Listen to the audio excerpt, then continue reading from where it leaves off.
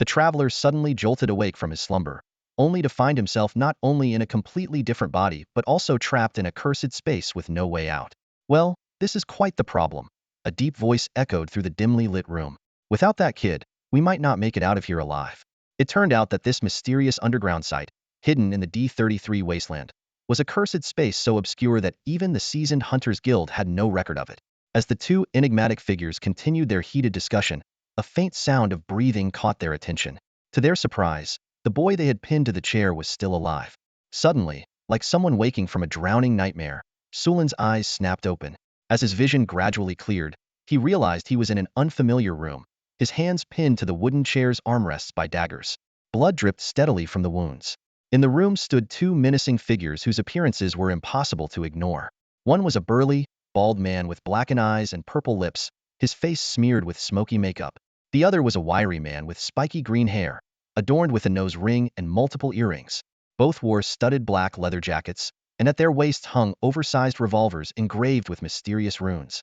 What stood out the most was the bald man's right arm, a peculiar mechanical prosthetic. It was a masterpiece of brass gears, power rods, and mechanical joints. At its end was a cannon-like device with spiral grooves and a crosshair, while steam hissed continuously from its exhaust pipes. Suluin glanced around the room.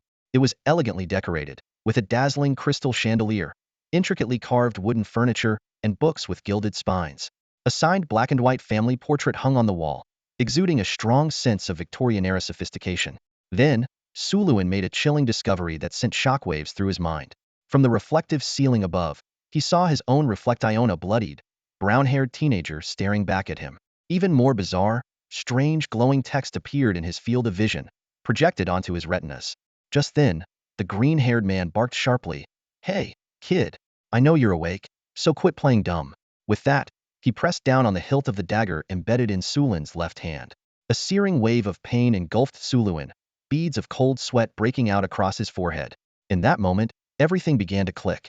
Suluin realized he must have transmigrate. Dan, the original owner of this body, had likely been tortured to death by these two thugs before he arrived. Faced with this seemingly hopeless situation, Sulin's mind remained eerily calm.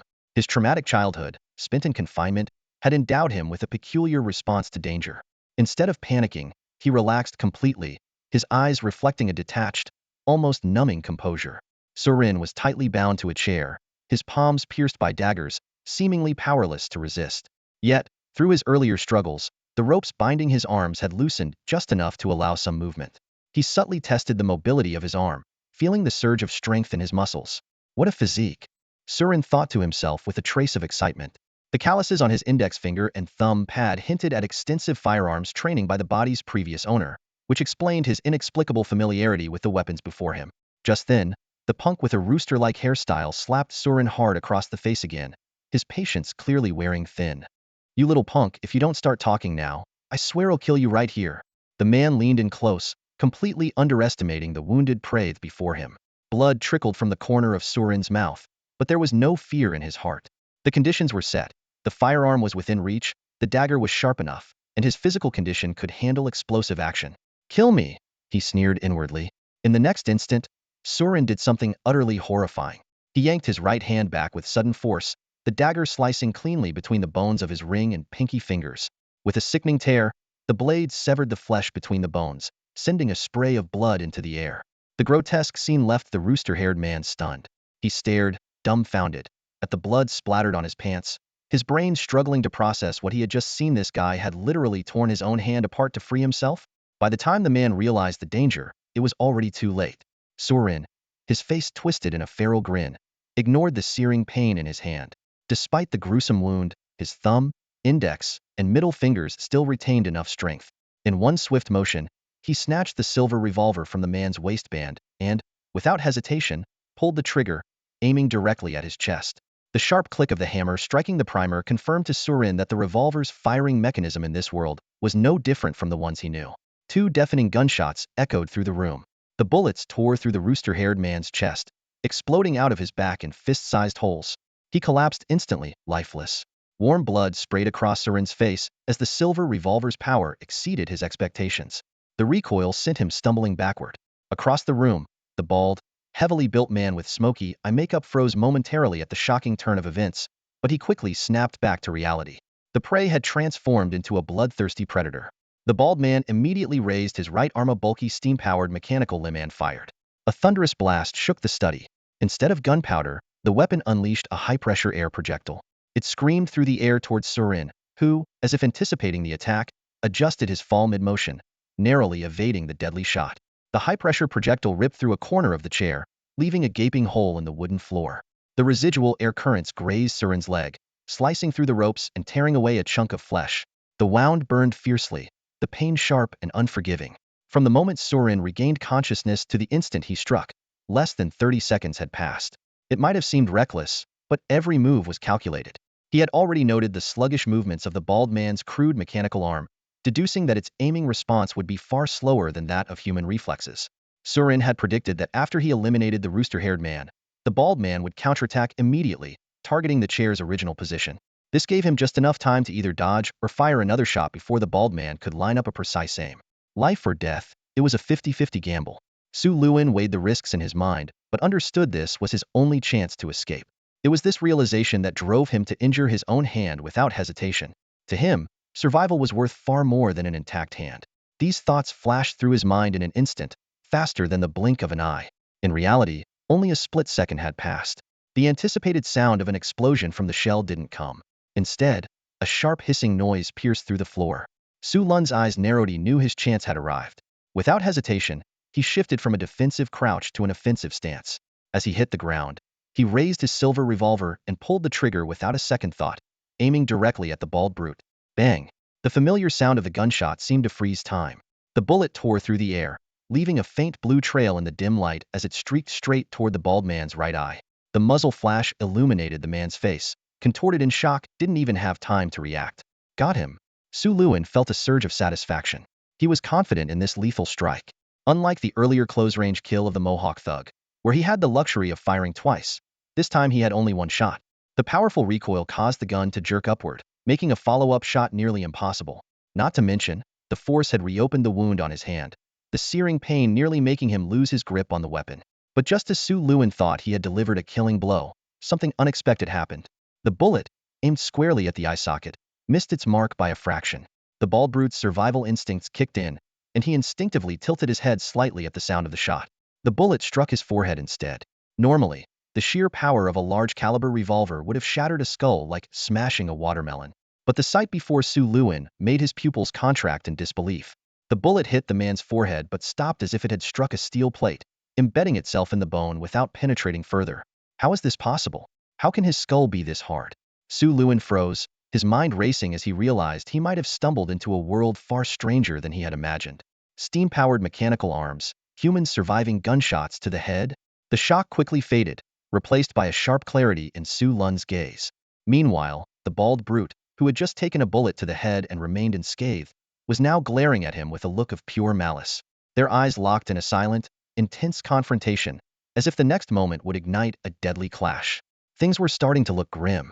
Su Luin lifted his gaze to meet the murderous intent burning in the bald brute's eyes. Though his face betrayed no fear, a trace of bitterness crept into his expression. The plan had been flawless: seize the gun, kill the Mohawk, then take a chance to eliminate the bald man. Luck had even been on his side, but the final shot had failed. The bullet, meant to be fatal, was somehow endured by the bald man, who stood unfazed. With a cold smirk, the bald man flicked the bullet lodged in his forehead away with his fingers. He didn't fire back immediately. Instead, he stomped the ground with a thunderous force, sending a shockwave rippling outward. In an instant, his figure vanished, only to reappear like a phantom right in front of Su Luin. His iron-like hand clamped around Su Luin's throat, using the momentum to hurl him, along with the redwood chair he was seated in, violently against the wall. With a splintering crash, the chair shattered into pieces. Before Su Luin could react, it felt as though a charging elephant had slammed into him. His vision dimmed, and a metallic tang filled his throat. A mouthful of blood, laced with dark fragments, spurted out as the silver revolver slipped from his grasp and clattered to the ground. Didn't see that coming, did you, kid? The bald man snarled, his teeth bared as he stared down at Su Luin, now pinned against the wall. My awakened ability is C079 Reinforced Skeleton. If it weren't for this power, I'd probably be a corpse right now. As he spoke, his eyes flicked to the bloody corpse of his fallen comrade lying nearby. His gaze darkened further, venomous and cold. The grip around Su Luin's neck tightened like a vice, the suffocating pressure making it painfully clear that this man could snap his neck without effort. But Suluin noticed a fleeting hesitation in the brute's eye. She was likely still after the secrets of the original owner of this body. Knowing that any wrong word could provoke the man, Suluin used the last of his breath to rasp out 5 words. I have a treasure map. As expected, the crushing force on his throat eased slightly. The bald man let out a derisive snort. A treasure map, huh? You've got one chance, kid. Give me something worth my time, and I might just let you die quickly. His words were punctuated by a sudden tightening of his grip, accompanied by the sickening sound of a bone cracking. Pain shot through Suluin, his brow twitching involuntarily. He narrowed his eyes, though his mind was racing, scanning the information projected on his retinal display. Without hesitation, he spoke, his voice strained but steady. In the mansion's banquet hall, the 7th door on the left of the main corridor hides a secret passage. The wall sconce inside is the trigger. It leads to an underground labyrinth. This wasn't a desperate fabrication. The details came straight from the data displayed on his retinal interface. A message read, My dearest Feek, by the time you see this, your memory should have been wiped. But none of that matters now. I've left something for you, a small token of recompense. If fate has not forsaken you, living in the shadows might just be a blessing after all. Remember, trust no one, especially those at the upper levels of the Black Tower. These glaring words flashed across Surin's retina, followed by a stream of cryptic content that seemed to explain an extraordinary power in this world known as alchemy. He didn't have time to delve into it, as his attention was drawn to a peculiar 3-dimensional map. The glowing lines twisted and overlapped, annotated from top to bottom, resembling a bottomless mine shaft or a mysterious abyss. Quickly scanning through the information, Surin pieced together the general context. His predecessor, named Fike, had been exiled for some unknown reason. To the newly arrived Surin, this backstory seemed irrelevant. He cared little for Fike's past, and was far more concerned about his current predicament. Judging by the tone, these messages appeared to have been left by a relative of the original owner. It was this information that had guided Fike to the manor, in search of an ancient relic marked on the map. Though Surin hadn't had time to analyze it in detail, he suspected it had something to do with the extraordinary abilities the bald man had demonstrated. Facing the bald man's predatory gaze, Surin chose his words carefully, revealing only select pieces of information while deliberately omitting key details. For instance, he left out the exact path through the labyrinth and the fact that only the correct candelabras could open the underground passage. Any mistake would trigger deadly traps. He knew that to survive under the watchful eyes of a man who clearly harbored murderous intentions, he had to prove his value while keeping his cards close to his chest. As expected, the bald man's eyes gleamed with a flicker of interest upon hearing what Surin shared. Having already lost a companion, the man was now far more cautious. He pressed further, asking, What's hidden in this manor? Feigning weakness, Surin closed his eyes, seemingly lost in thought as he carefully recalled the words on his retina. Then, in a slow and deliberate tone, he said, It's said to be a relic left behind by Sir Isaac. The words struck like a thunderclap, and the bald man's expression shifted dramatically. What? He exclaimed, his heavy breathing breaking the silence of the room. Surin stole a glance at him. While he had no idea who Sir Isaac was, it was clear from the man's reaction that this was no ordinary treasure. For Surin, this revelation was a silver lining. It meant, at least for now, his life was safe. Surin's words hit like a sledgehammer, sending shockwaves through the bald man's heart. His eyes narrowed sharply, and he immediately countered. Are you saying there really are relics left behind by Sir Isaac in this manor? Surin, breathing heavily and spitting out a mouthful of blood, responded slowly, Yes. At least, that's what the treasure map I obtained indicates.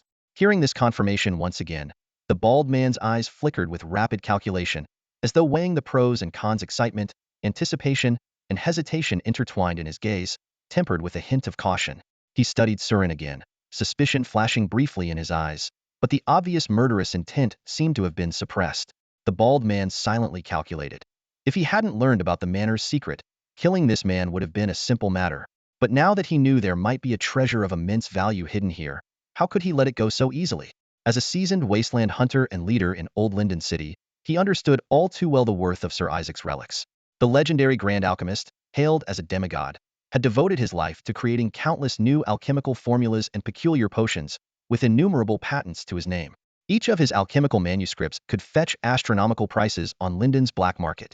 The bald man had seen it with his own eyes at a black market auction. Someone had paid a staggering 300 gold crowns for a single, utterly useless page of household notes, merely because it was handwritten by Sir Isaac. Instinctively, the bald man touched his mechanical arm. This finely modified DH-031 model, including materials and upgrades, was worth only a fraction of that price. Though he suspected Surin might be withholding information, anything tied to Sir Isaac was worth risking his life for. If he really found something valuable, it could be his ticket to instant wealth, freeing him from the perilous life of a wasteland hunter.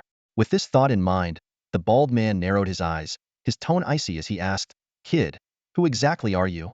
Feigning confusion, Surin paused as if deep in thought before replying, "I don't know. My memory has been erased."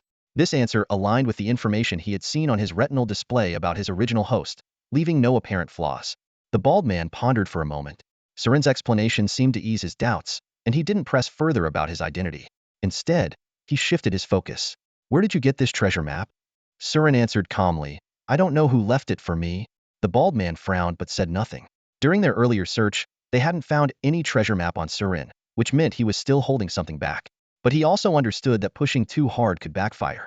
In this situation, killing Surin was no longer an option. The iron grip on Surin's neck loosened, and he knew he had bought himself some time. Despite his disheveled appearance, he remained calm inside. He understood that surviving this ordeal would require more than just stalling needed a plan. The bald man, however, stayed on guard, continuing to probe for details about the treasure map. Just then, a sudden, desperate scream erupted from outside the door. "Captain! Captain! Where are you? Help me!" The abrupt cry shattered the tense atmosphere in the room, drawing everyone's attention. The bald man's expression immediately grew serious as he was reminded that they were still inside what appeared to be in a class-cursed space. The manor clearly harbored unknown dangers. Though Surin didn't know what the person outside had encountered, the sheer despair in their voice was enough for him to deduce that something horrific had occurred. The bald man furrowed his brow, keeping one hand firmly on Surin's neck as a hostage while cautiously approaching the door. With a soft click, the door creaked open. A bloodied figure stumbled into the room, barely able to stand. The bald man recognized the leather-armored assassin at once and frowned. "Marcus." The man's face lit up with relief at the sight of the bald man, his pallor giving way to a flush of gratitude. "Captain Ivan," he gasped, his voice trembling with both exhaustion and joy. "Oh, thank the heavens, Captain. I finally found you."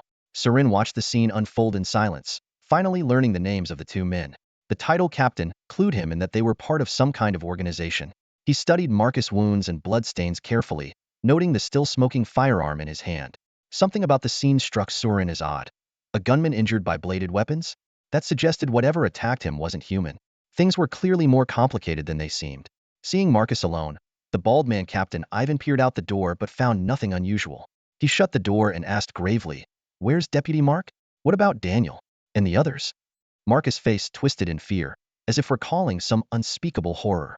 His voice quivered as he answered, "Captain, they're dead. All of them are dead." He trembled as he spoke. "Just now we entered this cursed space, and as we walked, we got lost." Ivan, the bald-headed man, listened intently to his subordinate Marcus's stammering account, his face growing increasingly grim. The house was not only filled with terrifying dolls, but also controlled by a ghostly entity manipulating them. This eerie presence seemed omnipresent, forcing them into a game of hide-and-seek where being found meant certain death. Although Surin couldn't fully understand everything being said, he caught a few key terms: ghostly entity and eerie presence. These concepts were beyond his usual understanding, but after experiencing the supernatural powers of this world, he found it easier to grasp that these terms referred to some kind of extraordinary being. Taking advantage of a brief pause, Surin tore off a strip of cloth and skillfully tied it around the wound on his hand to stop the bleeding. Marcus's bizarre tale didn't leave him overly shocked. Instead, it felt strangely familiar. Wasn't this the classic setup of a horror story? Surin's mind raced as he deduced some characteristics of this ghostly entity from Marcus's description. It enjoyed brutalizing humans and had a penchant for childish games. Now, it seemed the deadly threats extended beyond the bald man in front of him to include this mysterious ghostly presence. As Ivan continued questioning Marcus about the situation, Surin's attention was suddenly drawn to a doll in the corner of the study. It was a soldier doll painted in red, black, and green, resembling a nutcracker. At first, he thought it was just a decorative item, but a moment ago, he could have sworn he saw its eyes move. Thinking back carefully, Surin noticed something peculiar. When Ivan had pinned him against the wall earlier, the doll's gaze had been directed to the left. Now that they'd moved near the doorway, the doll's eyes were still fixed on them. Their positions had changed, yet the direction of the doll's gaze had shifted accordingly, even though the doll itself hadn't moved. This realization hit Surin like a bolt of lightning. They had been under surveillance all along. Piecing this together with the information he had overheard, Surin immediately understood that this must be the so-called ghostly entity secretly observing them. Despite this discovery, Surin's expression remained completely unchanged. To him, while he wasn't entirely sure what eerie presence truly meant, the reactions of Ivan and Marcus made it clear that it was undoubtedly something dangerous. However, this might not necessarily be bad news. If he wanted to survive under Ivan's watchful eye, this ghostly entity could potentially become a bargaining chip he could exploit. After listening to his subordinate's report, bald-headed Ivan frowned slightly impressed. How strong are those puppets in combat? Marcus's expression was grave. He swallowed hard before responding. Not particularly strong. They're only armed with melee weapons, and muskets can easily blow their bodies apart. He hesitated, then his tone grew urgent. But there are just too many of them, and they can't be killed. Even if a musket blasts them to pieces, leaving just a severed arm, they'll still keep coming after you. What's worse, the puppets are everywhere in the house. They can pop out from any corner. Inside closets, behind doors, in the cellar. There's no escaping them. Blown apart by muskets, you say? Ivan murmured thoughtfully, nodding slightly as he absorbed the details. A glint of insight flashed in his eyes as he analyzed. It seems this ghostly entity's power lies in controlling these puppets to kill. It's likely only a first-tier anomaly. If it were second-tier, it wouldn't need to go through all this trouble to kill you. Our earlier assessment of this cursed space being a level was an overestimation. It's probably no more than level. Standing nearby, Suluin heard Ivan's analysis. His gaze shifted, but inwardly, he disagreed. Based on his experience watching over 1,000 horror movies, the ghostly entity's behavior seemed more like it was toying with its prey. Killing, for it, appeared to be nothing more than a game. Ivan fell into a brief moment of contemplation. The choices before him were stark. Leave the eerie manor immediately or continue to search for Sir Isaac's relic. Either way, they would inevitably face the ghostly anomaly hidden. If its abilities were limited to controlling puppets, Ivan didn't consider it a significant threat. Those puppets, in his eyes, weren't lethal. The ideal outcome would be retrieving the treasure and eliminating the anomaly. However, if the ghost's powers extended beyond that, even retreating might not guarantee safety. As the seasoned leader of a scavenger team accustomed to dancing on the edge of death, Ivan made his decision without hesitation. He ordered decisively, "Let's go. Let's see what's really going on in this manor." He turned to his subordinate and added, "Marcus, keep an eye on this kid. If he makes any sudden moves, kill him on the spot." Marcus cast a cold glance at Suluin standing beside him and replied curtly, "Understood, Captain." Suluin wasn't surprised by Ivan's decision to press forward. If he were in Ivan's position, he'd likely make the same call. However, what happened next completely caught him off guard. Just as they were preparing to leave, Ivan suddenly displayed an extraordinary ability that defied all logic. He swiftly formed a series of intricate hand gestures, his voice muttering an incantation so fast it was incomprehensible. Seal engraving activation.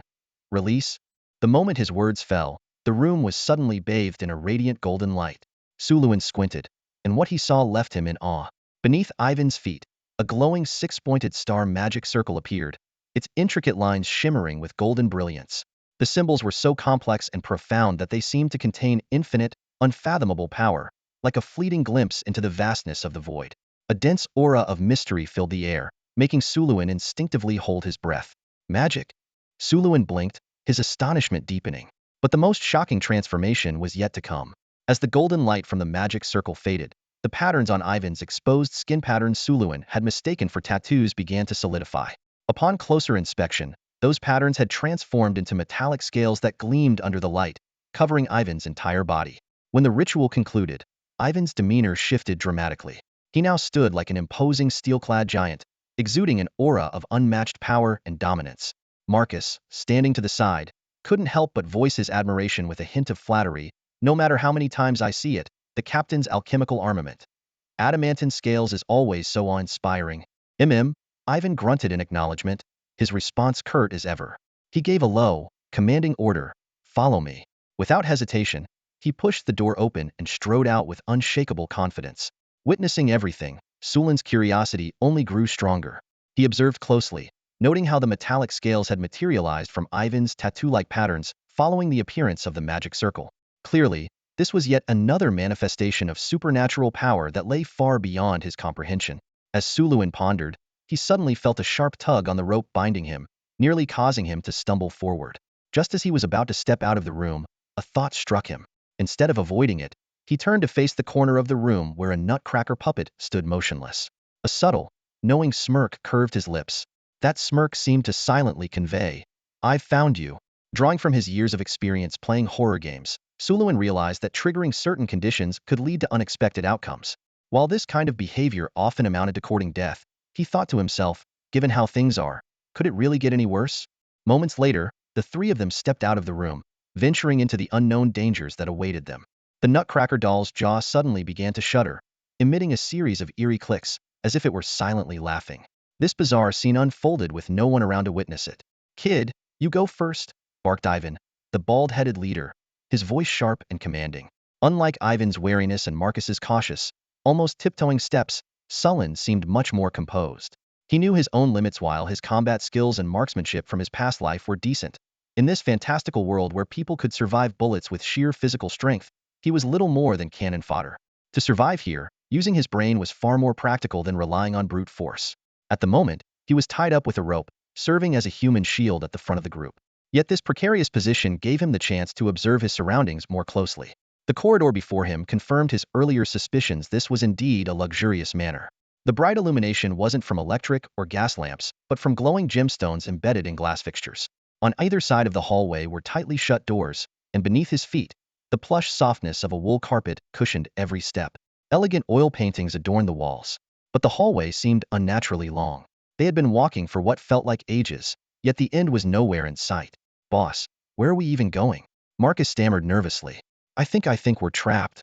Ivan paused, his expression darkening as if he too sensed something was off. "Kid, where's that room you mentioned?" "I've never been here before," Sullen replied bluntly. "But if we want to find the room marked on the treasure map, we need to locate the banquet hall first." He had already noticed something was wrong. No matter how grand a manor, a hallway shouldn't stretch on endlessly like this. Before Sullen could finish speaking, a chilling, cackling voice of an old woman echoed around them. He, according to the rules of the game, if you're found, you'll be killed." The voice was low and guttural, not quite human, more like the whisper of a demon. It sent shivers down their spines. Marcus turned pale as a sheet, trembling uncontrollably. It's here. It's here. Every time we hear that voice, someone dies." He was on the verge of breaking down, his body shaking with fear. Sullen scanned their surroundings warily, pressing himself against the wall. Ivan, however, sneered dismissively. "Humph, playing tricks, huh?" Suddenly, strange shapes began drifting toward them from the far end of the corridor, floating marionettes, crudely crafted, their segmented bodies resembling linked lotus roots. Each one wielded a thin, sharp blade, their jaws snapping open and shut at a rapid pace, producing a relentless clattering sound that made Sullen's scalp prickle. "Are these the killer puppets the guy mentioned? And they can fly?" Sullen muttered, his eye twitching as the eerie figures swarmed from both sides of the hallway. With a deafening boom, Ivan opened fire. The force of the blast was so intense it nearly knocked them off their feet. The shot hit its mark, obliterating several puppets into splinters and fragments. Yet the assault didn't falter. The dismembered pieces kept moving, dragging themselves forward as if driven by some unrelenting force. "Huh!"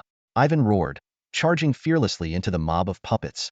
The metal scales covering his body proved invaluable. The blades of the marionettes sparked harmlessly against them, failing to cause any injury.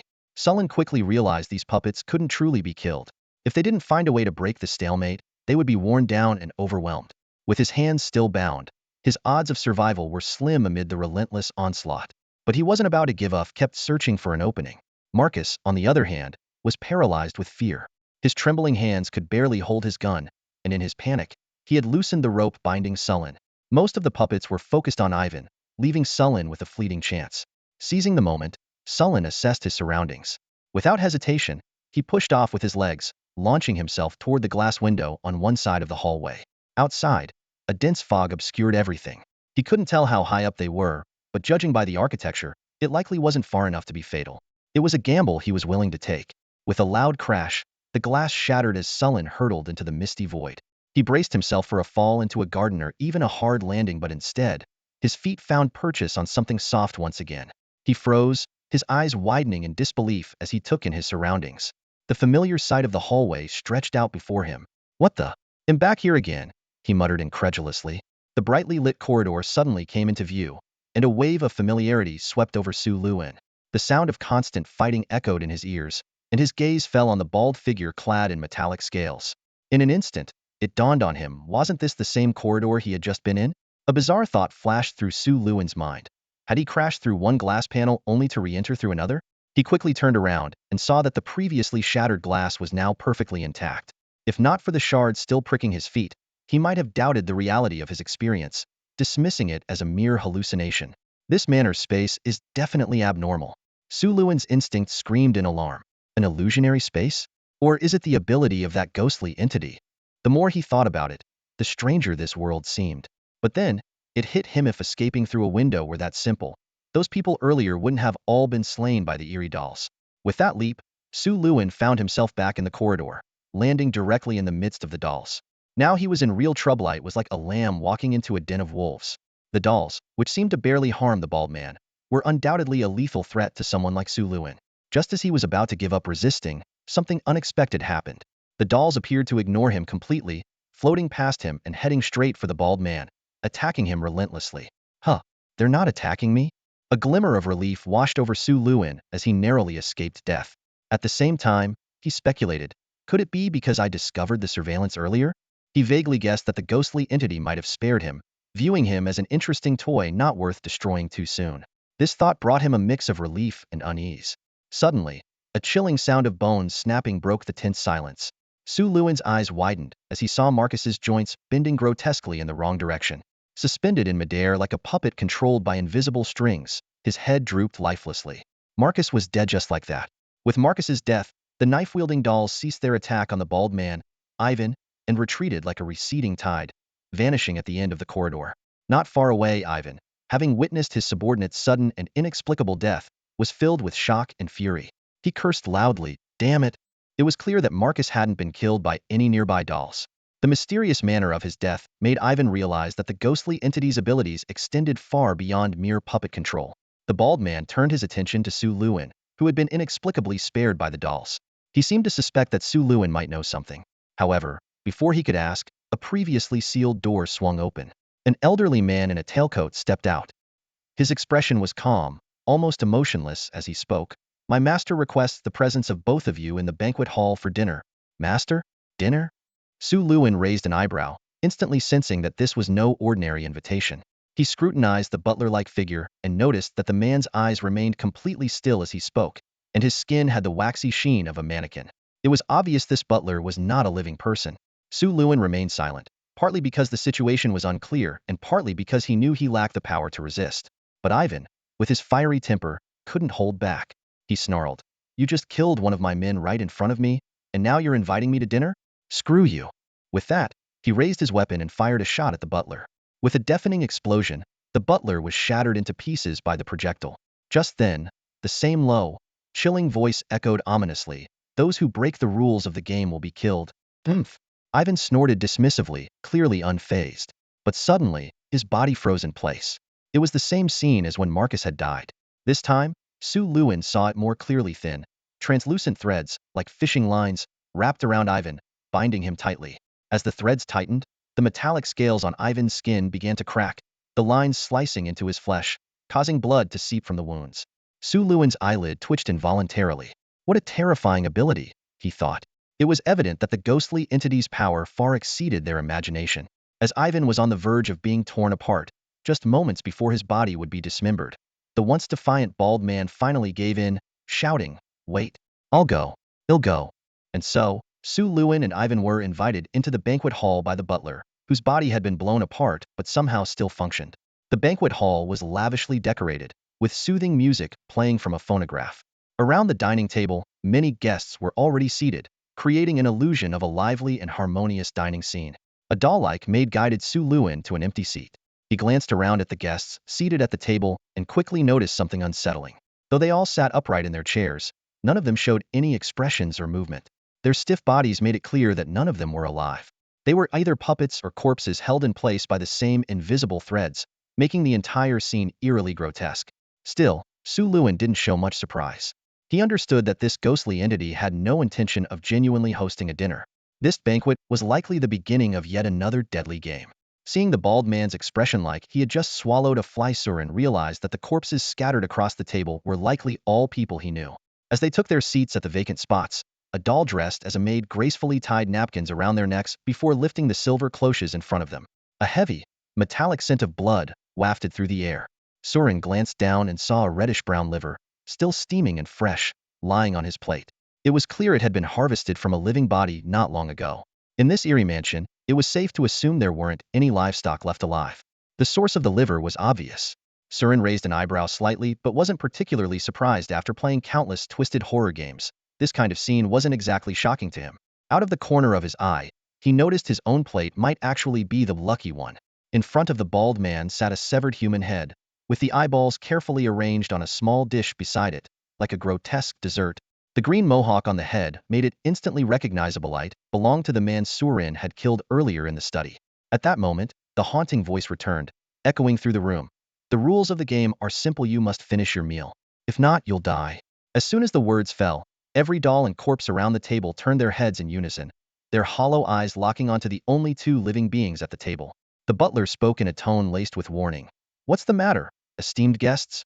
Is the food not to your taste? Neither Surin nor the bald man had any intention of consuming the delicacies in front of them, but evidently, the choice wasn't theirs to make. Transparent threads silently descended from the ceiling beams, coiling around their limbs. Surin felt the odd sensation but noticed his body didn't seem physically uncomfortable. The bald man's face turned pale as he muttered in despair. It's a spiritual type of limb control. At least a gold-tier spectral entity. We're finished. He had already experienced the power of these threads earlier, initially assuming it was mere physical manipulation and foolishly believing he could resist. Now, he understood that this spectral entity also wielded mental control, a capability that could claim his life with ease. Surin quickly experienced the so-called limb control firsthand. His hands moved on their own, picking up the utensils and beginning to cut into the liver with a poised, gentlemanly grace. The sensation was deeply unsettling. It wasn't like being a puppet on strings. It was as if his brain had completely ceded control over his body. All he could do was watch in horror as his hands, acting against his will, mechanically sliced through the meat in the deathly quiet of the banquet hall. Surin's gaze grew increasingly heavy as he realized his hand was unconsciously lifting a large, bloodied piece of meat on a fork toward his mouth. The eerie scene snapped him to attention, and he knew that if he didn't find a way to break this twisted game soon, he'd eventually be toyed with to death by the ghostly entity. The chilling atmosphere of the manor, the unsettling dolls, and a ghostly being that delighted in tormenting humans, all of these flashed through Surin's mind in an instant. Then, like a bolt of lightning, a thought struck him. This malevolent presence in the house clearly had the power to kill them with ease, yet it hadn't done so. That could only mean one thing: it wasn't just intelligent, but highly intelligent. For Surin, an intelligent monster was actually a good thing. From his extensive experience with countless horror games and films, he had learned one crucial rule. Any NPC with intelligence could be reasoned with, and conversations often led to key plot breakthroughs. In contrast, mindless killing machines were the true harbingers of despair. Pieces of the puzzle began to fall into place in his mind: study, hallway, banquet hall. Surin felt he had grasped the key to breaking through the situation. Taking a deep breath, he decided to test his theory. At that moment, Surin's expression turned serious, and he spoke into the empty air. Miss Pistoia, may I have a word with you? The moment the words left his lips, it felt as if time had frozen. His right hand, still holding the fork with the meat, paused midair. Nearby, a bald man, his face smeared with blood from the meal, also froze, bewildered by Surin's sudden and seemingly nonsensical statement. Then, a response came from the void: a low, eerie, elderly woman's voice. Oh, how do you know my name? Surin felt a flicker of relief and excitement. He had guessed correctly. His mind raced back to something Marcus had mentioned earlier. The ghostly being had discovered their presence but hadn't killed them outright. Instead, it had started playing a twisted game of hide and seek. As long as they followed the rules, they could survive for now. But breaking the rules would mean instant death. The current situation mirrored that observation. This ghostly entity could have easily killed them but chose to toy with them instead. That alone suggested that the creature's psychological age wasn't very mature. Surin's eyes quickly scanned the dining table. Apart from the corpses, there were 3 dolls: a well-dressed gentleman, a noblewoman, and a young lady. The gentleman sat at the head of the table, clearly representing the head of the household. Recalling the family portrait he had seen on the study wall, Surin realized these 3 were depicted in the photo. However, the portrait also featured a 4th figure, a little girl clutching a teddy bear. The rest of the deduction became straightforward. The butler referred to the creature as the master, and it seemed to delight in grotesque pranks. That left only one plausible identity for the ghostly being: the little girl in the family portrait. Beneath that portrait, there had been a name: Pistoia Isaac. Surin didn't answer the ghost question directly. Instead, he said, "May I have a chat with you?" He wasn't entirely sure of the ghost's nature, but it seemed similar to the concept of spirits he was familiar with. Knowing her psychological age was young gave him confidence there would be room for negotiation and persuasion. He continued, I know many interesting stories. I can dance, sing, perform shadow puppetry, and even put on puppet shows. I think Miss Pistoia might enjoy them." As soon as he finished speaking, the room fell into silence. Just as Surin thought he might have been a little too bold, the surroundings suddenly shifted. The banquet hall transformed into a pink, girlish bedroom. By the window, at a workbench, sat a little girl in a princess dress, intently fiddling with some doll parts. She appeared to be assembling a rune-covered doll. Without turning around, she spoke in a soft, gentle voice. "You still haven't told me, how do you know my name?" Surin exhaled quietly, relieved that he had successfully captured her interest. While quickly taking in the details of the room, he calmly replied, "I saw your name on a photograph in the study." The girl asked again, "When you were in the study, how did you notice me?" It was clear she was referring to the incident with the nutcracker. Surin took this as a good signal, at least she was initiating conversation. He responded, "Because I noticed the doll's eyes moved." "Oh, I see," the girl said softly. She gently set down the rune-covered doll in her hands. For a moment, time seemed to freeze. Then, ever so slowly, she turned to face him. At that instant, Surin's pupils contracted, his eyes narrowing slightly. He could feel a major turning point in the story was about to unfold. Just in case, Suluin silently set a mental background score for himself, a personal BGM specifically for watching horror movies. Today is a good day. Sure enough, in the very next moment, the little girl suddenly turned her face directly toward him. Her voice instantly reverted to the low, chilling tone from before, and she eerily asked, "So, do you still want to talk to me now?" Suluin's gaze fell on the girl's face.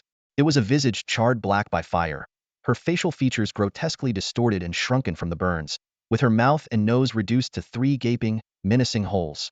Such a sight would send shivers down the spine of any ordinary person. However, to the girl's surprise, Suluin's expression remained as calm as ever. There was no trace of fear, disgust, or dread on his face.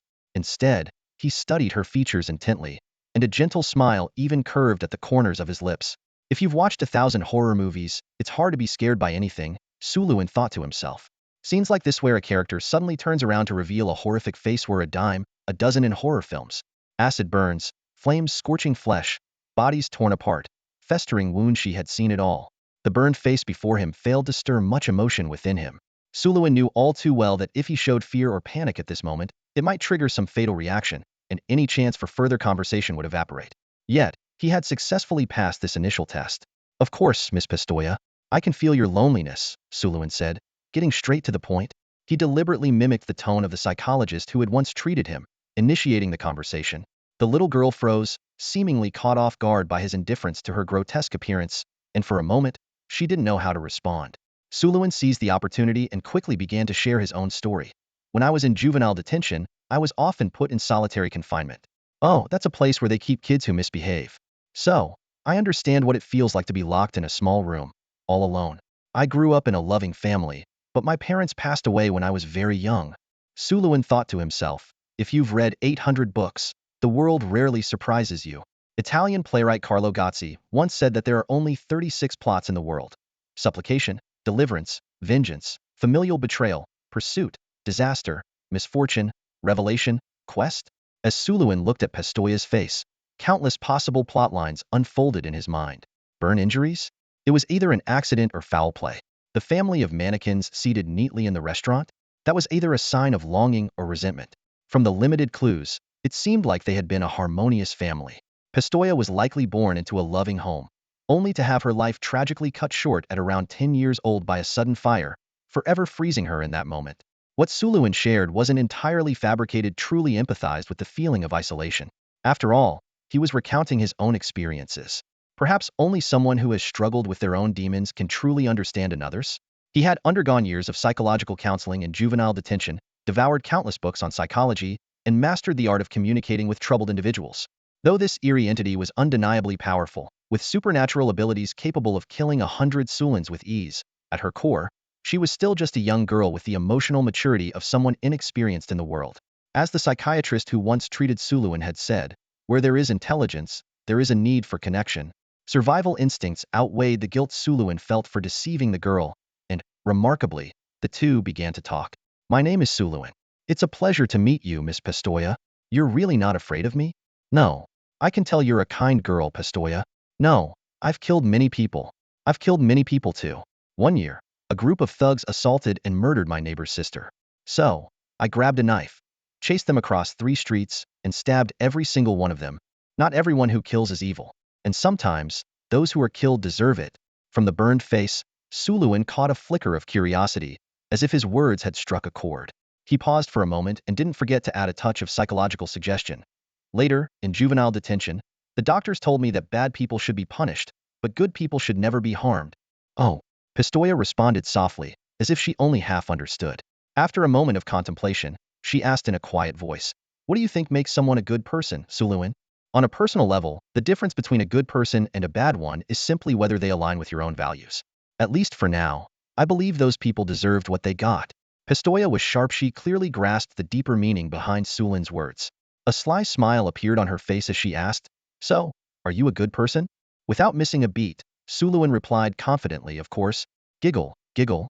Her laughter, bright and melodic like silver bells, echoed through the room, instantly lightening the mood. The girl, inherently vain like most young girls, transformed back into her photograph's image, blonde-haired, blue-eyed, sweet, and adorable. Suluin continued sharing his story, and soon the two broken souls found common ground in their shared experiences of loneliness. Before long, Surin and the peculiar little girl, Pistoia, were sitting side by side like old friends. Surin animatedly shared strange and fascinating stories about Earth, while Pistoia occasionally chimed in with amusing anecdotes about the manor. Her voice was soft and warm. "My mom and dad are both very skilled alchemists. They're always busy. The only ones who keep me company are these dolls, but unfortunately, they can't talk." Surin carefully avoided mentioning the topic of the fire, knowing it would likely bring up painful memories for Pistoia. The two continued chatting about various light-hearted topics, keeping the atmosphere relaxed and pleasant. Surin felt relieved. Things were progressing just as he'd hoped. His primary goal was survival, and it seemed clear now that his life was no longer in immediate danger. However, as their conversation deepened, Surin began to sense something unexpected. Resonance is always mutual. Even without a game-like affection meter, Surin could tell that he and this little girl were connecting on a deeper level. After talking for a long time, a sweet smile lit up Pistoia's face, a clear sign she'd enjoyed the conversation. "Thank you. It's been so many years since anyone talked to me," she said, her tone tinged with melancholy. Then she added, almost wistfully, "But you can't stay with me too long. Otherwise you'll mutate." Mutate? Surin, who had initially thought staying a bit longer wouldn't hurt, immediately realized that this space might hold hidden dangers. Just then, Pistoia seemed to remember something. She hurried to her workbench and picked up the recently completed rune doll, carefully placing it into an ornate box. "This is my parting gift for you, Mr. Surin. Thank you for talking with me for so long." Hearing this, Surin breathed a sigh of relief, knowing he had successfully escaped danger. Without hesitation, he accepted the wooden box containing the rune doll. The simple doll had yellowish skin and felt quite heavy in his hand, as if it were filled with numerous metallic components. Most striking were the faintly glowing blue runes etched across its surface. Surin didn't ask further questions but smiled and said, "Thank you for the gift, Miss Pistoia. Mr. Surin, we probably won't meet again. Even if you come back someday, I may not remember you." A hint of sadness crossed Pistoia's face. She then removed a butterfly-shaped brooch from her clothing and gently pinned it onto Surin's chest. "This is my favorite brooch. It was a birthday gift from my mom when I turned 6. I'm giving it to you as a little token, and I hope you can do me a favor when you're out." Surin readily agreed, "Of course. If you ever meet my mom and dad, could you ask them?" Pistoia suddenly trailed off, leaving her sentence unfinished. "Ask them what?" Surin asked, puzzled. Pistoia's tone shifted to one of anguish, her voice alternating between the terrifying rasp of an old woman and her usual childlike tone. "Ask them why they burned me to death." As these words left her lips, an inexplicable chill swept through the room. Surin was stunned, utterly unprepared for such a revelation. He immediately realized the truth was far more complicated than it seemed. Pistoia had been burned to death by her own parents? How could this be? A seemingly harmonious family, yet the parents had set their beloved daughter ablaze? Where had it all gone wrong? Was the problem with Pistoia, or with her parents? Before Surin could think further, Pistoia seemed to awaken a dark force within herself. Black mist began to rise from her body, and it looked as though she was about to lose control. Seeing this, Surin acted decisively, reaching out to gently stroke her hair. Perhaps because of the bond they had formed, this simple gesture miraculously calmed Pistoia. Slowly, she lifted her head, and the crimson glow in her eyes gradually faded, replaced by a peaceful gaze. Surin nodded solemnly. "All right, I promise you." Pistoia beamed at him with a radiant smile, her eyes as clear as the night sky, brimming with innocence and charm. "Goodbye then. I'm really glad I got to meet you, Mr. Surin." Bidding farewell to the friends he had only briefly known, Suluin felt a tinge of melancholy. However, as he glanced around, the scene before him left him utterly stunned. The opulent manor he had been in only moments before had transformed into a desolate ruin, as if centuries had passed in the blink of an eye. Standing amidst the crumbling walls, Suluin recognized the place it was indeed the same manor he had been in earlier. The layout of the banquet hall, corridors, and study was faintly discernible, though everything was now in a state of decay. He touched the butterfly brooch on his chest and glanced at the wooden box in his hand containing the rune doll, confirming that these items were still real and intact. Could it all have been an illusion? Suluin murmured to himself, but he quickly shook his head, dismissing the thought. He realized that this manor might exist in some kind of special dimension, akin to a dungeon in a game. Determined to continue his search for Sir Isaac's relics, Suluin cautiously made his way through the dilapidated banquet hall, counting the rooms until he reached the seventh. He pushed open the creaking, unstable door to reveal a storage room. On one of the walls, a hexagonal sconce caught his attention. Following the instructions he remembered, Suluin carefully turned the correct sconce clockwise. With the sound of gears grinding, a hidden door slowly opened. He was astonished that a mechanism from centuries ago was still functional. Suluin stepped into the dim passageway and was surprised by how well it had been preserved. The walls, constructed of green bricks, were lined with wall sconces made of yellow gemstones, casting a faint glow that lit his path. Proceeding cautiously, he avoided potential traps and followed the route displayed on his retinal interface. Left, right, up, down. Suluin navigated the labyrinthine corridors until he finally arrived in front of a spacious stone chamber. Rather than entering immediately, he paused to carefully study the circular space. Inside, 5 towering stone statues stood in a ring, each shrouded in a cloak, exuding an air of mystery. Suluin noticed that 3 of the statues had visible cracks, while the remaining 2 were intact. On the back of each statue's cloak, a unique symbol was engraved. Even just gazing at the statues, Suluin felt an overwhelming pressure bearing down on him, a sensation as though he were being scrutinized by divine beings. The sheer intensity of it made him instinctively want to kneel. Taking a deep breath, he steadied himself, suppressing the awe that threatened to overwhelm him, and muttered, "These are some truly extraordinary statues." The veiled world was gradually revealing its mysteries before Suluin's eyes, igniting an even stronger thirst for discovery within him. He cautiously stepped into the secret chamber, his gaze quickly scanning the surroundings. The chamber was small in size, but exuded a strong sense of ritual. 5 solemn statues stood silently in different corners of the room, their gazes seemingly converging on a circular altar in the center. The altar, roughly 5 meters in diameter, was engraved with an intricate octagram magic circle. As Suluin leaned in to examine it, he noticed unfamiliar scripts and runes surrounding the magic circle. At its very core, an engraving of an Ouroboros entwined with a balanced scale stood out strikingly. So, this altar holds the secret to acquiring that bulletproof ability? Suluin murmured to himself, his brows furrowing as he sank deep into thought. Just then, a string of text suddenly appeared on his retinal display. "My dearest Fike, I'm sorry you've lost everything. Through decoding and decrypting, I uncovered a shocking secret from the Isaac alchemy manuscript I inherited from the family. Extraordinary abilities can be awakened not only through natural means or bloodline inheritance, but also through a third method targeted awakening under specific conditions. Though this is merely an unverified treasure map, it's the best form of compensation I could think of for you." Suluin didn't dwell too much on the origins of the message. Instead, he swiftly grasped a few critical terms: sacrificial medium, targeted awakening, and abilities. Moments later, another piece of information surfaced before his eyes. "Sacrifice your own eye," it read, hinting that he could potentially gain a formidable class ability and extraordinarily rare power coveted by everyone in the world of alchemy. On Earth, Suluin would have dismissed this as an absurd joke. Gouge out his own eye in exchange for superpowers? Ridiculous. But after experiencing the extraordinary forces earlier, he couldn't help but seriously consider the possibility. He recalled the astonishing ability of the bald man earlier, C079 hardened skeleton, an incredible talent that rendered him bulletproof. And now, the mention of its class ability, could it be even more powerful? As he weighed the pros and cons, Suluin remembered that the original owner of his body seemed to have an unusual background. To be addressed with such respect by the figure who left that message on his retinal display, and considering the grandeur of this altar, the abilities awakened here might indeed surpass even the hardened skeleton ability. Opportunities always come with risks, Suluin mused to himself. At worst, he'll lose an eye and gain nothing. Having just survived a life-and-death battle, he felt this might not be an unacceptable price to pay. To gain something, one must give something in return, a universal truth. Suluin took a deep breath, raised his eyebrows slightly, and consoled himself, well, I'm already here. Why not give it a shot? Surin resolutely stepped onto the altar, his feet pressing against intricate runes. He carefully studied the magical hexagram array, far more complex than the one the bald man had used before. Following the instructions displayed on his retina, he tore off the simple bandage on his palm, clenched his hand tightly, and let fresh blood drip from between his fingers onto the engraved Ouroboros.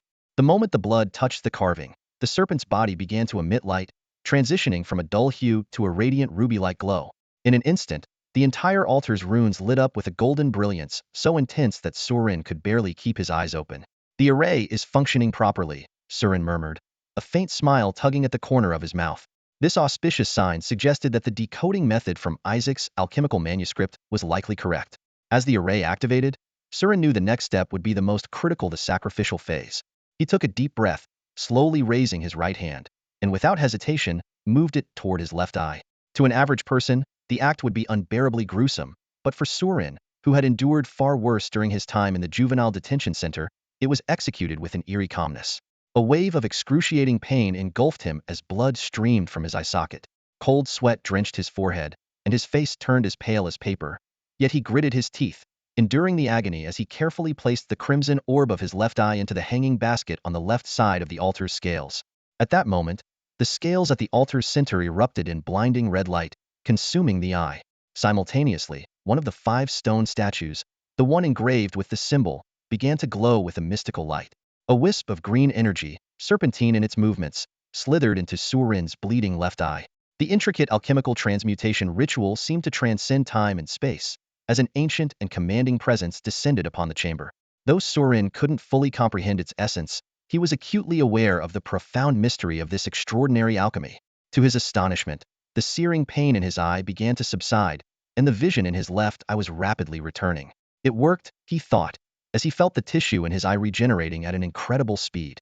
3 minutes later, the magical array on the altar dimmed completely. The stone statue bearing the symbol cracked open slightly. Surin slowly opened his left eye, and for a fleeting moment, a silver crescent moon shimmered within his pupil before vanishing. The world before him seemed entirely transformed. Every object appeared with astonishing clarity, down to the spiderweb-like cracks on the statues. Surin glanced around, then looked down at his own body, a sense of confusion filling his thoughts. What kind of extraordinary ability have I awakened? Is it merely enhanced vision? Surin opened his eyes and looked around. His vision seemed to have significantly improved. Even in the dim light, he could see his surroundings with remarkable clarity. The change reminded him of the tempered skeletal structure of that bald man, prompting him to make a mental comparison. As he pondered, a strange sensation suddenly arose. Surin examined his body closely, his gaze like peering through a veil, trying to discern something. Suddenly, a string of peculiar text appeared before his eyes. Surin Fikrigate. Dark energy value, 233-1130. Charisma, 9 strength, 6 agility, 6 constitution, 5 perception, 4 dexterity, 8 mental power, 26. Talent, S018 omniscient eye. Skills, Hejim breathing technique, basic firearms proficiency, advanced combat fundamentals. Overall combat evaluation, unremarkable. Surin froze, the thought of a data panel flashing through his mind. When he noticed the talent labeled S018 omniscient eye, a realization dawned on him. So this was the extraordinary ability awakened through the sacrificial ritual, the power he had gained in exchange for his eyes. He quickly came to terms with this reality and began to complain about the panel's evaluation. His combat techniques, which he had taken pride in back on Earth, were now merely rated as advanced fundamentals. The firearms skills he had spent so much time honing were only deemed basic proficiency, and to top it all off, his overall evaluation was simply unremarkable. Surin shook his head with a wry smile, realizing that compared to the strong of this world, he truly was just an ordinary individual. However, this panel gave him a preliminary understanding of the power system in this world. His attention was drawn to the unfamiliar skill Hejim breathing technique, which he guessed might be some kind of passive ability inherited from the original owner of his body. He could sense a peculiar energy flowing within him, and his breathing naturally followed a certain rhythm. Surin's gaze then fell on the mental power stat, where the number 26 stood out conspicuously. He was about to ponder what this unusual value could signify when, suddenly, an unexpected change occurred. The previously dim altar lit up once more, but this time it wasn't a golden glow. Instead, it was enveloped in a cold, gray mist that exuded an eerie light. It felt as though the gates of hell had been opened, and a shiver that seemed to originate from the depths of his soul swept over him. Surin was taken aback, as nothing in his prior knowledge had mentioned such an anomaly occurring during the ritual. However, he remained calm and refrained from acting recklessly, as the scene bore similarities to his earlier awakening process. The light of the magic circle flickered, and the statue cloaked in a hood and marked with a symbol began to radiate a faint glow. A wisp of black light seeped out from the statue. This time, the transformation process was far quicker than before. Surin was utterly puzzled. Hadn't his talent already been awakened? Why was there a second occurrence? He hadn't performed any additional sacrifices. At the same time, he felt something intangible being drawn out of his body, leaving him inexplicably lighter. Shortly afterward, the light of the eight-pointed star faded, and the statue cracked apart. All 5 statues had now shattered. Surin could clearly sense that the mysterious aura and reverence the statues once exuded had completely vanished, leaving behind only 5 ordinary stone figures. Surin immediately checked the panel again to understand what changes had occurred in his body. What he saw left him stunned. There was a new addition in the talent section. S004 Reaper of Death. Dual talents? This unfamiliar term made Su Luin furrow his brow slightly. As a transmigrator, his understanding of this world was still shallow. Even though he noticed the additional talent, he couldn't grasp its purpose. Su Luin observed that his mental strength value had plummeted from 26 to 18, and the eerie murmurs that had been lingering by his ears vanished without a trace. In his mind, he speculated that this mysterious altar seemed to operate on some principle of equivalent exchange, granting extraordinary talents in return for offerings. Previously, it was an eye for an eye. Now, could it be that fragments of the original host's soul remaining in his body were sacrificed to obtain this new talent? Though he couldn't confirm this hypothesis, Su Luin didn't dwell on it for too long. An absurd thought suddenly crossed his mind. If one weren't a transmigrator, how would ordinary people acquire such talents? Would they have to sacrifice their own soul on the altar? S004 Death Reaper. What exactly does this talent do? Reality isn't like a game. There's no handy skill description to refer to. Su Luin tried to sense any changes in his body but found nothing significant. After a brief moment of thought, he decided to set the question aside for now and continue testing the abilities of his newly acquired eyes. His gaze fell upon a few stone sculptures, and immediately, a string of text appeared. Damaged stone statue. A statue that has lost its extraordinary power. It holds no observational value. At that moment, Su Luin had an epiphany. This talent was essentially akin to the identification skill commonly seen in games. While its direct impact on combat power was minimal, its value as a support ability was undeniable. Compared to Ivan's hardened skeletal ability, this talent seemed somewhat underwhelming. However, Su Luin had a vague feeling that he hadn't yet fully unlocked the true potential of the all-seeing eye. After all, such a complex awakening ritual couldn't have been designed to grant such a simple ability. Even so, Su Luin wasn't particularly disappointed. At the very least, his vision had significantly improved, which would undoubtedly benefit his marksmanship. Just then, a sudden idea struck Su Luin. He quickly stepped down from the altar and retrieved the rune doll gifted to him by Pistoia. He conducted an identification on it, and what he discovered left him stunned. Cursed object, rune doll. Quality: gold. Description: it dislikes being controlled and prefers to dominate humans. Curse attributes: within a range of 10 meters, it exerts indiscriminate mental control over targets with mental strength below 15, inducing hypnosis, physical disarray, and madness. Details: a job material for an alchemist specializing in rune puppets. After job advancement, it significantly enhances dexterity and technical skills while granting access to exclusive inherited abilities. Evaluation: with a compatibility of 93, this is an exceptionally high-quality material for career progression.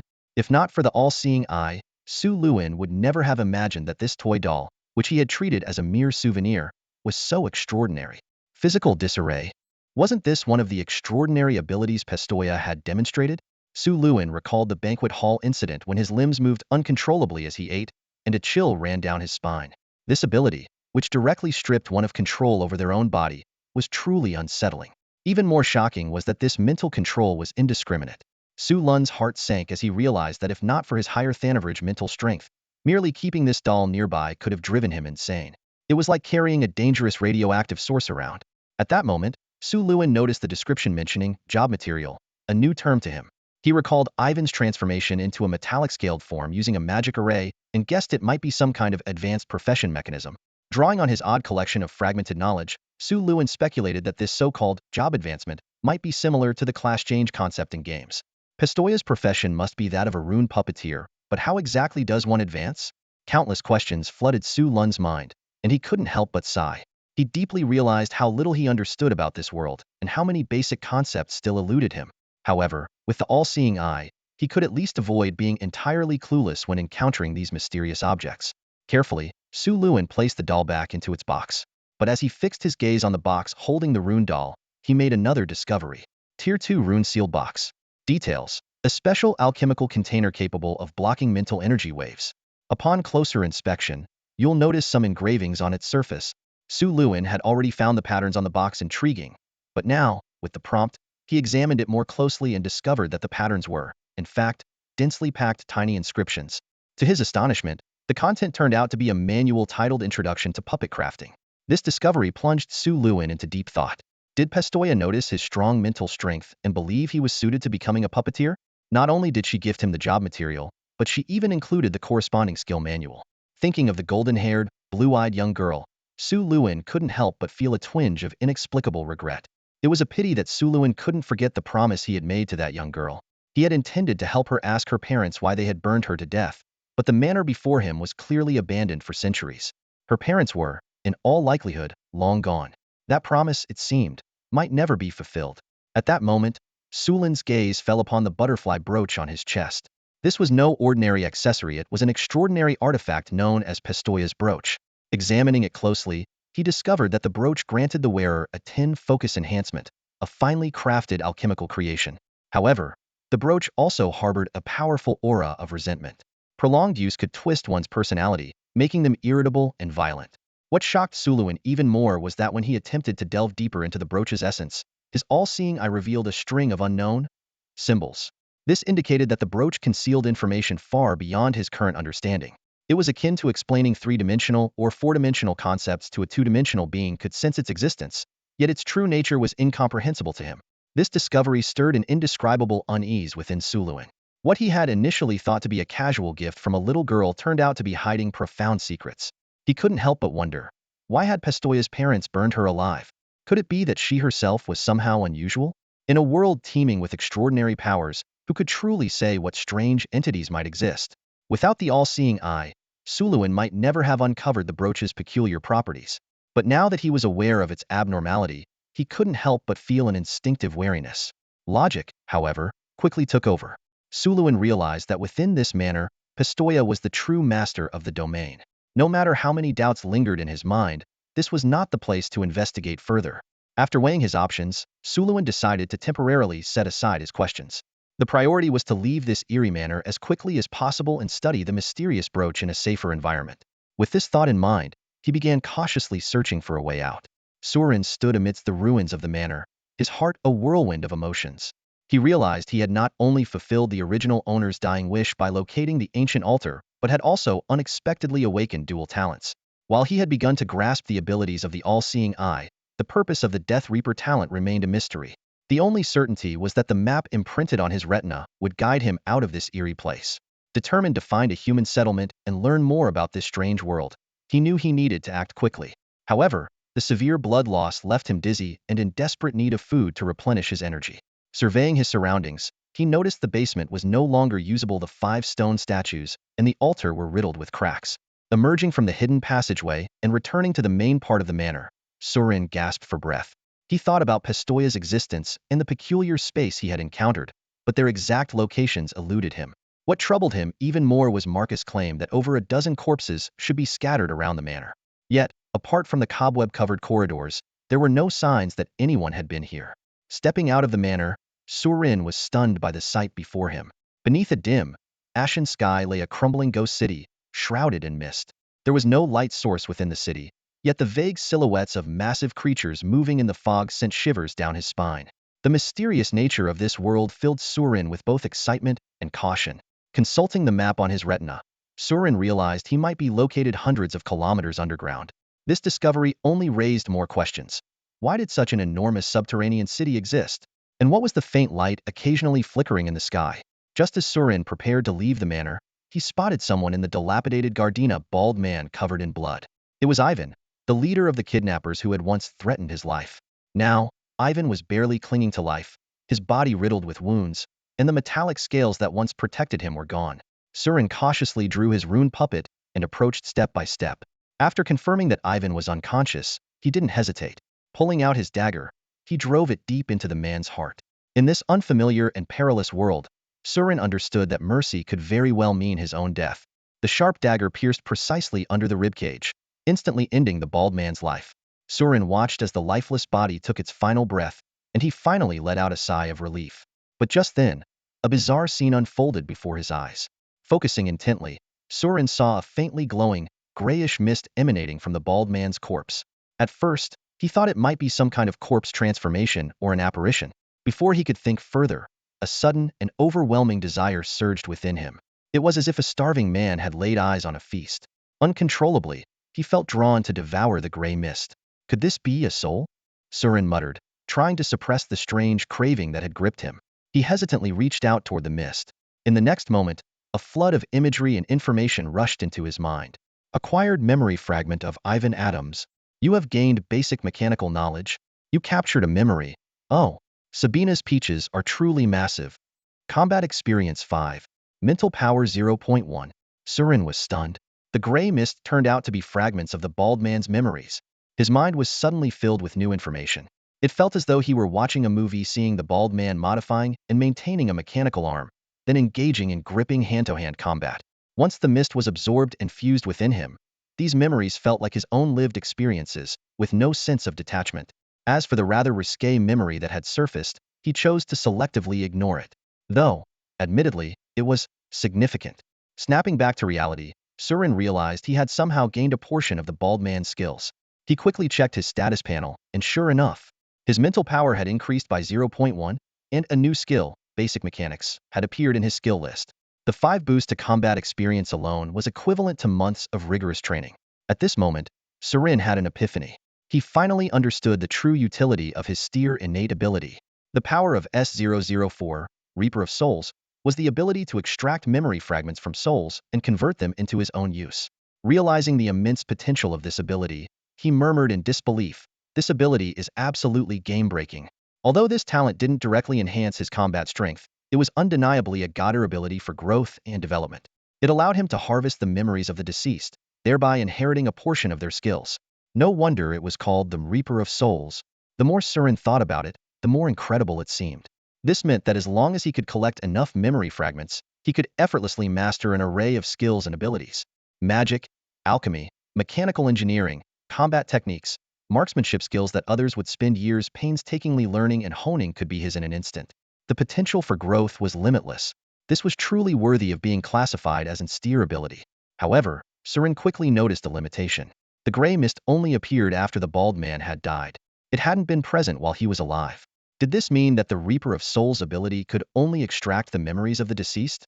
If that were the case, where would he find enough souls to harvest?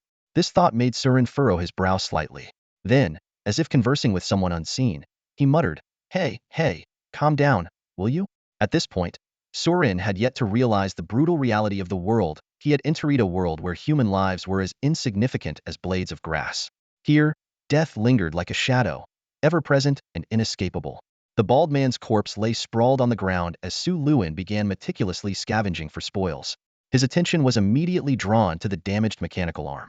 Though the barrel, valves, and high-pressure pipes had been cut beyond recognition, it didn't stop Su Luin from studying this piece of steam-powered black technology. Thanks to the memories he had just absorbed, Su Luin now possessed some basic knowledge of steam machinery. As he carefully examined the mechanical arm's structure, he mused to himself, "It seems the tech tree in this world has gone astray, a fascinating blend of alchemy and steam power." His gaze fell upon the runes etched into the mechanical arm, and he became lost in thought. It was clear that simple metal alone couldn't support such a complex structure, especially the ultra-high-pressure steam cannon. These mysterious alchemical runes played a critical role in maintaining structural stability. Unfortunately, his current understanding of mechanics was still limited, leaving him unable to fully comprehend the principles behind the engravings and enchantments. Shaking his head, Su Luin continued searching the bald man's body for other equipment. To his disappointment, most of the items were either destroyed or useless, except for a dagger. Even the firearm had been sliced into pieces, with only half of the gun's handle remaining in its holster. As he puzzled over why these people would venture out without carrying food, his attention was suddenly drawn to 3 black gemstone rings on the bald man's hand. If he remembered correctly, one of them had been taken from the finger of the mohawk-haired man who had died earlier. The all-knowing eye quickly provided information. Inferior grade spatial rings, each offering a subpar storage space of 12 cubic meter. Spatial equipment? Su Luan's face lit up with realization. In this desolate underground world, water and food were far more critical than weapons. The absence of even a canteen on these people was certainly unusual. He swiftly removed one of the storage rings and slid it onto his own finger. With a thought, he activated it, revealing a roughly half cubic meter space inside the black gemstone. It was packed with various bottles and jars, neatly arranged in a dazzling array of colors. Su Luan casually pulled out a red vial and used the all-knowing eye to identify it. Inferior grade healing potion, effective for quickly stopping bleeding and accelerating wound healing. Contains impurities but has no significant side effects. He then examined a blue potion and found it was designed to restore dark energy. There were also a few higher grade potions inscribed with runes, though their quantity was limited. As expected, emergency supplies are a must-have for adventurers, Su Luan thought with a hint of satisfaction. This will definitely improve my chances of survival. Without hesitation, he opened a mid-grade healing potion and drank it, then used an external disinfectant to clean his wounds. The all-knowing eye's ability allowed him to easily distinguish between life-saving potions and poisons, a talent he found to be an invaluable gift for someone in his situation. After consuming the potion, Su Luan felt a tingling sensation in the wounds on his palms. He recognized this as a sign of accelerated cell regeneration and tissue healing. Normally, such a sensation would only occur days after an injury, but now it was happening almost instantly. What a miraculous potion. In my previous life, this would have been a life-saving miracle in surgery, Su Luan remarked in awe. His sharp vision allowed him to observe the wounds healing at a visibly rapid pace, estimating that they would fully close in under half an hour. However, he couldn't help but chuckle at himself. Using a mid-grade potion for such minor injuries feels like overkill. Clearly, the potent effects of a mid-grade healing potion were better suited for life-threatening wounds. For injuries like these, an inferior grade potion would have sufficed. Still, since it was for his own use, Su Luan didn't feel too guilty about the extravagance. Opening the second storage ring, Su Luan finally found the food and water he had been hoping for, though their appearance was far from appetizing.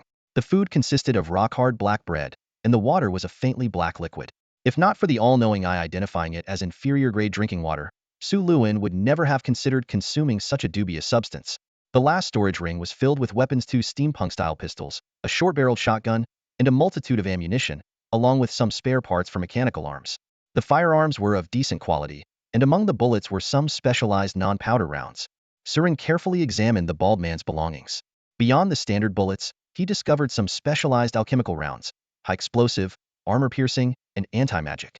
There weren't many, but each one radiated a sense of lethal danger. The storage ring contained no other food, and low blood sugar left Surin feeling dizzy and weak. He forced himself to nibble on a few bites of stale, hard black bread, washing it down with a flask of oddly flavored water. As he ate, Surin reflected on the contradictions of this world.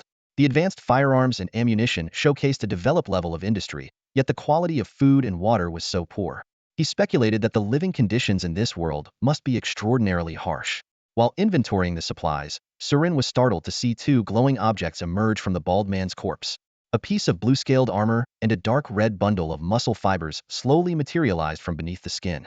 The results from his all-seeing eye revealed: damaged adamantine scale armor, a broken alchemical implant capable of yielding extraordinary materials upon extraction, resilient magic muscle, a strength-based material for the Iron Titan profession, requiring a re-engraving of cursed runes. Surin suddenly understood the secret behind the bald man's near invulnerability. The wonders of alchemy intrigued him even more. After the magic muscle was extracted, the corpse visibly shrank in size. This sparked a connection in Surin's mind to his own puppeteer profession material. He began to grasp how individuals in this world enhance their strength by directly integrating materials into their bodies. However, the exact process for career advancement still eluded him. Once his hunger was sated, Surin finished sorting through the items. The all-seeing eye had consumed a significant amount of his dark energy, so he decided to postpone identifying the remaining objects for now. After loading his two pistols, Surin prepared to leave in search of a human settlement. Before departing, he stood over the bald man's corpse, a cascade of questions flooding his mind. Why had the bald man kidnapped the original host? Was it a deliberate pursuit, or a spuro-themant decision? Considering the original host's sensitive identity, Surin deduced that this might very well have been a meticulously planned contract killing. This theory heightened Surin's sense of caution. Returning to the original host city could mean walking into further danger. He would need to conceal his identity, or he might invite another attempt on his life. Gazing at his reflection in a nearby mirror, Surin muttered to himself, with a face this handsome, It's hard not to stand out. Several days later, Su Luin ventured deep into the intricate network of underground tunnels and arrived at a dimly lit pit.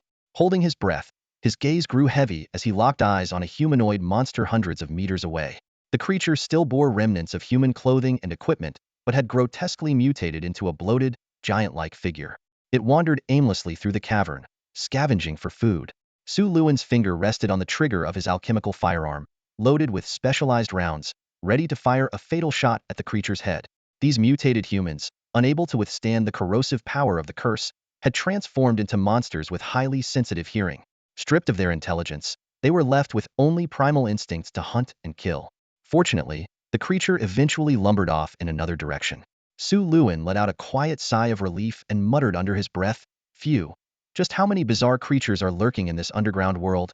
This wasn't his first encounter with such a monster. 3 days ago, shortly after he emerged from a hidden passage, he had stumbled upon one. Back then, unfamiliar with the dangers of this labyrinth, he hadn't realized that even the faint crunch of his footsteps on loose stones could attract these hypersensitive creatures. Luckily, with his enhanced vision, he spotted the danger in time. The monstrous figure, like a living mountain of flesh, charged at him with terrifying force, nearly ending his life. Recalling that harrowing encounter, Su Luin silently thanked his preparation. Regular bullets were utterly useless against these grotesque beings, sinking into their flesh as if into a pool of mud. Thankfully, he had a few high-explosive alchemical rounds on hand. A well-placed shot had detonated like a grenade, blasting the creature into pieces. However, his supply of alchemical ammunition was limited, and the perils of the caverns extended far beyond just these monsters. Without the awakening of his all-seeing eye, which greatly enhanced his night vision, he would have perished countless times relying solely on the crude alchemical night vision device. Initially, Su Luin had thought this underground world was merely a massive mine or cave system. But the sheer vastness of the subterranean space was beyond imagination. Not only were there ruins of human cities, but the place also housed a complete ecosystem, with various plants, animals, and monsters lurking in the shadows. He had come across forests of bioluminescent mushrooms towering dozens of meters high, lizards the size of dinosaurs, swarms of reed rats moving like locusts, centipedes over 10 meters long, and even a grotesque wall of flesh covered in tumor-like growths and countless blinking Aisa monstrous entity with writhing tentacles. In just a few short days, his mind had been flooded with strange and otherworldly knowledge, aided by the all-seeing eye, which helped him identify and understand these bizarre life forms. Most of these subterranean creatures were grotesque and nauseating, resembling mutated species from a post-apocalyptic nightmare. For humans, this environment was nothing short of a survival hell. Concerned that the monster might still be nearby, Su Luin decided to stay in the pit a while longer to replenish his food and water. He examined the map he had taken from the bald man's storage ring and estimated that he was nearing the Blevel Zone, an area where human activity was more frequent. He hoped to encounter other scavenger teams and, ideally, find someone to provide information about the current situation. After checking his food and water supplies, Su Luin realized his provisions might not last until he reached the human settlement marked on the map. These past few days, he had been extremely cautious, refraining from hunting subterranean creatures for fear of attracting even greater dangers. This stretch of time had given Su Luin a clearer understanding of this mysterious world infused with extraordinary powers. The existence of a massive underground city ruin suggested that thousands of years ago, a significant human population had once thrived here. The bald man, Ivan, and his companions weren't miners as Su Luin had initially thought, but scavenger teams specializing in venturing into the underground to gather resources. Their unnaturally pale skin was likely a result of prolonged absence from sunlight. Su Luin began to suspect that his ultimate destination might not be on the surface but somewhere in the depths of the underground. However, this was still just a hypothesis. If he could survive long enough to reach his destination, he believed all his questions would eventually be answered. As he prepared to move forward, a thought suddenly crossed his mind. He reached into his storage ring and retrieved the brooch from Pistoia. Over the past few days, the mysterious displayed on the brooch had been a constant source of puzzlement. The unresolved mystery of Pistoia's death by fire lingered in his thoughts. An abandoned manor that had been desolate for 1,000 years, a ghostly entity, and a story riddled with inconsistencies, it all felt like a puzzle missing a crucial piece. Su Luin stared at the brooch in his hand, lost in deep thought. Surin stared intently at the mysterious brooch in his hand, a foreboding sense of unease swirling in his mind. He was well aware that this world was teeming with supernatural forces, and this seemingly ordinary trinket could very well harbor immense danger. With suspicion already planted in his heart, he resolved not to carry this potential ticking time bomb any longer. Once he had traveled far enough from the manor, Surin came to a halt and surveyed his surroundings. He crouched beside a rocky pit, using his fingers to dig a small hole. Gently, he placed the brooch inside, carefully covering it with soil. He marked the spot inconspicuously, thinking that he could retrieve it later when he had the means to properly identify its nature. What Surin could not have known was that, the very moment he walked away, a dormant will within the buried brooch began to stir. Like whispers from the depths of an abyss, faint murmurs echoed beneath the earth. The brooch trembled slightly, as if responding to an unseen call. A few days later, a well-equipped team of black-clad individuals arrived silently at Stormwind Manor. Amid the ruins of the dilapidated estate, a blond young man in a pink suit leisurely sipped coffee, utterly indifferent to the eerie, oppressive atmosphere surrounding him. Before long, his subordinates violently dismantled a cursed chamber filled with bizarre, lifelike dolls. A burly man in black approached the blond youth, holding an ornate box with great care. He reported respectfully, "Master Evan, we've neutralized the spectral entities within the space. This is the cursed artifact we recovered. It appears to be the core sustaining the entire area. Master Nick has assessed it, and its quality and functionality are quite remarkable." Evan cast a casual glance at the black butterfly brooch inside the box, his interest fleeting. He waved dismissively. "Send it to Miss Teresa. She enjoys collecting these oddities." "As you wish, sir," the burly man replied dutifully. This group, it seemed, also possessed the same treasure map as Surin. With practiced ease, they located an underground passage, navigated the labyrinth, and arrived at a fractured ancient altar. Evan's anticipation grew as he recalled the elder's astonishment, hoping to uncover the legendary ruins of the Dusk Cross, a fabled and formidable alchemical organization from a bygone era. He fantasized that if he could activate the altar as described in the manuscript, he might awaken some extraordinary, mythical talent. But reality dealt him a harsh blow. Not long after, the leader of his suited guards approached with a grave expression. "Master Evan, we've confirmed that this underground chamber matches the description in Isaac's alchemical manuscript. However, the ancient altar has been destroyed and can no longer be used for the sacrificial ritual." Additional. Evan's heart sank, a sense of dread creeping in. "What else?" he demanded. "We've discovered recent signs of activity.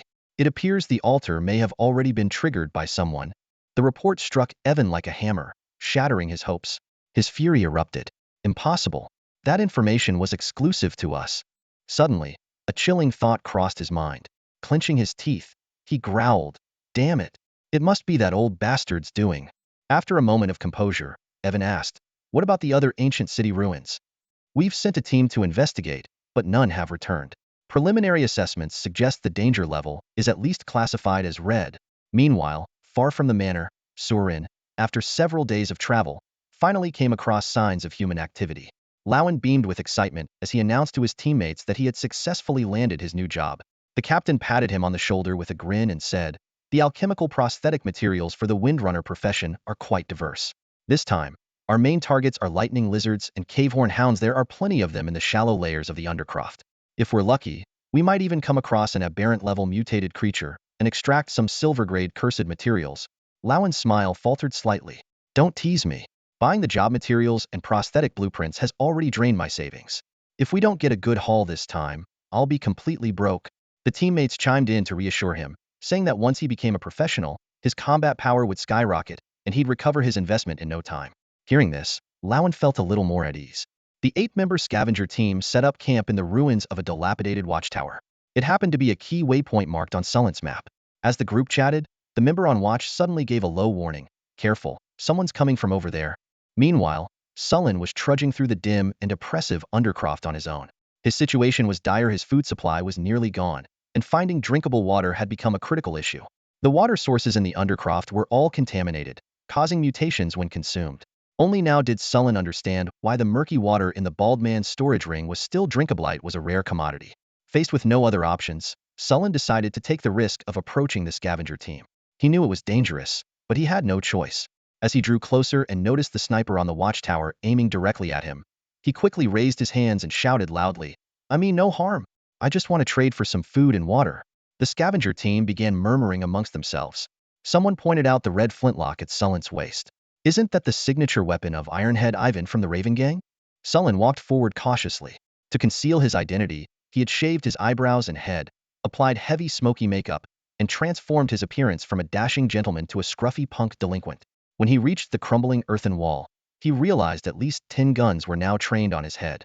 Sullen was taken aback by the team's advanced equipment.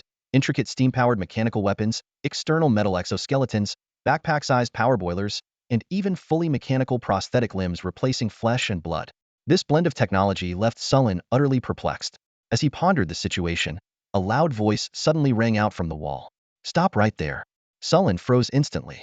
The captain, equipped with a mechanical arm, spoke in a cold tone. "Who are you?" Surin, facing the other party's inquiry, calmly delivered the explanation he had prepared in advance. "I'm a wasteland scavenger. My team ran into a group of lightning lizards, and we got separated. Now I'm short on food and water. If you're willing, I'd like to buy or trade for some." He carefully chose his words, keeping them as vague as possible. Though his story was only half true, it wasn't entirely fabricated. Really had encountered a group of giant lizards before. Unexpectedly, his words seemed to hit the mark. Surin keenly noticed that when he mentioned the lightning lizards, the eyes of the people across from him lit up. Sure enough, one of them immediately asked, "You ran into a group of lightning lizards?" "Yes," Surin replied, turning to point toward the passage behind him. "Down this passage to the left, heading toward Zone B11, there's a large group. I suspect that's their nest." Hearing this precise answer, the group across from him visibly brightened with excitement. The captain, a man with a mechanical prosthetic limb, glanced at the firearm on Surin's belt and asked, "You're alone? Which scavenger group are you with?" Surin replied almost instinctively, "The Straw Hat Scavenger Group." "Oh." The captain narrowed his eyes, as if pondering something. His gaze landed on the black storage ring on Surin's hand, and he abruptly asked, "Are you with the Raven Gang?"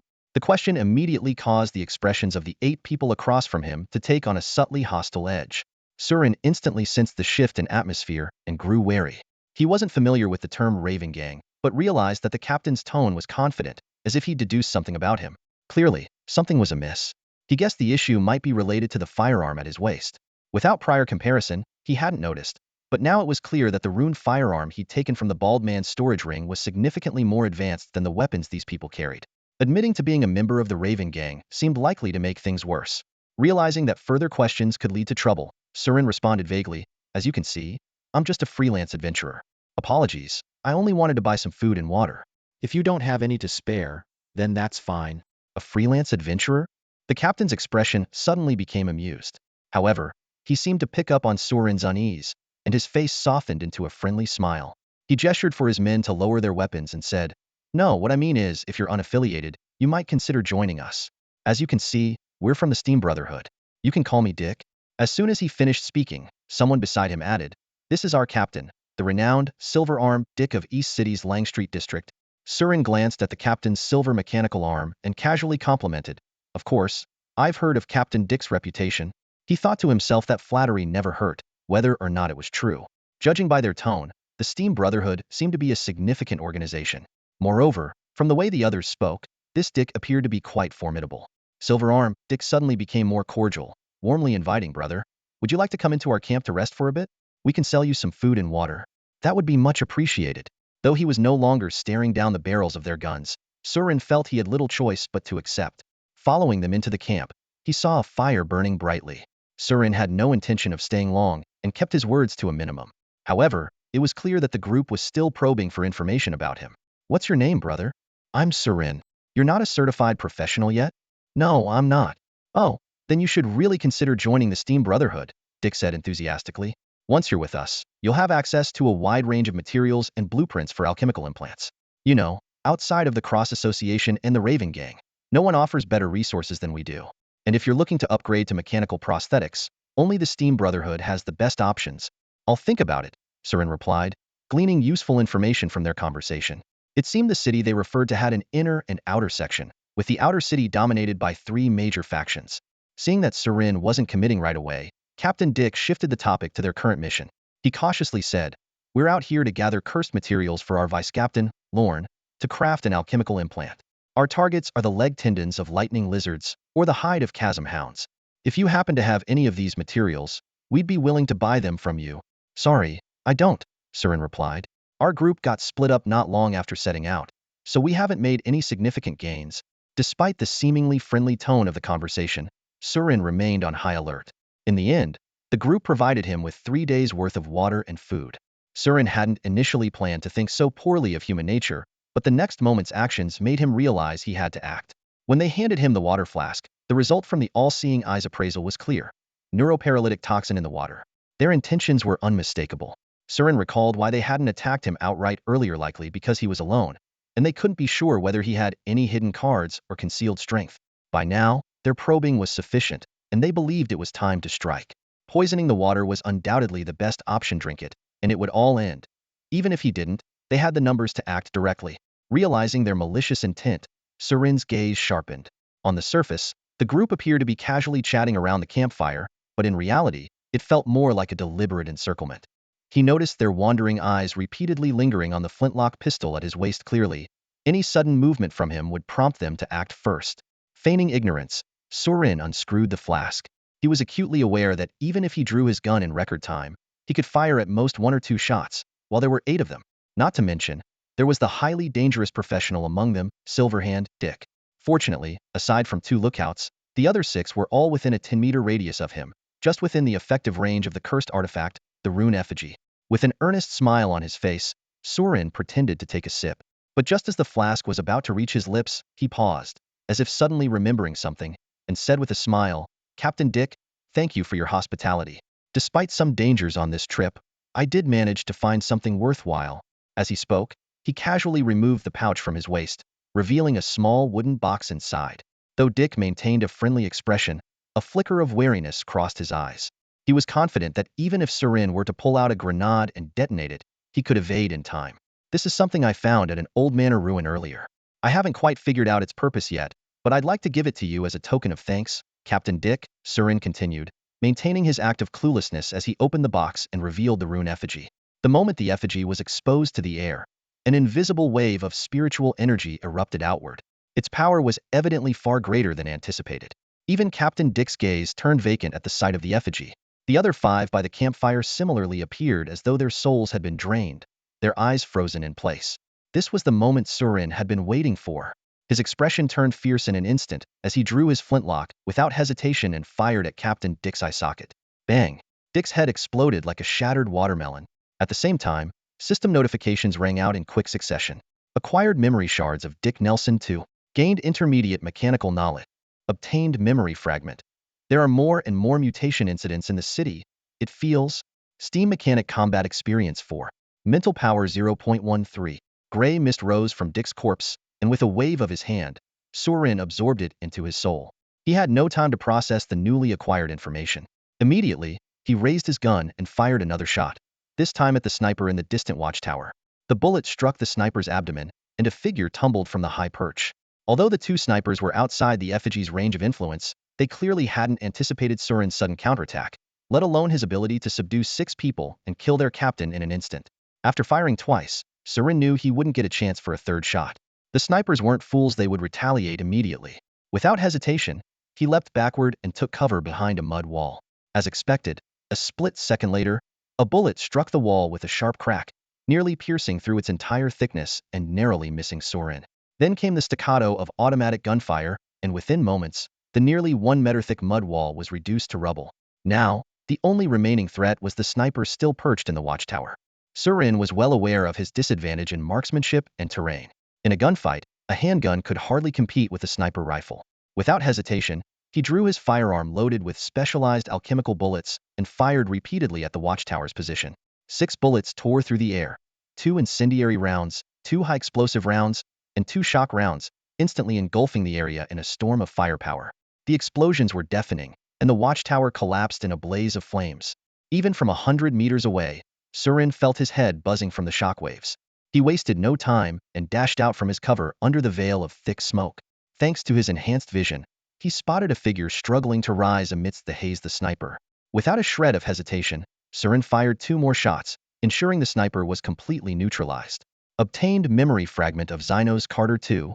You've gained some basic alchemical knowledge. Firearm proficiency 6. Mental power 0.07. Remaining highly vigilant, Surin quickly located another sniper who had been shot in the abdomen and delivered a fatal shot to finish him off. He then returned to the campfire, where 5 figures with grotesque, puppet-like contortions lay. Coldly and efficiently, he fired 4 shots, sparing only the squad's vice-captain, Lon. From the moment he struck to the end of the battle, the entire encounter lasted no more than a minute. A fully equipped wilderness hunting squad was utterly annihilated under Surin's relentless assault. However, the rapid accumulation of memories brought side effects. Surin felt his head spinning, his thoughts muddled, as though he had been awake all night. He quickly noticed that the gray mist emanating from the corpses faded over time. Within about 5 minutes, it would completely dissipate, and the quality of the extracted memories would deteriorate accordingly. This discovery deepened Surin's understanding of the Death Harvester's abilities. After a brief rest, allowing the memory fragments in his mind to fully integrate, Surin opened his eyes, now sharp and vibrant. The knowledge and world insights gained from the souls of 7 corpses made him feel as though he had acquired skills that would typically take 1 or 2 years to learn all in a matter of minutes. The sensation of such rapid growth filled him with exhilaration. Cautiously, Surin placed the rune puppet back into its wooden box, then turned his gaze to Lon, who had been securely tied up. He muttered softly, "I had no intention of communicating with you in this manner, but unfortunately, you chose hostility." As the puppet was put away, Lon gradually regained mental clarity. He looked around in a daze, and when his eyes fell on the lifeless bodies scattered across the ground, terror flooded his face. Trembling, he turned to Surin. "You." Before he could finish, Surin drove a blade into his right leg and said coldly, "Now, I ask a question, and you give me an answer." Surin was relieved to realize that the reason he wasn't executed on the spot by the group was because they recognized the firearm at his waist. Once again, death had brushed past him. After over an hour of interrogation, Surin granted the last surviving member of the Silver Hand scavenger crew a swift end. The interrogation shed light on why the group hadn't acted immediately. They had noticed the firearm at his waist. A rune gun named Three-Headed Ghost, the signature weapon of Ironhead, Ivan from the Raven Gang. This firearm, capable of channeling the energy of powerful alchemical bullets, was well known throughout Old Lington. It turned out that Bald Ivan was a fearsome figure in Old Lington.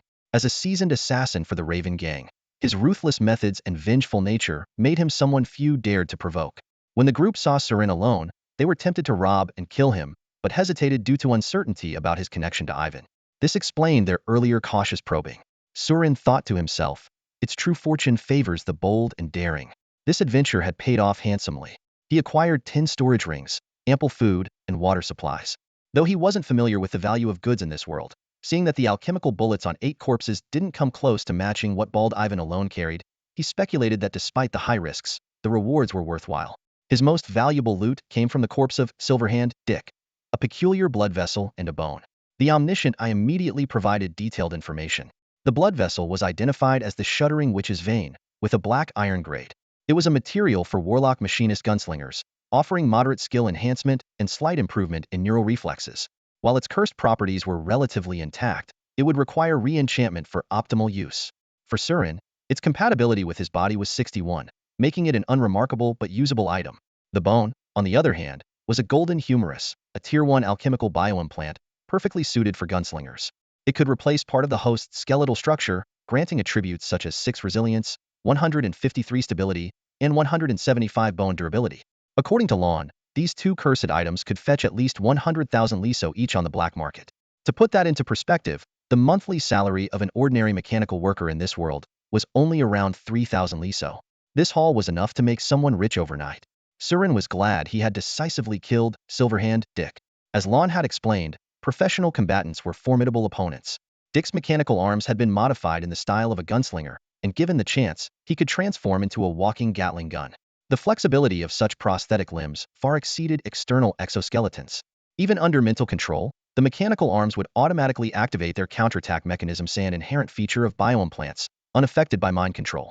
If Surin had hesitated even slightly, and the arm's counterattack mechanism had triggered, he would have been the one to die. A few days later, after navigating through dangers, Surin finally arrived in Old Lingtunth, only known human settlement in this world, an underground city. When Surin first laid eyes on the towering cement wall, over 100 meters high and resembling a dam, he was awestruck. Despite having heard about the Great Wall of Old Lington from Lon, seeing it in person was a different experience. This city, as vast as a provincial capital in his previous life, was entirely enclosed by this colossal wall. The sheer scale of the construction was nothing short of a marvel. The wall bore countless terrifying marks. Claw scratches from giant beasts, craters from impacts resembling meteor strikes, and corrosive scars left by magical attacks. These silent remnants spoke of the brutal battles that had once raged here. The omniscient eye confirmed the origins of the city. It was an ancient ruin, standing for thousands of years even before humans arrived. Staring at the wall, Surin's omniscient eye displayed its age. It was an ancient structure built over 1,400 years ago. Old Lington had 4 massive gates, east, south, west, and north. If Surin hadn't been forewarned, he might have foolishly entered through the main gate, which would have subjected him to an inspection. Without a legal identity, he would have been singled out for further scrutiny. In the worst-case scenario, his original identity could have been exposed, putting him at risk of assassination once again. As for living outside the wall, aside from scavengers venturing out, no one dared to reside there long-term. The area beyond the wall was akin to a nuclear wasteland. Even if one avoided the monsters, prolonged exposure to the rampant, chaotic dark energy would likely result in mutations. The most common creatures outside the wall were mutated humans, wandering aimlessly in their grotesque forms. Surin learned a secret way into the city from illegal smuggling through the black market. He discovered that Old Lingdon was divided into the inner city and the outer city. The inner city was home to the wealthy and elite, while the outer city was a sprawling district for the common folk. Although Old Lingdon was nominally governed by Archduke Roberto, who controlled the Black Tower, along with the Raphael family, much of the outer city was actually under the control of three major gangs. These three gangs were the Steam Brotherhood of the East District, the Iron Cross Society of the South District, and the Raven Gang of the West District. They not only marked territorial divisions but also represented the three main schools of alchemy in this world: the Mechanical School, the Fusion School, and the Ancient Art School. Surin listened intently as Lon explained the mysteries of alchemy. The Ancient Art School specialized in potion-making, enchantments, and mysticism. Its practitioners could cast spells like wizards, but did not worship elemental gods. Instead, they relied on the pure fusion of energy and elements. For example, they could manipulate earth elements to form spikes from the ground, or expend more energy to transform earth elements into fire elements to launch fireballs. The Mechanical School, also known as the New School, focused on creating mechanical devices such as firearms, mechs, steam-powered equipment, and mechanical implants. Surin finally understood that the mechanical prosthetics that had puzzled him earlier were semi-technological creations rooted in alchemy. The Fusion School combined the strengths of both. It included mechanics skilled in mechanical modifications, as well as ancient alchemists adept at spellcasting, embodying a blend of both worlds. Faced with the challenge of entering the city, Surin weighed his options. He couldn't use his original identity, which meant he lacked legal documentation to enter. His only choice was to join one of the three gangs. Considering that he had previously killed Bald Ivan, a notable member of the Raven Gang, and knew that Silverhand Dick was affiliated with the Steam Brotherhood, Surin decided to tread carefully, especially since he had some loot to sell. He vividly remembered how being recognized for carrying Bald Ivan's infamous gun, Three-Headed Ghost, had nearly gotten him killed in an attempted robbery. This reinforced his resolve to act cautiously. In the end, Surin chose to join the Iron Cross Society. He avoided the city gates and made his way to a section of the southern district's wall. Looking up, he saw a crude iron cage lift being lowered to smuggle people into the city. Despite his hesitation, Surin knew this was his only option and stepped forward with determination. While joining a gang offered access to valuable resources and extraordinary opportunities, Surin was fully aware of the risks involved. Most residents of Old Lingdon would rather spend their lives as laborers than join a gang, and for good reason gang members faced high mortality rates and short life expectancies. Their responsibilities went beyond maintaining order in the city. They also dealt with aberration incidents, violent conflicts, and dangerous scavenging missions, all of which were perilous undertakings. Surin likened this situation to mercenary work from his previous life fighting for money. He realized that it was precisely because these gangs managed the chaos of the outer city that the Black Tower in the inner city tolerated their existence. Standing beneath the city wall and staring at the swaying iron cage above, Surin took a deep breath, ready to take this dangerous and uncertain step forward.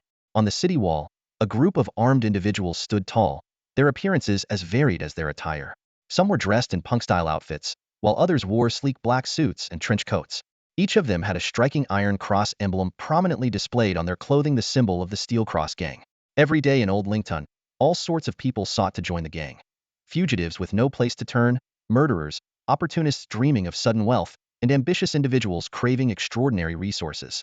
The towering walls had become a prime spot for recruiting fighters to venture outside the city for dangerous scavenging missions. Gang leaders often stationed themselves there, always on the lookout for fresh recruits. "Hey Kai, could you put away that blade augmentation of yours?" drawled a middle-aged man with hawk-like eyes, lounging lazily in a chair as smoke curled up from the cigar in his hand.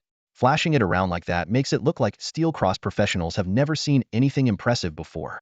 "You're a captain, now try to act the part, will you?" Beside him stood a young man whose hands and feet gleamed with a metallic sharpness. Grinning cheekily, the young man replied, "Heh, come on, Smoky Boss, I just got my augmentation fused. Can't blame me for being a little excited, right?" Smoky Boss' expression turned serious. "The higher-ups in the gang have assigned you 3 blocks over on Green Street to manage. Be careful from now on. Those areas are packed with gambling dens and pleasure houses. Sure, there's a lot of profit to be made, but the Ultimers in the gang have all steered clear of it. Do you know why they let someone like you take on this opportunity? Isn't it because those Steam gang guys have been causing trouble there lately? If you're wanted by the three major gangs, there's no place for you in Old Lington. The only path left is death. Su Luin was acutely aware of this harsh reality, yet he wasn't afraid. For most people, joining a gang meant walking a one-way road to destruction. But Su Luin didn't care. In fact, he found the mundane world far more boring. He lowered his head, gazing at the faint pulse in his wrist, feeling the awakening of his Reaper talent within him.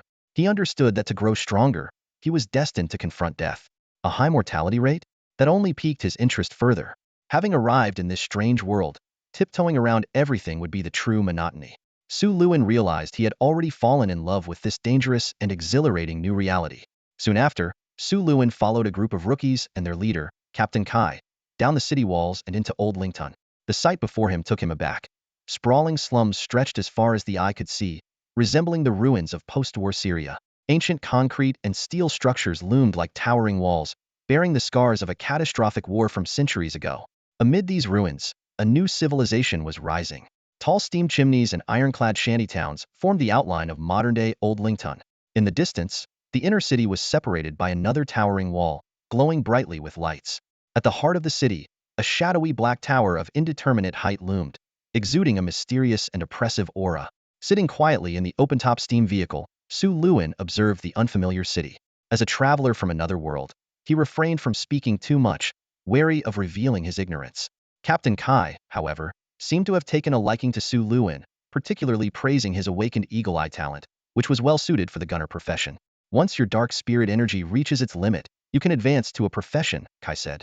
It'll help you gather the necessary materials. It'd be great if our squad could have 2 professionals.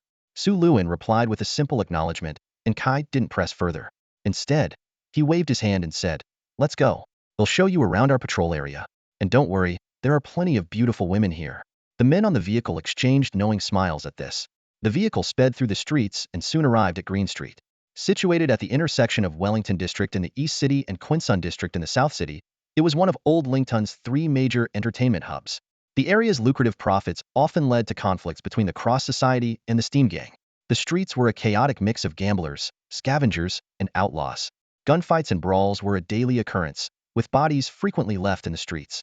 Su Luin and the others stopped at what appeared to be an old steel factory. The sound of boots splashing through polluted water echoed off the ground. Though this world lacked electricity, various alchemical light sources illuminated the night.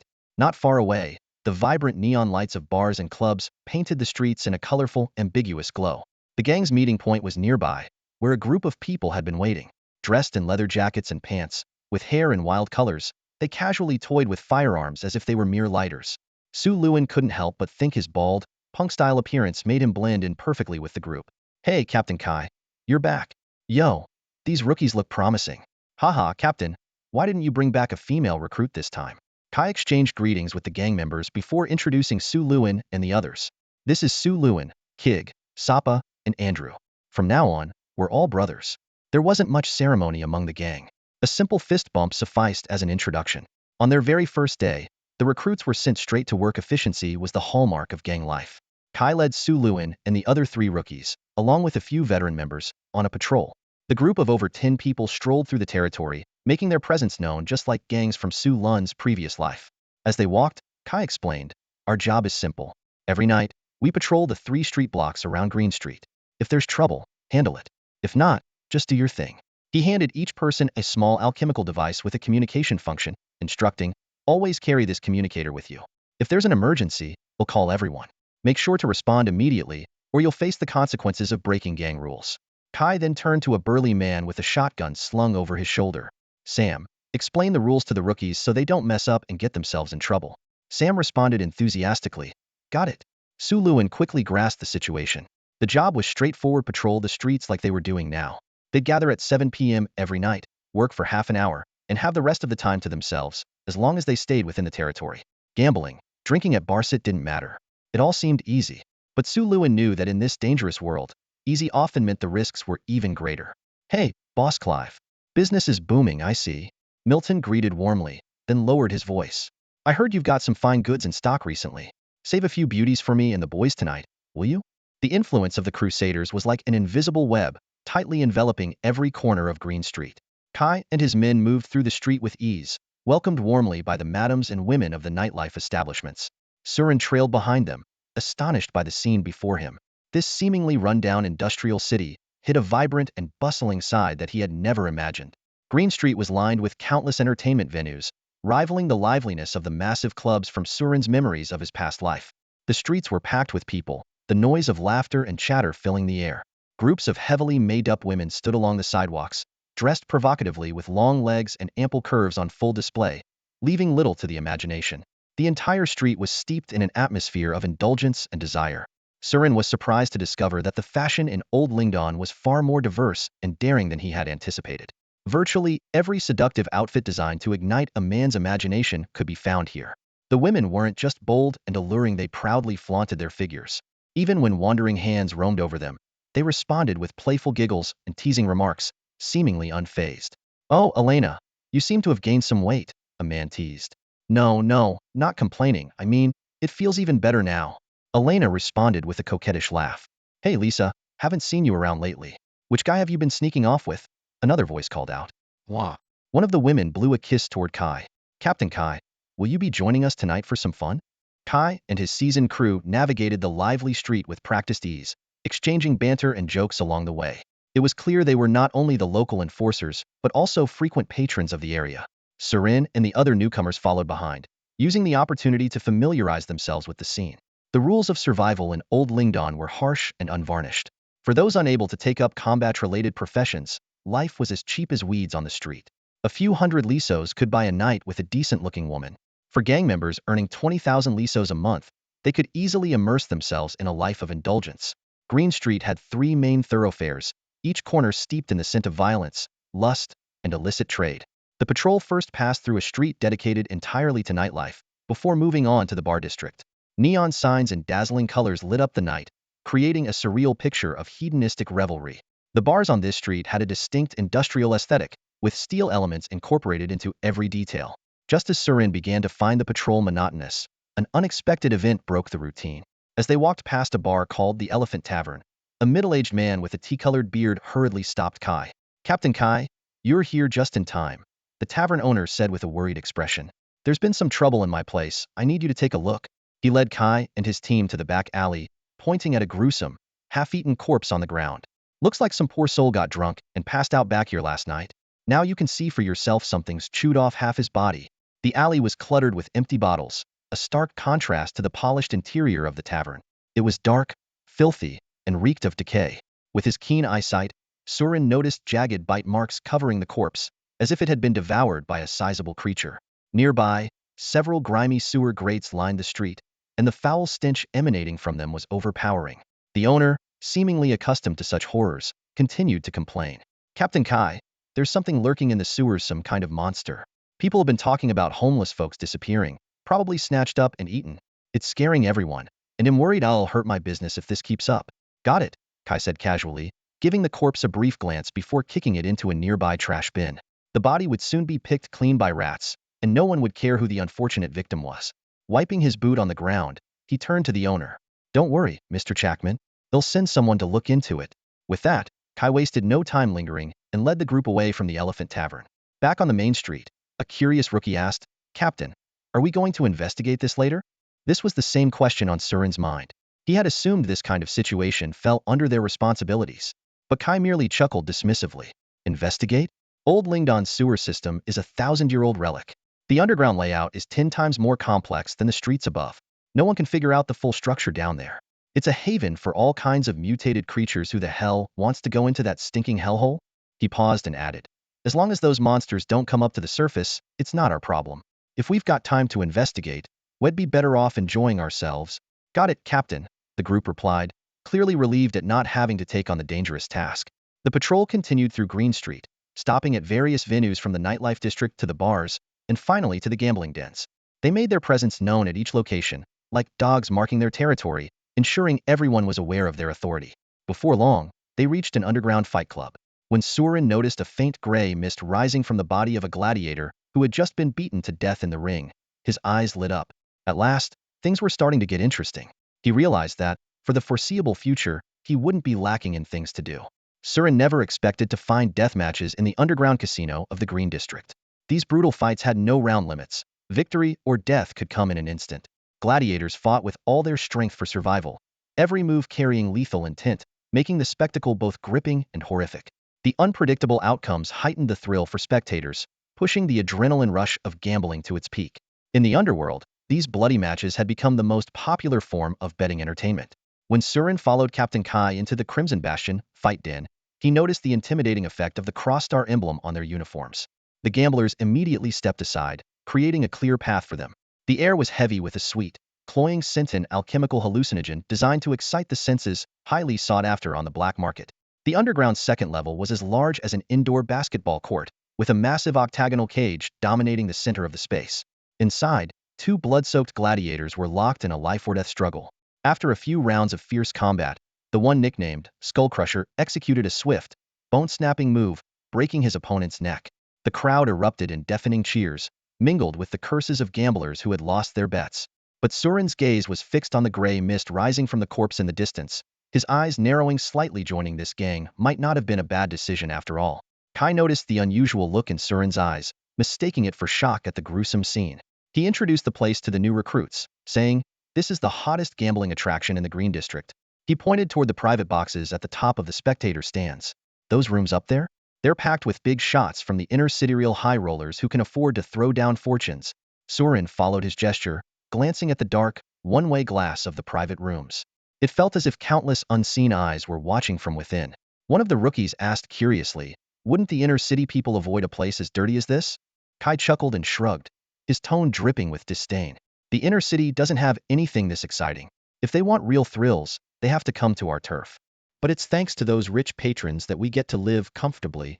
He paused, then warned the newcomers sternly, "Look, we're from two different worlds, us and the inner city folks.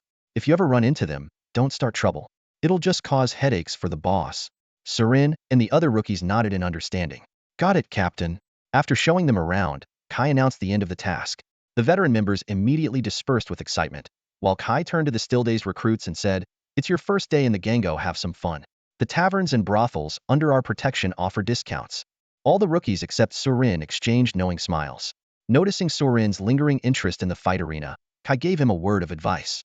"You can enjoy yourself, but stay away from gambling, especially these cage fights. It's too easy to lose control."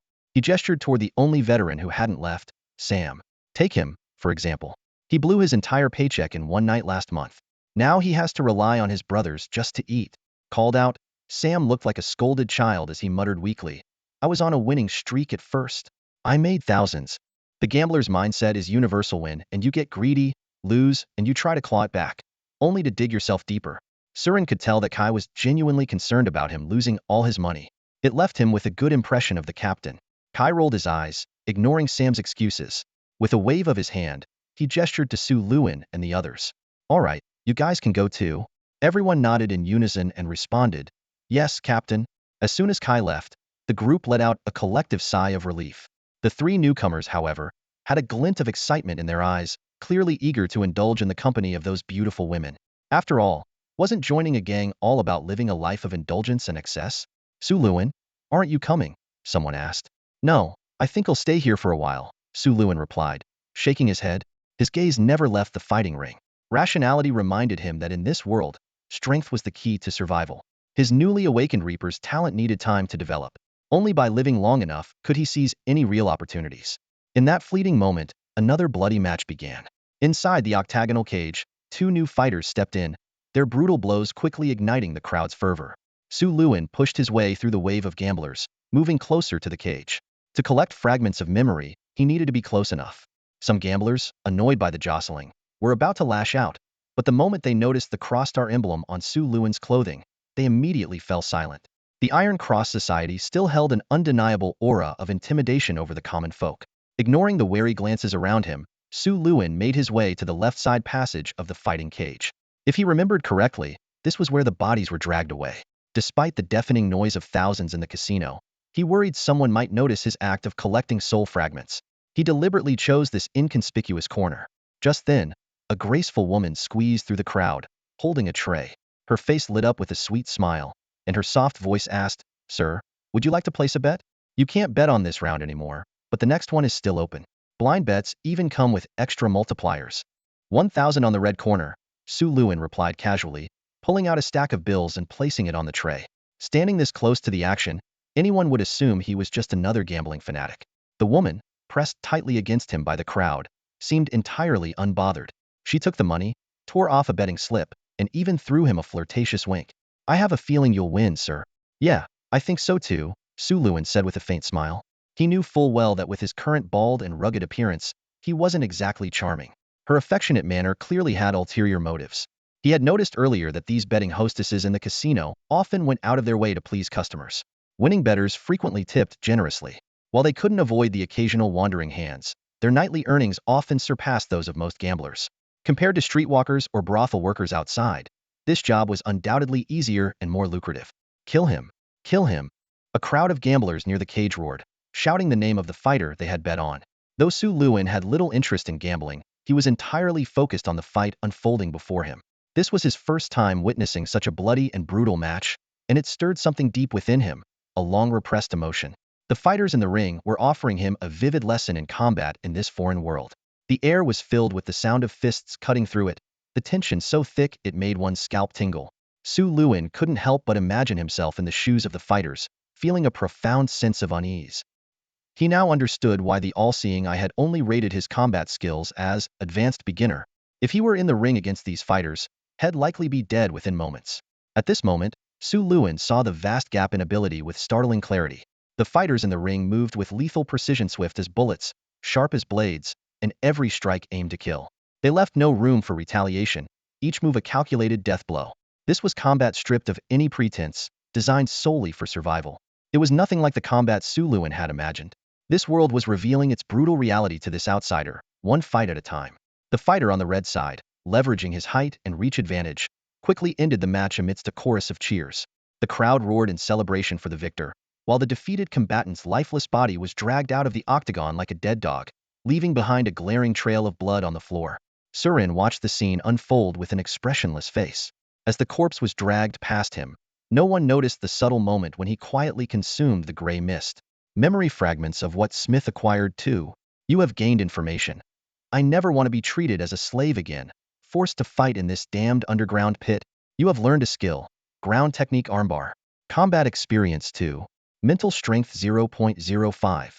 As the newly acquired fragments of memory settled in, a sharp glint flashed in Surin's eyes. This was the first time the Reaper of Death had extracted a complete skill, which meant it might also be possible for him to directly obtain fully formed alchemical or magical abilities. This unexpected discovery filled Surin with a surge of excitement. Although he couldn't extract useful skills from every soul, the sheer number of corpses in the arena offered him ample opportunities. With 7 or 8 death matches taking place each night, that amounted to over 200 bodies a month. And since most of the fighters were seasoned combatants, the chances of extracting valuable combat skills were significantly higher. Compared to risking his life in battles to kill a few enemies, this method of collecting memory fragments was far easier. All he needed to do was stay by the arena, watching the Machesa nearly risk-free endeavor. Surin figured that if he managed to survive in this short-lived gang for a few months, his combat abilities would undoubtedly experience a monumental leap. Shortly after the match ended, the next one began. As Surin focused intently on observing the bodies, the earlier betting hostess, dressed in hot pants, approached him once again with a playful smile. Handing him a tray, she said seductively, "Hey, sir, congratulations on your win. Would you like me to place a bet for you on the next match? Tonight's final showdown features a true professional." A professional? Participating in this kind of death match? Surin was momentarily taken aback. Winning over 1,000 liso didn't particularly excite him, but he was genuinely surprised that someone with extraordinary abilities would join such a life-or-death contest. Noticing Surin's interest, the hostess pressed on, "So, sir, who do you think will win? Shall I place a bet for you?" As she spoke, she leaned in closer, brushing against him like a playful kitten. Surin knew this wasn't a romantic encounter, it was a subtle way of asking for a tip. Generous as ever, he pulled out 2 crisp 100 liso bills and tucked them into her neckline. It was a gesture befitting a typical gambler. "Thank you, boss." The hostess giggled, feeling a tingling sensation in her chest. Rather than being offended, she smiled even more flirtatiously. Without lingering, Surin retrieved several more stacks of cash and said, "Bet 1,000 on the red side for the next few matches." "Good choice, boss. I also think the red side has better odds tonight," she cooed, jotting down his bets on the card before blowing him a playful kiss and walking away with a sway in her hips. The brutal battles in the octagon raged on, and Surin carefully observed every fight. Beyond collecting soul fragments, he also studied the combat techniques of this world. While these fighters weren't professionals, their physical capabilities far exceeded that of Earth's humans, and their fighting styles and techniques were distinctly different from what Surin was accustomed to. To conceal his true purpose of collecting soul fragments, Surin played the part of an ordinary gambler cheering for his bets, celebrating his wins enthusiastically and lamenting his losses dramatically. Being a newcomer to the gang, he suspected someone might be secretly observing him. As the original host of his body had a questionable background, he wanted to avoid drawing unnecessary attention. It turned out his instincts were correct. While Surin and a few other newcomers were out enjoying themselves, their squad leader, Kai, received a report from one of his subordinates during a card game with the gang's older members. "What are those rookies up to now?" Kai asked. "That Surin has been gambling at the arena all evening." The other three gig went to the tavern, while Sapa and Andrew headed to the Emperor's bathhouse. "Got it," Kai replied flatly, offering no further comment. Across the table, Sam, one of Kai's longtime subordinates, wasn't fazed by the captain's detached demeanor. It was just how things were. He spoke without much reservation, curiously asking, "Captain, why do you have the guys keeping an eye on those newcomers?" Kai continued to absent-mindedly shuffle the cards in his hands, explaining nonchalantly, "I just don't want anyone with ulterior motives sneaking into our team." Sullen realized he'd been on a bit of a lucky streak, winning more than losing in the matches he bet on, and managed to pocket a few thousand lisos. Finally, the main event of the night began.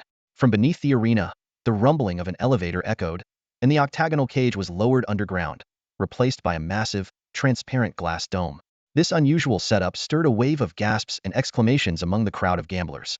"Whoa, looks like we're in for a real show tonight." Sullen stared at the thick glass walls of the arena, feeling a sense of familiarity. It looked just like the bulletproof glass used in bank counters in his previous life, only much thicker. Nearby, a portly gambler muttered, "Tisk tiske. It's been ages since they raised the blast-proof dome. Looks like the fighters tonight are something else." The first contestant entered the stage. A group of burly men with mechanical arms escorted someone onto the platform, someone who looked more like a prisoner than a fighter. Sullen raised an eyebrow, thinking to himself, "Looks like we've got a dangerous one here." The crowd erupted instantly. "No way. It's him." A gambler recognized the fighter and shouted in shock, "The rank fugitive, Scorpion Abrock. That guy's a bona fide Tier 2 professional. And he's in tonight's fight?" Whispers rippled through the crowd. "I heard he caused trouble in the inner city and got caught by the Umbrella organization. Didn't think it was true. This is going to be interesting. That guy's got a body count so high it's uncountable. He's been running rampant for years without getting caught, no slouch. If they've got Scorpion Abrock fighting, who's his opponent? Another Tier 2 professional? Heh, this is rare. Tier 2 professionals are top tier anywhere. Yet here they are, sent to the arena." Sullen listened to the murmurs around him, finding it hard to believe.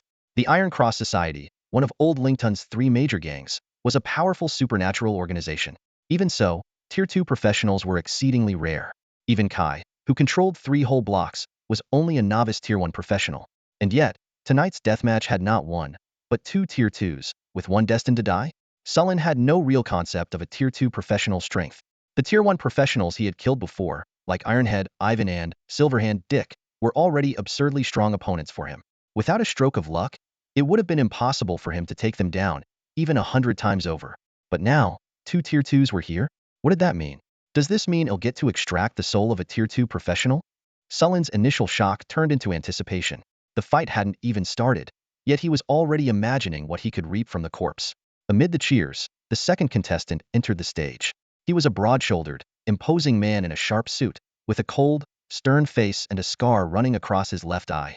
He exuded an air of icy dominance, his slicked-back hair shining with pomade.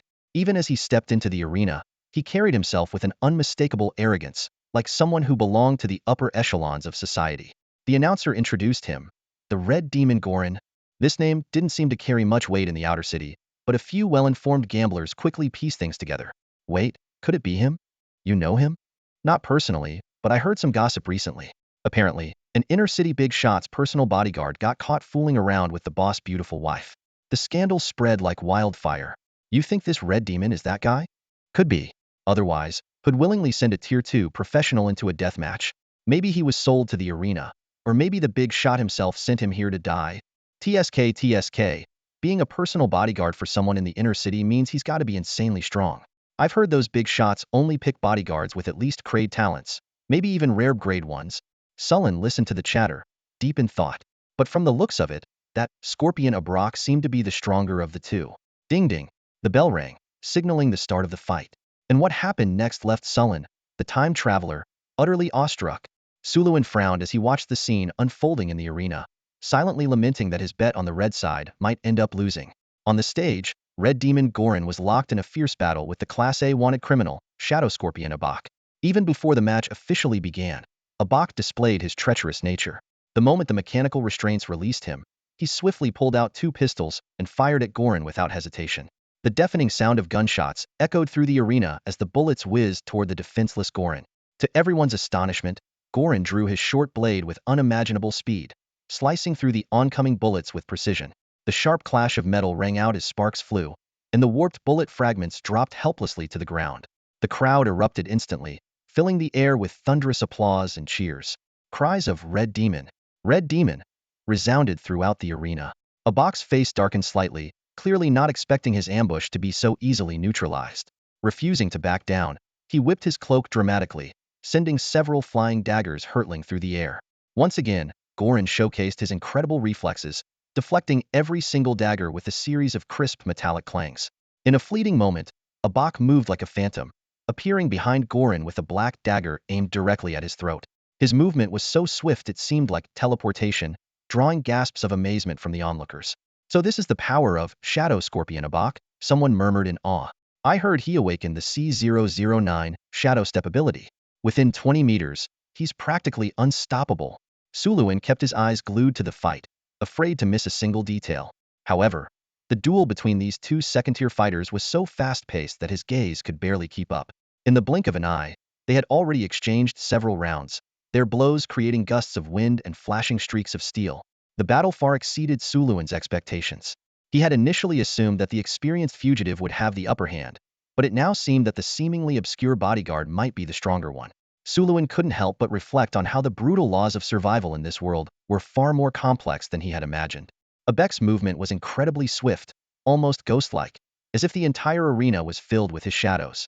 Even with Sulin's vision enhanced several times over, he struggled to keep up with the clash between the two fighters. In mere seconds, they had exchanged 13 strikes, interspersed with 2 elbow blocks. However, Gorin's strength was clearly superior. Facing the relentless, storm-like barrage of attacks, he remained expressionless, skillfully wielding his short blade. Every block he made was impeccably timed. Gorin's composure was intimidating, almost as if he were a precision-engineered combat machine. What was even more astonishing was that he never moved his feet, standing firmly in place. Despite the ferocity of the fight, his suit remained pristine, without a single wrinkle. Sulin stared at the arena in disbelief, thinking to himself, are all the bodyguards of the inner city elites this formidable? Abek's ghostly agility should have given him an unbeatable edge. His skill with both firearms and blades was leagues beyond what Sulin, a novice fighter, could fathom. Yet even with such mastery, Abek couldn't land a single blow on his opponent. Sulin was awestruck by the bodyguard's prowess, but what came next was even more unexpected.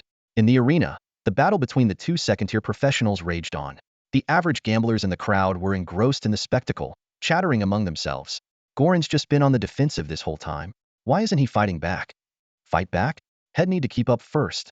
Abek's so fast just blocking is impressive enough. Heh, you guys don't get it. That's actually a smart strategy. Abek's instantaneous movement ability makes him nearly impossible to pin down. But that kind of talent burns through energy fast. At this pace, he can't keep it up for long. The best counter is to stay still and wait him out. Gorin's no fools playing it smart. Just watch. It won't be long before Abek starts to panic. Doesn't look like that big guy's all that impressive to me. I'm still betting on Abek. That movement of his is just too freaky. Most gamblers were only concerned about their wagers, oblivious to the nuances of the fight's rhythm and techniques. However, the Scarlet Bastion gambling den had quietly become a gathering point for many skilled fighters in the area. Even Captain Kai and a group of seasoned Templar veterans had shown up, watching the intense showdown between the two second-tier professionals with great interest. Beyond the gambler's gaze, in the private boxes on the second floor, the elites from the inner city stood behind one-way glass, closely observing the fierce battle below. They were the true orchestrators of this match, with heavy bets placed on the two combatants' bets that made this fight happen in the first place. Standing near the edge of the arena, Sulin muttered under his breath, the probing's done. Are they about to get serious? He knew the real spectacle was just beginning. After all, this was a duel between two alchemists. Shadow Scorpion, a Berk unleashed every trick in his arsenal, yet he couldn't shake Red Demon Golan in the slightest. Sulin keenly realized that this prolonged battle was extremely disadvantageous for the elusive Aberk. The tide of the match suddenly became unpredictable. Clearly, the errant fugitive also sensed the unfavorable turn of events. He abruptly widened the distance between them and swiftly drew a six-pointed alchemy circle on the ground. His fingers moved rapidly, forming intricate hand seals, completing the transformation ritual in an instant. A sharp command rang out. Qizhuang, release. The spectators erupted in excitement, chattering animatedly. Look, Aberk's getting serious. That's his alchemic Qizhuang, the blue steel scorpion tail, said to be forged from the hardest mithril and blue steel. Nothing can withstand it. The big guy's in trouble now. I saw him take out an entire squad of security enforcers with that tail before. Sulin was secretly astonished. Aberk had managed to complete the unsealing of his Qizhuang in just 1.3 seconds. He recalled that back at Storm Manor, Bald Ivan had taken several seconds to perform the same action. As the alchemy circle dissipated, Aberk's clothes suddenly tore apart. His body crouched low to the ground like a scorpion, and a nearly 3-meter-long metallic tail extended from his back. The Qizhuang scorpion tail, crafted from intricately interlocked blue steel plates, boasted elegant yet highly flexible lines. It twisted at eerie angles, almost resembling a living creature. At its tip was a sharp, triangular blade, gleaming menacingly like the hood of a poised king cobra, exuding a chilling aura of danger. The moment his Qizhuang was unleashed, Aberk gave his opponent no chance to recover. Abandoning his earlier evasive tactics, he charged Hedon. The blue steel scorpion tail came to life, emitting a spine-chilling metallic scraping sound. Suddenly, the tail lashed out like the strike of a serpent. It can extend? Sulin was taken aback as he watched the tail stretch like a coiled spring. The construction of this metallic Qizhuang was evidently 100 times more complex than he had imagined, not only featuring intricate mechanical design but also inscribed with mysterious runes. On the surface, it appeared to be a frontal assault, but it was, in fact, a calculated ambush. The scorpion tail shot forth with lightning speed, targeting Golan's chest. With the Qizhuang activated, Aberk's combat power surged several times over. Golan could no longer remain stationary. Even the short blade in his hand struggled to fend off the ferocious tail. A sharp clang echoed as sparks flew. The grating sound of metal and metal announced that the two had clashed. Golan retreated swiftly, glancing down to find a clean cut across the chest of his white shirt. Though no blood was drawn, the strike had been perilously close. Aberk's assault showed no signs of relenting. Missing his mark, the retractable blue steel scorpion tail lashed out again. The air was filled with the sound of slicing wind, creating a dizzying array of afterimages. In an open space, Golan might have had enough room to evade. But here, confined by the explosion-proof barriers of the arena, his movements were severely restricted. Clang, clang, clang. In mere moments, the short blade and the scorpion tail collided hundreds of times, leaving the audience in awe. Surprisingly, the seemingly burly Golan displayed remarkable agility, his movements belying his massive frame. Even under pressure, the suited bodyguard showed no signs of defeat. Impressive. Sulin was utterly entranced. The combat techniques of these two fighters were far beyond anything he had ever known. In his previous life, no matter how skilled, no martial artist could perform such extraordinary maneuvers. Their physical capabilities, strength, speed, and reflexes had reached an almost unimaginable level. On the surface, the exchanges seemed bloodless, but for ordinary people or even professional combatants each attack would have been fatal. A single mistake could mean instant death. This life-or-death battle had opened a door to an entirely new world for Sulin. And yet, despite the relentless onslaught, Golan continued to rely solely on his short blade for defense. Even as his suit became tattered and blood streaked his body, there was no indication that he was fighting at full strength. Logically speaking, as a second-tier combatant, it's impossible for this bodyguard not to have his own alchemic Qizhuang. Sulin mused to himself. Could it be that he hasn't had time? Why hasn't he unsealed it yet? What is he waiting for? Sulin's eyes narrowed as he began to suspect that there was more to the situation than met the eye. And as expected, the moment he had anticipated soon arrived. It seemed the prolonged stalemate on the arena had caught everyone's attention. Suddenly, from the second floor of the Colosseum, where the mysterious private booths were located, a one-way glass panel began to lower slowly. A slightly overweight, middle-aged man with a gold-framed monocle and a neatly groomed mustache came into view.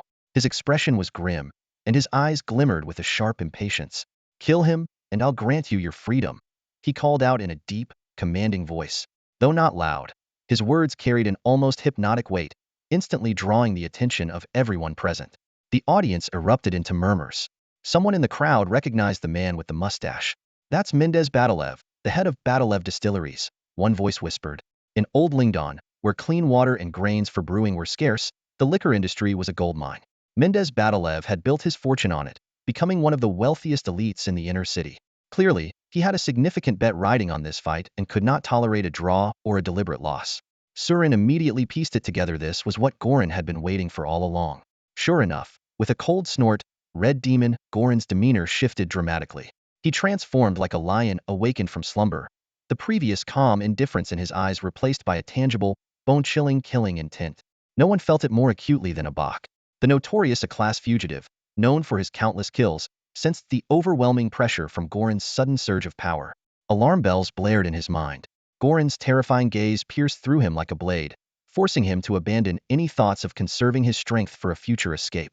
In an instant, Abak opened his mouth wide, his jaw grotesquely dislocated to reveal a metallic tube gleaming ominously.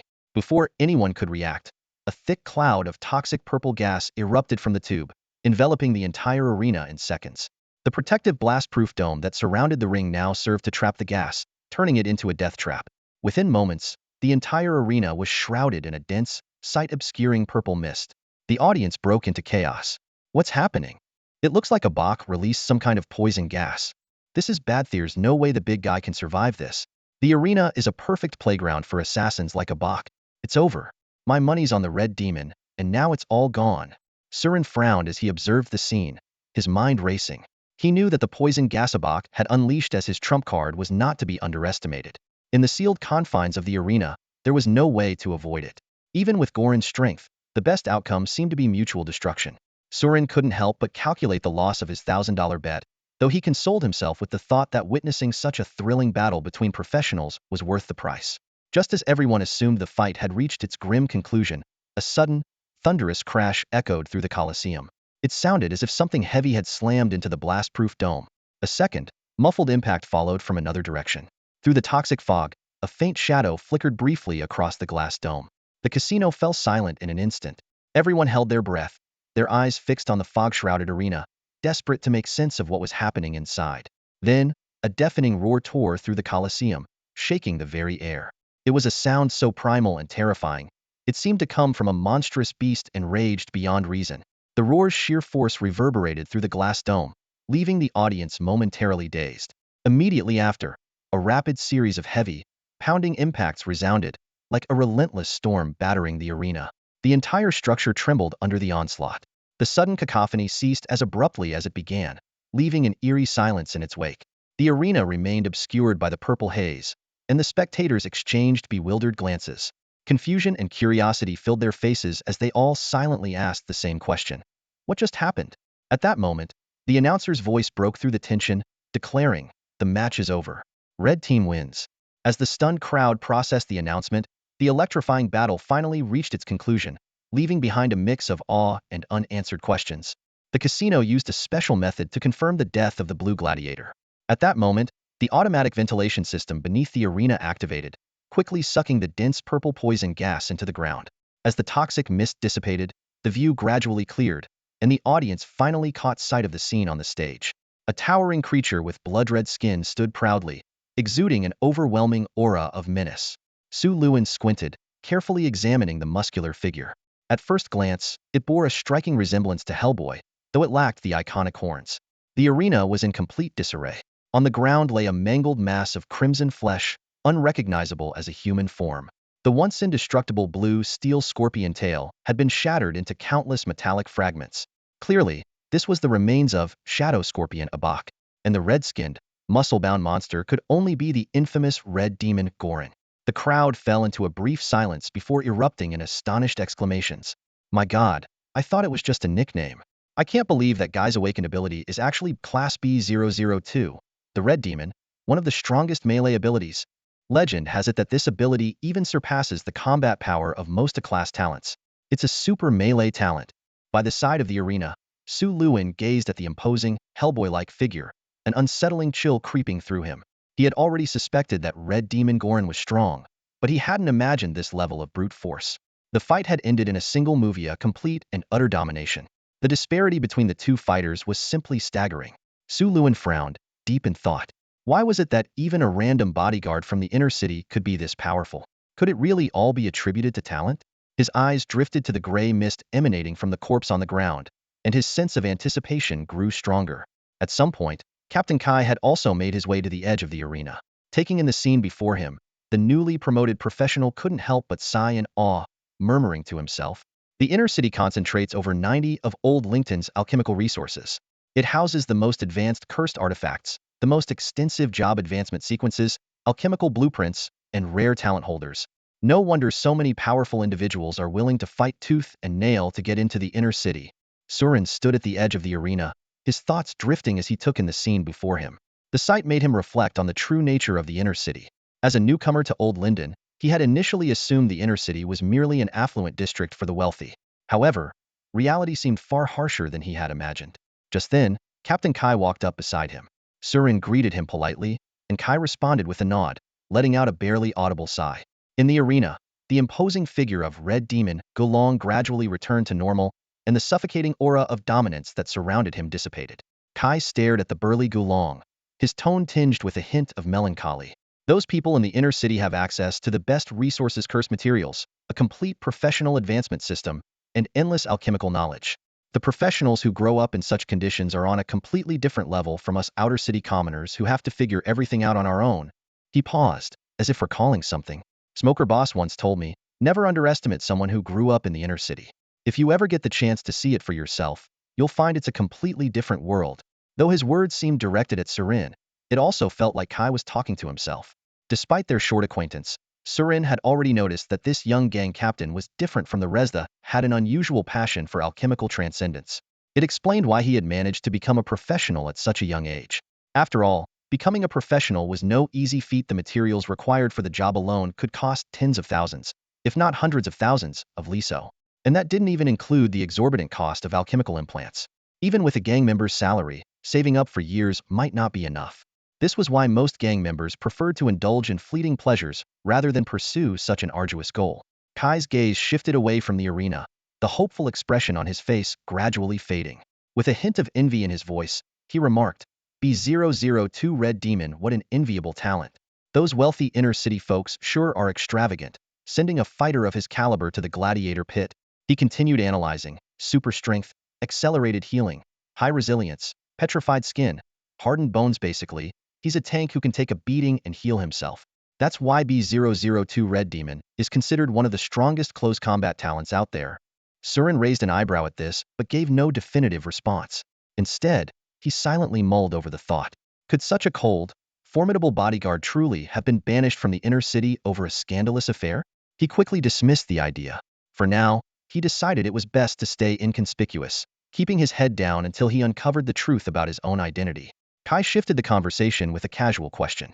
How's your luck today? Surin shrugged. Not bad. 1, 2, or 3,000. Just a little bet for fun.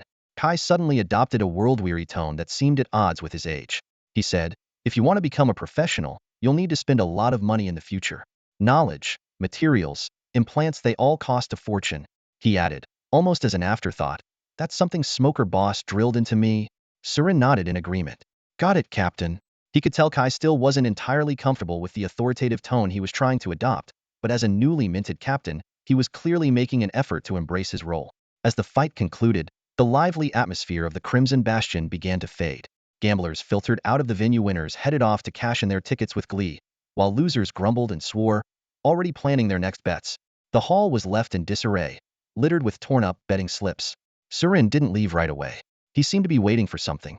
On the arena floor, staff members were busy handling the remains of Shadow Scorpion Aberk. The corpse of a professional was a treasure trove of cursed materials, and even in its mangled state, the body of a second-tier professional was worth a significant sum.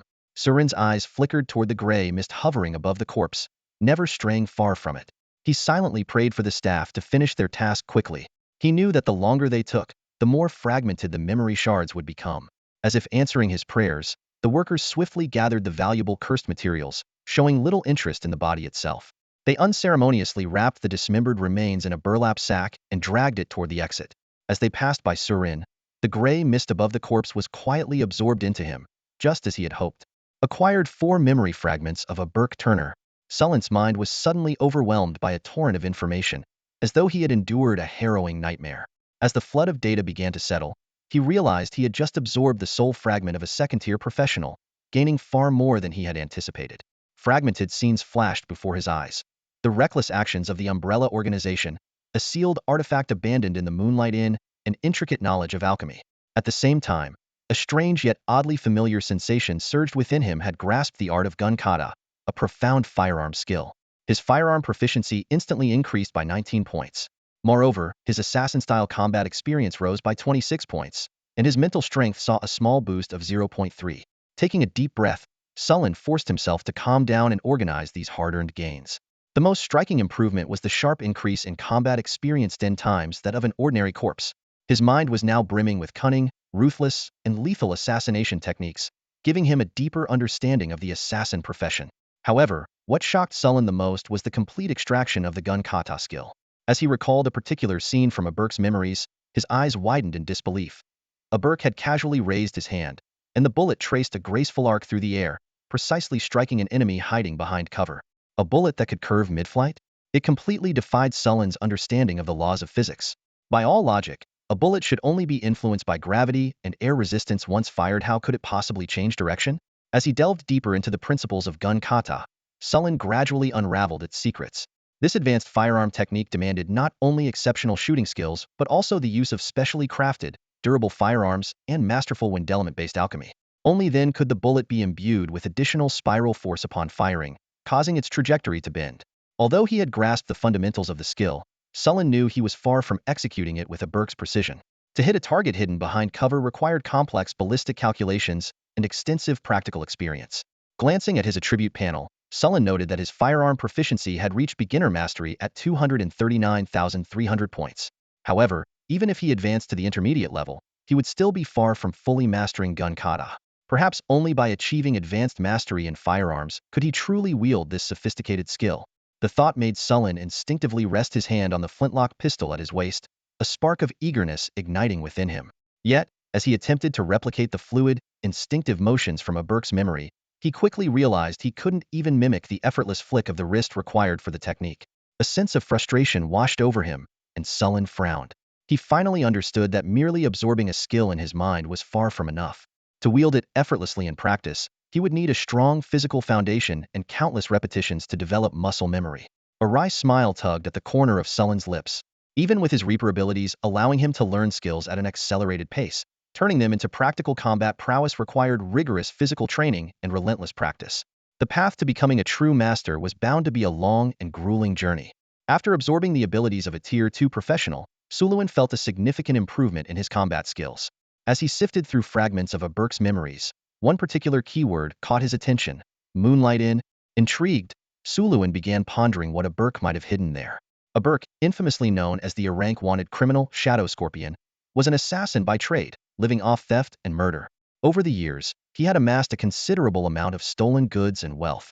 From Aberk's memories, Suluin learned that he was recently captured by the Umbrella Organization and had disclosed the locations of several stashes. However, it seemed there was still one critical sealed artifact that Aberk had kept hidden. A sealed artifact? Suluin mused to himself. For a Tier 2 professional to consider it a life-saving trump card, it must be extraordinary. Though his curiosity was piqued, Suluin decided to bide his time. Aberk had only been captured recently, and his movements were likely still under close surveillance. The Umbrella Organization, a special enforcement unit composed of professionals operating in the inner city, was likely investigating Aberk's past activities. Recalling the methods police used to track criminals in his previous life, Suluin understood that acting rashly could bring unnecessary trouble. The more valuable the item, the more eyes it attracts, he thought. I'll wait until the heat dies down before looking into the location of the Moonlight Inn. Meanwhile, the gladiatorial matches at the Scarlet Bunker gambling den had come to an end. The gamblers were slowly leaving the venue, but few knew that tonight's main event had drawn the attention of some notable figures. In one of the private rooms on the second floor, the air was thick with smoke, carrying the subtly sweet aroma unique to premium cigars. These cigars, produced by the Begum Tobacco Company, were priced at a level equivalent to a month's wages for an average worker. Inside the room, a group of men and women dressed in black suits lounged comfortably. Their mechanical prosthetics betrayed their affiliation with the underworld, and even the sharp tailoring of their suits couldn't mask the fierce aura they exuded. Anyone familiar with the city's criminal circles would instantly recognize the bearded man puffing on a cigar banner, the notorious leader of the Steam Brotherhood in the Outer City. As one of the most influential figures in the Outer City, Banner had watched the entire match tonight. Despite losing some money, he appeared to be in high spirits. Interesting ability, Banner remarked thoughtfully, exhaling a smoke ring. Send someone to approach this Red Demon Gorin. If he's willing to join our gang, offer him a position as a lieutenant. He elaborated further. A Tier 2 professional exiled by the Battle of Family won't find work with other inner-city families. He'll have no choice but to scrape by in the Outer City. For us, people like him make ideal recruits. A man standing by the door promptly responded, "Understood, boss." At that moment, a sultry woman nestled in Banner's arms spoke up, her voice carrying a coquettish tone. "Boss, what about Green Street? Those gambling dens and nightclubs are prime real estate. The Cross Society sent some greenhorn to oversee the area, and it's making it hard for us to step in." Banner's large hand roamed freely over the woman's chest as he replied casually, "Heh, just a rookie who recently advanced to a professional. Since they won't let their higher-ups get involved, we shouldn't lower ourselves either. In a couple of days, send some guys to take them out. It'll also serve as a way to gauge the Cross Society's upper management." The seductive woman, seemingly privy to some inside information, asked curiously, "Boss, is it true that the Cross Society's leader has gone missing?" Banner paused, his expression contemplative, before answering slowly, "Chuck hasn't been seen at the Cross Society for 2 or 3 months now. Word is, he went outside the city last time to deal with a cursed space and ran into trouble." He paused again, a flicker of suspicion in his eyes. But knowing that sly old fox, even if something did go wrong, had have left some contingency plans in place. Right now, he's probably scheming something in the shadows, waiting to strike. That's why we need to test the waters. Otherwise, the Steam Brotherhood would have taken those streets long ago. As Banner spoke, his hand became even bolder in its movements. The woman's long dress revealed teasing glimpses of her body, but the others in the room remained indifferent to the provocative scene, none daring to look directly. The woman's breathing grew heavier as she playfully teased, "Boss, will you come to my place tonight?" To her surprise, Banner shook his head. "Not tonight." Her lips curled into a slight pout, a fleeting look of disappointment crossing her face. Yet, even this subtle expression carried an irresistible allure, stirring a deep sense of tenderness in those who saw it. Noticing the faint disappointment in her eyes, Banner chuckled and explained, "I've got word there's something interesting happening tonight, so I need to head out." "Exciting?" The woman's crystal-clear eyes sparkled with curiosity as she heard the remark. Banner paused briefly, contemplating whether to reveal too much. Lowering his voice, he explained, "Rumor has it that the Templar Order recently retrieved a mysterious artifact from an ancient ruin. As it happens, a lot of powerful figures from the inner city are coveting it. Tonight, there's a good chance a group will try to raid the Templars' treasure vault." Even though Banner left out many key details, the woman quickly picked up on the gravity of the situation. A glimmer of excitement flashed in her eyes as she pressed further. "Are we going to war with the Templars?" Banner shook his head and corrected her, "Not us. It's likely the Ravens and the inner city big shots backing them are making a move. This isn't a war, it's more of a swift raid. We're just going to watch the show. Of course, if an opportunity arises, it wouldn't hurt to pick up some scraps." With no more corpses in the arena to harvest souls from, Surin decided it was time to leave. The other gambling games upstairs didn't interest him either. Being new to the area, Surin planned to familiarize himself with his surroundings first. At the very least, he wanted to map out the 3 districts of Green Street. After all, as a member of the Templar Order, it would be unacceptable not to know his own turf. Stepping out of the gambling den, Surin found himself amidst the bustling nightlife of Green Street. The streets were crowded with people, lively and chaotic. Armed individuals were a common sight, carrying firearms, swords, or steam-powered mechanical limbs paired with leather armor, cowboy hats, and rugged boots, the typical attire of scavenger hunters. While the average monthly wage for outer city residents was only 2,000 to 3,000 lisos, merely sitting in one of Green Street's taverns could set someone back several hundred. Most patrons here were daredevils who had struck at rich, scavenging, dangerous ruins. But the fortunes they risked their lives to earn were often squandered just as quickly in places like this. Navigating through the throngs of people, Surin's gaze shifted to the buildings lining the street.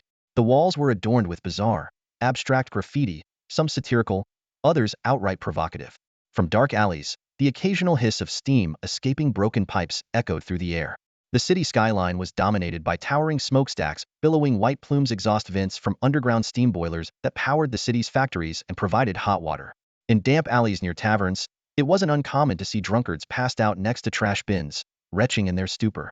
Rats, accustomed to the scene, would sometimes sniff at the unconscious figures, as if evaluating them as potential meals. Recalling the half-dismembered corpse head seen behind the Elephant Tavern, Surin's eyes instinctively drifted to the dark sewer grates nearby. In those shadowy depths, it seemed as though countless crimson eyes were lurking, silently watching the surface world. After walking for a while, Surin felt the pangs of hunger. He found a relatively clean-looking diner and decided to eat there. The main course was mushroom stew with black bread, a specialty of the underground city. Meat, being a luxury, was exorbitantly priced, and even the restaurant owner couldn't identify what kind of animal the meat served that day came from. Surin didn't mind as long as it wasn't poisonous. It was all valuable protein to him. Although the taste was peculiar, it was a feast compared to the dry black bread he had been surviving on. Typically, the daily operations of gang life only took about half an hour.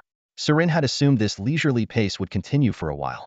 However, as he was dining, the communicator at his waist suddenly buzzed with an urgent call. Everyone, report to the alley behind the Emperor's bathhouse immediately. Kai's voice came through, tense and hurried. While the specifics weren't mentioned, the urgency in his tone was unmistakable. The meeting point wasn't far, so Surin wasted no time heading there. By the time he arrived at the dimly lit alley, dozens of Templar members had already gathered. The roar of steam-powered motorcycles filled the air, and both bikes and armored vehicles were ready to roll. Everything was prepped for the operation ahead. The gang's ability to mobilize on short notice was always impressive. Emergency gatherings often signaled an imminent clash. Most of the members had no idea what was going on but wore expressions of excitement and anticipation. Surin's eyes narrowed as he noticed weapons and ammunition being distributed. Sensing that this was no small matter, Kai stood at the forefront, his expression grave. He addressed the group succinctly. The headquarters warehouse has been attacked. We need to get there immediately. While we don't yet know who the enemy is, his gaze swept across the crowd. Prepare for battle. What? The gang's headquarters warehouse was attacked? Captain Kai's voice exploded in the narrow, dark alley, startling a few stray cats that darted into the shadows. Damn it. It must be those Steam Gang bastards. Let's move, brothers. Time to take them down. Before the words had fully left his mouth, the gang members were already scrambling into action, grabbing weapons and piling into vehicles that had been waiting nearby. It took less than 3 minutes for the gang members in the vicinity of Green Street to gather en masse. Surin, a rookie who had just joined the gang, had never been part of an operation like this before. For a moment, he stood frozen in confusion.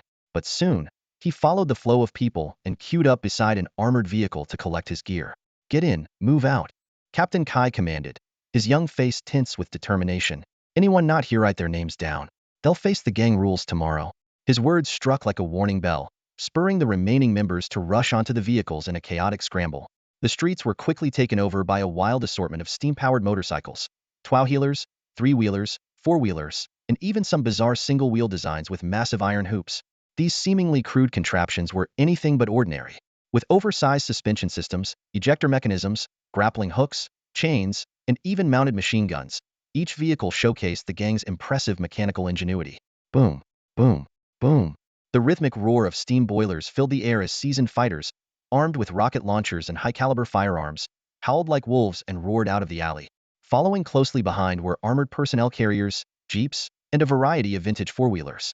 Trusting his instincts from watching too many action movies, Surin quickly jumped onto a motorcycle near the center of the convoy. His eyes scanned the group and landed on Captain Kai, who was riding in a vehicle just ahead. Kai, as if suddenly remembering something, turned to the man beside him and instructed, Sam, the rookies haven't been in a gang fight before. Keep an eye on them when things heat up. Sam grinned broadly and gave a casual nod. Got it, Captain. The convoy roared forward in a thunderous procession, the noise drawing the attention of pedestrians along Green Street. Onlookers stopped in their tracks, pointing and murmuring to each other as the gang rolled past. Meanwhile, over at the Steel Cross Society's headquarters, a towering structure called the Blackthorn Tower in the heart of the Southern District's 41st block, chaos had erupted. The news of the attack had spread like wildfire, prompting leaders and captains scattered across the city to quickly mobilize their forces and converge on the headquarters from all directions. But a group of heavily armed, masked intruders had already infiltrated the building. The outer perimeter was still locked in fierce gunfire, but these intruders seemed uninterested in an all-out fight. Carrying a coffin-shaped long case, they moved swiftly toward the underground vault. The invaders were a skilled and well-equipped bunch, each wearing alchemical night vision goggles and masks that concealed most of their faces. Their expertise was undeniable, as they effortlessly took down guards along the way, eventually arriving at a silver metallic door. The door, with its intricate design and imposing presence, looked impervious even to explosives. The masked leader let out a cold chuckle. Heh, I've always heard the Steel Cross Society's silver vault was an advanced alchemical relic from a bygone era, indestructible. Now that I see it for myself, it's truly something else. A technician examined the vault's complex lock for a moment before shaking his head in frustration. Another masked figure, wearing a crow-like mask, stepped forward and said, "We don't have time to crack the code. Get ready to force it open. TSK.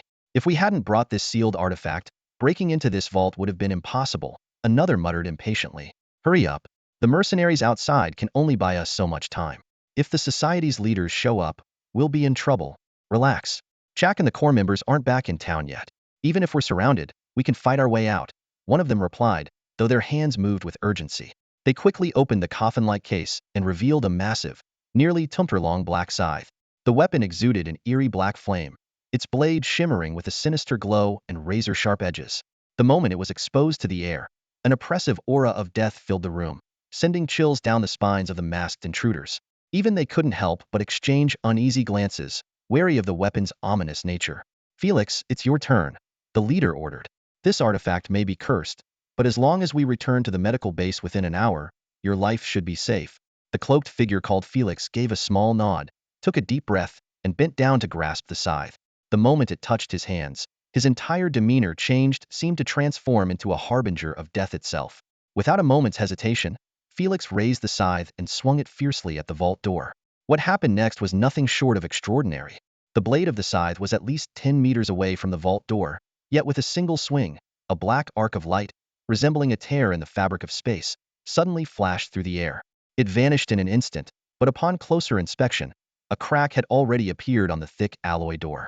The black scythe had somehow sliced through the meter-thick metal door from a distance, as effortlessly as cutting through air. Felix stared at the result of his strike, his face twitching slightly as a flicker of pain flashed through his eyes. Clearly, a single crack wasn't enough to open the vault, but he decided against risking a second swing. Another black-clad figure stepped forward, taking the scythe and striking the door again. Another clean gash appeared in the metal. One by one, the four individuals took turns, methodically carving a square opening into the vault door. The leader of the group delivered a powerful kick, and the chunk of alloy fell away with a resounding thud, revealing a hole large enough for them to pass through.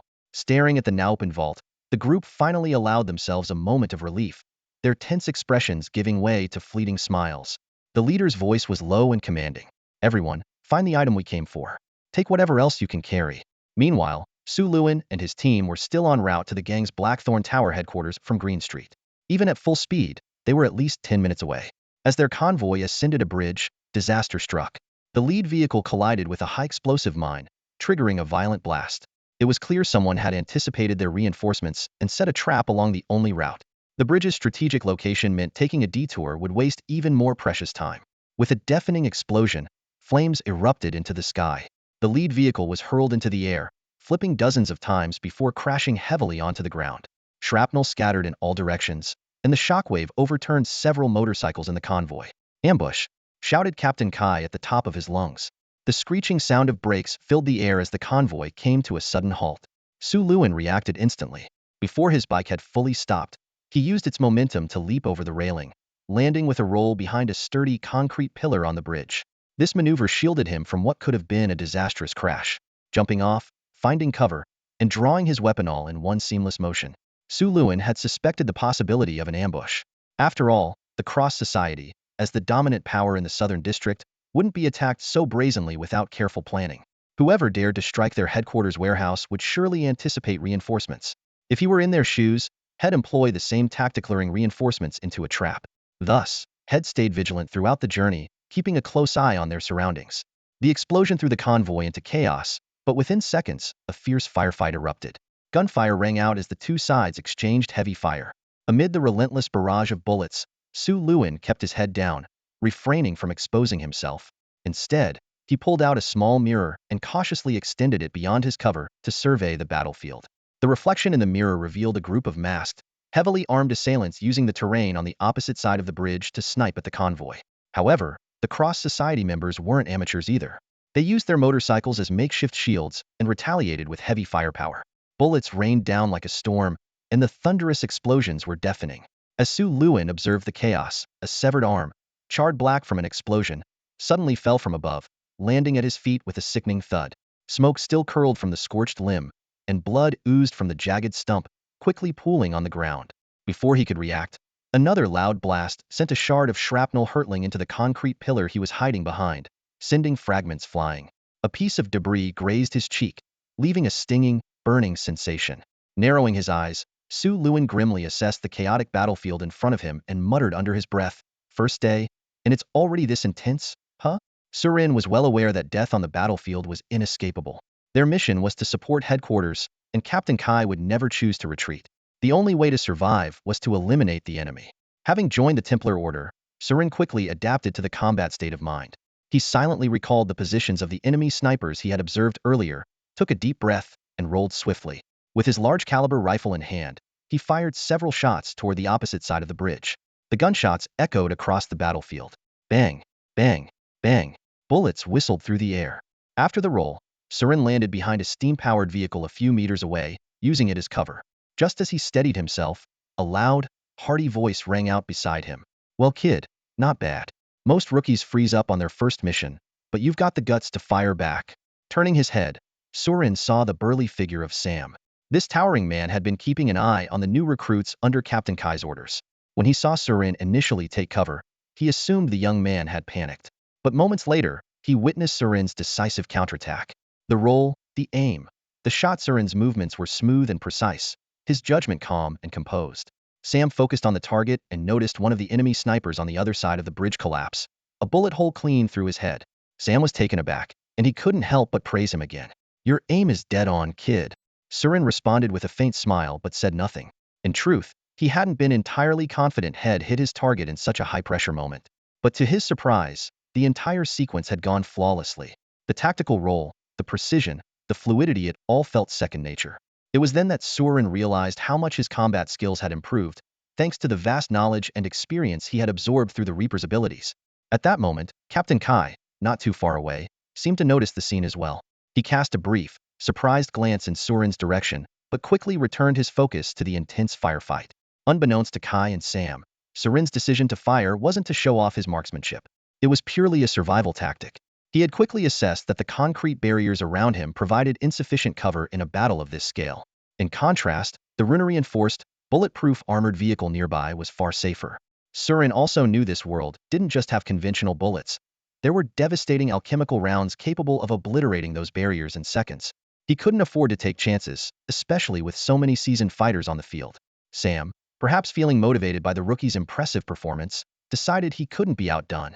The burly man opened the equipment box on the vehicle, pulled out a shoulder-mounted rocket launcher, and fired it toward the opposite side of the bridge. A deafening explosion followed, and flames erupted into the sky. The battle had been intense from the very beginning, with both sides exchanging relentless fire. However, Surin felt a twinge of relief. At least the enemy wasn't deploying large-scale destructive weapons. This significantly increased his chances of survival. It made sense, though. Alchemical bullets, costing thousands or even tens of thousands of lisos each, weren't something gangs could afford to waste in bulk during a skirmish. This fight was destined to be a war of attrition, one that would only end when one side suffered heavy casualties or decided to retreat. But that was precisely the enemy's goal to stall. By the time they managed to cross the bridge, the battle at headquarters might already be over. What Surin didn't expect, however, was the bold and unexpected decision Captain Kai made as the stalemate dragged on. "Must be mercenaries from the North District. Damn it, they're trying to delay us from reaching headquarters," Kai muttered, his sharp eyes locked on the armed figures across the bridge. He quickly deduced their intentions. Refusing to let them succeed, he turned to Sam and the others. "When I count to 3, cover me." The group's faces lit up with shock. "Wait, Captain Kai. Are you planning to charge across the bridge?" someone exclaimed. The idea was insane. If the enemy had set up an ambush, they'd undoubtedly anticipated the presence of professionals on their side. In such a scenario, even someone capable of withstanding bullets with their body wouldn't dare expose themselves recklessly. Otherwise, they'd be met with specialized rounds and artillery fire. No one, no matter how durable, could survive that kind of concentrated firepower. Yes, their goal is to hold us here. The longer they succeed, the worse things will get at headquarters. "We can't waste any more time. We need to break through now," Kai declared decisively. His expression turned steely, and with a sharp command, he shouted, "Colony gear. Activate." Before the words had fully left his mouth, his hands began weaving intricate symbols in the air. The ground beneath him lit up with the glowing orange patterns of an alchemical hexagram. In mere moments, his shin bones and forearm bones extended and sharpened, transforming into gleaming, mantis-like scythe blades of metal. "This is Kai's alchemical prosthetic blade." Without hesitation, Kai issued the order, leaving no room for doubt among his men. As the prosthetic activated, a countdown began to spill from his lips. 3, 2, 1 charge. Damn it. To hell with them. Sam and the others cursed under their breath, but didn't hesitate. They sprang to their feet, raised their muskets, and unleashed a barrage of firepower toward the opposite side of the bridge. Su Luin, unwilling to be outdone, fired both pistols in rapid succession, his peripheral vision locked on Captain Kai as he charged forward. Amid the thunderous gunfire, Kai pushed off the ground with explosive force, leaping dozens of meters into the air. His figure resembled a flying mantis, agile and menacing. As he landed on one of the bridge's stone pillars, using it as a springboard, he propelled himself forward again, slicing straight into the enemy's ranks. Brothers, forward!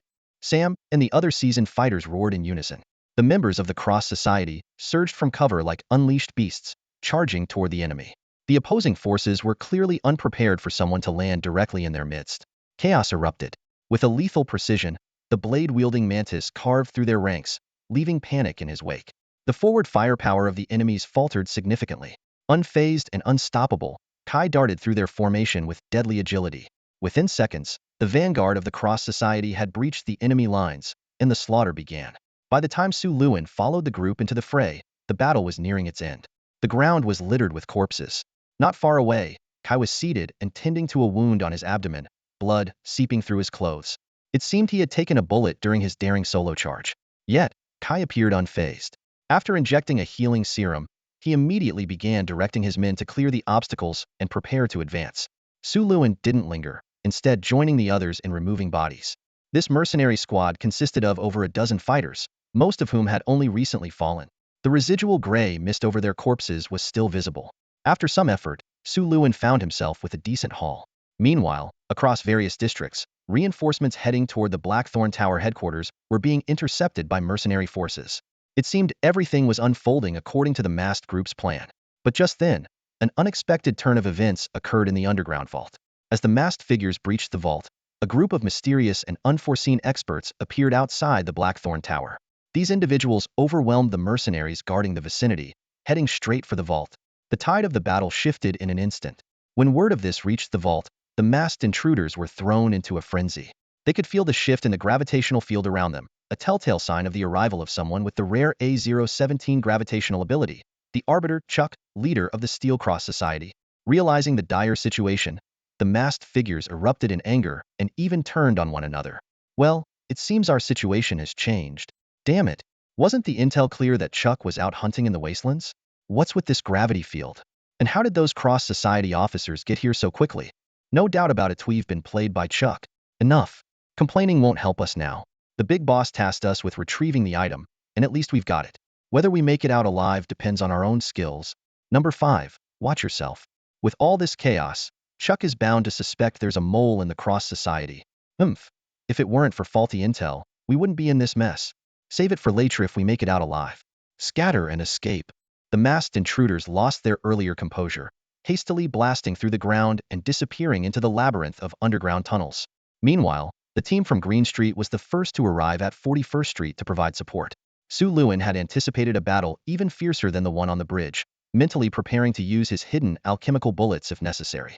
But upon arrival, he found the situation unexpectedly calm.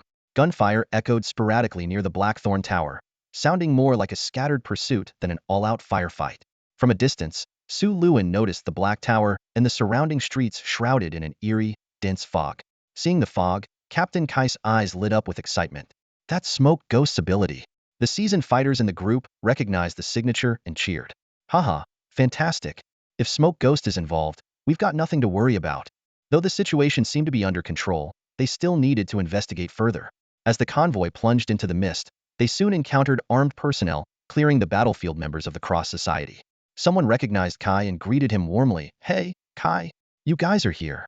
Kai glanced around, observing the calm and quiet headquarters. With a slight frown and a puzzled expression, he asked, I heard the headquarters was under attack. Where are the attackers? The person responded casually, haha, the president and the senior members suddenly returned.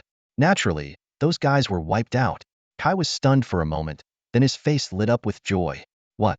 The president and the others are back? Hearing the relaxed tone, Su Luin discreetly breathed a sigh of relief. It seemed he wouldn't have to face an extraordinary battle far beyond his abilities on his very first day joining the gang. The convoy from Green Street rolled onto the plaza in front of the Black Forest Tower, the surrounding mist gradually dissipating. Suddenly, a figure began to materialize from a swirl of smoke, not far away. A stern-faced middle-aged man. Kai and the season members immediately recognized him and respectfully called out, "Boss Smoker." Su Luin recalled seeing this middle-aged man on the city wall 10 hours ago. He was one of the senior members of the Cross Association, known as Smoker Sambor Kaczynski. Smoker gave a slight nod in acknowledgement. His face looked pale, as if he had been injured. Before Kai could ask any questions, a massive black shadow suddenly swooped down from the sky. Su Luin instinctively reached for the flintlock pistol at his waist, but upon closer inspection, he realized it was a human with black metallic wings. As the figure landed, the steel wings on his back swiftly folded and disappeared. Kai exclaimed excitedly, "Boss Angel." This was another senior member of the Cross Association, Knight Angel Gerda Amato. Gerda seemed familiar with Kai and greeted him with a smile. "Yo, Kai kid. I heard the reinforcements from other districts were intercepted by mercenaries. How did you guys get here so fast?" Kai replied modestly, "We were worried about the headquarters, so we rushed over." Gerda, knowing Kai's personality, smirked knowingly. "Let me guess you charged ahead again, didn't you?" Kai scratched the back of his head and smiled without answering. Gerda shook his head, a hint of admiration flashing in his eyes. Su Luin stood silently among the crowd, but his gaze lingered on the metallic wings. A glimmer of intrigue crossed his eyes as he thought to himself, "Alchemical prosthetics that allow flight, quite practical. If I have the opportunity to choose alchemical enhancements during my upcoming initiation, obtaining the blueprint for those wings wouldn't be a bad idea." With the headquarters safe, everyone began to relax. At that moment, the two senior members suddenly tilted their heads, as if sensing something. Following their gaze, Su Luin looked over. A woman leaped down from a rooftop over 10 meters high, carrying someone on her shoulder. She landed gracefully and casually tossed the person onto the ground. A masked man, covered in knife wounds and unconscious. The woman's outfit was bold and commanding, exuding a heroic air. She was clearly another senior member, four-armed Rakshasa, Chintiao. Her thick green hair was tied high, and around her waist was a thick red rope resembling a shimenawa, adorned with 4 single-edged swords of varying colors.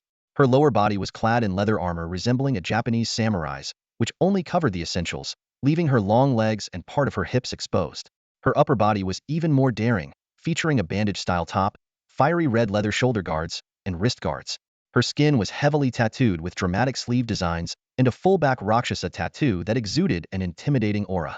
From a distance, Su Luin could feel the oppressive energy emanating from the Rakshasa tattoo, making him hesitant to look directly at it. His gaze briefly flicked to her ample chest, and he couldn't help but think, indeed, a sign of great danger. Kai greeted her enthusiastically, "Sister Qiantiao." Qiantio's intimidating demeanor softened immediately upon seeing Kai, and she teased, "Well, well, little Kai. I hear you're in charge of Green Street now? When are you going to set something up for me?" Kai patted his chest with a grin. "No problem, Sister Qiantiao. Anytime you say the word. If you think those guys in the clubs aren't good enough, they'll personally keep you company." Qiantiao gave him a sidelong glance and feigned disdain. "Ha, with those scrawny arms and legs of yours, I doubt you'd last long." The seasoned members in the convoy burst into hearty laughter at this exchange. Even Sam and the other men shamelessly shouted, "Sister Qiantiao, if the captain can't cut it, we're up for the job." Seeing the banter, even Su Luin couldn't help but crack a small smile. After the laughter died down, everyone's attention shifted to the unconscious captive Qiantiao had brought back. Smoker and Night Angel exchanged glances, their eyes betraying complex emotions. At that moment, another group emerged from the Black Forest Tower. When the leader appeared, everyone present, Kai, the senior members, and the rest called out respectfully in unison, "President." The Arbiter Chuck, the most powerful figure in the Southern District and a mafia godfather in his own right, walked forward with steady steps. Beneath his thick beard was a face chiseled with sharp, rugged features. Though not particularly tall, his broad frame and wolf-like, piercing gaze exuded an undeniable authority. His tailored brown suit, heavy wool coat, and low-pressed bowler hat all spoke to his stature as the head of the Iron Cross Syndicate. As Chuck approached, the gang members greeted him with deference, calling out, "Boss." Chuck gave a slight nod, his gaze landing on the unconscious captive lying on the ground. Qiantiao stepped forward to report, "This guy tried to kill himself, but I stopped him. He's not familiar, likely a mercenary from the Northern District." Chuck nodded thoughtfully, then remarked, "They used a black scythe to break into the vault. It must be that unbreakable sealed artifact Hypnos Black Scythe of Night." The captains furrowed their brows at the mention of the artifact, then quickly understood. It was clear that only such a powerful item could have breached the vault's defenses so effortlessly. Chuck issued his orders with a stern tone. Sealed artifacts can't be stored in spatial rings, theory too conspicuous. The people can go, but the artifact must not leave the southern district. Lock down the area immediately. No one gets out.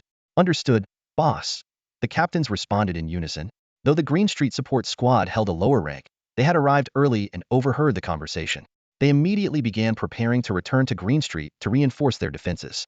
As they turned to leave, Chinchiao tossed the unconscious captive onto an open-top motorcycle and instructed, Kai, take this guy to the interrogation room. Got it, Kai responded, securing the captive with the help of a few subordinates. As the Green Street crew departed, the other captains scattered to their respective patrol zones. Chuck remained in place, his penetrating gaze cutting through the mist as he stared into the distant streets. Moments later, a middle-aged man with a cigarette dangling from his lips approached to report, Boss, we've got the details. Of the 7 who entered the vault, we killed 4 and captured 1. The artifact is gonite must have been taken by the guy wielding the scythe. As for the last one, they might be. Chuck raised a hand to cut him off. I know. No one noticed the shadow of gloom that flickered in the eyes of the notorious mafia boss. Meanwhile, the Green Street convoy was heading back, filled with laughter and cheer. Kai announced some good news, guys. Smokey Boss said everyone gets a 50,000 bonus for this job. Since we were the first to arrive, there's an extra 50,000 on top of that. The convoy erupted into cheers. Smokey Boss is the best. Long live the captain. 100,000 lysosa, some equivalent to 5 months' wages, was a fortune to these ordinary gang members. While 6 had died and over a dozen were injured in the skirmish on the bridge, the hardened gangsters, accustomed to life and death, seemed unfazed. They were far more interested in how long this money could sustain their indulgences in Green Street's pleasure district. Listening to the jubilant shouts around him, Surin couldn't help but crack a smile. His first day in the gang had been packed with unexpected events. He thought to himself, the high risks and casualties of this life certainly lived up to its reputation, but the rewards were just as substantial. Oddly enough, Surin found himself thinking that this life wasn't so bad after all.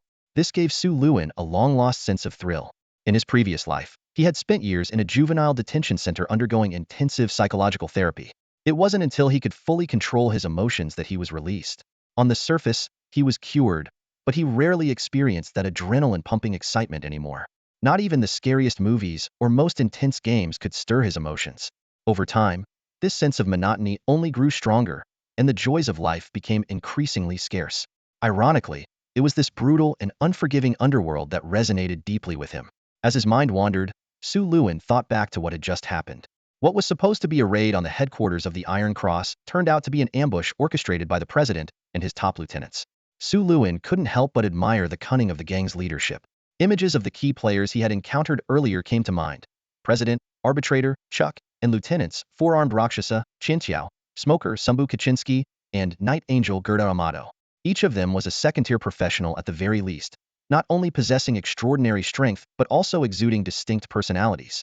They were far more than mere gangsters. Suddenly, Su Luin's gaze fell on a prisoner captured during the raid, and his mind instinctively began piecing together a puzzle. Who were their enemies? Was it the Crow Gang, their old rival? Or perhaps the Steam Party? However, given the circumstances, most of the participants in the raid appeared to be mercenaries from the Northern District. It seemed unlikely that the 2 major gangs were directly involved. The fact that such elite mercenaries were hired suggested that the mastermind was likely a powerful figure from the inner city. Su Luin continued to ponder. What was their goal in raiding the headquarters warehouse? Simple robbery didn't make sense. It's far easier to target wealthy elites than to confront a gang. It was highly probable that these mercenaries were after a specific item stored in the warehouse. As Su Luin pieced together the limited clues, fragments of the truth began to surface in his mind. Still, he had little interest in delving deeper. After all, matters involving the gang's leadership were beyond his current capabilities and not something he wished to entangle himself with. But another question piqued his curiosity. Why would these mercenaries, knowing the strength of the Iron Cross's top brass, still dare to attack? Reflecting on the calm expressions of the lieutenants earlier, it seemed they had dealt with the mercenaries effortlessly. What gave the enemy such confidence? Then, Su Luin recalled something he overheard earlier. The president and the lieutenants had only just returned. This implied that the enemy had chosen to strike during their absence from the city. However, it turned out the leadership had been lying in wait all along, setting a trap. The situation seemed to grow increasingly complex. No one would stage an elaborate empty fort strategy just to suffer a beating for no reason. After all, having their headquarters breached would be a major humiliation for the Iron Cross, one of the city's 3 great gangs, even if they could recover their losses. Su Luin concluded that the leadership must have had another objective behind this calculated risk. Perhaps they were trying to assert dominance or root out a mole within their ranks. A raid of this scale suggested a high likelihood of internal betrayal. As Su Luin remained deep in thought, his eyes once again landed on the unconscious prisoner. A sudden notion struck him. If there really was a traitor within the gang, wouldn't they try to silence this prisoner? The interrogation room was only 3 streets away. If they didn't act now, it would be much harder to kill the prisoner once they reached the interrogation room. At that point, the mole's identity would inevitably be exposed. As if on cue, a deafening sniper shot tore through the air like thunder. Su Luin's eyes snapped to the car ahead, where the prisoner's head had been blown apart in an instant. Staring at the gruesome scene, Su Luin's face involuntarily twitched. In that moment, he realized his deduction had been spot on. The moment Su Luin heard the gunshot, he immediately realized this wasn't an ordinary sniper rifle. The gruesome scene of the target's head exploding only confirmed his suspicion this was an alchemical bullet. Clearly, the assassin's intent was a kill with a single, decisive shot. Although the thunderous sound of the gunshot instinctively made Su Luin flinch, he quickly regained his composure. Based on his analysis of the situation, he deduced that the sniper wouldn't fire a second shot. After all, the mysterious gunman's mission was to silence the target, not waste precious ammunition on small fry like them. Moreover, the convoy was near the Blackthorn Tower, the gang's headquarters, where reinforcements could arrive at any moment. The longer the sniper lingered, the slimmer their chances of escape. Damn it, there's a sniper. Everyone, take cover. The sudden attack threw the members of the Green Street gang into chaos. The convoy screeched to a halt, and everyone scrambled for cover, terrified of becoming the next victim of the sniper hidden somewhere among the buildings. Su Luin, however, saw an opportunity. His eyes darted to the headless corpse slumped over a motorbike 10 meters away, a glint of determination flashing in his gaze. While the others were still panicking, he decisively leaped out, rolling across the danger zone, and landed safely behind the motorbike, carrying the corpse. To the others, the corpse was nothing more than a mangled mess of flesh and blood. But to Su Luin, it was the remains of at least a Tier 2 professional, a rare and invaluable resource.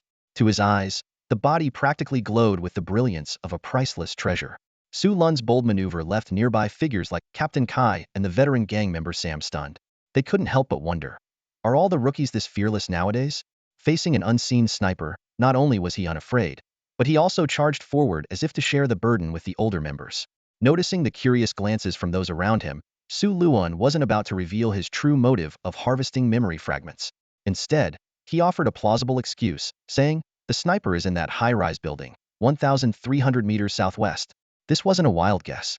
With his keen insight from basic firearms mastery, Su Luin quickly deduced the sniper's location from the trajectory of the bullet. The blood spray from the corpse on the motorbike indicated that the bullet came from the southwest.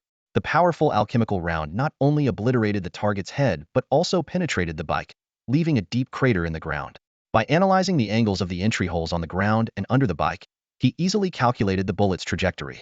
Most importantly, with his now superhuman vision, Su Luin had caught a fleeting glimpse of a shadowy figure on a distant high-rise. Southwest? Captain Kai and the other seasoned gang members froze for a moment before realization dawned on them. As battle-hardened veterans, they knew how to pinpoint a sniper's location, but the sudden attack had left them momentarily stunned. They didn't expect a rookie to figure it out so quickly. Taking advantage of the distraction, Su Luin successfully extracted memory fragments from the corpse. Acquired memory fragments of Vicente Isakov III. You have gained some information. They would never have guessed the manuscript was hidden there. You have learned the basics of ancient Nidic. You have acquired some knowledge of the occult. Alchemy experience 31. Mental strength 0.35. Although he didn't extract any combat skills this time, Su Luin wasn't disappointed. As he processed the influx of occult knowledge in his mind, he realized its value was no less than a combat skill, perhaps even more precious. In this world teeming with peculiar alchemical arts, alchemy was the foundation of everything. Even the enchantment implants, vital for enhancing combat power among professionals, were merely a conventional application of alchemy. But alchemy's mysteries extended far beyond that, encompassing fields like enchantments, metallurgy, crafting, potions, implants, and spells. In essence, alchemical knowledge equated to combat power. The principle of equivalent exchange made alchemy capable of trading for anything. This also explained why the old-school arcane alchemists of the Raven Gang looked down on the mechanical technology of the other two gangs. So far, the combat efficacy of New Age steam mechanics paled in comparison to traditional arcane methods. The higher the rank, the greater the disparity. But why, then, were mechanical arms and steam equipment so widespread despite the superiority of the old ways? The answer was simple: affordability and accessibility. In the lower tiers of professionals, firearms and steam mechanics were indeed practical.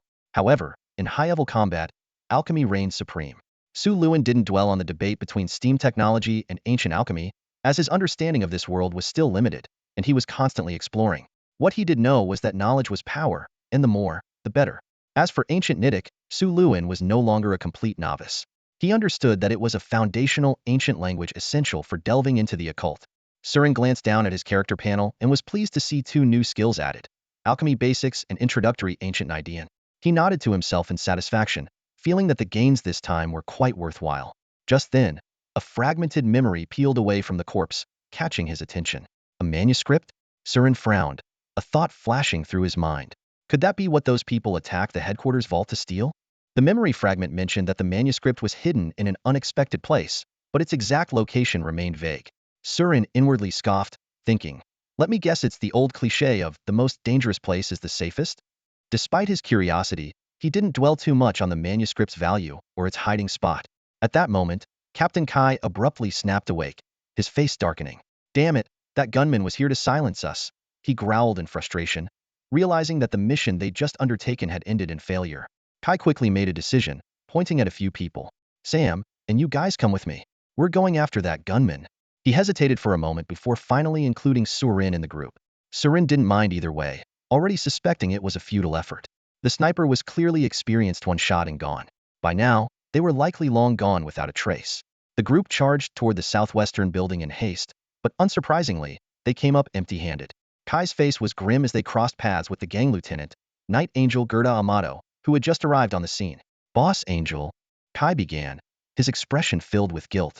Gerda remained calm, as though the death of such an important captive was of little consequence. He reassured them, it's fine. This wasn't your fault. The boss said to leave it as it is. Head back for now.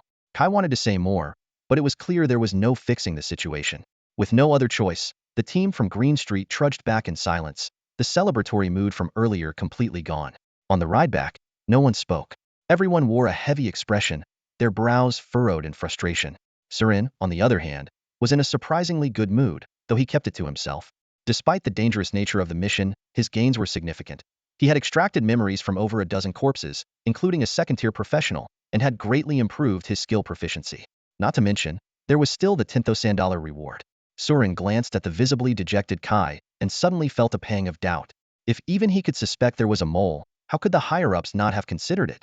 And if they had, why would they be so careless as to let a group of rookies escort such an important captive? The thought struck him like lightning. This wasn't carelessness, it was deliberate. The cross-society higher-ups were playing a larger game, intentionally setting a trap to lure out the mole.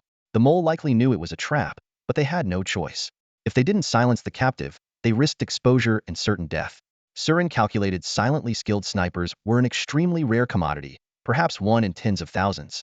To land a headshot from this distance, the shooter's marksmanship must be exceptional. If the culprit was someone within the cross-society, tracking them down shouldn't be too difficult. With that, Surin glanced at Kai again and shook his head. The poor squad leader was shouldering all the blame, not realizing he was merely a pawn in the higher-ups' plan. Surin rubbed his temples, pushing aside these chaotic thoughts. Whether it was a conspiracy or an open scheme, it had nothing to do with him. For now, he had only one thing on his mind: buying materials and preparing for his advancement as soon as they returned. Who would have thought that on his very first day joining the gang, he'd encounter such a perilous and unexpected event? Though he had made it through unscathed this time, Surin wasn't about to rely on luck for the next encounter. Strengthening his abilities was the top priority. The news of the captive being executed spread quickly, leaving the members of Green Street's gang dejected as they trudged back to their territory. Meanwhile, in a dimly lit basement not far from the gang's headquarters at the Blackthorn building, a young man was meticulously cleaning his cold, gleaming sniper rifle. Just minutes earlier, that very rifle had ended the life of a key captive. Using his special status, the young man had skillfully evaded suspicion from the gang members and quietly returned to this hidden hideout. He made no attempt to flee, as though he were waiting for something. Before long, a cloaked figure slipped silently into the basement, moving like a phantom. The young man didn't seem surprised. Without turning his head, he continued to focus on cleaning his rifle. "Did you take care of it?" the cloaked man asked. The young man responded with a slight nod. "Yeah." Suddenly, as if recalling something, the young man's expression darkened. "Old Captain, this is the last thing I promised you. I won't do anything like this again." The cloaked man's tone remained emotionless. All right. He had come here to tie up loose ends. In that moment, the young man seemed to sense what was coming. A faint, bitter smile appeared on his lips. He set down the cloth he was using and, with tears glistening in his eyes, cast one last glance at the cloaked man. Old captain, I've repaid my debt to you. The cloaked man's eyes narrowed slightly at those words. After a brief silence, he asked, You're not going to try to run? The young man shook his head with a wry smile. You saved my life once, old captain. I was ready for this when I agreed to help you. If you don't kill me, I'd have no face to stay in the gang anyway. Any last words? No. I have no family. If I die, no one will care. I won't be a burden to you, captain. Hearing those final words, something seemed to stir deep within the cloaked man. But without hesitation, he carried out the deed. As he stared at the lifeless body lying in a pool of blood, a faint flicker of emotion finally appeared in his cold, steely eyes. The captive had to die, but the cloaked man knew this was also a test from the boss. Whoever carried out the execution would undoubtedly be the mole. That's why a middleman, someone beyond suspicion, was needed. If it weren't for this dire situation, he would never have chosen to kill a loyal soldier he had personally mentored. Meanwhile, Sulin and Kai returned to Green Street with their crew. The familiarity of their turf quickly lifted the gang members' spirits. With a hefty reward of 100,000 in their hands, a period of celebration was just around the corner. The convoy regrouped in a narrow alley, efficiently handling post-battle tasks. Ammunition was stored, casualties were tallied, damaged motorcycles were sent to the repair shop, and the severely injured were taken to the mechanical clinic. Gang fights were routine for them, and everyone knew the drill. Soon, all the loose ends were tied up. Kai, still somewhat downcast from the loss of the captive, addressed the group. All right, everyone, go to your thing. Sam and a few veteran members exchanged mischievous glances. Captain, can we head out now? Kai nodded. Sure, just don't overdo it. Be ready for patrol tomorrow. Got it. The veterans cheered and dispersed eagerly. Sulin was about to follow the crowd when Kai called him back. You did well in this operation, Kai praised, before getting straight to the point. You've got good aim. If you're interested in advancing to a higher profession, you should start training seriously. Once you meet the requirements, they'll recommend you to the leaders, and the gang will allocate some resources to help you. Thanks, Captain, Sulin replied with a nod. However, he wasn't planning to stake his future on the gang's support or become some rising star in the organization. He already had the materials to become a puppet master, and the money from selling the loot from the bald-headed target would likely cover his immediate needs. He intended to grow quietly until he had the power to protect himself. He didn't want to draw attention. Kai, seemingly still preoccupied with the captive's death, tried to engage in more conversation but lacked the enthusiasm. If you ever have questions about extraordinary professions or run into trouble, come to me, he said after a pause, forcing a faint smile. This mission was tough on all of us. If there's nothing else, you should take some time to relax too. Understood, Sulin replied. As he was about to leave, something came to mind. By the way, Captain, I have a question. Kai raised an eyebrow. What is it? Sulin hesitated, feigning uncertainty, before asking. I noticed that Angel Boss alchemical wings were incredible. If I ever get the chance to advance to a higher profession, is there any possibility of obtaining the blueprint for that kind of implant? This was something he had been curious about for a while. The wing implant was the most appealing one had seen so far, versatile for both combat and mobility. More importantly, he felt it aligned better with his career path compared to other implants like armor scales or reinforced bones, which leaned toward tank-like durability. Huh. You think those wings are cool too? Huh? Kai's eyes lit up at the question. He chuckled. I used to dream of having Angel Boss 1000-kill wings implant myself. At that time, I thought I could fly, and my wings could even serve as throwing knives. Super cool. Su Luan's words stirred up memories for Kai, making him recall the innocent dreams of his childhood. Kai looked at Su Luan, a glimmer of resonance flashing in his eyes, but then he shifted the tone of the conversation. But later, when I qualified to become a professional, I realized it was completely impossible. Su Luan frowned slightly, puzzled. Impossible? Kai seemed to sense Su Luan's misunderstanding and quickly clarified. In the gang, as long as you've made certain contributions, you can buy any prosthetic blueprint from the gang's warehouse at a price below market value, including the alchemy blueprints of the leaders and the boss. Su Luan listened quietly, not rushing to respond. This aligned with what he had previously learned after joining a gang. A small contribution would grant access to buy prosthetic blueprints, which was one of the gang's benefits. That's why he was confused by Kai's claim of impossible. Seeing Su Luan deep in thought, Kai continued to explain, you should know that for a professional to refine an alchemical prosthetic, certain conditions must be met, particularly a required containment value. The cursed properties of the boss prosthetic, the angel's wings, are very strong, demanding a high containment value from the body. Containment value? Su Luan encountered the unfamiliar term for the first time. Kai patiently elaborated. Containment value is roughly equal to the sum of dark spiritual energy and rank. For us ordinary people, through breathing techniques and meditation, The maximum dark spiritual energy we can achieve is about 7 to 800 points. With advanced breathing techniques, this upper limit might be slightly higher. He gave a bitter smile. The Angel Boss Thousand Blades Wings is a silver-grade prosthetic with extremely high requirements. To fully contain it without succumbing to the curse properties and mutating, you'd need at least 900 to 1,000 points. Su Luin suddenly understood. So the concept of prosthetic grades, like black iron and silver, was determined in this way. The higher the grade, the greater the physical endurance required to avoid mutation. When he heard that the silver-grade prosthetic, Thousand Blades Wings, required 1,000 points of dark spiritual energy to remain safe, Su Lun's thoughts grew peculiar. He glanced at his data panel, where his dark spiritual energy limit had already reached 1157 points. He couldn't help but muse inwardly. The breathing technique the original host learned, the Hejim technique, seems to be of a pretty high tier. For ordinary people, the peak of dark spiritual energy at rank 1 was 7 to 800, and even highly capable leaders only reached 1,000. Yet he was already approaching 1,200, and it felt like he hadn't reached his limit. This either meant that the breathing technique was leagues apart in quality, or the original host had extraordinary talent. Kai continued, "So, now you understand why I said it's impossible, right?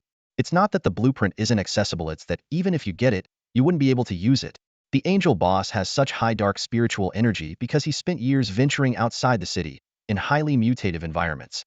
That's why his containment value is so high." Su Luin nodded thoughtfully, though his mind was elsewhere. Did this mean that with his current physical condition, he could potentially aim for prosthetics even better than Silvergrade? Kai recalled the time he had expressed his desire for the Thousand Blades Wings, only to be scolded by the gang leader until he was utterly dejected. Smiling wryly, he added, "Alchemical prosthetics need to match your innate talents and profession. Honestly, the Thousand Blades Wings isn't very suitable for a gunner. It's better suited for assassins or rangers. I think you should look for blueprints that enhance vision or precision, like the titanium alloy eye or the agile hand bones, which are highly compatible with the gunner class." He continued to suggest, "Basic prosthetic blueprints usually cost around 20 to 30,000 bucks. Since you just got your bonus, you might want to keep an eye out.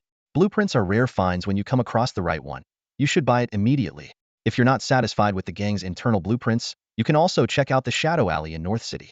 The black market there occasionally has unexpected treasures."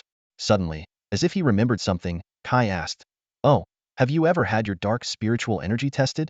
If you ever feel the need, I can take you to the headquarters. They've got the equipment to give you precise readings." Hearing Kai's almost grandmotherly advice, Su Luin smiled faintly and replied softly, "All right." Captain Kai's words were detailed, clearly stemming from good intentions, as he feared that Su Luin might stray down the wrong path. However, he was unaware of Su Luin's true potential, not that classed eagle-eye talent, but the rare class dual talents. He also had no idea that Su Luin had already obtained the highly compatible golden grade job material, the runic marionette, and was preparing to assume the rare profession of marionettist, rather than a common occupation. Su Luin listened quietly to Kai's advice, though his mind was preoccupied with his own plans. When it came to the choice of alchemical implants, Su Luin was well aware that his path focused on a dual growth of skill and agility. Most of the black iron implants currently available to him were poorly aligned with his attributes and would be a waste of resources.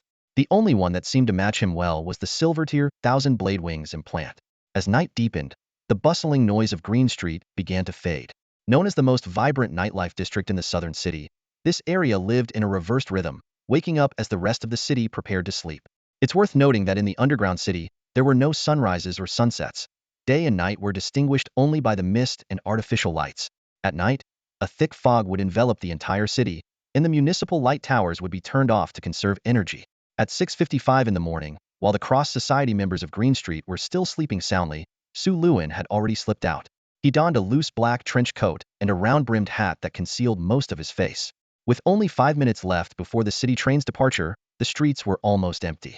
The air was heavy with the acrid smell of coal smoke, a byproduct of the city's steam-powered factories running at full capacity. Ding-ding-ding, the crisp sound of a brass bell pierced the silence as a steam-powered tram chugged into view. Su Luin squeezed aboard with the sparse crowd and soon arrived at his destination, the Bird District in the northern city. This area was the intersection of the 4 city districts and marked the boundary lines of 3 major gangs, making it a lawless zone where various factions intertwined. Beneath this crossroads lay an inconspicuous alley leading underground Shadow Alley. This was home to a black market for professionals, named after the alley itself. The labyrinth of underground tunnels connected to the sprawling and intricate sewer system of Old Lington. Even in the event of a siege, those inside could easily escape through the network. Shadow Alley was a haven for scavengers and adventurers, a place teeming with all sorts of bizarre goods, cursed materials, ancient alchemical scrolls, ores, cursed artifacts, and numerous relics of ancient alchemy. For professionals from the outer city, this was a paradise. As long as you had the money, you could always find what you desired. Su Luin moved along the dimly lit underground passage, walking about 100 or 200 meters before arriving at a massive subterranean chasm. Shadow Alley was not a flat district but a three-dimensional architectural marvel. Ancient sewage pipes were neatly arranged along the rocky walls, their ends disappearing into the endless darkness below. People had repurposed these pipes, constructing steel-framed stalls and shops that clung precariously to the walls. These makeshift structures were connected by rudimentary steel staircases and bridges, resembling a suspended monastery in their intricate, layered design. Suluin stood at the entrance to the district, gazing into the abyss before him, dark as ink. His eyes flickered with fleeting thoughts, but without hesitation, he stepped forward into the merchant street. The metallic road beneath his feet clanged loudly, the sound echoing through the silent street. Shadow Alley, just opening for business, was nearly deserted. Suluin's gaze swept over his surroundings. Rows of cramped shops lined the street, their entrances adorned with various materials, silently advertising their wares. A few shops stood out with small charcoal-written signs, Black Witch's Alchemy Materials, Starlight Bookstore, and Giant's Mechanic Shop, among others. A notice board caught Suluin's attention. Among the densely packed requests and intelligence exchanges, a familiar face leapt out at him. It was a missing person notice of the original owner of his body. Beside the photograph, bold letters read, "Information leading to the person will be rewarded with 100,000 lisos." The reward was equivalent to that of a class fugitive. Suluin's heart skipped a beat, but he quickly regained his composure. His appearance had changed significantly both in demeanor and facial features from the brown-haired teenager in the photo, Fikriga. In the market, a few self-proclaimed relic hunters displayed their so-called treasures on tattered cloths, antique items allegedly from ancient ruins. Suluin's all-knowing eye swept over them, instantly identifying them as fakes. He wasted no time on the counterfeit goods and headed straight toward his destination. A few minutes later, he arrived at a small, inconspicuous shop tucked in the corner of the Marketrosen's alchemy shop. He pushed open the narrow door, triggering the soft chime of a brass bell. The interior was cramped, with 3 glass display counters, walls lined with small cubbyhole shelves, and even the ceiling adorned with hanging material samples. An elderly man wearing glasses looked up from behind the counter and inquired, "What materials are you looking for, sir?" Suluin got straight to the point, pulling out a list. "I need 6 pieces of white crystal, 30 grams in total." The old man's face lit up with surprise. "You're asking for white crystals? Why? Don't you have them in stock?" Suluin countered. The old man quickly clarified, No, esteemed customer, I didn't mean it that way. It's just that advanced practitioners typically don't require high-purity crystals. Yellow crystals are usually sufficient." Sulin's expression remained unchanged, his tone firm. "I appreciate your suggestion, but am certain I need 6 pieces of white crystal." He knew well that his alchemical knowledge was solid enough to back his decision. This advanced material was essential for him. Though expensive and seemingly excessive for setting up an ordinary vocational transition array, Suluin had no other choice. Surin nodded and said, "For a standard job initiation ceremony, yellow crystals with impurities would indeed suffice. However, the rune puppet job materials I have are of gold-tier quality, so I'll need equally high-grade materials to set up the conversion array for a successful initiation." The old man's sharp eyes lingered on Surin for a moment before he spoke. Without hesitation, he retrieved a delicate tray from his personal storage ring. On it were 6 palm-sized, pristine crystals arranged neatly. "Just yesterday, I got these from a group of wasteland hunters," the old man explained. "I was planning to sell them to one of the big merchant guilds in the inner city, but if you want them, they're yours. They're not cheap though, 12,000 lisos for all 6. Surin carefully examined the crystals on the tray and nodded in satisfaction. Though he lacked the professional expertise to assess purity, his all-knowing eye confirmed that these were indeed high-purity white crystals. "What else do you need?" the old man asked. Surin listed the required materials without hesitation. 15 grams of snowflake star antimony, 80 milliliters of grade 4 or higher mercury salt solution, 8 portions of refined red copper powder, 200 grams of lizard powder aged at least 30 years, and green glow crystals. He understood that in such settings, there was no need to conceal his intent. Experienced materials merchants could easily deduce a customer's purpose, and splitting the purchases across multiple shops would only draw more suspicion. The old man raised an eyebrow slightly and muttered, "Those are some top-tier materials. If you tried other shops, you probably wouldn't be able to gather everything at once. Lucky for you, I happen to have some in stock." Clearly, he had already deduced that Surin was planning to set up a high-level conversion array. But as a seasoned black market merchant, he adhered strictly to the unspoken rule of never prying into a client's secrets. The old man swiftly gathered the requested materials, carefully weighed them, and provided a quote. Altogether, that'll be 42,000 lisos. Without a change in expression, Surin pulled out a warm bundle of cash from inside his coat and handed it to the old man. Erase the money. Please count it. Just a few hours earlier, Kai had told Surin that when he had undergone his own initiation, the materials for his array had only cost 8,000 lisos. Now, Surin was spending 5 times that amount. Although the expense was significant, the good news was that everything was finally ready. He could now begin his initiation. The black market in Shadow Alley was brimming with treasures, with an array of goods displayed in countless shops, dazzling the eyes of anyone who wandered through. Su Luin moved quickly through the bustling crowd, his gaze fixed straight ahead, showing no intention of lingering. The black market operated under its own unique set of rules for survival, and in the shadows lurked rats eager to snatch away the possessions of others. Kai had specifically warned him about the roving gangs that frequented the area. These groups had no allegiance to any faction and targeted lone wanderers with precision. Having just spent tens of thousands on materials, Su Luin knew that kind of money could spell disaster for someone from the outer city. He scanned his surroundings warily, quickening his pace as he exited Rosen's alchemy shop. Passing by a bookstore, he paused briefly and casually selected a few introductory books on alchemy. In the outer city, knowledge was an expensive luxury, and books on alchemy were priced extravagantly high. Although Su Luin had previously gleaned scattered bits of alchemical knowledge from corpses, he was well aware that it was far from sufficient. To advance further in the path of alchemy, systematic learning was indispensable. He knew that his hunger for knowledge would only grow stronger with time. After leaving the black market, Su Luin boarded a steam train back to Green Street. He urgently needed a quiet, undisturbed place to set up the alchemical array for his initiation. It was then he realized that the gang hadn't arranged a place for him to stay. Perhaps, for most gang members, the tavern and brothels were considered their home. Even if accommodations were provided, it was rare for those people to spend more than a few days there each month. In the end, Su Luin settled for a shabby inn. As he pushed open the door to his room, he was greeted by a persistent, musty stench. The corners of the walls were damp and peeling, and the simple iron bed was covered with a faded, grimy mattress dotted with suspicious stains. Beneath the bed lay a thick layer of dust, cigarette butts, and stray hairs accumulated over the years. Su Luin frowned slightly but didn't dwell on it. As an ordinary gang member, he neither wanted nor dared to draw attention by seeking out a fancy hotel. He simply needed a place where he wouldn't be disturbed to complete the ritual. Pushing the bed aside, he used a broom to clear a roughly 3-meter-wide space on the floor and began setting up the alchemical array. He meticulously arranged the materials, 6 pieces of white crystal placed as focal points in the shape of a hexagram, a mixture of red copper powder and powdered lizard bone, proportioned to create ink, which he used to draw circular patterns, and mercury salt liquid, used to outline the symbols of an Ouroboros and scales. Though this initiation array was basic, every detail required precision and care. About half an hour later, the alchemical array was finally complete. Su Luin exhaled softly and couldn't help but remark, even a basic array like this costs tens of thousands. No wonder old-school alchemical mages are so rare it's like burning money. He recalled reading in ancient texts that alchemical mages of the old school needed to set up similar arrays for every spell they cast, essentially turning spellcasting into a constant drain on resources. There was a saying among alchemists: in this world, there's nothing alchemy can't achieve. If there is, it's because you haven't spent enough money. Su Luin shook his head, pushing these thoughts aside. To him, the price was worth it if it meant growing stronger. He retrieved a wooden box containing a runic marionette and opened it without hesitation. The key to the initiation lay in the materials. The essence of the ritual was to integrate the extraordinary properties of the materials into the human body. Most initiation materials sold on the market were of black iron quality, extracted by scavengers from the cursed traits of subterranean creatures, and priced at around 100,000 lisos. The next tier, silver-grade materials, were tightly regulated and rarely appeared outside the major commercial houses of the inner city, monopolized by powerful families and financial groups.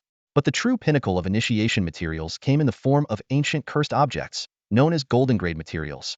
The runic marionette in Su Lun's possession was one such rare and priceless golden-grade material. Anything capable of withstanding the test of time was undoubtedly of extraordinary quality. The most exceptional alchemists of ancient times often left behind rare professions that could awaken unique abilities in individuals. Among them was the enigmatic and mysterious craft of the puppet master. Su Luin carefully retrieved the rune puppet, and an unmistakable glimmer of long-awaited excitement appeared on his face. The initiation ceremony, however, was not without risk.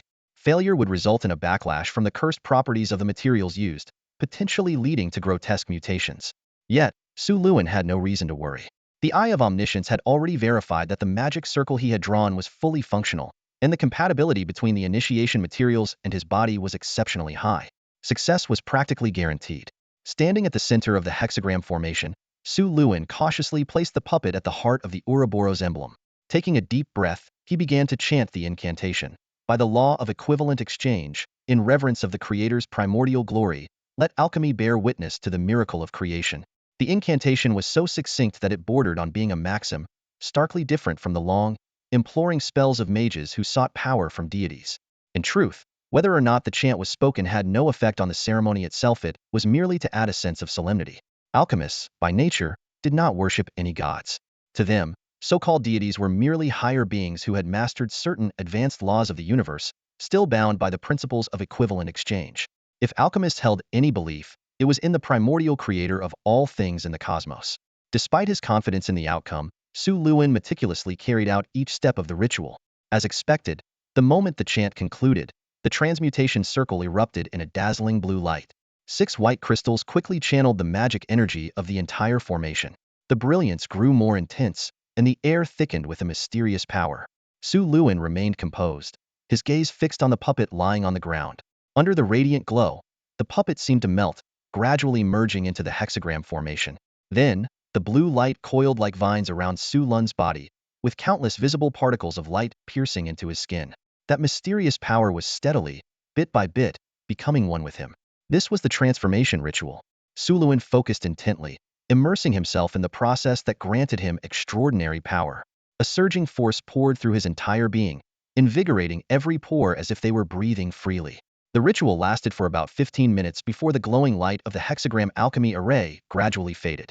All the materials used in the ritual had been consumed, reduced to a pile of lifeless ashes. It worked. Su Luin's heart swelled with excitement. He could clearly see changes reflected on his status panel, with all his attributes noticeably enhanced. Strength, perception, and constitution increased by roughly 3 to 5 points. But the most astonishing improvements were in 3 specific attributes. Agility skyrocketed from 6 to 24, dexterity surged from 8 to 35, and mental strength leaped from 19 to 31, almost doubling. Additionally, a new passive skill named multitasking appeared on his skill panel. With the fusion of the soul fragments from the eerie puppet, Su Luin's mind was flooded with new abilities that felt deeply ingrained, as though they had always been a part of him. The numerical boost translated into tangible changes in his body, especially in the 3 attributes that had significantly increased. For the first time, he truly felt the essence of being extraordinary. The leap in agility made him feel as light as a feather, with reflexes that seemed almost instantaneous. The improvement in dexterity granted him unparalleled control over every muscle and joint in his body, allowing for precise and fluid movements. Meanwhile, the boost in mental strength sharpened his senses to an extraordinary degree. At this moment, Su Luin felt like a superhuman, confident in his ability to take on 10 opponents at once. Even more thrilling was how these enhancements directly impacted his skills. His proficiency in firearms and combat saw noticeable upgrades. Basic Firearm Mastery advanced to Intermediate Firearm Mastery 334800, and Basic Combat Training improved to Intermediate Combat Mastery 99300. Eager to test his newfound capabilities, Su Luin drew the flintlock pistol from his waist. In an instant, he noticed a stark difference in his control. The pistol no longer felt like a mere tool but an extension of his arm, responding seamlessly to his intent. He was confident that with a single pull of the trigger, he could hit his target with pinpoint accuracy. This effortless precision was the hallmark of intermediate-level firearm mastery. Excitement gleamed in Su Luin's eyes. He finally understood the saying, one cannot appreciate the heights until they have reached them. Techniques that once seemed unattainable, such as the legendary gun kata, now felt within his grasp. All these changes stemmed from his greatly enhanced muscle control. Whether in hand-to-hand combat or marksmanship, any skill involving physical coordination now improved at an accelerated pace. Su Luin twirled the pistol in his hand with ease before swiftly holstering it. Suddenly, an idea struck him. He drew 2 pistols simultaneously, pointing them toward the door and the window. In that instant, his status panel automatically unlocked a new passive skill. Multitasking, Su Luin murmured in amazement. It even unlocked dual-wielding mastery. This was an entirely new and fascinating experience. He could distinctly feel his left and right hands being controlled independently by his brain, each aiming at separate targets. 2 parallel streams of thought allowed him to simultaneously search for targets, aim, and pull the triggers. This wasn't just firing 2 guns at once. It was a qualitative leap in combat capability. His fighting prowess had multiplied exponentially. Since the inn wasn't a shooting range, Su Luin holstered his pistols once more. While the multitasking skill was undoubtedly advantageous for a gunslinger, its true value lay in its relevance to his path as a puppeteer. His gaze fell on the wooden box containing an eerie puppet, upon which lay a book titled The Beginner's Guide to Crafting Puppets. The significant increase in mental strength and the acquisition of multitasking were clearly attributes tailored for a puppeteer's craft. There's still a long road ahead, Su Luin thought with determination. To become a competent puppeteer, he had much to learn, such as the intricacies of puppet crafting and maintenance. The creation of eerie puppets was an elaborate process involving carving, enchantments, runes, and more, each requiring meticulous study. Even the basics, such as rune inscription, were a field of profound knowledge on their own. Surin gazed intently at the puppet in his hands, carefully tracing the intricate, winding runes etched upon it. He understood deeply that these seemingly simple lines held profound mysteries within.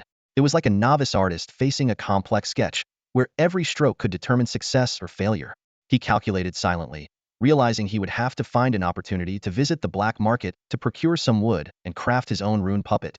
As he immersed himself in the joy of learning, a bold idea suddenly struck him. Surin recalled the scene in that dilapidated underground manor where Pestoa commanded a horde of puppets to attack bald Ivan. Ivan, with his tempered skeletal gift and clad in a diamond-scaled exosuit, had charged through the puppet swarm like an unstoppable force. The ordinary cold weapon puppets couldn't even scratch him. This scene sparked inspiration in Surin. He realized that a puppet master's combat effectiveness largely depended on the offensive capabilities of their puppets. If wooden puppets were too fragile, why not consider mechanical puppets equipped with firearms? Surin's thoughts surged like a tide. Traditionally, wooden puppets were favored for their ease of manipulation, as lighter puppets were simpler to control. Low-level puppet masters often struggled with heavier constructs. But times had changed. This was Old Ling Dawn, the age of steam-powered black technology. If miniature steam boilers could power hefty mechanical arms and exoskeletons, why couldn't they be used for mechanical puppets? As a transmigrator, Surin's mind was unrestrained by conventional thinking. To him, technology and supernatural abilities both served the same purpose: to grow stronger. His imagination began to run wild. If this world lacked electronic control systems, what would it be like to create a puppet Gundam or a puppet transformer? Surin envisioned an entirely new world. He imagined himself no longer commanding a collection of wooden puppets, but leading an army of combat mechas. The thought alone set his blood racing. Still, turning this grandiose idea into reality was no small feat. It was akin to upgrading the technology for making fireworks into rocket science, seemingly related, yet worlds apart. First, the flexibility of mechanical constructs couldn't compare to that of wooden puppets. Even with a power source, the sheer weight of steel posed a significant challenge. Additionally, crafting mechanical puppets required mastery of advanced mechanics and puppetology, not to mention foundational alchemy. For Surin, a transmigrator, this meant starting from scratch, a process that could take centuries. But Surin had an ace up his sleeve: the Death Reaper. This gave him a glimmer of hope. He was convinced that his future self would pave an entirely new path, one that diverged from tradition, becoming a mechanical puppet master. This vision made his eyes sparkle with excitement, as if he could already see himself standing triumphantly before a vast army of mechanical puppets. After successfully securing a job, Su Luin could distinctly feel the vast gap between professionals and non-professionals. This disparity was not only reflected in the enhancement of physical attributes and skills, but, more importantly, in the combat power brought by the alchemical prosthetics. Although Su Luin was unable to see others' attribute panels, he was well aware that his advancement to the rare profession of marionette alchemist, using golden materials, had elevated his attributes far beyond those of others in the same field. This advantage made him even more cautious in choosing future alchemical prosthetics. Even the silver-grade prosthetic, 1,000 kill wings, used by the guild officer, Knight Angel Gerda, seemed somewhat lacking in Su Luin's eyes. While its high agility attributes were well suited, the excessive allocation to dexterity and mental strength appeared somewhat wasteful. After his successful advancement, Su Luin spent an entire day quietly meditating in the inn, carefully experiencing the surge in his attributes. The runic marionette not only brought a dramatic leap in physical fitness, but also promised a gradual, diminishing increase over time as the curse attributes within the materials were fully assimilated. During this process, whispers often echoed in his ears, insights left by the alchemist who had crafted the materials for the marionette alchemist profession. These whispers might guide him to unlock more of his profession's potential. As night fell, a thick fog once again shrouded the city. The time for the gathering was drawing near, and Su Luin was startled out of his meditation. The noise coming from the adjacent room made him frown in annoyance, prompting him to resolve that it was time to find a more permanent residence. Su Luin arrived at the meeting point 15 minutes early. In front of an abandoned building on Green Street, The flickering flames of a barrel fire cast grotesque shadows on the walls. The atmosphere tonight was palpably different. Captain Kai sat on the steps with a grim expression, and the usually jovial veterans were eerily silent. Following the veterans' lead, Su Luan squatted by the roadside. As more people arrived, they too sensed the unusual tension and began murmuring in hushed tones. Su Luan overheard someone whispering that the sniper who had attacked them yesterday turned out to be Miller, a senior member of the guild and a close associate of Kai. Now, however, Miller had been exposed as a traitor. While the revelation was shocking, Su Luan was not entirely surprised. He had already deduced that a sniper capable of such precise long-range shots would be rare and easy to identify. Nevertheless, when he heard that Miller had committed suicide out of guilt, he couldn't shake the feeling that the situation might not be so straightforward.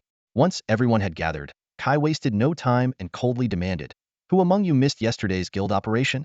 Step forward now." Two veterans, visibly nervous, stepped forward hesitantly. A burly man named Joe began to stammer an explanation, but Kai cut him off. "Joe, you're one of the guild's veterans. You know the rules. Do it yourself." Joe's face turned pale, but he gritted his teeth, picked up an axe, and without hesitation, swung it down on his left wrist. The sound of bone cracking echoed as his severed hand hit the ground, blood spurting everywhere. Sweat pouring from his face, Joe muttered through clenched teeth, "Captain, I was wrong." Kai then turned to the other man. "Dorn, what about you?" The wiry man with a mohawk turned ghostly white, stammering, "Captain, I can't do it." Before he could finish, a flash of steel cut through the air, and another severed hand fell to the ground, followed by a piercing scream. Su Luan and the other guild members watched the gruesome punishment unfold, but in the ruthless world of the underworld, this was nothing more than a routine incident. The Cross Society was known for its loose discipline, but breaking its rules was absolutely unforgivable. Two unlucky members had lost their arms as punishment for violating the code. Though in this world of advanced prosthetic technology, losing an arm wasn't an irreversible tragedy. The most basic mechanical prosthetic hand cost only $10,000 to $20,000. However, for those who hadn't participated in yesterday's mission and missed out on the bonus, this was still a significant expense. They would likely have to endure life with severed arms for a considerable period of time. At 7 p.m., Kai led the group on a half-hour patrol through 3 blocks of Green Street, right on schedule. Once the task was complete, the veteran members quickly dispersed, some heading to bars to indulge in drinks, others seeking entertainment of a different kind. As for Su Luan, as usual, he made his way to the octagonal cage near the Scarlet Bunker to begin his nightly gambling routine. Perhaps it was his indifference to winning or losing that brought him unusually good luck. Su Luan correctly bet on the outcomes of 2 consecutive matches, even though each wager was modest, only $1,000.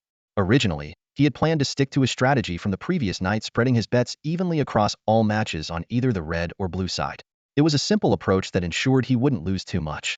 After all, gambling wasn't Su Luan's true purpose for being there. Just as he was about to continue with his cautious betting strategy, a bold female voice suddenly rang out behind him. "Who do you think will win the next round?" Su Luan turned around and found himself face-to-face with a striking woman with green hair, for long swords strapped to her waist, and an air of confidence. She strode up to him, leaned casually against the railing without hesitation, and fixed her gaze on the octagonal cage like someone completely consumed by the thrill of gambling. "Chintiao, boss?" Su Luan blurted out. He studied the familiar-looking woman closely and noticed the fearsome tattoos on her arm, instantly recognizing her identity. Chintiao, also known as the Four-Armed Rakshasa, a high-ranking cadre of the Cross Society. Although she wasn't wearing the revealing red leather battle armor she had on yesterday, her figure was still impossible to overlook, even in a loose, kimono-style dress. Hearing Su Luan's address, Chintiao shot him a slightly surprised glance. "Oh, a newbie?" Su Luan nodded in response. Yeah. He guessed that Chintiao had approached him so casually because of the cross insignia on his clothing. Chintiao seemed unfazed by the formality of her title and said directly, "You can just call me Sister Chintiao, like Kai and the others do." Su Luan obediently replied, "All right, Sister Chintiao," though inwardly, he was speculating about her true purpose for being at the arena. Chintiao's attention returned to the octagonal cage, her enthusiasm for gambling unmistakably intense. It seemed she had indeed come here solely to place bets. She pressed him again. "You seem to have a lucky streak. Who do you think will win the next match?" Su Luan knew that the 2 red betting tickets in his hand had already revealed his back-to-back wins. But since his real objective here was to collect memory fragments from the deceased fighters, he didn't actually have any deep insights into the match's outcomes. He gave a vague answer, "I'm not really sure." Chintiao clearly wasn't satisfied with such a non-committal response. Raising an eyebrow, she asked, "Then which side are you betting on?" Feeling that betting on red again might come across as too perfunctory, Su Luan replied, "The blue side, I guess." To his surprise, as soon as Qintiao heard this, she immediately waved to a betting attendant and shouted decisively, "Put down 10,000 on the blue side." Qintiao precisely tossed a thick stack of green bills onto the tray held by the hostess without sparing it another glance. Her fluid, unhesitant movement unmistakably showcased the demeanor of a seasoned gambler. Despite the generous paychecks of a cross-society officer, a bet of 10,000 was no small sum. Suluin's eyelids twitched as he watched, silently praying that if the boss lost, she wouldn't take it out on him. To appear as just another gambler, he followed suit and placed a modest 1,000 on the blue corner. The sharp chime of a bell signaled the start of the match. The two gladiators, like caged beasts unleashed, collided violently in the octagonal ring, immediately locked in a life-and-death struggle. Perhaps it was sheer luck, but the injured blue corner narrowly claimed victory in this round. "Wow, we won!" Qintiao exclaimed lightly, her excitement palpable. Winning had clearly lifted her mood. She turned to Suluin with a satisfied grin. "Kid, your luck isn't bad. Who do you think will win the next round?" Suluin, truthfully indifferent to the outcome, relied entirely on intuition for his bets. But with the gang leader earnestly asking for his opinion, he dared not give a careless answer.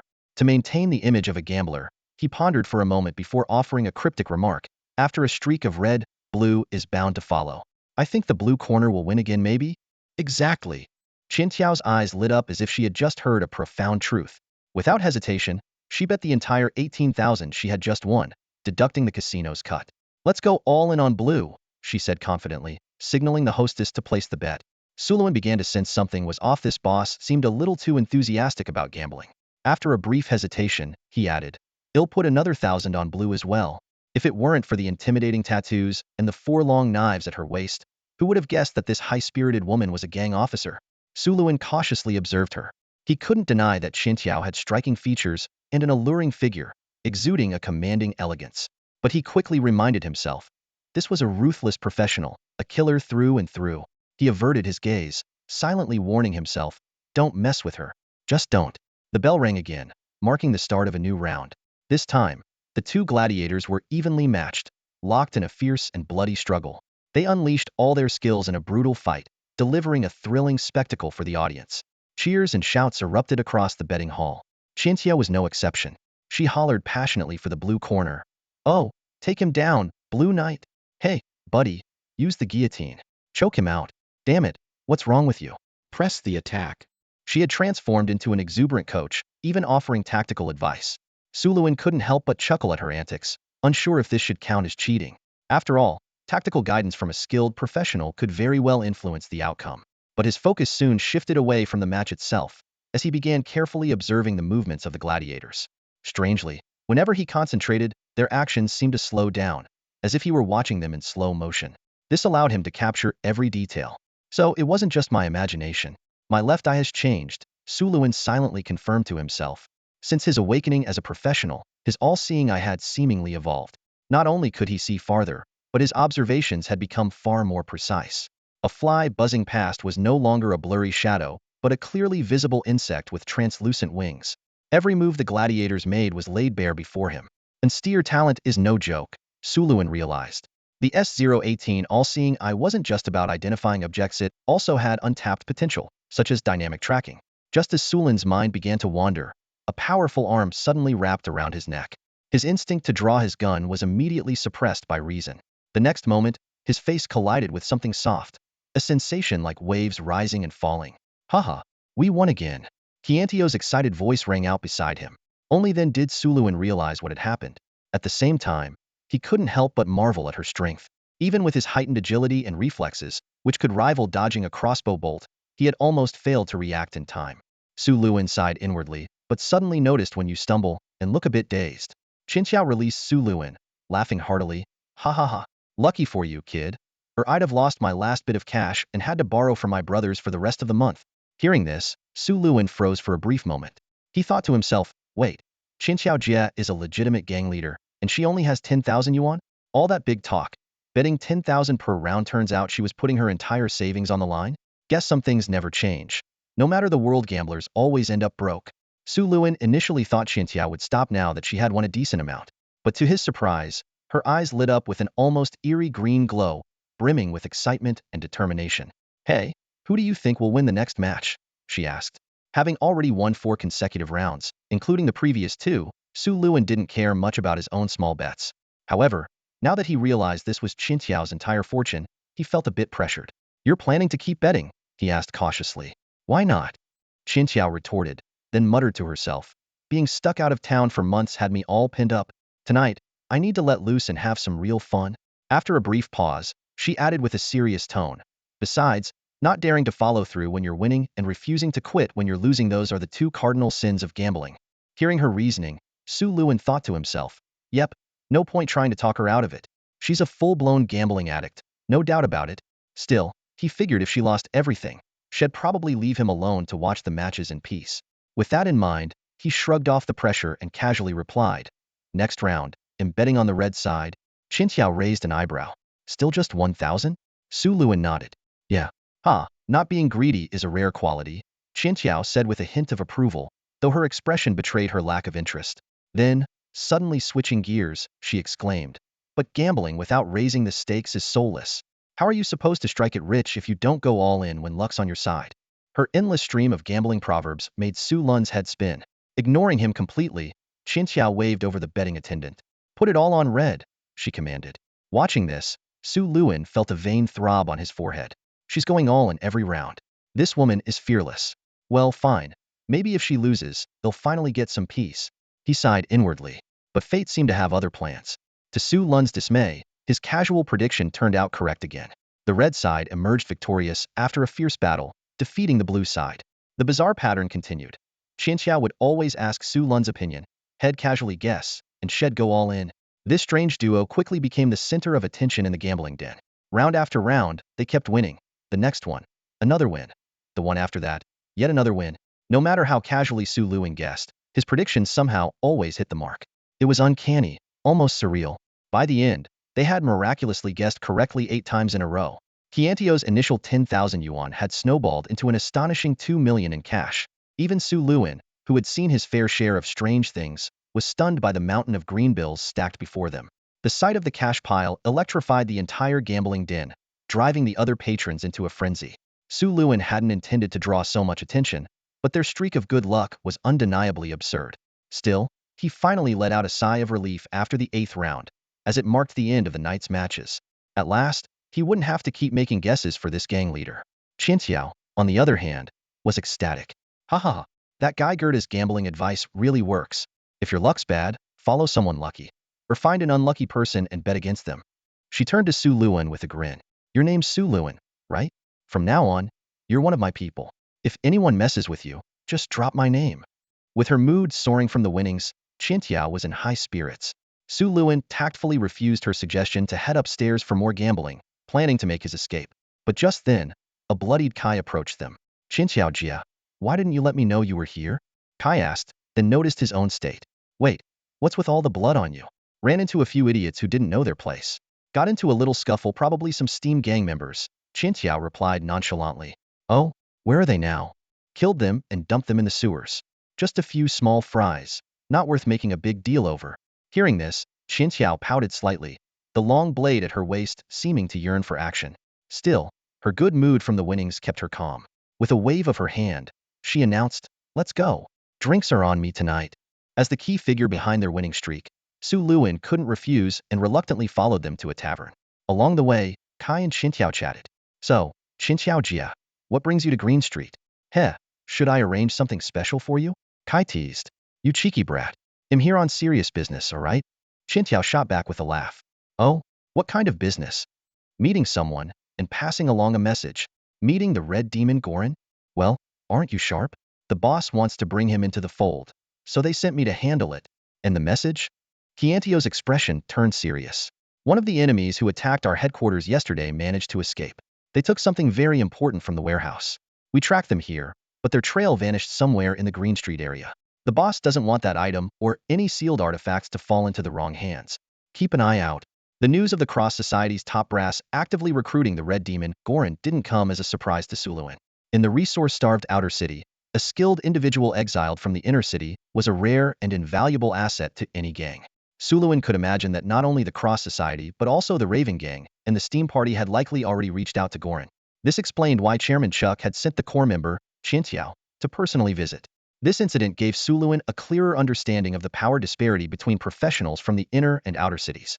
While it couldn't be said that inner city professionals were always stronger, it was undeniable that the inner city, which controlled over 90% of old Lingduan's resources, boasted professionals of the same rank with far superior average combat strength compared to those in the outer city.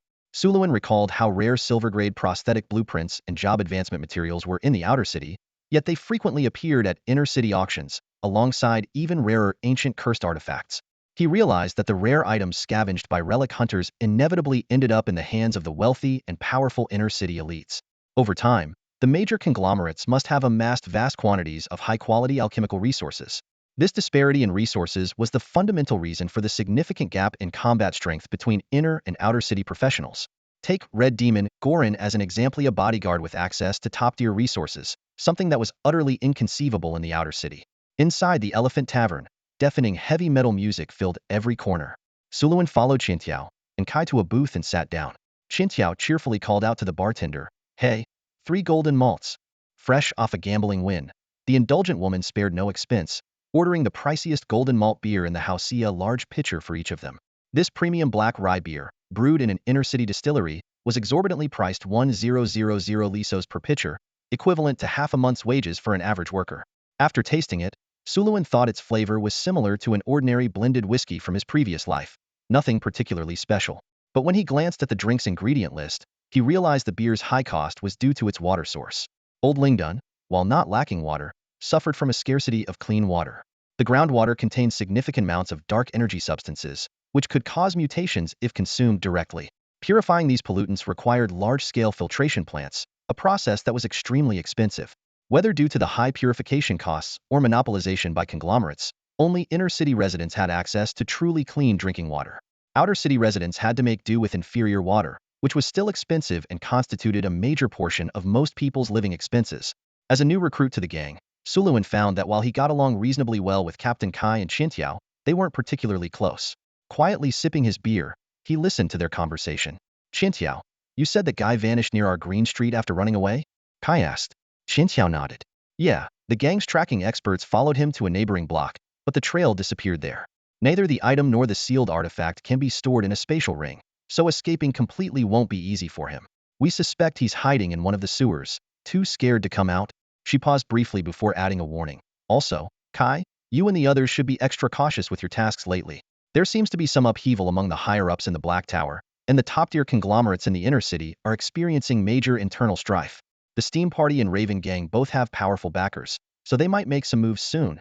"Got it, Qiantiao," Kai replied. Suluin listened intently, silently analyzing the situation. Despite their extended discussion, neither of them revealed what the missing item actually was. Whether this was due to an unspoken understanding or their own lack of knowledge, Suluin couldn't be sure. However, he speculated it might be the manuscript they'd mentioned earlier. As for the inner city's turmoil, it felt like a distant world to Suluin, unrelated to his current life. What piqued his curiosity, though, was their mention of the sealed artifact. From their conversation, Suluin inferred that the artifact seemed to be a massive black scythe about 2 meters long, which the intruder had used to slice open the gang's vault door. While he refrained from directly asking what a sealed artifact was, Suluin guessed it might be something akin to a cursed object with special properties, similar to a runic puppet.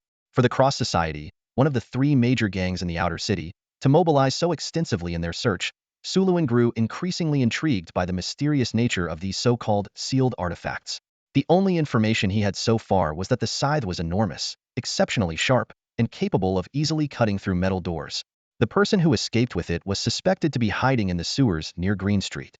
As he sipped his beer, Suluin suddenly recalled a memory from Shadow Scorpion, Abek's mind, something about a sealed artifact hidden in the Moonlight Hotel. He couldn't help but drift into thought, wondering what kind of item it might be. Unable to join the conversation, Suluin alternated between sipping his drink and absent-mindedly fiddling with the coin in his hand. At this very moment, the copper coin on Suluin's hand was skillfully flipping between his fingers.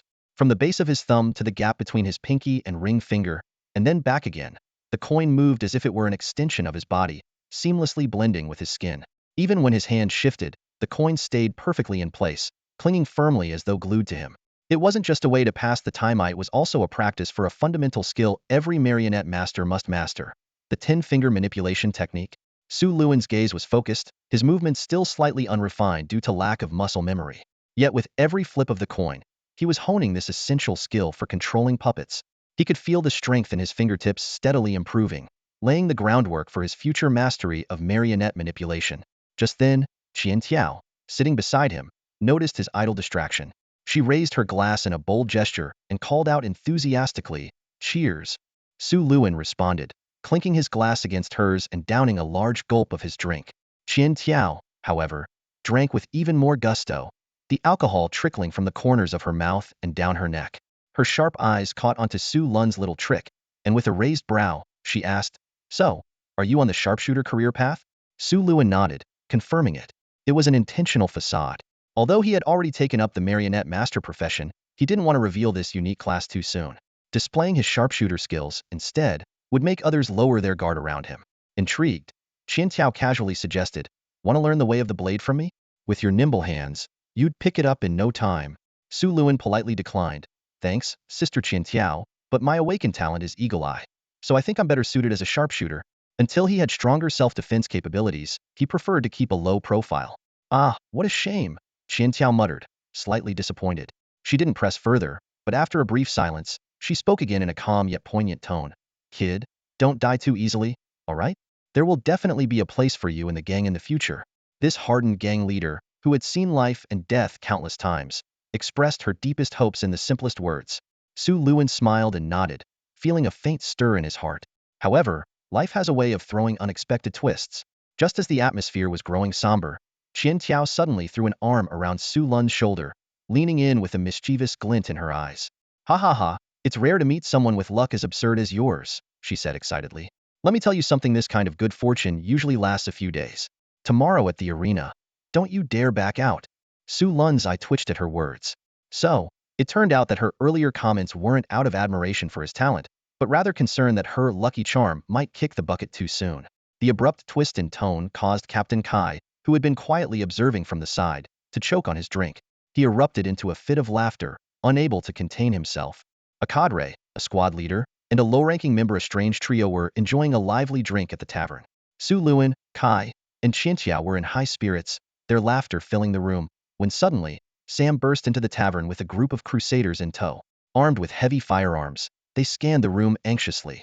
Sam's gaze quickly locked onto Kai, seated in one of the booths. Striding over, he urgently said, "Captain, we've got a serious problem. One of those troublemakers we dealt with earlier turned out to be the younger brother-in-law of a steam gang cadre. Word just came in, Red Hair Kuntu is on his way here with his crew to stir up trouble. We need to gather our brothers fast." Sam finished in one breath, panting heavily. In this territory, gang clashes were an everyday occurrence. With the enemy closing in, the Crusaders should have been rallying their forces to prepare for the worst. Yet, the atmosphere at the table remained unexpectedly calm. Kai didn't spring into action. Instead, he leisurely picked up his glass and took a slow sip. With a cold smirk, he said, "Younger brother-in-law? Ha, looks like the Steam Gang is just looking for an excuse to start a fight." Su Luan stayed silent, his peripheral vision catching a glimpse of the gambling-addicted woman beside him. Normally, he might have been worried about his own safety, but at this moment, he felt reassured. Qian Tiao, who had her back to the tavern entrance, initially went unnoticed by Sam and his group. When they finally recognized her distinctive floral tattoo sleeve, their faces lit up with surprise and delight. "Qian Tiao Jia?" Sam and the others exclaimed in unison. Qian Tiao took a graceful sip of her drink and lazily asked, "What's the matter?" Sam was about to repeat his earlier report, but upon seeing Qian Tiao's uninterested demeanor, he quickly changed his tone. "Oh, you're here? Well, then it's nothing to worry about." Just then, the deafening roar of motorcycle engines echoed from outside. The infamous biker gang of the Steam Brotherhood had arrived on Green Street. Su Luan caught sight of their intricately modified steam-powered Harley bikes and couldn't help but feel a twinge of envy. He had to admit, the Steam Gang's mechanical engineering skills were indeed top-notch in the outer city. Over 20 gang members, equipped with mechanical prosthetics and armed to the teeth, stormed into the Elephant Tavern, sending the other patrons scrambling for the exits. Their menacing presence made it clear they were here for revenge. But what happened next was entirely unexpected. The red-haired leader, just about to start shouting threats, froze the moment his eyes landed on Qian Tiao. His expression shifted dramatically, and the gun he had raised was quickly holstered. Without saying another word, he turned on his heel and left the tavern in a hurry, as if he'd never been there at all. This sudden twist left the clueless patrons utterly baffled. In contrast, the Crusaders burst into laughter, their jeers and whistles filling the air. Qian Tiao, unimpressed by the Steam Gang's retreat, dismissed them with a glance. As a high-ranking member of the Crusaders, she had no reason to concern herself with a mere squad leader from a rival gang. Setting her empty glass down, she turned to Kai and said, "Kai, be careful these days. The Steam Gang has its eyes on Green Street. They won't stay quiet for long." Kai nodded thoughtfully. "Got it, Xinqiaojia." It was Kai's first day in the gang, and he had already encountered a series of unexpected events. However, life soon returned to a calm routine. Each night at 7, Kai would lead a patrol for half an hour before dismissing his squad, living a relatively relaxed life. Even the Steam Gang stayed out of sight after that encounter at the Elephant Tavern. As for the gambling-addicted Qintiao, she became a fixture at the arena every night, dragging Su Luin along to gamble with her. Gambling, as they say, is a game of luck. Though Su Luin had decent luck, it was impossible to win every time. He kept his bets small, ensuring his losses and gains stayed manageable. Qintiao, on the other hand, embodied the highs and lows of a gambler to the fullest. When she was winning, she'd go on and on about gambling strategies, things like, cut your losses early or quit while you're ahead. But the moment she started losing, all those principles went out the window. One loss led to doubling her bets, and another loss meant raising the stakes even higher, ignoring any attempts to stop her. This reckless approach quickly burned through the 2 million she had won on the first day, leaving her penniless within just a few nights. This was the usual state of gamblers, drowning in indulgence when winning, and ending up on the streets when losing it all. However, despite her gambling addiction and lackluster gambling ethics, this young woman still had decent personal morals. After losing all her money, she relied on others for food and shelter, but never borrowed a single coin from Suluin or Kai. Suluin, bound by his daily obligation to the arena to harvest soul fragments, had no choice but to accompany her in gambling. Over time, the two became familiar with each other. Qintiao, despite her high status in the gang, never acted superior. Gradually, they became casual drinking buddies. It was no wonder she got along well with everyone in the gang. A few days later, after losing her last bit of savings, Qintiao reluctantly decided to return to her gang. She planned to earn some money by completing gang tasks and made a pact with Suluin to gamble again in the future. Suluin watched as the gang leader left, and his life returned to its usual calm. Every night, Suluin stayed at the arena until dawn, then found a quiet in to meditate, practice puppet techniques, and read alchemy tomes. His days were steady and uneventful, yet highly productive.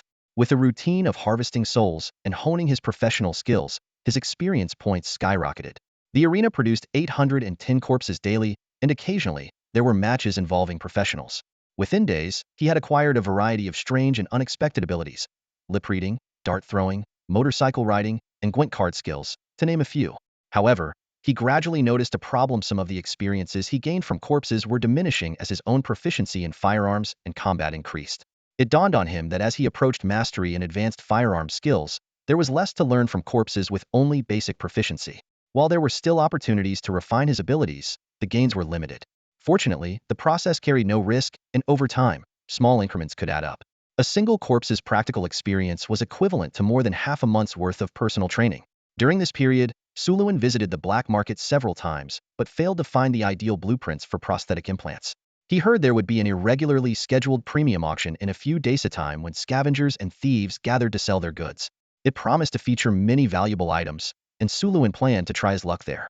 One day, a deafening gunshot suddenly echoed through the inn, causing dust to fall from the walls. Suluin's arm instinctively jerked, and the rune pen he was using to apply blue paint veered off course, leaving a glaring mistake on the puppet. Failed again. Suluin looked at the disfigured puppet and smiled wryly. Although he was usually focused enough to block out distractions, the frequent fights, shouting, and gunfire were another matter entirely. In this world where everyone carried guns, disputes in the cheap inn's hallways often escalated into full-blown shootouts. Just yesterday, an incident occurred in the room upstairs. A call girl and her accomplice gunned down a bodyguard, and the stray bullets pierced through the floor, nearly hitting Suluin. Finding a suitable place to stay is really tough, Suluin sighed, exasperated by the poor environment. He longed for a soundproof, quiet residence, preferably one with a firing range. As a rare profession, a marionettist like him could hardly extract relevant skills from arena combatants and had to rely on rigorous practice. Enchantments and rune crafting were more challenging than he had anticipated, requiring a peaceful environment and substantial time investment. Since the interruption had already broken his concentration, Suluin decided not to dwell on it. He stared at the failed puppet, his gaze sharpening. His 10 fingers suddenly curled as if gripping something invisible. The puppet eerily stood up, moving like a toddler taking its first steps, its wooden joints creaking unnervingly. Suluin remained still, his fingers moving rapidly like a pianist's, making the puppet perform a variety of actions. Although its movements were still somewhat stiff, it could now punch, kick, roll, and even execute basic knife attacks. After practicing for a while, Suluin's fingers began to feel sore, so he stopped. Letting out a deep breath, he looked at the steel wires wrapped around his fingers and muttered to himself, "The wires aren't thin or durable enough. Their maneuverability is too limited. Finding the right material for this is harder than I thought." The wires he was using were the best he could find for now, but they still fell short of his expectations. He recalled the scene at the manor ruins where Pistoia effortlessly controlled dozens of eerie puppets, using threads to subdue Bald Ivan with ease. The difference between their thread manipulation abilities was like night and day. His half-finished puppet lacked proper steel wires, and his control techniques were still rudimentary. As a novice marionettist, he had a long way to go before his puppets could become a real combat force. However, Suluin remained optimistic, feeling that his progress over just a few days was satisfactory. With a few hours left before work, Suluin planned to continue practicing puppet control. Just then, his communicator buzzed with Kai's voice. "All rookies, gather at the usual spot. There's a mutation task." Suluin immediately sprang into action, checking his equipment and ammunition before stepping briskly out of the room. Meanwhile, not long after the summons went out, Kuntu, the redhead of the steam party, led a group of men quietly into the area near Green Street. Through the communicator, a mysterious voice said, "Captain Kuntu, it's confirmed. Kai has taken about 20 rookies to the tenement building." "Huh, 20 people?" Red-haired Kuntu sneered, a trace of disdain flashing in his eyes. Only Kai could be considered troublesome among them. As for the rest of the rookies, they're not worth worrying about. He paused, frowning slightly. But that kid who used to hang around with four-armed Rakshasa, Qintiao, needs to be watched closely. If we get the chance, take him out first. Better safe than sorry. "Understood, Captain Kuntu," replied one of his subordinates respectfully. While Kai was busy rallying his crew to handle the aberration incident, the Steam Brotherhood's informants had already passed the news to Kuntu. They had quietly set up an ambush near the old apartment block, waiting for the right moment to strike.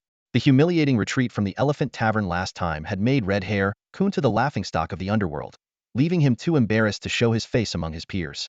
But now that Qintiao was no longer in Green Street, Kuntu was ready to make his move again. Although life inside the city was far safer than outside, aberration incidents still occurred from time to time.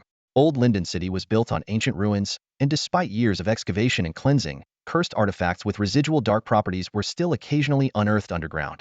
These items were treasures to professionals, but terrifying hazards to ordinary people, akin to radiation sources that could easily trigger aberrations.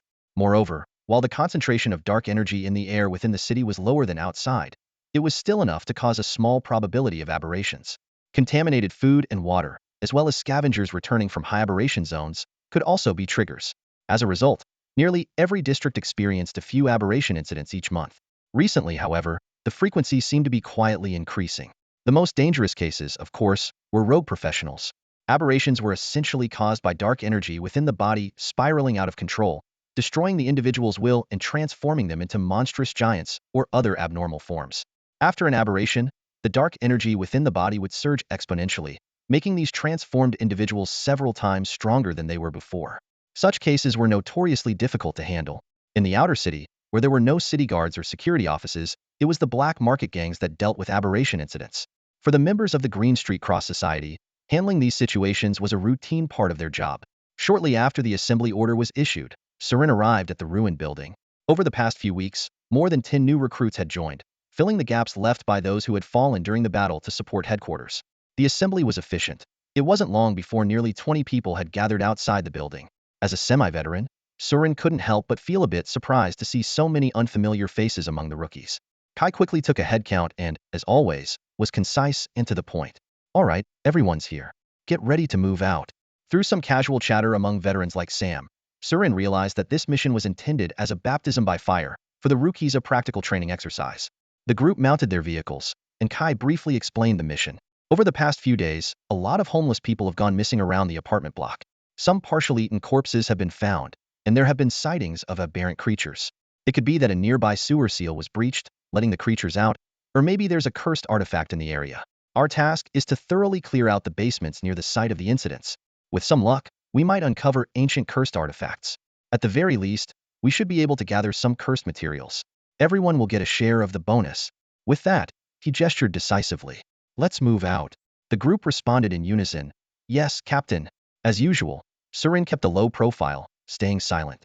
While dealing with aberrations was a routine task for the gang, it was not without risks, especially for the inexperienced rookies. Surin remained vigilant, carefully assessing the team's composition and double-checking his own gear. Only after ensuring everything was in order did he quietly board one of the vehicles with a few seasoned members. Beyond Green Street's bustling trio of entertainment districts lay a cluster of old apartment blocks to the north, an area known as the slums within the already impoverished residential zone. These ancient ruins from 1,000 years ago still housed dilapidated apartment buildings, barely habitable, and had become a refuge for countless homeless individuals, vagrants, and petty thieves. Even seasoned gang members avoided the area unless necessary.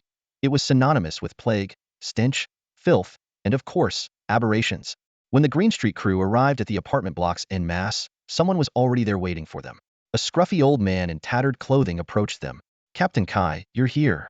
This was One-Eyed Bravo, the leader of the local pickpockets in the Green Street area. He commanded a group of dozens of street urchins who survived by learning the art of theft.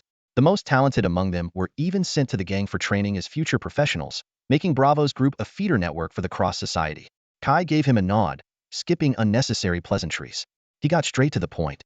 "Old man, where's the incident site?" Bravo gestured for them to follow. "This way." The old man led the group through a stretch of rubble. The air was thick with the foul stench of the sewers.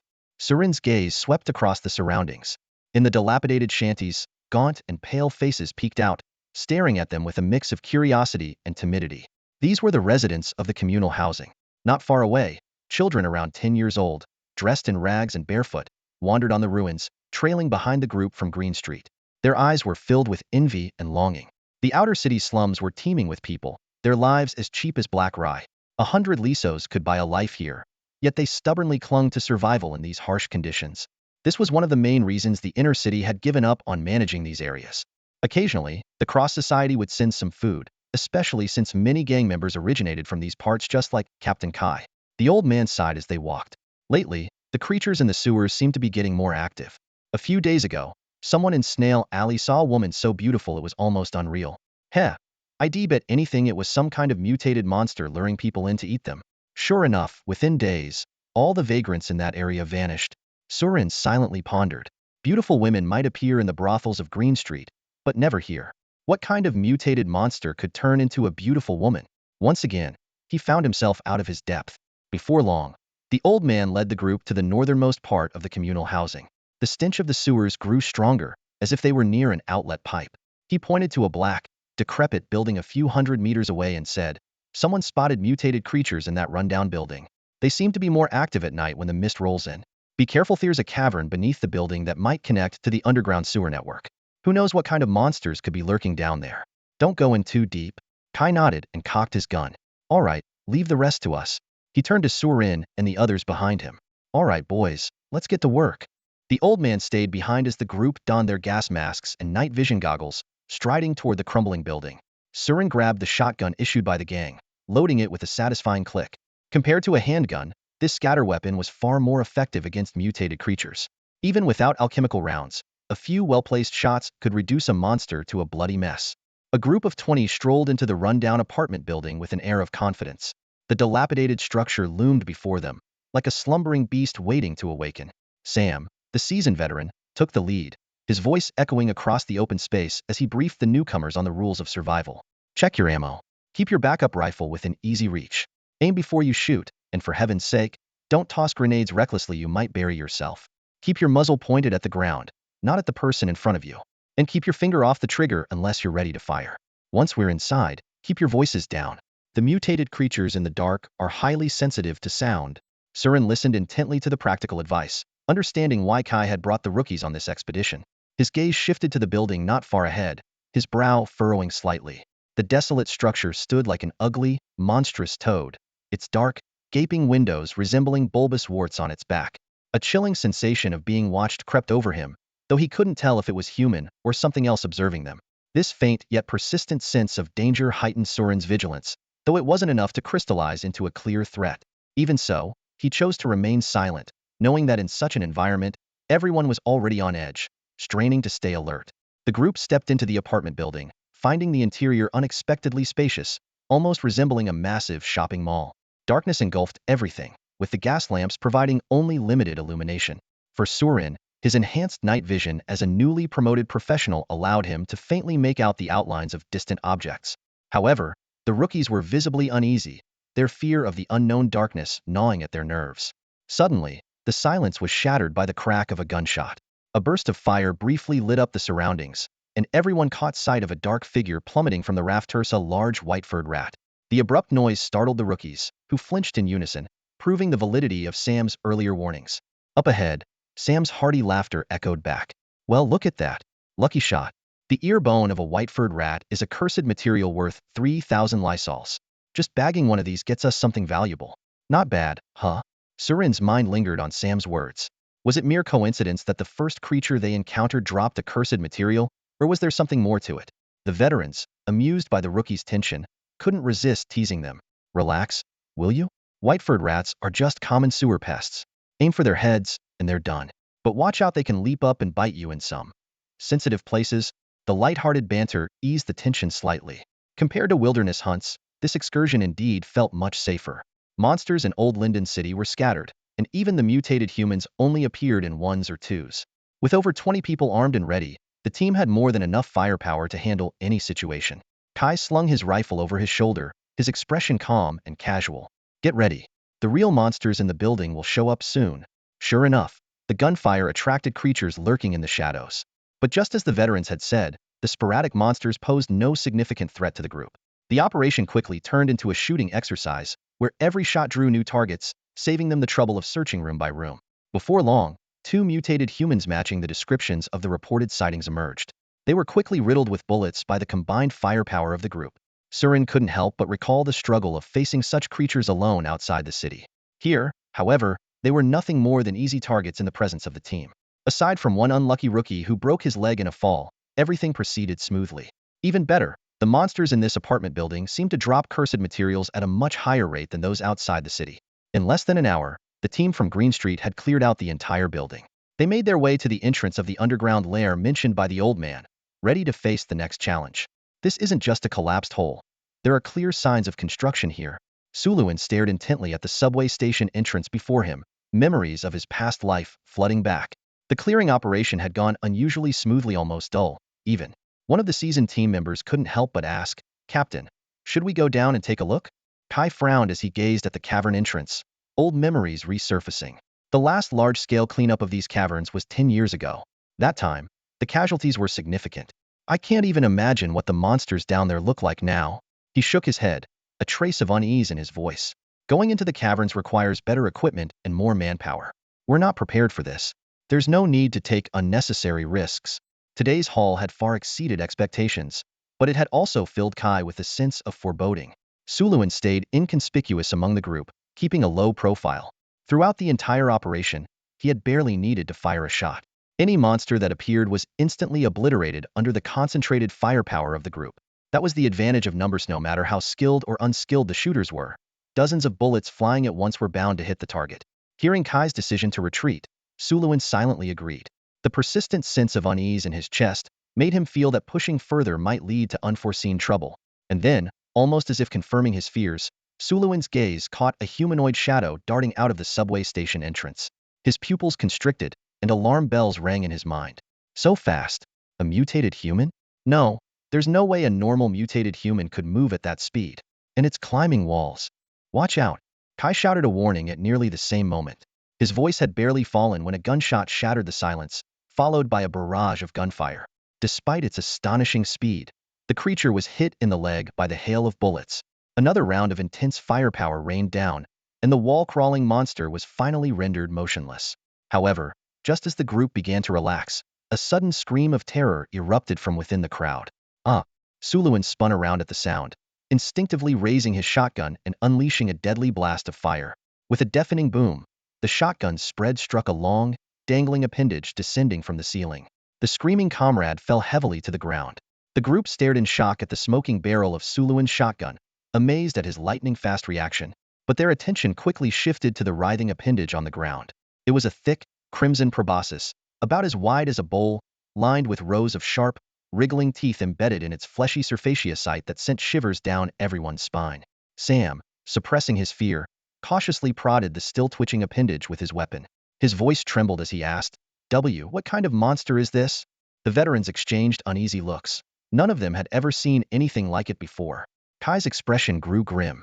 He scrutinized the mangled corpse and the severed appendage, his brow furrowed deeply. This creature is no ordinary monster. Not even rogue professionals move this fast.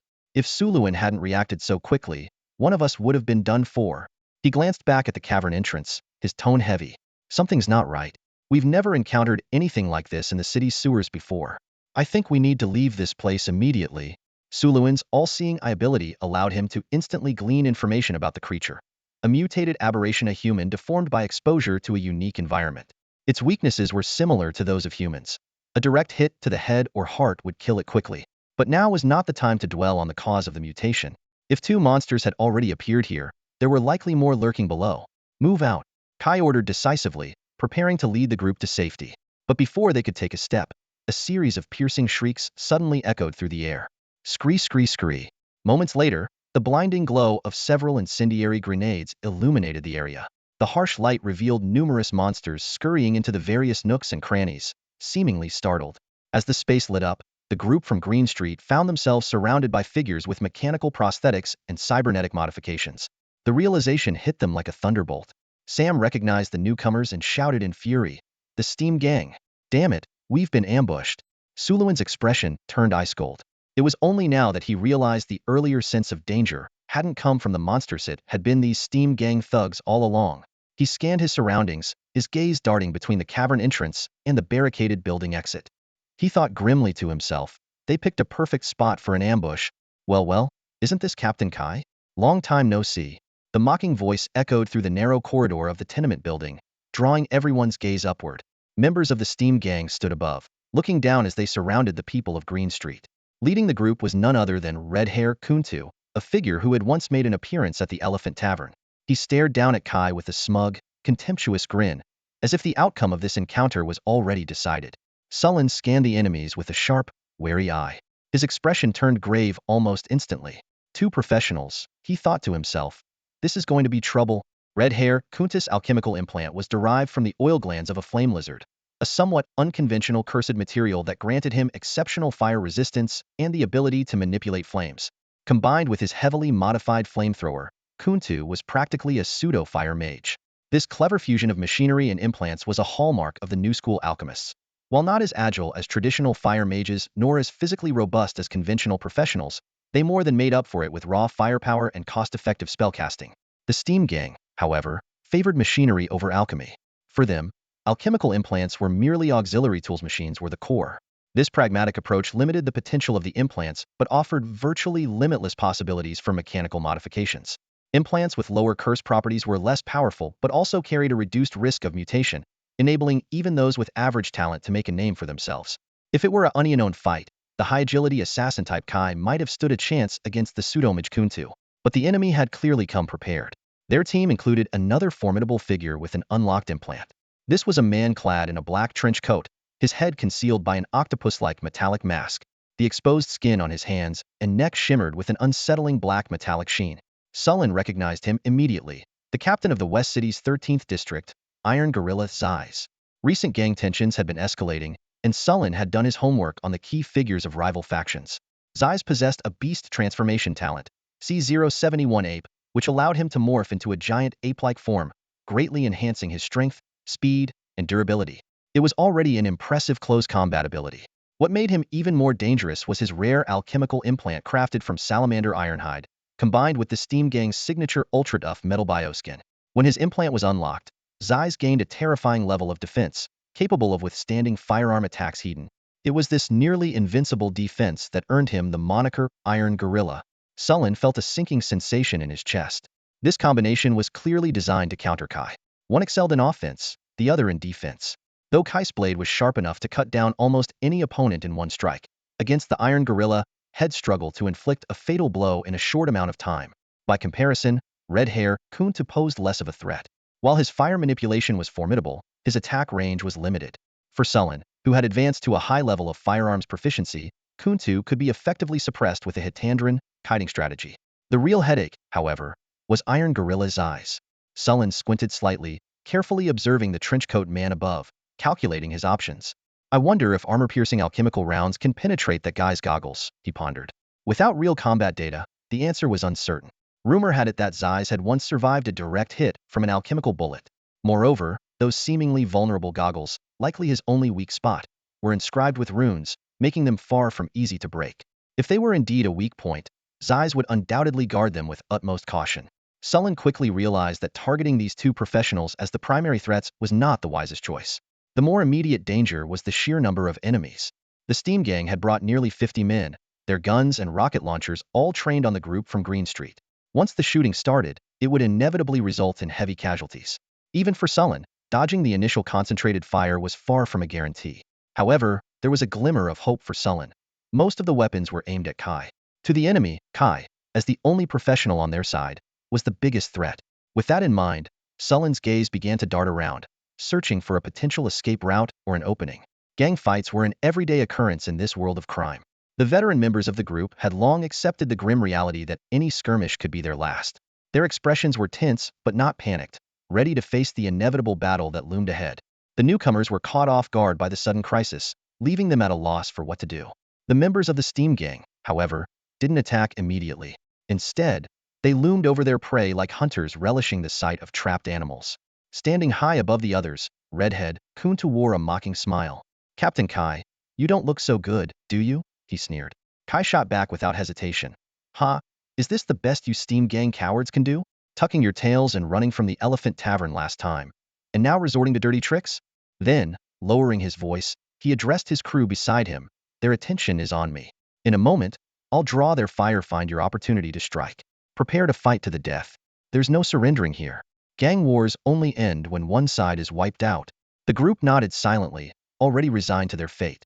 With a gun pointed at his head, Sulin's adrenaline surged, but his face betrayed no panic. He keenly noticed a peculiar detail. Among the gunmen upstairs, two had their scopes trained squarely on him. Strange, Sulin thought to himself. Why target me instead of the veterans or Captain Kai? It didn't take long for him to realize that this might have something to do with his recent close interactions with Qintiao. Sulin sighed inwardly, resolving to be more cautious when associating with influential figures in the future, lest he become an enemy's primary target. Slowly, he lowered the shotgun in his hands, appearing to surrender while his mind raced to analyze the situation. The exits of this tenement building are surely blocked, Sulin calculated. After their first round of concentrated fire, the only chance to fight back is to escape into the underground tunnels, where the cover and darkness can be used to our advantage. He noted that the position of the Green Street crew was highly precarious in the ground floor, with almost no cover except for a few load-bearing pillars.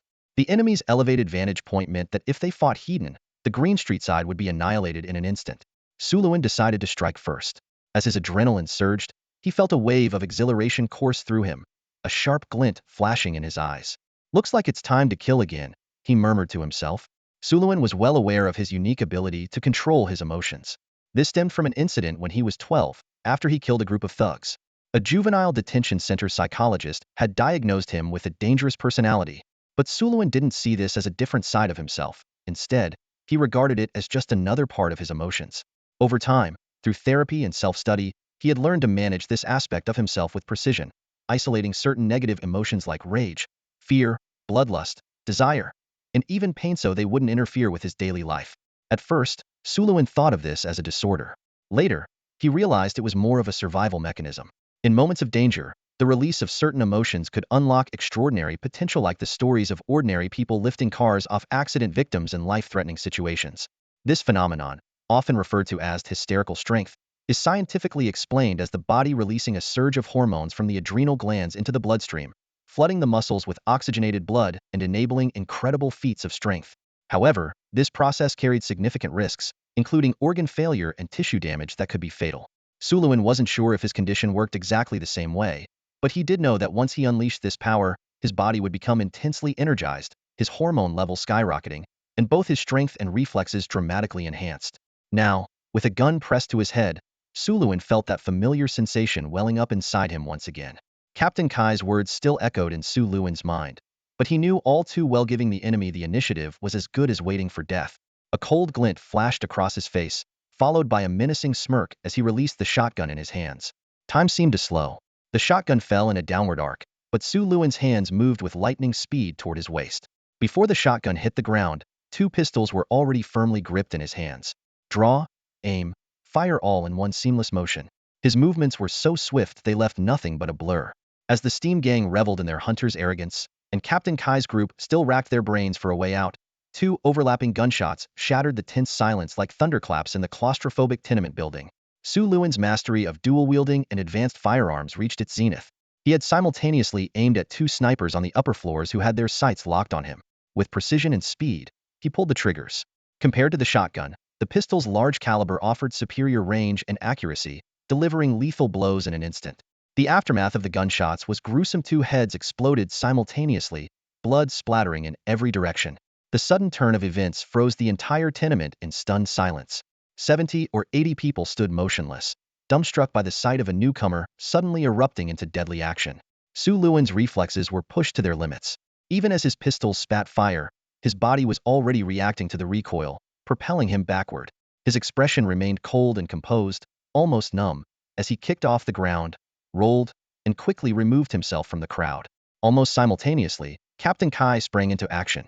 His heart leapt as he thought, "This is it, me chance."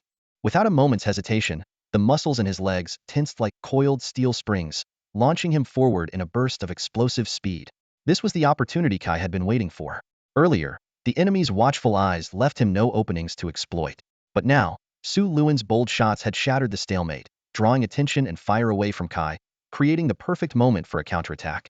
With even the slightest room to maneuver, Kai could unleash incredible speed so fast that the enemy wouldn't have time to redirect their guns. Before the rookies could process what was happening, the battle erupted in full force. Nearly 100 muskets fired simultaneously, the deafening roar of gunfire reverberating like a summer thunderstorm. Bang, bang, bang, bang. Flashes of muzzle fire lit up the tenement, and the violent tremors sent debris and rubble flying through the air. The floor and support columns crumbled like tofu under the relentless hail of bullets. Kai's charge drew the brunt of the enemy's fire, but the people of Green Street were still at a severe disadvantage. From their elevated positions, the Steam gang rained bullets down mercilessly. Only a few seasoned veterans managed to evade and return fire, while most of the rookies became easy targets, their bodies riddled with bloody bullet holes as they fell lifeless to the ground. Even after breaking free from the crowd by several meters, Su Luan could feel the mounting pressure. As the first to fire, he had drawn considerable attention. Despite his reflexes being as sharp as a predator's, the barrage of bullets left him scrambling.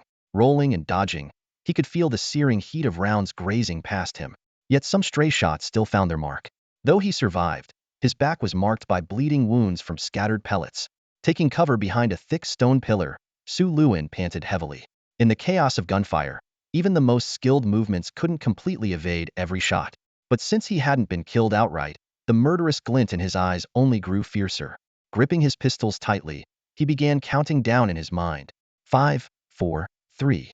As expected, within 5 seconds, the gunfire noticeably diminished. This was the brief lull caused by the enemy's heavy firearms running out of ammunition in their first volley. Su Luan's eyes sharpened, and he thought with urgency, "Now's the moment." Without hesitation, he darted out from behind cover. An ordinary person might have chosen to stay hidden and protect themselves, but Su Luan knew the truth: if he didn't take down every last member of the Steam gang, there was no way he'd walk out of this tenement alive. Even with Captain Kai's impressive skills, their odds were slim against the enemy's 2 professional fighters. Surin was acutely aware that waiting for Kai's death would only lead to his own doom. He decisively abandoned any wishful thinking. Even though he might not be the primary target of the enemies, he resolved to take the initiative. Surin darted out from behind the stone pillar, firing alternately with both hands in one fluid motion. Each gunshot was precise, and with every pull of the trigger, an enemy on the upper floor fell. His bullets hit their marks with deadly accuracy, targeting vital spots like the heart and head, delivering instant kills. At that moment, Surin resembled a grim reaper descending upon the battlefield, his face expressionless as he harvested lives. The 2 revolvers in his hands seemed to come alive, and within 2.4 seconds, 14 bullets claimed 12 lives.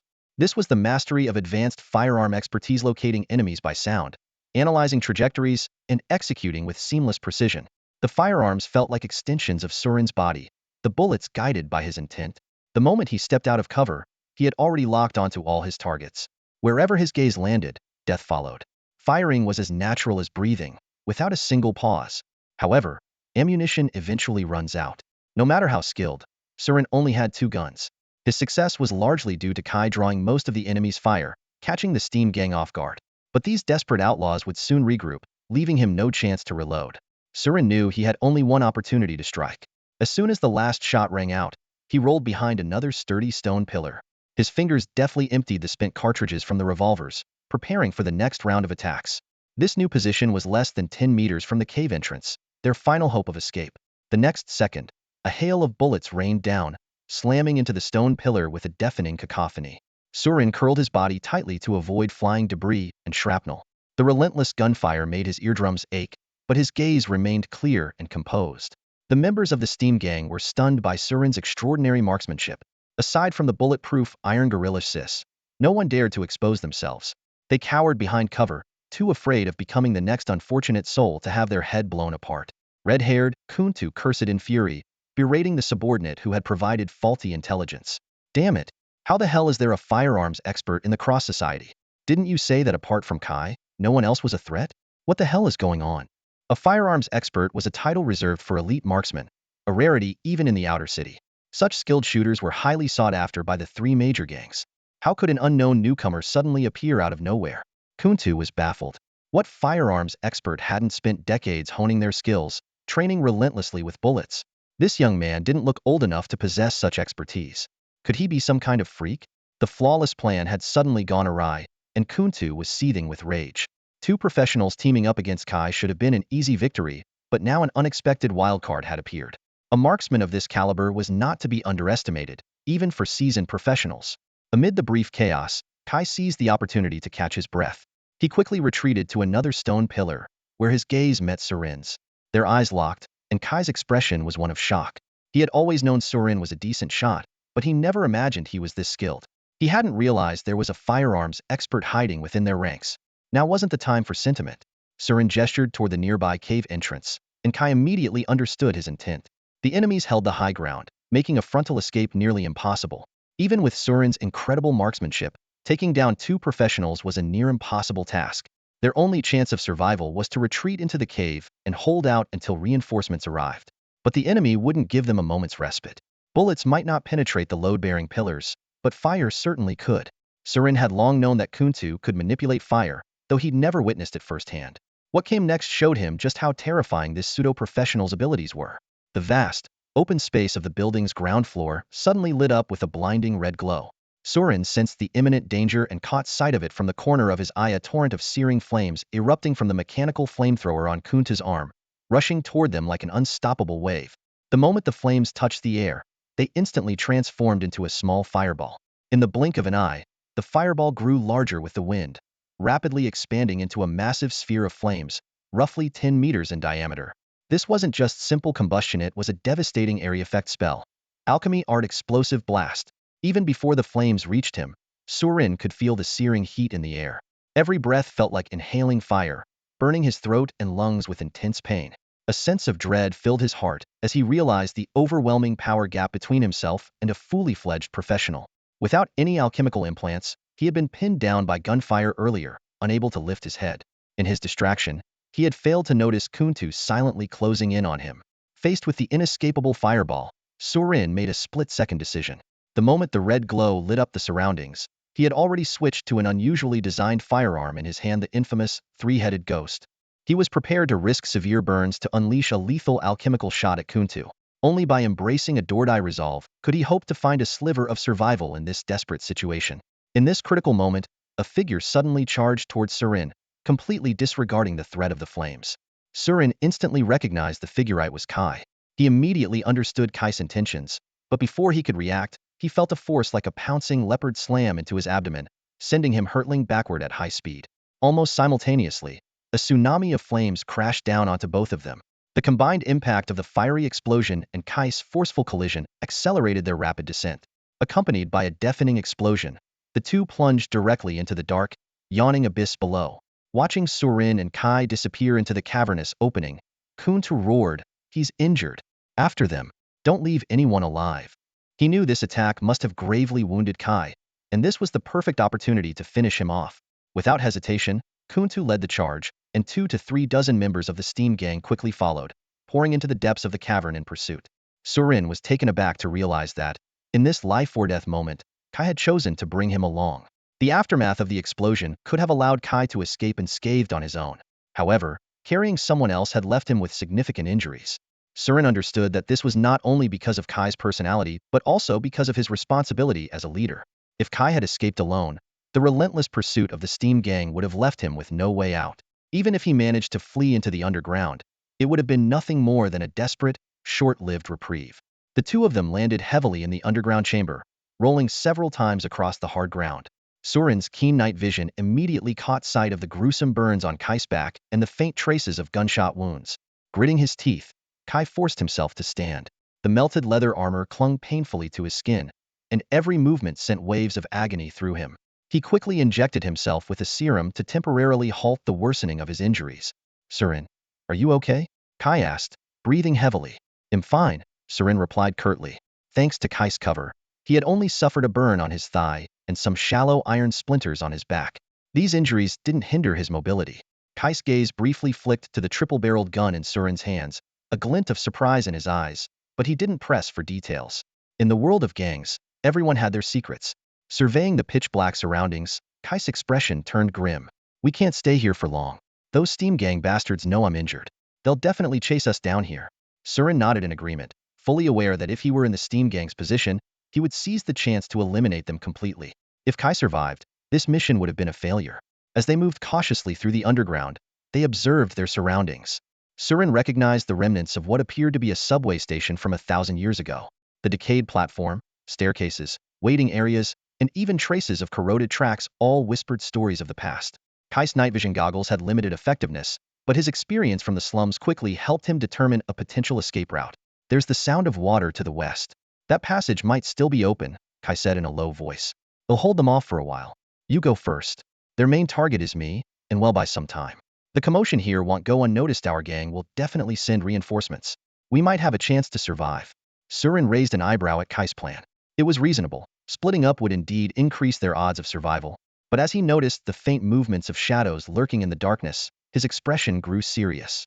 They weren't alone in this underground labyrinth. There were other inhabitants here, unknown and likely dangerous. Recalling the mutated creatures they'd encountered earlier, Surin realized that the dangers of delving deeper into the underground might rival facing the Steam Gang. I think we should avoid going too deep, Surin said, shaking his head. Kai frowned. But right now, it seems like we don't have a better option. No, I think we can ambush them here, Surin said, scanning the area. The layout of the ancient subway station offered natural cover. The complex environment was an ideal battleground for sharpshooters.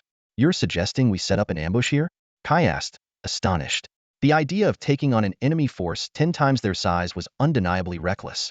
But as he recalled how Surin had taken down a dozen Steam Gang members in one round earlier, Kai began to reassess this seemingly quiet newcomer. Are you confident? Kai pressed, a spark of excitement gleaming in his eyes. The thought of turning the tables on their pursuers was far more appealing to him than running away. This environment is perfect for sniping. Aside from those two professionals, the rest aren't much of a threat, Surin replied calmly, his tone exuding a steady confidence that was strangely reassuring. Kakai detected the confidence and composure in Suluin's voice and instantly realized he was dealing with a sharpshooter who never missed his mark. Suluin continued his analysis. Once I fire, my position will be exposed. That iron gorilla will definitely come after me first. At that moment, I'll need you, Captain, to buy me some time. I still have 2 alchemical bullets left. If we're lucky, I might be able to take him down, and then we can turn the tides. Turn the tides? Kakai's eyes lit up, his demeanor instantly energized. He quickly grasped the key to the plan. The two of them must work in perfect sync, or they'd be picked off one by one. Kakai contemplated the situation. Even for a firearms expert, taking down an advanced combatant wouldn't be easy, especially when one of the enemies was the near-invincible Iron Gorilla Sith. Yet, as he glanced at Suluin's calm, expressionless face, Kakai had a vague sense that this guy still had a trick up his sleeve. All right, Kakai agreed without hesitation. Sith's abilities might counter mine, but there's no way he can beat me in a short amount of time. Good, Suluin replied simply. When the time comes, Captain, make sure to hold him off for at least 10 breaths. Just 10 breaths? That's no problem at all, Kakai assured him confidently. Suluin then elaborated on another key reason he'd chosen to stay behind and set a trap. It's not just the Steam Gang we're dealing with, there are also the monsters. I just heard some unusual sounds near the water source. It could be a monster nest. He pointed toward the darkness. Most of the mutated creatures here rely on auditory perception. If I fire, it might attract them. But the monsters aren't just our enemies, they'll be a problem for the Steam Gang too. We can use them to our advantage, but it does come with risks for us as well. Kakai suddenly understood, slapping his thigh in realization. Of course, I completely forgot about the mutated beasts. He quickly analyzed the situation. The enemy has the advantage in numbers, but once those creatures get involved, it'll turn into a chaotic three-way battle. On the other hand, with just the two of us, we're smaller targets and can move more freely. Time was running out. With only a quick exchange of glances, the two set their plan into motion. Suluin skillfully set up a wire-triggered trap on the ground, then positioned himself and Kakai at a strategic passageway ideal for either attacking or retreating, waiting for the enemy to arrive. As expected, within seconds, a group of figures rushed into the cavern. The glow of gas lamps illuminated several gang members, but Suluin's gaze bypassed them, locking onto Kuntu and Sith lurking in the shadows. These two seasoned combatants were clearly on high alert for any ambush, sending the less experienced gang members ahead as bait. Kuntu scanned the surroundings cautiously, his sharp eyes catching some unusual traces on the ground. Frowning, he warned, "Stay alert, everyone. Something about this cavern feels off." Suluin and Kai, battered and bloodied, left a trail of crimson stains on the ground behind them. The Steam Gang was hot on their heels, relentless in their pursuit. Following the blood trail, they tracked their prey all the way to a nearby platform, unaware of the danger lurking ahead. The leader of the group unknowingly stepped on an almost invisible tripwire. The safety pin of a grenade snapped off with a faint but unmistakable click, enough to alert anyone on edge. Sensing imminent danger, Zeiss, the hulking steel gorilla, surged forward like a gale, positioning himself in front of the group. A deafening explosion erupted, flames and shrapnel scattering in all directions. Despite the apparent power of the grenade, it barely fazed the heavily armored Steam Gang, most of whom had undergone mechanical limb enhancements. Suluin had never intended for the grenade to cause significant casualties. Its true purpose was to sow chaos in the enemy ranks and, more importantly, to draw the attention of the lurking creatures in the shadows. As the echo of the explosion faded, Suluin sprang from his cover without hesitation. His arms snapped up, and the barrels of his twin pistols locked onto the Steam Gang members 100 meters away, a perfect range for a seasoned marksman. Bang, bang, bang. One shot after another rang out, and the enemies holding gas lamps became Suluin's primary targets. In mere moments, 7 or 8 light sources were extinguished, plunging the area into deeper darkness. An angry curse echoed through the gloom. Before Suluin could reload, a massive shadow hurtled toward him like a cannonball. It was exactly what Suluin had anticipated. His pupils narrowed, but he held his ground, raising his pistols to unleash the remaining bullets in the chambers. The bullets, however, seemed to have no effect on the monstrous figure charging at him. Clang, clang, clang. The shots struck Zai's steel body with metallic reverberations, as if hitting impenetrable armor. Even the bullet that landed squarely on the runic-chanted visor failed to cause any damage to the ironclad beast. While reloading with practiced efficiency, Suluin kept his eyes locked on the advancing steel gorilla. His mind raced. Judging by the strength of that armor, even armor-piercing rounds might not breach the runic-chanted visor. Using an alchemical bullet recklessly would alert the enemy if it missed, making a second opportunity nearly impossible. These initial shots weren't just a test. They were meant to lull the enemy into underestimating his threat. Just as Zeiss was about to slam into Suluin, a slimmer, more agile figure darted forward like a lightning strike. With a dull thud, the two figures collided and instantly engaged in a fierce melee. Kai's blade-augmented arms sparked against Zeiss' steel body, the grating sound of metal and metal filling the air. Zeiss let out a cold chuckle, mocking Kai's audacity. Though Kai excelled in agility and guerrilla tactics, direct melee combat against a brute like Zeiss was a losing battle. The steel gorilla's raw strength gave him an overwhelming advantage in close quarters. Kai was quickly forced onto the defensive. However, retreat was not an option. If Kai backed off, Zeiss would immediately turn his sights on Suluin, the gunslinger. The moment Suluin and Kai committed to this strategy, they knew there was no turning back. Survival depended on mutual trust and giving their all. Kai's injuries began to slow him down, and his movements grew increasingly labored. A misstep allowed Zeiss to grab his ankle, swinging him like a ragdoll. Despite the life-or-death situation, Suluin stayed 10 meters away, unmoving. Calmly, he finished reloading and raised his pistols once more. For a marksman of Sulin's caliber, even a wildly moving target at this distance was no challenge. This time, he aimed directly at the latches securing Zeiss' visor. While the visor itself was fortified with advanced enchantments, the mechanical latches and joints were far more vulnerable. The enchanted lens might deflect bullets, but the structural weak points were another story. Ping, ping, clang, clang. Suluin fired several precise shots, each hitting the visor's latches. The relentless barrage weakened the welding points until cracks began to form. Sensing his chance, Kai lashed out with a powerful kick. With a loud clang, the visor broke free, clattering to the ground and exposing Zai's startled eyes. For a moment, Zai froze, staring incredulously at his unmasked faceplate.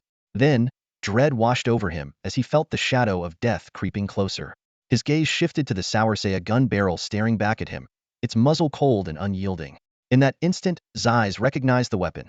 The infamous triple-barreled, three-headed ghost, once wielded by the legendary gunslinger Iron Head Ivan.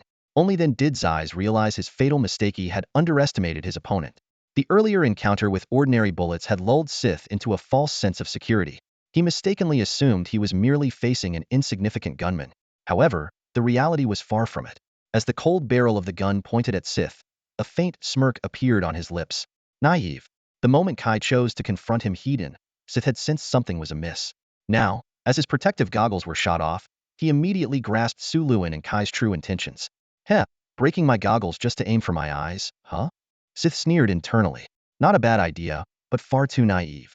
If professionals could be taken down so easily by bullets, they wouldn't be worthy of the title. Even when faced with an alchemical bullet, Sith remained supremely confident. To kill him, one would have to strike one of the few vulnerable points on his body. Relying on years of honed reflexes and instincts, Sith twisted his head the moment his goggles were destroyed. At this angle, he knew the shot would miss him entirely. Or so he thought. But in the very next second, a scene of utter despair unfolded before Sith's eyes. As he turned his head, his peripheral vision caught Su Luin making an unusual shooting motion. The moment the muzzle flashed, Su Luin was snapping the gun sideways. Sith's mocking grin froze, replaced instantly by a look of terror. He tried to react, but it was already too late. In the final moments of his life, this veteran steam gang leader finally realized the horrifying truth about his opponent, a master of the arcane gunfighting technique known as gun kata. Like a venomous viper hidden in a pile of leaves, Su Luin had delivered a lethal strike when Sith least expected it. Su Luin's eyes were cold and emotionless, his movements precise and calculated. Switching guns, predicting Sith's head turn angle, calculating the trajectory, and pulling the trigger while snapping the gun, all executed flawlessly, leaving Sith no chance to counter. The alchemical armor-piercing bullet spiraled out of the silver skull-engraved firearm, tracing a perfect arc through the air before striking Sith's left eye socket with pinpoint accuracy. With a deafening boom, a burst of blood exploded in front of Sith's eyes. The alchemical bullet pierced through his skull, and the once imposing steel gorilla collapsed to the ground with a resounding thud. That single shot marked the absolute end of Sith's life.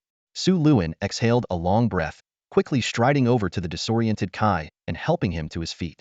At the same time, he didn't forget to absorb the gray mist rising from Sith's corpse. Obtained memory fragments of Sith Arnold 3. You have gained a small amount of intermediate mechanical knowledge. You have learned basic techniques for modifying mechanical arm kinetic devices. Combat experience 8. Mental strength 0.12. Su Luin felt a surge of mechanical knowledge flooding into his mind, but there was no time to process it. The battle wasn't over yet, and his priority was ensuring his comrade's safety. Captain, are you all right? Su Luin asked with concern. Kai tried to respond with "I'm fine," but the words were replaced by a mouthful of metallic-tasting blood. Shaking his head to clear the dizziness, he forced a wry smile. Not dead yet.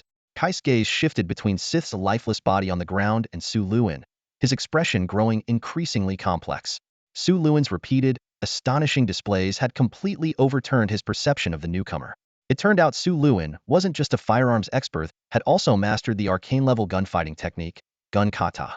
A skill so advanced, it was only attainable by truly gifted professional marksmen. No wonder he was so confident, Kai thought to himself, silently grateful for having chosen to trust Su Luin. From the moment the explosion was triggered, to Sith's charge, to his eventual death at the hands of Su Luin and Kai, the entire sequence had unfolded in less than 20 seconds. In the distance, red-haired Kuntu had initially believed that with Sith personally taking action, the duo would either be killed or at least held at bay. He had expected that once he and the rest of the gang arrived, they could easily finish the job. However, plans never go as expected. The explosion had drawn out lurking aberrant creatures. Agile, wall-climbing monstrosities emerged from the shadows, using their elongated proboscises to kill steam gang members one by one. Chaos erupted as screams and gunfire echoed through the streets. This brief delay had completely upended the situation. Within moments, Kuntu watched in shock as Sith, a fellow professional combatant, was killed with a single headshot. Only then did he realize why the duo had planted a seemingly useless bomb in the first place. The goal wasn't to harm Anyani, it was to lure the monsters out. Staring at Sith's corpse, Kunta felt a surge of fear and the urge to retreat. But it was too late. The swarm of wall-climbing aberrant creatures had already encircled them. What had begun as a confrontation between two sides had now devolved into a chaotic three-way battle. Surveying the restless creatures around them, Su Lun's expression turned grim as he asked, "Captain, can you still fight?" Kai's face was equally tense. He pulled out a vial of medicine and injected it into his leg, gritting his teeth. "I can hold on for a while longer." As he spoke, his gaze swept into the distance where the members of the Steam Gang were locked in a fierce battle with the monsters. A trace of a mocking smile appeared on his face as he thought to himself, "Now, who survives will depend entirely on their real skills." The Steam Gang members were already struggling to fend for themselves. Even if he didn't intervene, whether those guys could make it out alive from the swarm of monsters was still uncertain. In contrast, although Su Luan and Kai were in a precarious situation, it wasn't any worse than before. Some of the monsters, drawn by the gunfire, had already climbed above them. However, the pair demonstrated remarkable teamwork. Su Lun's sharpshooting ensured every bullet hit its mark, while Kai's close combat skills were masterful, taking down one monster with each strike. Despite the terrifying speed of the mutated wall-climbing creatures, the two managed to fight and retreat in tandem, holding their ground for the time being. Suddenly, after taking down several monsters, Su Luan unexpectedly noticed a cluster of gray mist among the pile of corpses. An elite monster actually produced a soul fragment, he thought in surprise.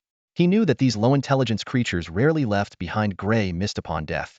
Just moments ago, he had taken out a particularly large and robust mutated creature with a headshot, and the gray mist had floated out from its corpse. Since the body was not far from his feet, Su Luan continued shooting while casually absorbing the mist.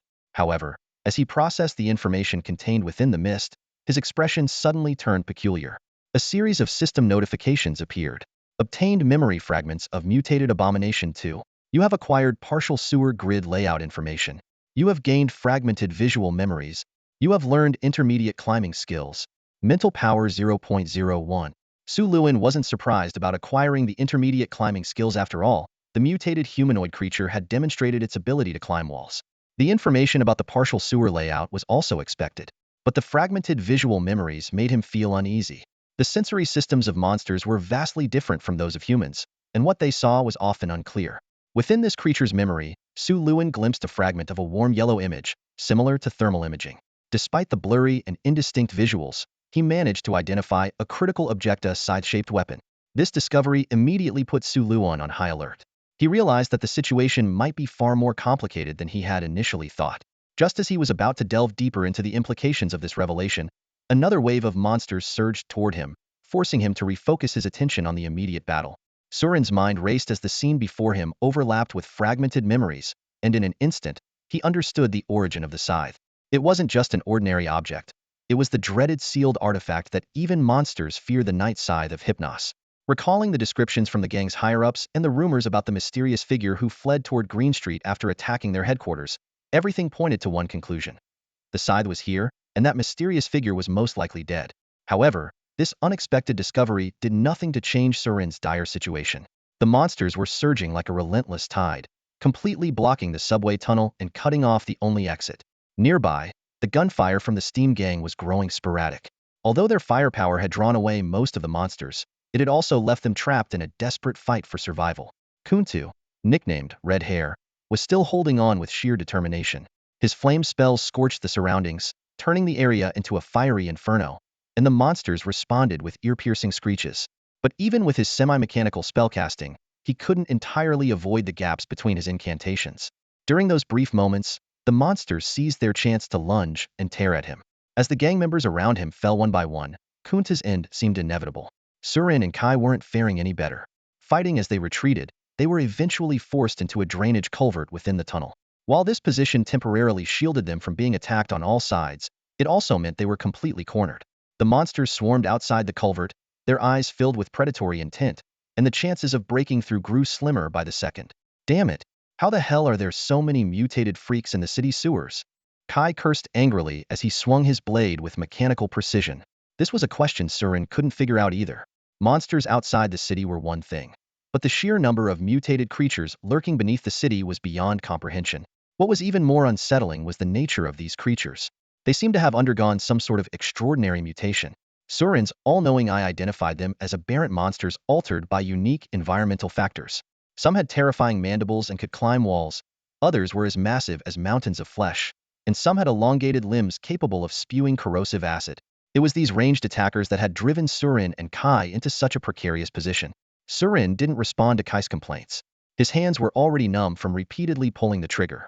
The sheer number of monsters made it nearly impossible to miss a shot, but no matter how many they killed, more kept pouring in. During a brief pause to reload, Surin lobbed a grenade, blowing apart a cluster of monsters and temporarily easing the pressure. He had a nagging feeling that something was seriously wrong with the sewer system, but now was clearly not the time to dwell on it. Fortunately, Kai's skills as a close combat expert were keeping the monsters at bay.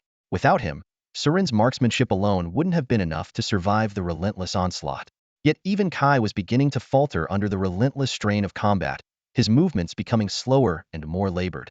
"I'm going to use explosives to collapse the entrance. Captain, watch out," Kai shouted, his voice tinged with both desperation and determination. "Got it," Surin replied tersely, fully aware that this might be their last shot at survival. Without hesitation, Suluin decisively chose to use a directional explosive to collapse part of the pit. A thunderous explosion echoed through the space, sending debris tumbling down and precisely blocking most of the entrance. This move not only narrowed the exit, limiting the monster's attack space, but also cut off their escape route. Taking advantage of the moment, Kai's blade flashed as he sliced through a few massive stones overhead, sealing off the last remaining gap completely. Exhausted, the two collapsed onto the ground, their ears filled with the sound of the monsters relentlessly clawing at the blockage. The sharp-toothed creatures were astonishingly fast diggers, and it was clear the rubble wouldn't hold them back for long. Suluin and Kai seized the rare moment to catch their breath, quickly tending to their wounds and reloading their weapons. In this life-and-death situation, Suluin spared no expense, loading the last of his precious alchemical bullets into the chamber of his revolver, the three-headed ghost. Kai, less skilled with firearms, stuffed himself with grenades instead. Their bodies were covered in the acidic residue sprayed by the monsters, along with wounds from their gnashing jaws. They were in a sorry state, but after injecting healing serums, their injuries were temporarily stabilized. With everything prepared, they had only a few minutes left to rest. Kai glanced at Suluin, a trace of resignation in his voice. "Brother, I don't think we're getting out of this one." As someone who had grown up in the rough world of gangs, Kai had long accepted the possibility of dying in the streets. Saying it now felt surprisingly calm. He had expected to see fear on Sulin's face, but instead, the man remained composed, methodically reloading his ammunition without a hint of panic. Kai couldn't help but recall the earlier moment when they turned the tables on the Steam gang, killing 30 of them between the two of them. The memory still felt surreal. He let out a self-deprecating laugh. "Heh, worth it." Curious, Kai asked, "How are you not nervous right now?" Suluin replied simply, "I've always been a bit cold by nature." Kai nodded in understanding. "Ah, I see." Perhaps sensing the end was near, Kai suddenly grew more talkative. "Suluin, I didn't expect you to know gunfighting techniques." He paused before asking, "Is that the legendary three-headed ghost you're using?" After everything they'd been through, the two had formed a bond forged in adversity. Suluin saw no reason to hide the truth, especially since the gun was so distinctive. He nodded lightly. "Yeah." Hearing this, Kai eyed Sulin's shaved head and smoky eye makeup, as if piecing something together. His curiosity piqued, he hesitated for a moment before asking with a mischievous grin, "Wait, are you Ironhead Ivan's son?" Sulin's eyebrow twitched at the unexpected leap in logic. Kai, realizing he had guessed wrong, chuckled and added jokingly, "Don't worry, we'll keep your secret safe." Suluin clarified succinctly, "No, I killed him." "You killed Ivan?" Kai's eyes widened in shock. That revelation was far more explosive than any secret lineage. Ivan was a veteran assassin of the Raven Gang, even more dangerous than the infamous Steel Gorilla Sis. He wasn't someone an ordinary person could take down. But then Kai thought back to Sulin's earlier display of skill and realized this young man must be hiding plenty of secrets.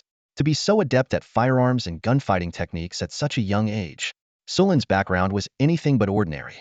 Still, in the world of gangs, everyone had their share of buried pasts. Kai chose not to press further and instead said earnestly, "If we make it out alive, your secret's safe with me." "All right," Suluin replied simply. Some cards had already been put on the table, and continuing to conceal things seemed unnecessary. After all, Suluin realized there was only one secret he absolutely couldn't afford to let slip: the identity of his original self. Everything else, the two scrayed talents without obvious traits, his puppeteer abilities disguised as a more common puppet master profession, and his gun skills would inevitably come to light in this gang-dominated world of frequent gunfights. Though their time together had been brief, Suluin felt that Kai, their team leader, was someone he could trust. Besides, Kai had already saved his life once. Surin and Kai stood tense, their nerves stretched to the limit as they leaned against the debris-filled dead end of the narrow alley. Determination burned in their eyes, a refusal to surrender even in the face of despair. With no way out, they could only wait for the monster to claw through the rubble blocking the exit and prepare for one final stand. Just as the creature was about to break through, a sudden burst of gunfire echoed from outside. Surin and Kai exchanged a startled glance, disbelief flickering in their expressions. Could it be? Had reinforcements arrived? Kai's face lit up with a glimmer of hope. It must be a height-year professional. Let's just hope they're not enemies. Surin gripped his firearm tightly, his gaze steely. Whoever it is, the monsters outside are already distracted by the gunfire. This is our best chance to make a move. Taking a deep breath, Kai's mantis-like blades glinted coldly as he raised his arms. With a powerful thrust, he slammed into the rubble, cracking it. Go! He shouted, charging forward. Surin followed closely behind.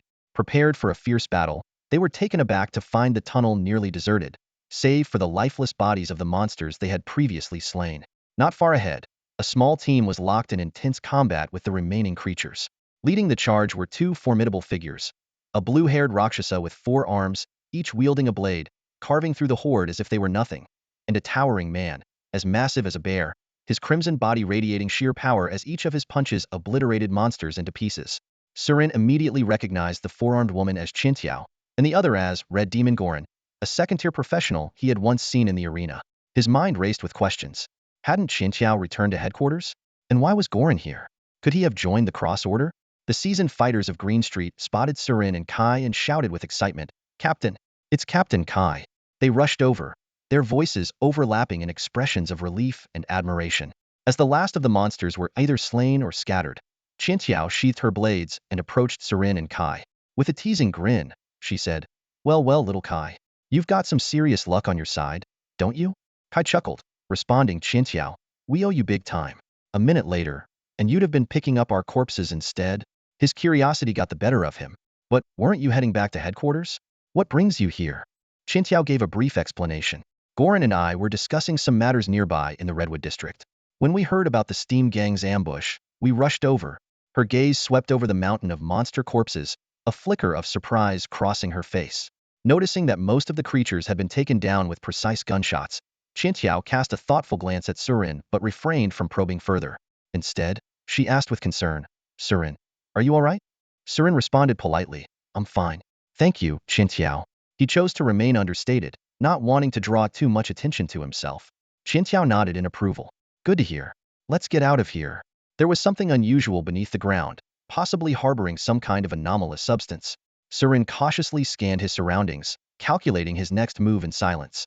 The number of creatures nearby was not only abnormal, but their types were utterly unfamiliar. The air carried a suffocating sense of oppression, an indescribable tension that hinted at an unseen threat ready to erupt at any moment.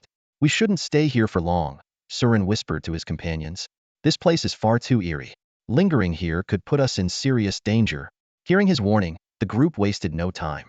They quickly gathered anything useful from the battlefield and made their way out of the dilapidated building in haste.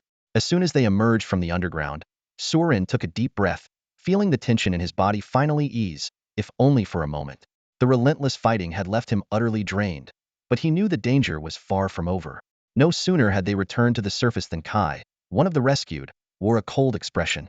He strode to the group, his eyes burning with the fire of vengeance. Brothers, it's our turn now to make the Steam Gang pay for what they've done. Before Kai's words even fully left his mouth, the surrounding gang members erupted with fury. One of them gritted his teeth and growled, those bastards dared to mess with us on our turf. This time, we're breaking their legs. That's right. Another voice chimed in. They killed so many of our brothers. We can't let this slide. To hell with them. The group shouted in unison, their fighting spirits soaring. The seasoned members, upon hearing they were heading to the Steam Gang's territory for a fight, were thrilled. Qintiao, standing to the side with a mischievous grin, added fuel to the fire. If you're going to fight, better do it soon. If we wait for both sides' higher-ups to get involved, the whole thing might end up in a boring negotiation. Not only would we lose face, but we'd also be forced to pay compensation. Our brothers' sacrifices would be in vain. Despite the group's eagerness, some voiced concerns. Sister Qintiao, if we just march in like this, won't they ambush us? What if their leaders step in? Hearing this, Qintiao gave a confident smile. Relax. Even if the Steam gang plays dirty, this time they'll have to swallow their losses. Their leaders will definitely show up, but the rules of the game won't allow it to escalate into an all-out brawl. She paused and added lazily, besides, with me and Mr. Gorin here, there's nothing to worry about. If things really go south, our cross-society leaders won't let us down either. Kiantio's words bolstered the group's morale. She glanced at the silent Surin, as if explaining to him and the other survivor. The Steam gang's overreach this time is actually tied to the inner conflict among the city's elites. But there's a lot that needs to be handled by our president, and it involves high-level power plays, so I can't say much. Surin quickly grasped the underlying meaning in her words. This ambush wasn't just a simple turf war. It was entangled in a web of deeper interests. Green Street, a lucrative area in the outer city, happened to sit on the border of the two gangs' territories, making it a natural point of contention. As the defending side, the Cross Society couldn't initiate an attack, but after being provoked, they had no choice but to strike back. It was like a border dispute between nations. While conflict was inevitable, no one wanted to escalate it into a full-blown war. Too many interests were at stake, involving various factions and power structures. The Cross Society and the Steam Gang were the two largest factions in Old Linden's outer city. Their influence extended beyond their members, intertwining with numerous industries and other affiliated forces, as well as the interests of the inner city sponsors. For the lower-level members, fighting over turf was routine, a form of competition tacitly approved by the upper echelons. Small-scale skirmishes were manageable, allowing one side to claim victory without significant losses. This was the nature of gang warfare over territory. You either fought until you were beaten into submission or conceded when you could no longer afford to fight. The Steam Gang and the Cross Society had clashed countless times over Green Street. Kai's predecessor, the former captain of Green Street, had died in one of these confrontations. While everyone wanted to claim the lucrative territory, it wasn't feasible to involve the higher-ups every time there was a minor conflict. Turning every skirmish into a full-scale gang war was a risk no one could afford, not even the gang leaders themselves. Even if one gang managed to eliminate the other, the inner city sponsors would simply back a new faction to take its place. In this world, profit was the ultimate priority, not fleeting displays of power. It might sound harsh, but in Old Linden, in the outer city, and in the world of gangs, the lives of the lower ranks were expendable. The gang members understood this and accepted it. If today's ambush had been executed cleanly, with Kai's entire team wiped out, there would have been no repercussions. This was the norm for gang skirmishes. Everyone might know who was behind it, but without concrete evidence, no one could take action. Retaliation could only be carried out covertly, as long as no proof was left behind. But now, the situation had changed. Kai and Surin had survived, and the bodies of the Steam Gang members were left on cross-society territory. This was undeniable evidence. The Steam Gang had lost the moral high ground, and now Kai's team had every right to demand justice. Even if the Steam Gang resented it, they had no choice but to endure. Kai acted with his usual decisiveness. After tending to his wounds, he quickly rallied hundreds of men from the surrounding neighborhoods and marched straight into the Steam Gang's territory. They first stormed the stronghold of Redhead Kuntu and were preparing to take down another base, led by someone named Sis, when the Steam Gang's leaders intervened. As expected, the higher-ups from both sides stepped in, and negotiations quickly followed, putting an end to the fighting. The usual process of compensation, territorial concessions, and a temporary truce was set in motion. Surin had little interest in the high-level negotiations, but he took the opportunity to scavenge valuable scraps with the team. It had to be said that the Steam Gang lived up to their reputation as a modernized faction. Their members had a significantly higher level of mechanical expertise than the average person. Even the most ordinary members possessed some mechanical knowledge. After raiding just a few locations, Surin had acquired a considerable amount of mechanical knowledge, advancing from a complete novice to an intermediate beginner. This conflict would likely keep the Steam Gang quiet for a while, giving Surin a chance to focus on improving himself. However, the brutal fight in the tenement building had intensified his desire for alchemical implants. Without implants, a professional's combat ability was significantly inferior to those who had them. Relying solely on marksmanship wasn't enough to survive in the harsh outer city. Finally, a few days later, the monthly black market auction was about to begin. The turf war on Green Street temporarily subsided after the ambush incident at the tenement building. The Steam Gang admitted their fault and signed a truce agreement. More importantly, Red Demon Gulong was promoted to a cross-society officer, taking charge of protecting several small squads around Green Street. The presence of this formidable Tier 2 combatant significantly raised the cost of any underhanded moves against them. Surin still had only a vague understanding of the location of the mysterious scythe. The fragments of the monster's memory were unlike human memories, offering only hazy notions of twists and turns in corridors, with no clear spatial coordinates. He knew how to navigate from the entrance of the underground lair to its general vicinity, but pinpointing the exact spot was impossible. This meant he would have to venture into the tenements underground once more. However, without sufficient means of self-defense, Surin was not foolish enough to act recklessly. His top priority now was to find a suitable alchemical implant. Surin decided to try his luck at the black market to see if he could purchase an advanced blueprint. Unless absolutely necessary, he was reluctant to exchange for the Silverdeer blueprint of the 1,000 kill wings at the gang's headquarters, as it might expose his unusually high containment value and attract unwanted attention. After all, high containment values often indicated height ear breathing techniques, which were typically monopolized by the elite families of the inner city or even exclusive to certain powerful clans. Surin was increasingly convinced that the hejum breathing technique he had inherited from the original body was of an exceptionally high tier and must not be revealed. For now, he intended to maintain a low profile and continue playing the role of an inconspicuous figure. Coincidentally, the monthly auction at the Shadow Alley Black Market was about to take place. This event was an opportunity for scavengers, mercenaries, and professional thieves to sell their goods, while black market vendors would also auction off rare items they had acquired through various channels. It was a place where valuable treasures often emerged. That day, Surin received the latest issue of the Old Linden Gazette at his inn. He keenly noticed an inconspicuous job advertisement in the corner. Greenham Printing Factory hiring 12 workers, monthly salary 2,180 liso, day and night shifts. This cryptic message translated to Sunday, midnight. The number 2,180 was half of an invitation code, with regular attendees holding the other half. It was said that different factions had various ways of obtaining these codes. This system allowed the black market's organizers to trace any issues back to their source if problems arose. It's worth noting that cryptography was a fundamental skill for alchemists. The code on the newspaper was merely a basic application. During the golden age of alchemy in the previous era, alchemists would disperse and conceal knowledge to protect their research and hide astonishing secrets. As a result, nearly all surviving ancient alchemical scrolls contained encoded information that had to be deciphered to access their content. This ensured that only those deemed worthy could obtain the knowledge. Sir Isaac, celebrated as a semi-divine alchemist, often mentioned in his notes that one book opens another, a phrase that became a guiding principle for later generations of alchemists. Surin requested leave from Kai, explaining that he wanted to visit the black market. Their relationship had grown closer after the tenement incident, so his leave was granted without issue. On this trip, Surin not only hoped to find a suitable implant blueprint, but also planned to replace his current rune revolver.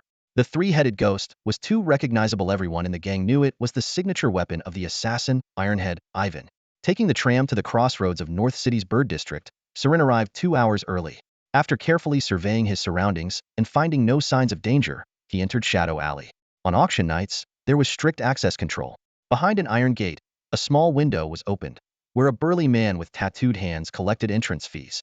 Each attendee had to provide the invitation code and pay an entrance fee of 5,000 liso. The steep price made Surin wince, but it effectively kept idle onlookers away. Though it wasn't his first time visiting the black market, the crowd tonight was noticeably larger than usual. Most people wore long coats, flat caps, or hooded masks, exuding an air of secrecy. Wearing a deerstalker hat, Surin blended into the crowd without drawing attention. The black market auction lacked a fixed venue, resembling a rural bazaar. Guests found their own spots and waited for the event to begin. With time to spare, Surin wandered through the narrow steel-framed streets. He noticed that the missing person notice for the original body was still pinned to the bulletin board. However, today, a conspicuous red missing person notice had been added in a prominent position. Surin stood still in front of the bulletin board, his attention caught by a wanted poster. The photo depicted a woman with sharp, refined features and an air of professionalism, resembling the portrait of an inner-city corporate employee. The bounty was a staggering 1 million lisos, equivalent to that of an S-class fugitive, stirring Surin's curiosity about the woman's crimes. Despite the tempting reward, Surin was well aware of the risks involved. He had no intention of becoming a bounty hunter, and even if he encountered the target, he wouldn't act recklessly. Just as he turned to leave, 2 individuals in black trench coats brushed past him. Judging by their physiques, they appeared to be a man and a woman. The man glanced sideways at Surin and murmured to his companion, I feel like I've seen that guy before. Even with his face covered, I'm certain he looks familiar. The woman responded calmly, half the people in the black market are fugitives or have criminal records with the organization. It's not unusual for someone to seem familiar. But this isn't our territory, so it's best not to stir up trouble. Hearing this, the man averted his gaze and dropped the matter. Got it. Surin continued walking as if nothing had happened, but inwardly he became more vigilant. When he passed by the two, he felt an invisible pressuria kind of aura he only experienced in the presence of high-ranking professionals. Thanks to his exceptional mental strength, Surin's perception was unusually sharp. He was certain the man had glanced at him out of the corner of his eye. Whether it was due to some unique recognition ability or mere curiosity, he couldn't tell. Although Soren's current bald, eyebrowless appearance was drastically different from his former self, in this world of extraordinary abilities, identifying someone clearly went beyond just physical appearance. After a moment of heightened awareness, the sensation of being watched quickly faded. Soren let out a quiet sigh of relief, assuming the glance was likely nothing more than a fleeting observation. Not wanting to linger on the street, his eyes briefly caught sight of the alchemy shop's signboard belonging to Lawson. Without hesitation, he stepped inside. Before long, the auction began. The black market auction was quite unique, reminiscent of the open-air drive-in theaters from Suluin's previous life. The Shadow Alley Black Market was built along the pipes of a cliff face, with a pitch-black rock wall opposite. The organizers had cleverly created a projection-like device on that rock wall, displaying the auction items' details in the form of slides. This ensured that everyone on every level and in every shop of the black market could see the information clearly. There was no traditional auctioneer, only constantly shifting prices and detailed item descriptions. Famous guns, legendary swords, ancient relics, cursed items, alchemy tomes. The selection was dazzling, and each item was a masterpiece. Suluin watched from his shop, feeling a mix of excitement and helplessness. There were so many things he wanted to buy, but with prices in the hundreds of thousands or even millions, his current finances would barely allow him to purchase a single item without exhausting his savings. At that moment, he realized just how wealthy not only the inner-city elites were, but also the top-tier professionals from the outer city. Forget it. I'll just wait for the blueprints, Suluin consoled himself, resisting the urge to bid on those tantalizing legendary guns. Suddenly, the appearance of an auction item caused a stir, and the price skyrocketed instantly. It was an ordinary-looking notebook, as thin as cicada wings. The images were deliberately blurred, so that the text on it couldn't be discerned. However, the description boldly stated, an authentic page from Sir Isaac's alchemy manuscript. To put this into perspective, a standard black iron prosthetic would cost around 100,000 lisos. Yet, as soon as this single page appeared, the price soared past 2 million, leaving Suluin's eyelid twitching in disbelief. He couldn't help but marvel. There sure are a lot of wealthy people in the outer city. Eventually, the manuscript page was sold to a mysterious buyer for over 3 million, a price that was still considered a bargain. In an inner-city auction, such a treasure could fetch 4 or 5 million easily.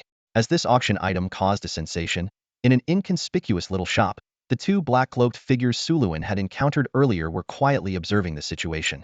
The man in the trench coat stared at the manuscript, seemingly recognizing it, and exclaimed in a low voice, "Boss, could that manuscript be the one stolen from the Duncan family's ancestral mansion safe?" The woman in the trench coat remained expressionless and replied flatly, "Probably." Hearing this, the man's face darkened. That theft had been a major unsolved case that had given the Umbrella organization endless headaches. He muttered through gritted teeth, "Damn it, that brazen thief actually brought the stolen goods here to sell." The woman, still composed, kept her eyes fixed on the projection and said calmly, "What else did you expect? If it weren't for stolen goods of unknown origin, what do you think they'd sell in a black market? Just watch quietly and don't get so worked up. Remember, we're not here to chase after some thief. Our priority is finding the person who escaped from that laboratory." Understood. The young man shrugged, his interest waning. However, his gaze lingered on the manuscript, and as if struck by a thought, he asked, "Boss, I heard rumors that Chuck from the Church of the Cross found an Isaac alchemy manuscript outside the city. Is that true? They say it might even be one of the 5 volumes that detail divine tier alchemy techniques." The woman replied, "It's probably true. Otherwise, the Oliver Consortium wouldn't have gone to such lengths to secretly try and steal it." Ha, and in the end, they didn't even get the manuscript but instead lost a very powerful sealed artifact. The young man pressed on, "Boss, do you think that manuscript might have ended up back in Chuck's hands?" The woman shook her head decisively. "Highly unlikely. If word got out, Chuck would know he couldn't keep the manuscript safe. He's a smart man and wouldn't leave such a huge liability in his possession. The information should be accurate. The manuscript is truly lost." "Got it." The young man nodded, his attention quickly shifting to new auction items. "Whoa, that's the latest military-grade mechanical prosthetic from the Inner City Defense Force. Damn, who managed to smuggle something like that onto the market?" He continued in amazement, "Wow, that cursed item has such potent effects. It could fetch an even higher price with an inner-city buyer. Must be stolen goods again. Oh, and those premium-grade recovery potions, they must be from the stash stolen from the Nathan Trade Guild." It seemed to be the young man's first time attending a black market auction, and he was repeatedly astonished by the high-quality items on display. Meanwhile, the woman appeared unfazed, calmly observing the proceedings. At that moment, a cursed material with grotesque mutations came up for auction. The young man seemed to recall something and asked, Boss, the Outer City Security Department recently reported several severe sewer monster incidents. Judging by the specimens, they look like entirely new mutated species. Could this be a sign of something bad? The woman smirked disdainfully. Sewer monsters? It's probably just a lab leak. Some leftover materials must have ended up in the sewers. The folks in the Black Tower are always conducting crazy experiments. Incidents like this are nothing new. In the shadowy corner of the black market auction, two mysterious figures in trench coats were whispering to each other. The surrounding cacophony masked their conversation, but if one listened closely, the content was undeniably sensitive. Do you think the higher-ups order to find that person has anything to do with some secret experiment in the tower? The younger man in the trench coat lowered his voice, his eyes gleaming with curiosity. Forgot the confidentiality agreement. His female companion shot him a cold glance, her tone carrying a sharp warning. Just then, the auction's atmosphere suddenly grew lively. A finished silver-grade prosthetic and a blueprint were successfully sold, causing a stir among the crowd. Standing amidst the bustling crowd, Su Luan stared intently at the holographic projection in front of him, occasionally letting out a deep sigh. Although the items just auctioned were of decent quality, they were melee-focused systems, which were highly incompatible with his profession. More importantly, the prices far exceeded his budget. Thinking back to the compensation of over 200,000 liso he had received from the incident at the apartment complex, combined with his own savings, Su Luan had roughly 400,000 in cash. He had initially believed this amount would be enough to purchase a prosthetic blueprint. However, as he watched the auction prices climb higher and higher, his hope gradually faded. Am I really going to leave empty-handed? Su Luan muttered to himself. Yet fate seemed to be playing a trick on him. Just as he was about to give up, a rare blueprint suddenly appeared on the projection. The image of 8 spider legs immediately caught everyone's attention. The name marked on it was even more striking, golden 8-armed spider spear. Rumored to have been discovered in ancient ruins by a wilderness exploration team outside the city, it was a 1EO vacant item. The starting bid was an astronomical 300,000 liso. In that instant, the entire black market erupted. A golden-grade blueprint? Seriously? This is rare. Even the inner-city auction houses only see something like this maybe once a year. Too bad. As high quality as it is, I doubt anyone will bid on it. The murmurs of the crowd rose and fell, but no one doubted the blueprint's authenticity. After all, anything showcased by the black market had to pass rigorous verification. In a modest little shop nearby, the two trenchcoat operatives from the Umbrella organization also noticed the blueprint. A golden-grade blueprint? And in the outer city, no less? The younger man said in astonishment. The aloof woman beside him glanced at it, but shook her head.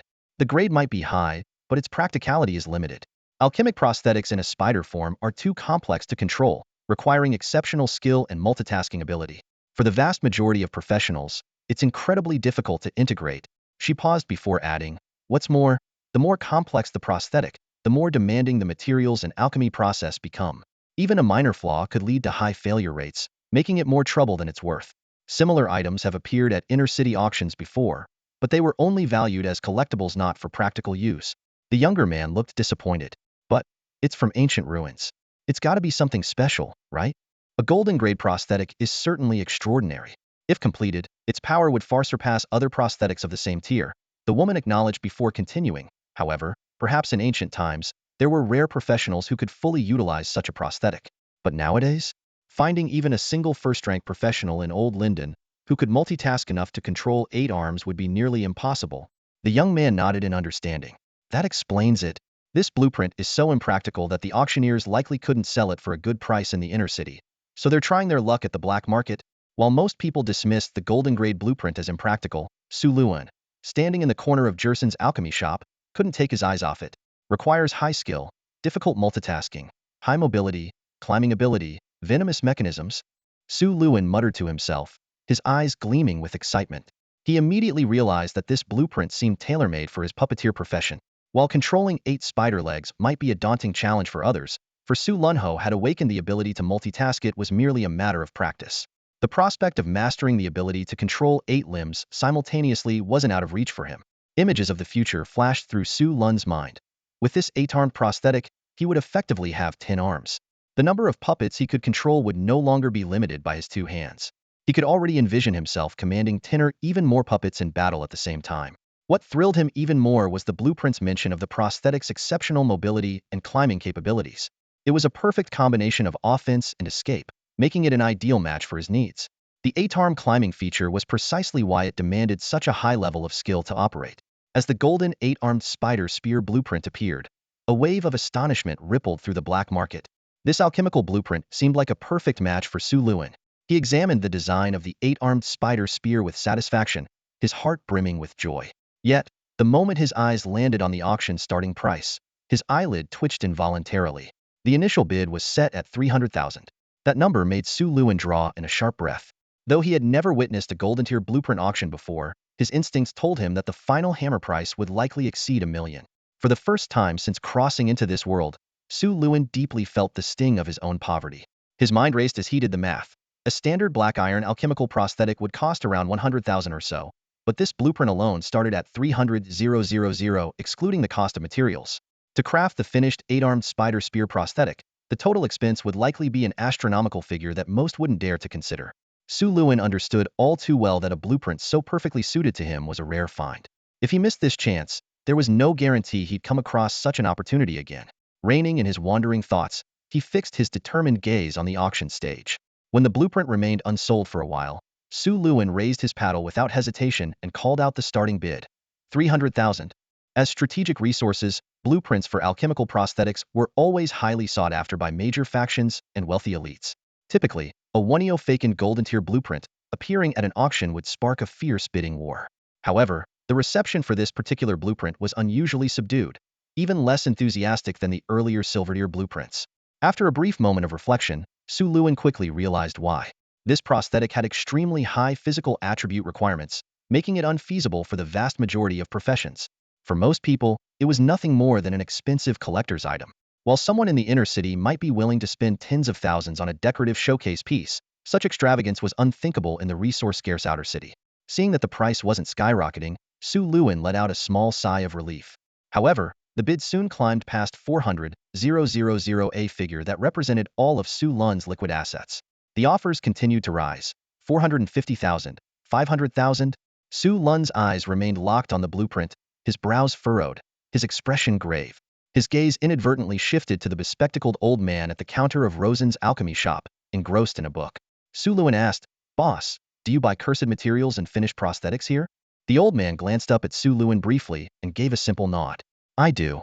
After several rounds of intense bidding, Su Luin gritted his teeth and shouted a staggering bid of 800,000, finally securing the coveted blueprint. To achieve this, he had to sell off nearly all his spoils from taking down Ironhead, Ivan, Silverhand, Dick, and their crew, to everything he had acquired in the tenement building. This alchemical blueprint had cost Su Luin almost everything he owned. Yet, his eyes burned with unwavering determination, as if he could already see the limitless possibilities that lay ahead. P.S. Friends, next week's recommendations are absolutely critical. They will determine the fate of this book. Please don't just let it sit in your library. Cast your votes, and if you're able, consider a small donation. I'm counting on you all. When Su Luin spent his entire savings to acquire the blueprint for the eight-armed spider god spear colonial gear, he felt both fortunate and puzzled. The golden quality blueprint seemed tailor-made for him, perfectly aligning with his puppeteer profession in terms of both usage requirements and effects.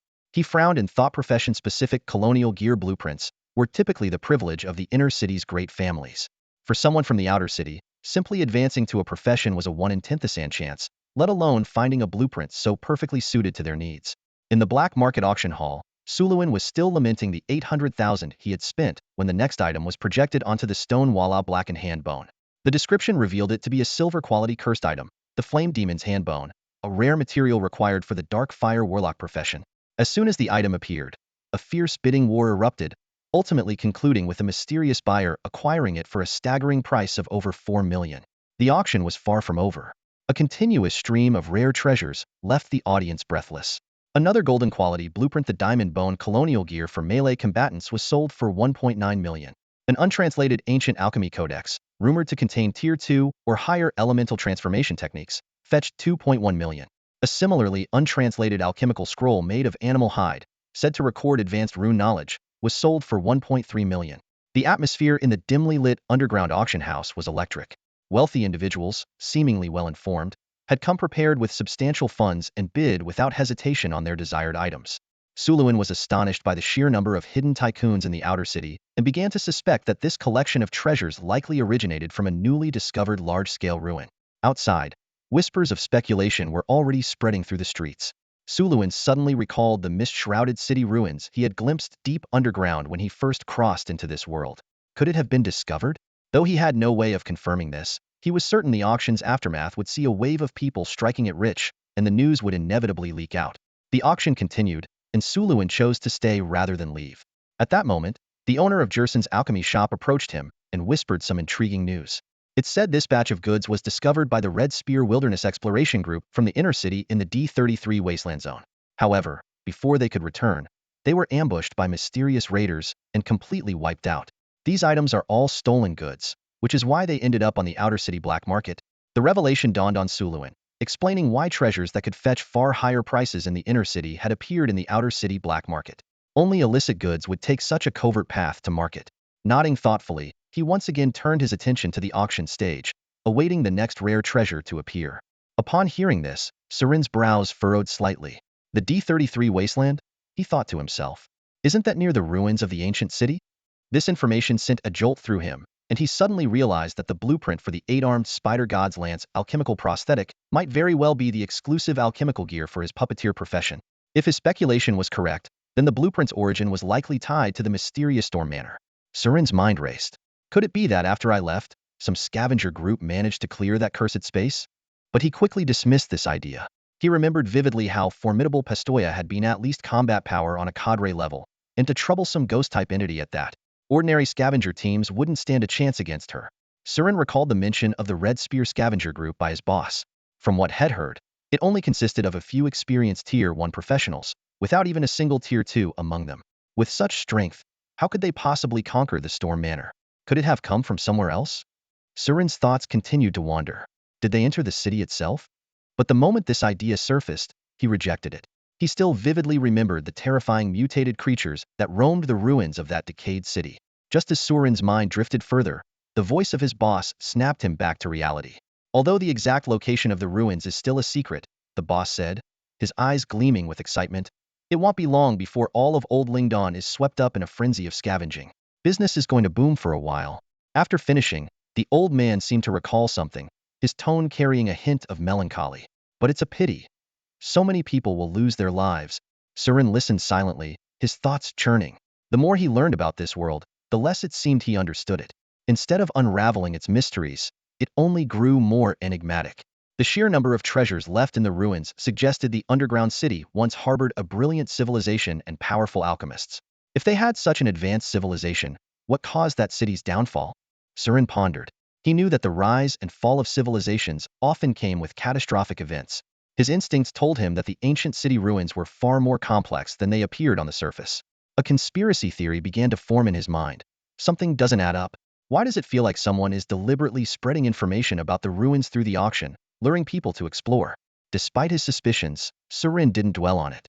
He understood all too well that even if scavengers realized the dangers, the allure of such treasures would drive them forward regardless.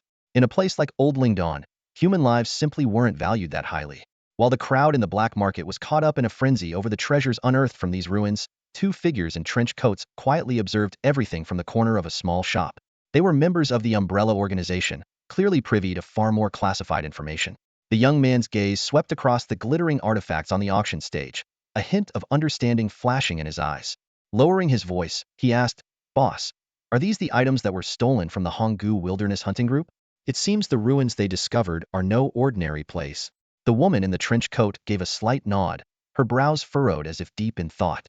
After a moment, she spoke slowly.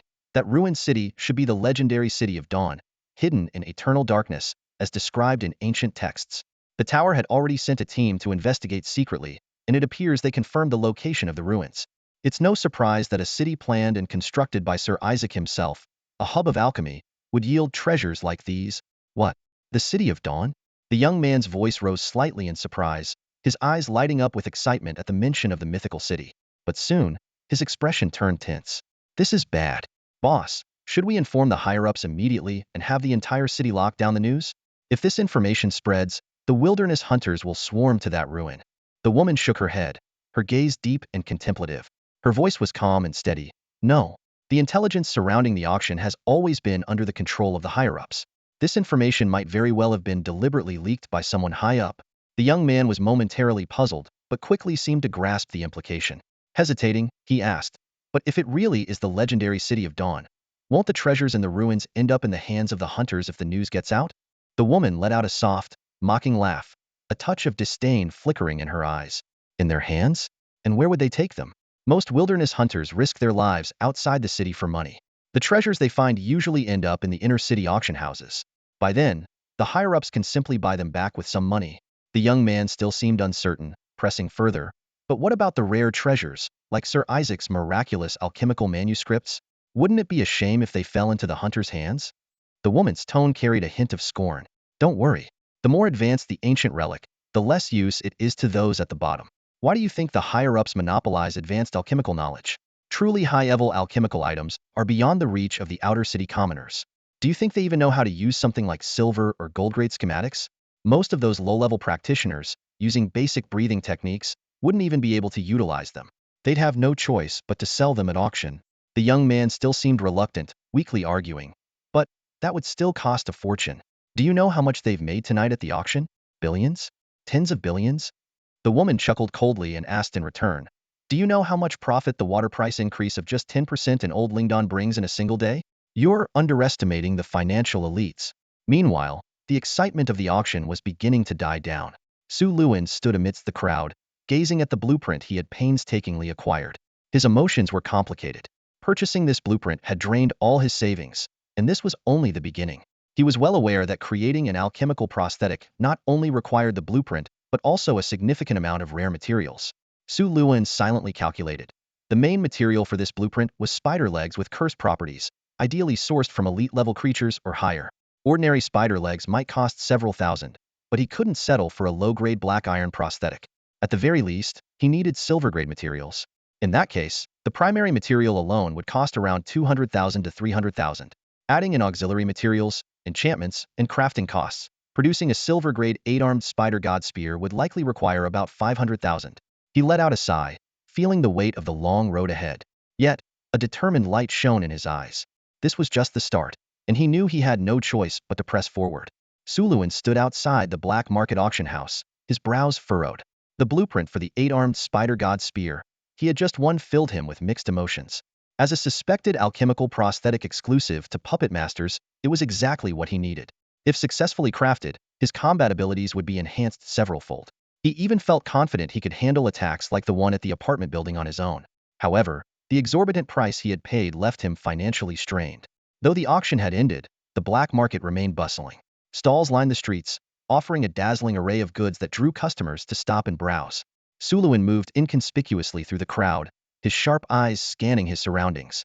He wasn't here to show off, was looking for business opportunities, relying on the unique perspective of a traveler from another world. Ideas quickly flashed through his mind. Soap making? Perfume? Alcohol? In a world teeming with alchemists, these were nothing more than beginner's tricks. Becoming a Breaking Bad-style chemist? The black market was already flooded with hallucinogenic potions. Opening a brothel? That territory was firmly controlled by gang leaders and financial tycoons. Gambling? He had seen too many people lose everything at the betting tables. As for monopolizing resources, the inner city conglomerates had already secured all the key supplies. Just as he was deep in thought, a shabby stall caught his attention. A few test tubes were laid out on a black cloth, and a chubby man wrapped in a black cloak was arguing with potential buyers. "This potion doesn't even have a batch number or a seal, and you're asking for 30,000? One customer sneered. "And you're claiming it has the effects of a top-tier recovery potion? This one's 20,000 and supposedly boosts containment capacity and allows for overloading alchemical prosthetics?" Another laughed loudly. "The Potion Guild hasn't even heard of it. Why not just say it can bring the dead back to life?" The stall owner seemed flustered, clearly not an experienced black market vendor. Suluan stepped closer to take a better look. The figure beneath the cloak was oddly misshapen, resembling more of a mutated creature than a regular person. The vendor's nervousness was palpable. Suluan examined the potions, frowning. The ordinary test tubes held unidentified liquids with no anti-counterfeit labels or markings. In a market where packaging mattered just as much as the contents, this was practically unheard of. Even counterfeiters wouldn't dare to be this blatant. The crowd began to mock the vendor. Someone quipped sarcastically, "Isn't this just a bottle of mineral water with some brownish-yellow liquid, claiming to be premium iced tea? And you're asking for $3?" Sulan's mind raced.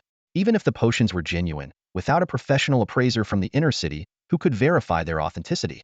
Surin stood in front of the stall, his gaze fixed on the 4 vials of potions from a small workshop. Caution filled his mind. Who would dare to try such mysterious potions without knowing their origins? If one accidentally broke, the compensation of tens of thousands would be far beyond what he could afford. At first, he suspected this might be an elaborate scam. However, seeing the stall owner's flustered and desperate attempts to explain, Surin's curiosity was piqued. He decided to examine the potions carefully using his all-knowing eye. When his gaze landed on the small red potion, Surin froze.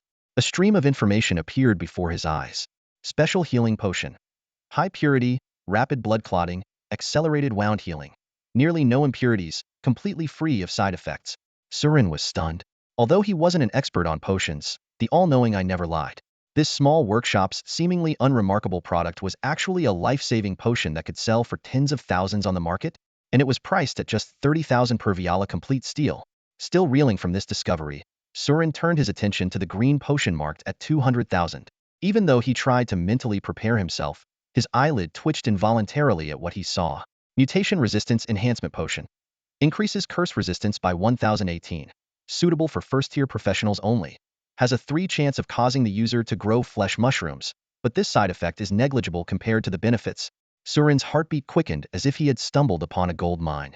An average resistance boost of 15 could significantly enhance a professional's combat ability. Someone who could only handle a black iron implant might be able to push their limits and fuse with a silver-grade implant. There might even be a chance to leap from silver to gold. For professionals, this was practically priceless. What was even more astonishing was that no one in Old Linden had ever heard of such a potion being available.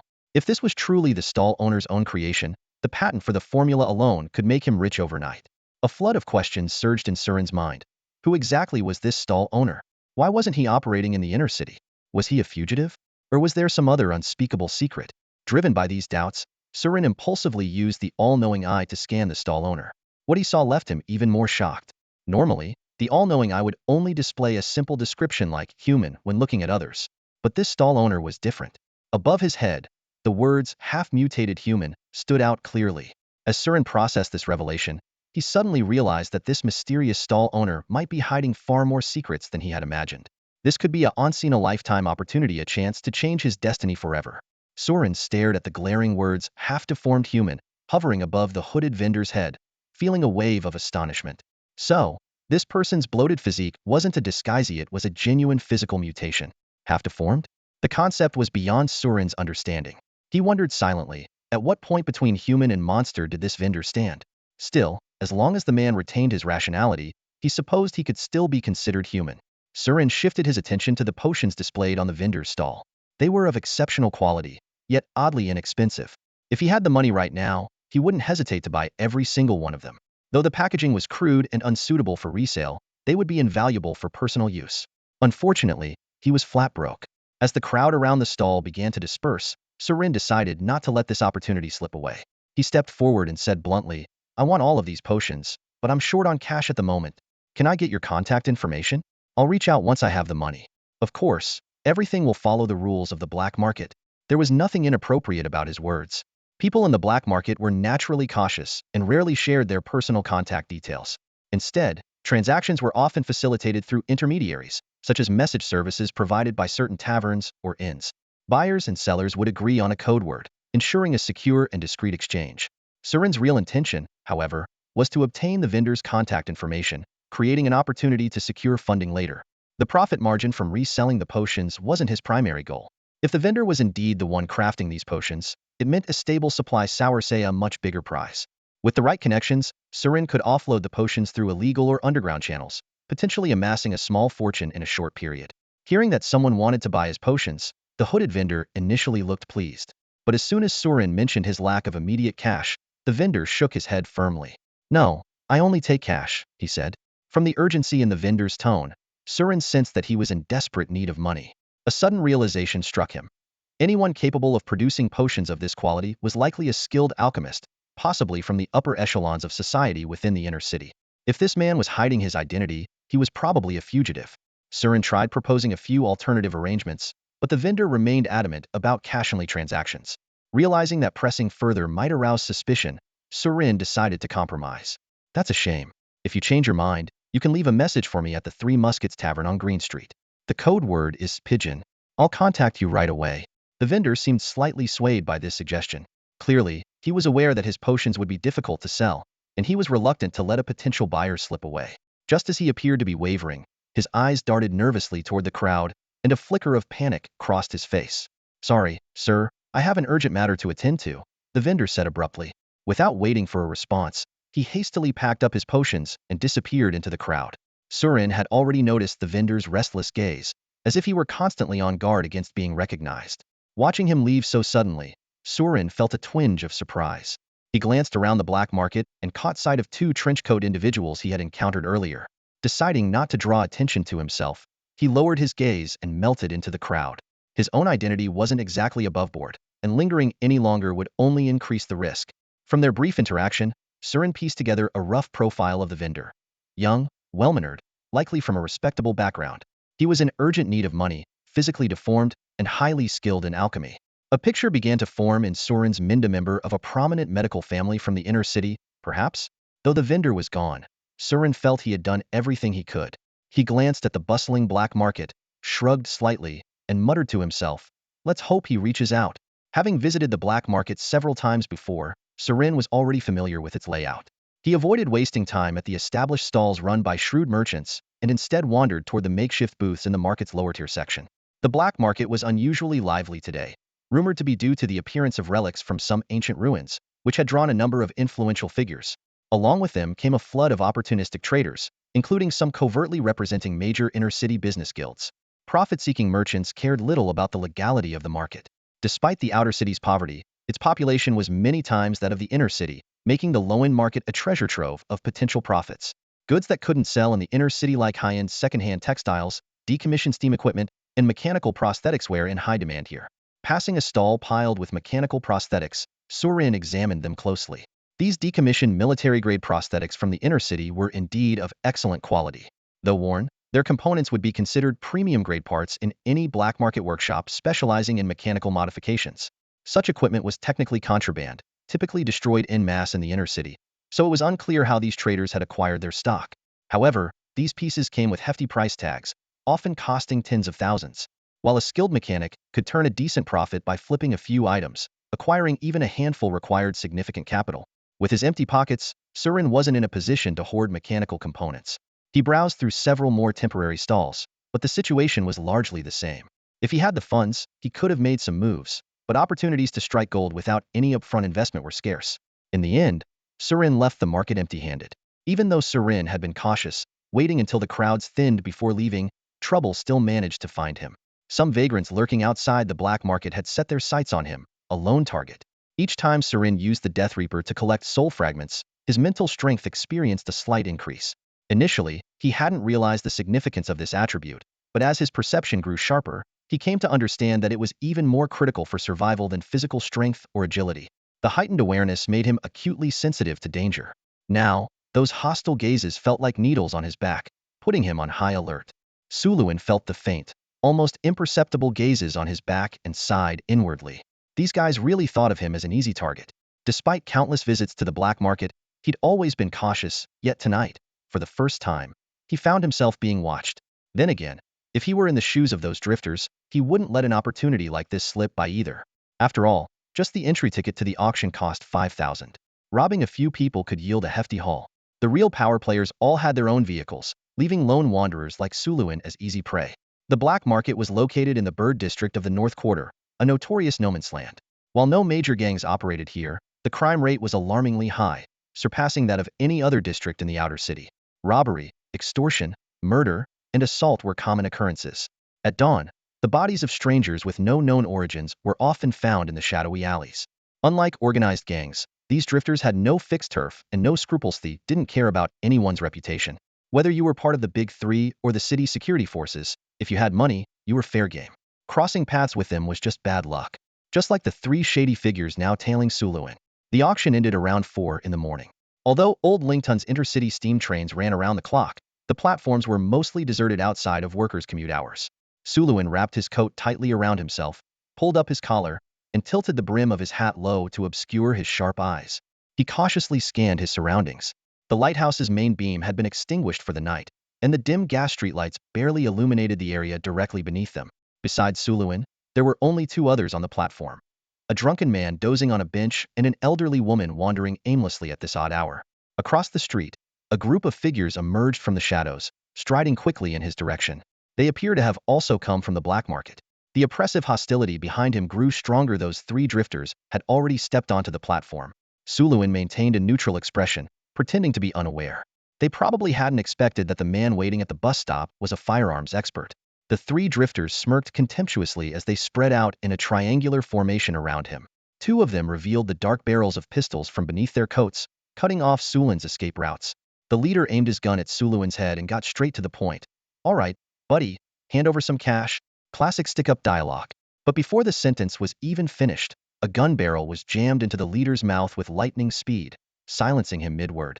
Without hesitation, a loud bang echoed, and his head exploded into a mist of blood. Suluin pulled the trigger without a flicker of emotion, thinking to himself, "If I were you, I would have fired from 10 meters away. You probably wouldn't have hit me, but at least you'd have had a chance." To someone like Suluin, a seasoned firearms expert, the actions of these three were as clumsy as children playing pretend, riddled with flaws. Even with a gun pointed at his head, he felt no real threat of death. His reflexes were sharp enough to detect the subtle muscle movements before someone pulled the trigger, allowing him to dodge and counterattack with ease just like the headshot head just delivered.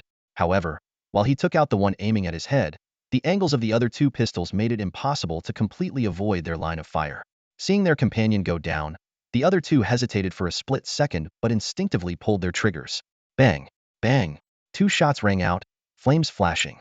Suluin twisted to dodge one bullet, while the other grazed his side. Almost simultaneously, he fired two more shots with both hands, killing the remaining two attackers before they could process what had just happened. Suluin glanced down at the faint smoke rising from the graze on his side-eye hadn't drawn blood. He silently thanked his choice of attire. Good thing I wore a bulletproof vest. It was one of the reasons he could remain so composed while facing three gun barrels. In the blink of an eye, all three assailants had been taken out with precise headshots. The drunkard jolted awake, and the old woman dropped her bag of belongings in shock. Suluin paid no mind to the two bystanders and decided to head to a different stop to catch a ride. These clueless thugs had been dealt with effortlessly. To him, it was just a minor inconvenience. In the chaotic Bird district, gunfights were so commonplace that neither sheriffs nor patrol officers bothered to intervene. Suluin had just pulled the trigger, the sound of the gunshot still ringing in his ears, when suddenly, a bizarre battle erupted across the street. Suluin's eyes widened in disbelief as he took in the scene before him. He had assumed the people on the other side of the street were just ordinary drifters or easy targets. But to his shock, the gunfire seemed to ignite a powder keg. The group scattered like startled rabbits, and one cloaked figure, while running, turned back and fired. Bang! A deafening explosion followed, and Suluin stared in shock as a gaping hole appeared in the side of a nearby building. Alchemical bullets? His mind raced as alarm bells went off, and his pupils contracted sharply. Instinctively, he dropped to the ground, rolling to find cover, eventually taking shelter behind a thick stone wall. Heart pounding like a drum, Suluin held his breath, his mind racing. These people are professionals. Could this be a robbery gone wrong? He speculated silently. However, what unfolded next was even more astonishing. Among the pursuers, one man's hands suddenly burst into roaring flames. With a powerful punch, a ferocious fire dragon roared down the street, sweeping across dozens of meters.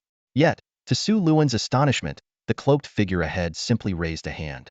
In their palm, a miniature black hole appeared, absorbing all the flames into nothingness. Meanwhile, the other pursuers pulled out an array of weapons and unleashed a storm of gunfire. Alchemical bullets exploded across the street, filling the air with smoke and debris. A mage. Suluin watched in horror, his face turning pale. He realized he had stumbled into a deadly clash between high-level professionals, and his only thought was to escape as quickly as possible. But fate had other plans. The cloaked figure, trying to flee down the street, suddenly found themselves blocked by another group. Suluin noticed the ambush before the cloaked figure did, and his heart sank. "Don't come over here," he silently begged. Unfortunately, with both escape routes blocked, the cloaked figure had no choice but to head towards Suluin's hiding spot, the platform across the street. Clearly no ordinary person, the figure extended their arms, and with a sharp whiz, two steel cables shot out, latching onto the iron pillars of the platform. The cables retracted with incredible speed, launching the figure into the air like a bird in flight. Suluin gawked as the figure soared over his head. In that brief moment, he caught a glimpse of the face beneath the cloak, and his pupils contracted sharply. Wait, isn't that the woman with $1 million bounty on her head? No wonder she's worth so much as a high-level professional. As the figure passed overhead, Su Luin dared not make a move. Running now would almost certainly get him mistaken for an accomplice and shot on the spot. In the blink of an eye, more figures zipped overhead, gunfire echoing in their wake.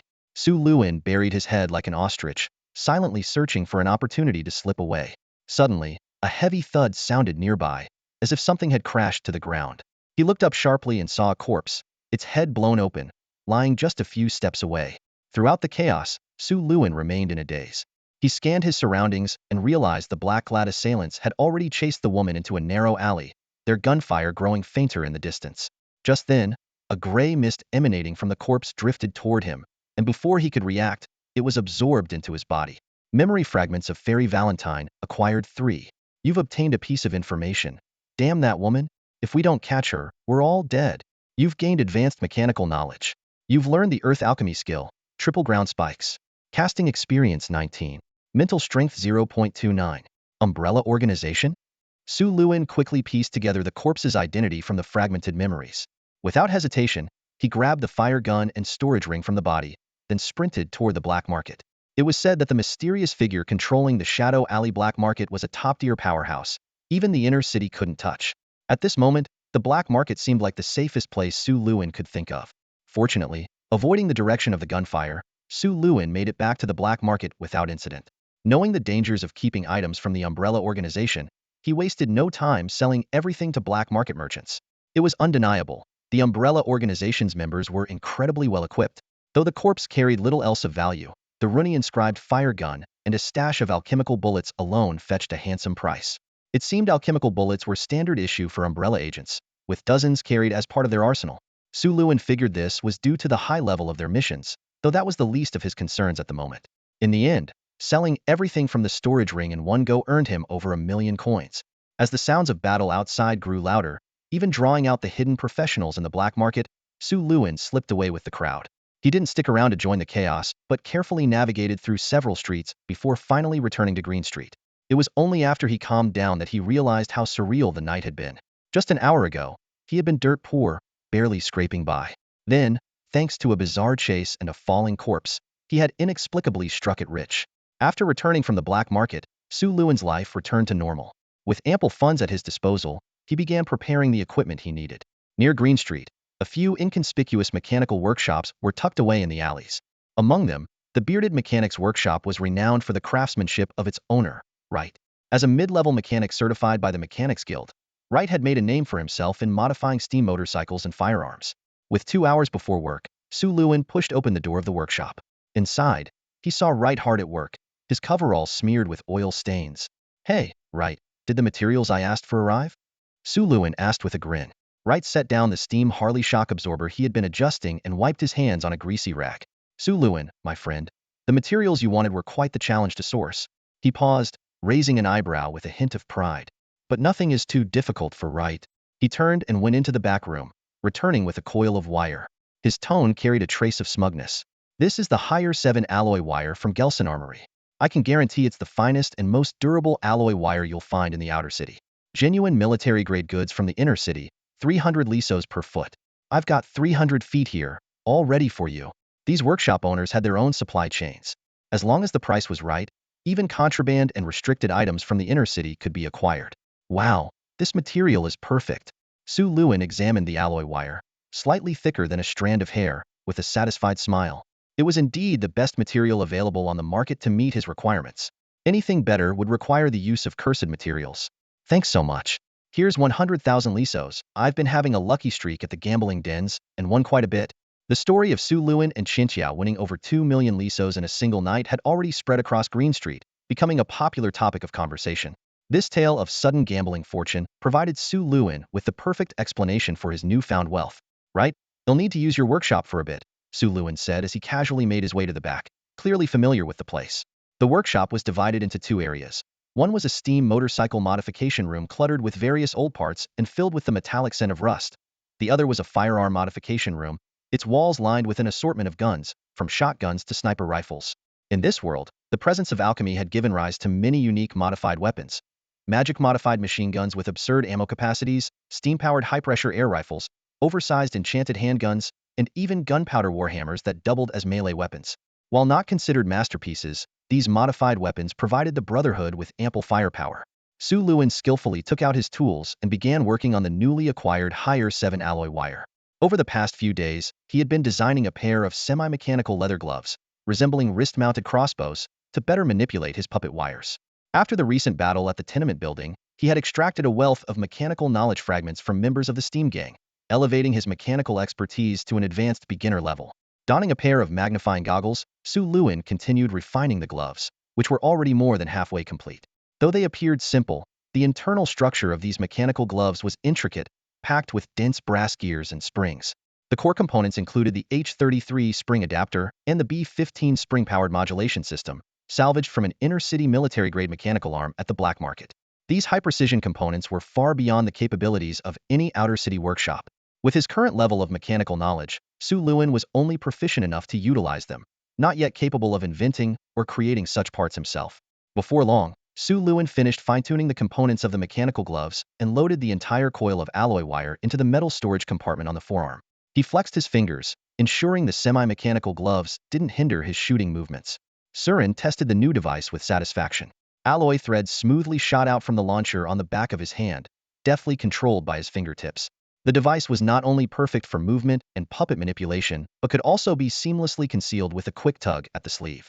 He smiled to himself, thinking that after a few more tweaks, it would be ready for combat. Leaving the bearded mechanic's workshop, Surin headed straight for the Three Muskets Tavern. Inside the tavern, which hadn't opened for business yet, the bored bartender was absent-mindedly polishing glasses. "Hey, buddy, any pigeon mail today?" Surin asked casually, already prepared for a negative answer. To his surprise, the bartender flipped through his notebook and nodded. Yes. Surin raised an eyebrow, smiling as he took the note made from cut-out newspaper text. It had been 3 days since his encounter with the mysterious vendor at the black market, and finally, the awaited message had arrived. The note read, "On the 12th at 5 p.m., place 10,000 liso in a leather pouch and leave it under the mailbox at 14, Silverleaf Street, outside Bellman's Bakery. Apologies, sir, but I need to see your sincerity, so I request an upfront deposit. If the message is not received in time, I will wait until the 13th. Failure to pay as agreed will result in the cancellation of the deal." "Ha, quite cautious," Surin chuckled softly, noting that the vendor seemed young but polite and careful. If it were him, he wouldn't trust a stranger from the black market either. Now that he had the money, the terms seemed reasonable. His instincts told him this deal would lead to something exciting. Glancing at the clock, he saw that there were still 20 minutes until 5, plenty of time to make it to Silverleaf Street, 5 blocks away. Surin tipped the bartender 200 liso, grabbed a leather pouch, stuffed it with the cash, and tucked it into the inner pocket of his coat before heading out. On Green Street, Surin effortlessly borrowed a steam bike. 2 minutes later, he stopped in an alley near Silverleaf Street, pulling his hat lower to obscure his face. 3 minutes later, blending into the crowd, he arrived at 14, Silverleaf Street, outside Bellman's Bakery. By the green postbox, Surin discreetly slipped the pouch of money into a gap by the wall and walked away without a backward glance. From the corner of his eye, he caught sight of a nimble teenager swiftly retrieving the pouch before vanishing into the crowd. Looks like one of those kids from the tenement block, Surin thought briefly but didn't dwell on it. He hopped back on the bike and returned to Green Street. With the deposit paid, all that was left was to wait for the next message. Soon enough, the mysterious vendor would likely show up with the potion for the trade. Back on Green Street, Surin resumed his usual nightly routine. As dusk fell, the members of the Cross Society gathered punctually in the dilapidated building. Surin joined the group, completing a half-hour patrol as part of their daily duties. Afterward, as always, he made his way to the Crimson Bastion's arena. Inside the arena, the atmosphere was electric, with the air thick with the scent of sweat and excitement. Surin weaved through the boisterous crowd, his ears filled with shouts and gasps of astonishment. Lately, the tension in this place had been more palpable than ever. Death matches between professionals had increased noticeably, drawing throngs of spectators to each event. Overheard whispers hinted at turmoil within the inner city. Word had it that several powerful financial conglomerates were locked in fierce conflicts over interests, leading to an influx of highly skilled professionals being sent to the arena. These individuals were often bodyguards, retainers, or even figures with special identities. For a small-time gangster like Surin, the chaos within the inner city was actually a blessing. The professionals from the inner city were far more formidable than those from the outer city, and their corpses yielded valuable alchemical and mechanical knowledge that Surin could harvest. This was a stark contrast to the outer city professionals, who could only offer combat skills. Just as Surin was engrossed in the thrill of gambling, his captain, Kai, suddenly appeared with a mysterious air, saying he wanted to introduce him to an important figure. Surin hesitated, reluctant to leave. As there was a death match scheduled later that night, missing it would mean losing out on a significant amount of experience. Kai threw an arm around Surin's shoulder, grinning. Heh, trust me, it's good news. You'll make a fortune, earn some gang contributions, and even get the chance to rub shoulders with some big shots from the inner city. I'm telling you, if you pull this off, the benefits will be beyond your wildest imagination. Surin grew wary. Getting involved with inner city elites sounded like trouble. His original identity was sensitive, and he wasn't ready to have too much contact with those from the inner city, fearing he might run into someone who recognized him. Kai eyed Surin's exaggerated smoky makeup and frowned. Hey man, your style's getting weirder by the day. Heavy metal looks cool, sure, but I'm not so sure it suits you. He paused, then added. I just hope that important figure doesn't let your look ruin their first impression. Surin secretly breathed a sigh of relief, thinking that being dismissed would actually be a good thing. He followed Kai through the bustling crowd to the back door of the gambling den. Guards stationed there allowed them access to the VIP suites on the second floor. However, Kai didn't follow him upstairs. Instead, he said, Surin, you go up by yourself? Sister Qintiao is waiting for you too. Surin frowned in confusion. You're not coming? Kai rolled his eyes, his tone tinged with mock resentment. I already went up earlier. Seems like that big shot wasn't interested in me. Surin grew even more puzzled. Kai was no weakling among the Cross Society's Tier 1 professionals. He was competent in many ways. Yet, he hadn't been chosen? What kind of person was this mysterious figure looking for? Seeing the confusion on Surin's face, Kai finally dropped a hint. Fine, I was trying to keep it a surprise. It's nothing too complicated. That big shot is looking for someone who's been to the two-building abyss to act as a guide. Since only the two of us survived that place well, you see where this is going. Surin's confusion deepened. Inner city elites typically looked down on even setting foot in the outer city. Why would they want to venture into a grimy, perilous place like the two-building abyss?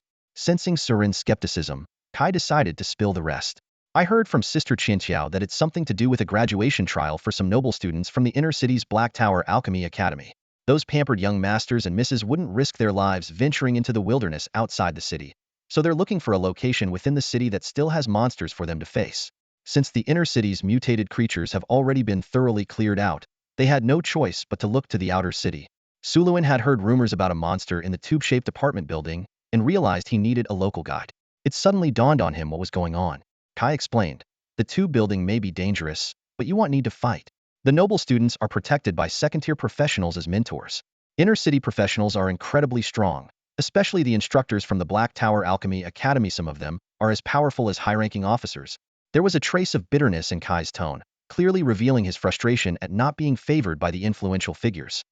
He continued, you just need to guide them and ensure the residents of the tube building don't interfere with the young nobles. Suluin finally understood the mission. A trial team from the inner city was heading to the tube building to hunt monsters as part of their graduation test, and they needed a guide familiar with the area. He initially wanted to decline, but when he heard the location of the tube building, he hesitated. A memory surfaced: the scythe, sealed deep within the tunnels. After the previous battle at the tube building, Suluin was well aware of how terrifying the underground monsters could be. Without second-tier strength, venturing alone to retrieve the scythe would be a death wish. If this group happened to find it, wouldn't it be a wasted opportunity? Recent intel had only heightened his concern. That scythe, Hypnos Night Scythe, was rumored to be capable of slicing through space itself, an unstoppable force. It was precisely because of this weapon that the group attacking the headquarters was able to breach the vault door so effortlessly. Though the scythe undoubtedly carried unknown curses, Suluin believed that possessing such a powerful weapon would be a crucial trump card for survival. Even when facing formidable foes, it could at least make them think twice. Weighing the pros and cons in his mind, a plan began to take shape. He would follow this group, leveraging their superior combat strength to clear the monsters in the tunnels, creating an opportunity for him to claim the scythe. Besides, when it came to guiding qualifications, he indeed had the most detailed map in his head. As Suluin was deep in thought, Kai urged, hurry up and go. Don't keep that important person waiting. Suluin nodded in agreement. Regardless, he decided to meet this influential inner city figure first. Who knows, they might not even be interested in him. He ascended the stairs to the second-floor private rooms, entering a quiet hallway lined with luxurious carpets. The moment he stepped into the corridor, Suluin felt an almost imperceptible gaze fixed on him. His heightened senses, honed by experience, warned him of potential danger: an assassin, perhaps. His hands instinctively reached for his gun handles, his vigilance heightened. Suddenly, a cold blade pressed silently against his neck. In that critical moment, Sulin's years of combat experience guided him to the most rational response. With lightning-fast reflexes, He anticipated the movement and dodged before the blade could cut his throat. He followed up with an elbow strike, landing squarely in the attacker's abdomen. The assailant let out a muffled groan, doubling over in pain, giving Suluin just enough time to press his firearm under their chin. Yet, Suluin didn't pull the trigger. In any other situation, this person's head might have already been blown apart. However, recalling Kai's earlier words, Suluin decided to exercise caution. If a high-ranking individual was present, this ambush became all the more intriguing. Sure enough, a familiar voice called out from a distant seat was Qiantiao. See? I told you he's good, but you just had to test him. She was clearly speaking to someone inside the room. Then, turning her attention to Suluin, she added with a playful smile. Come on, let me introduce you to someone. Recognizing the gambling-addicted woman, Suluin raised an eyebrow and let out a quiet sigh of relief. Casually, he holstered his gun and walked toward Qiantiao. Entering the private room, Suluin was met with the presence of a commanding woman. Her sharp gaze was like a blade, and every movement she made exuded an indescribable aura of authority and intimidation. Maybe it was because she was meeting someone important from the inner city, but Qiantiao was dressed unusually formally today. She had abandoned her typical street style of baring one arm to show off her menacing tattoo sleeve. Instead, she donned a lightweight kimono in a mix of red, green, and blue, giving her a more homely vibe. Surin glanced at her with a hint of surprise, sensing something was off. The loose, overlapping robe left her neckline wide open, revealing a fair expanse of skin. Without the usual bandages binding her chest, her figure appeared more voluptuous, and the deep curve of her cleavage was hard to ignore. Her bold-fashioned sense remained, but the air of a streetwise boss was replaced by an unexpected touch of sensual allure. Surin couldn't help but think to himself, who would have guessed that Qiantiao could look like this? Of course, if you overlooked the 4 deadly katanas hanging from her waist, she might even exude the charm of a gentle, seductive woman. Qiantiao squinted with satisfaction as she watched Surin effortlessly dispatch the assassin waiting for them in the hallway. There was a trace of pride in her tone as she addressed the people inside the room, almost as if she were saying, see? The person I vouched for is pretty good, isn't he? Come on, let me introduce you, Qiantiao said, pulling Surin closer with an arm around his shoulder. She leaned in and whispered in his ear, Madame Philo is the benefactor of our cross society. Make a good impression. If not for the explanation Kai had given him earlier about the purpose of this trip, Surin might have been utterly baffled by the phrase, make a good impression. Instead, he simply felt the softness pressing against his arm, making it impossible to resist. He nodded and replied, all right. At the same time, a flicker of curiosity sparked in his mind. What kind of person could the mysterious benefactor behind the Cross Society be? It wasn't exactly a secret that the 3 major gangs in the outer city were backed by powerful financial groups from the inner city. In fact, the existence of these gangs depended on those sponsors. Many of the conflicts between gangs were, in essence, proxy wars between the financial groups. Qiantiao, still casually draping her arm over Surin's shoulder, led him into the VIP suite and gestured toward the sponsors seated on the sofa. This is Surin. He's got great aim. Surin quickly scanned the room, and his gaze instantly locked onto the key figure. Although there were others present, the woman sitting on the sofa exuded such an extraordinary aura that it was immediately clear she was Madame Philo. She wore a black, Gothic-style short dress that shimmered under the light, its luxurious fabric unmistakable. The upper part of the dress featured a silk bustier that perfectly highlighted her curves, with intricate lace accents subtly revealing her deep décolletage. The skirt flared out with exquisite embroidery, and the dangerously high slit reached all the way up to her thigh, showcasing her long, elegant legs. Her expression was cold, yet there was an enigmatic allure about her. She was the kind of woman who could ignite desire in anyone's heart while simultaneously commanding reverence. The perfect blend of icy detachment and sultry charm radiated from her, and though she sat casually on the sofa, her presence was undeniably regal. Surin glanced at her briefly before quickly lowering his gaze and murmuring, hello, Madame Philo. He avoided eye contact not only out of respect but also to prevent being recognized as someone else by any former acquaintances of the body he now inhabited. In the split second that Surin looked away, the black-dressed woman raised an eyebrow slightly. Qiantiao, who was well aware of the sponsor's criteria for selecting people, smirked with satisfaction at Surin's composed demeanor. See? Didn't I say he's good? Surin sensed that the word good carried a deeper meaning, and it seemed he had unknowingly passed another test. It was clear that the woman in black was not familiar with the original owner of his body. Though he could feel her gaze scrutinizing him, he remained calm and betrayed no unusual behavior. As long as she wasn't a past acquaintance, he was safe.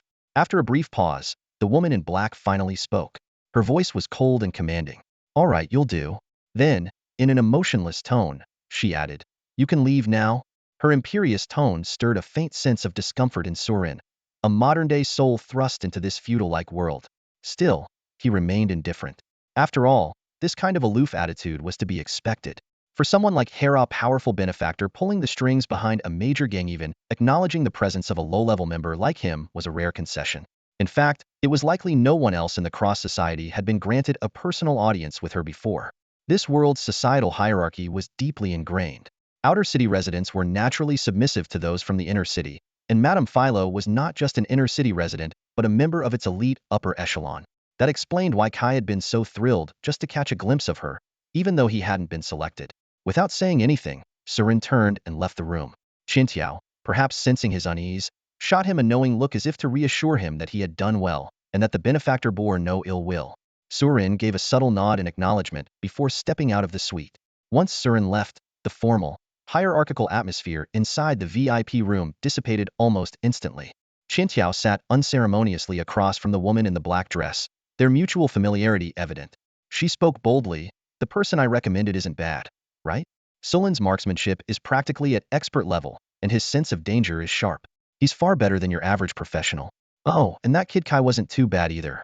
Now that no outsiders were present, the woman in the black dress shed her cold demeanor, a hint of helplessness showing in her expression. "Kai does have some skill, but he's too young and lacks composure," she explained, her tone carrying a faint trace of regret. Qintiao immediately caught her unspoken meaning and defended her subordinate with a smirk. "TC, so what if he glanced at your legs one too many times?" The woman in the black dress rolled her eyes at Qintiao, leaning lazily against the back of her chair. "Well, I have to be more cautious. Those young masters and ladies are hard to please. If the wrong person causes trouble, it'll be a headache for your cross association too." Qintiao shrugged, neither agreeing nor disagreeing. With the task finally completed, she couldn't help but steal a glance at the woman's elegant legs, then remarked with a sly tone, "I just knew Suluin would meet your expectations. If he can keep his cool at the gambling table, there's no way he'd lose his head over a bit of beauty like yours." The woman in the black dress shook her head, torn between amusement and exasperation. Her old friend was good at many things, but when it came to matters of attraction, her bluntness was almost comical. Clearly, the woman had a deeper understanding of human nature. From Sulin's gaze, she had discerned much more. A man with desires, but the ability to restrain them such a person was bound to endure. However, she didn't elaborate, instead flashing a mischievous smile. "But are you sure Suluin even likes women?" "Huh." Qintiao froze, as if she'd stumbled upon a blind spot. "Now that you mention it, I'm not sure. If he does prefer men, it'd explain why he's unaffected by female charms. But those pale, delicate noble boys in the city wouldn't that be a problem?" Meanwhile, Suluin exited the private room and headed downstairs, only to run into Kai, who was still waiting there. Kai's face lit up with anticipation. "Hey, man, how did it go? Did that big shot pick you?" Suluin frowned slightly, pondering. "It seems like she did, but I can't say for certain. That woman in the black dress gave me a strange vibe. She doesn't feel like an ordinary noblewoman." Kai leaned in conspiratorially, lowering his voice in a tone that all men could understand. "Heh, that Lady Phila's quite the looker, huh?" "She is," Suluin admitted, though his expression turned a bit odd. He suddenly understood why this guy hadn't been selected. The woman's beauty and grace were indeed flawless, but women in positions of power were never simple. Judging by appearances alone was a mistake. His instincts told him that the woman in the black dress was shrewd, and calculating his earlier gaze had likely revealed more than he intended, and she had surely noticed. At the mention of the benefactor's name, Kai's eyes took on a dreamy look as he sighed. The big shots in the inner city really do have a different aura. He caught himself mid-sentence, realizing he might have said too much, and swallowed the rest of his words. Suluin, however, was intrigued and pressed on. "Captain, do you know what kind of background that big shot has in the inner city?" Kai frowned as he thought. "Who knows? But I've heard she lives alone now." I've also heard she has business dealings with several major conglomerates in the inner city, but I don't know the specifics." "I see," Suluin murmured, deep in thought. Living alone and being addressed as lady, was she a widow? As a benefactor, she was likely backed by a powerful financial group, but her methods seemed unconventional. A socialite from high society? Or perhaps the public face of a true power player behind the scenes? As the two men continued their conversation, footsteps echoed from the stairs. Looking up, they saw Qintiao descending. The gambling-addicted woman seemed to be in high spirits as she waved a hand grandly. "Kai, Suluin, let's go. Big Sis is taking you two to the hot springs." "Huh, hot springs?" Kai's face twisted into an odd expression at the mention of the word, as if recalling some unpleasant memory. Suluin, equally puzzled, couldn't fathom why this big shot had suddenly decided to take them to the hot springs. Qintiao glanced at Su Luin with a peculiar look in her eyes, but offered no further explanation. Norton Street is only a 7 or 8-minute drive from Green Street and serves as the bustling hub of bathhouses in the southern part of the city. The outskirts of Old Lingdon are lined with countless factories that consume an endless supply of coal daily, resulting in extremely poor air quality in the city.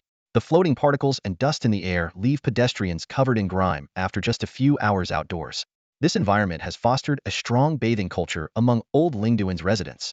Regardless of wealth, people have grown accustomed to soaking in baths daily to cleanse their bodies. While the underground water isn't suitable for drinking, it's perfect for bathing. The factory's surplus boiler water supplies a range of establishments, from affordable public bathhouses to upscale bathhouses offering premium services. Norton Street is home to thousands of bathhouses, large and small, and is firmly under the control of Qintiao. In contrast, the bathing spots on Green Street are more like entertainment venues, often referred to as bath clubs. Surin was puzzled when Qintiao suddenly invited them to go bathing, but seeing Kai's attempt to slip away made him suspect that there was more to this than met the eye. The three of them left the gambling den and headed to the street to get their vehicles. Kai hopped onto his Harley, while Qintiao, disliking trouble, insisted that Surin ride with her. "See you at Akun's bathhouse, kid," Qintiao called out. "Got it, Sister Qintiao," Kai replied, glancing at Surin with a meaningful smile before revving his engine and disappearing around the corner. Surin had no choice but to get on the back of Qintiao's motorcycle. Her sleek black Panther bike was clearly a cut above ordinary motorcycles, with a design that combined feminine elegance with a beastly fierceness. Surin's mechanical knowledge quickly revealed that the modifications on the bike were top-notch, promising exceptional performance. The backseat was cramped, clearly designed for solo riding. Feeling restricted after getting on, Qintiao casually ripped off one of her sleeves, revealing her signature tattooed arm. She started the engine and turned back to warn Surin, "Hold on tight." In the world of gangs, street racing was one of the most beloved pastimes. These daredevils often reached speeds that rivaled professional racers. Worried about being thrown off, Surin instinctively placed his hands on Qintiao's waist. Given how often they interacted, this kind of physical contact didn't feel awkward. The motorcycle roared like a wild beast, its tires screeching against the pavement as it shot forward. The sudden acceleration sent Surin leaning back, and he quickly tightened his grip around Qintiao's waist to avoid falling off. The wind howled past his ears, and the cityscape blurred into streaks of light and color. As he adjusted to the speed, Surin's senses sharpened. He couldn't help but notice that Qintiao's figure was remarkably well proportioned. Her waist was toned and firm, without an ounce of excess, and her skin felt soft to the touch. Leaning forward to ride, Qintiao was practically lying against the engine, and Surin's hands were pinned under something heavy, unable to move. Her teal hair fluttered in the wind, occasionally brushing against Surin's face and tickling him. Surin became acutely aware of how close their posture was. After all, Qintiao was a gang leader, and this seemed somewhat inappropriate.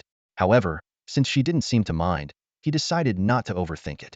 Before long, the bike began to slow down, eventually coming to a stop outside a bathhouse with a traditional Japanese-style facade. The low, tiled roof, lattice windows, and a sign reading Akun's bathhouse gave the place a distinctive charm. Kai's motorcycle was already parked, its engine off, and he was squatting by the roadside, chatting with some acquaintances. As Surin and Qintiao dismounted, a group of people immediately straightened up and greeted her respectfully. "Sister Qintiao."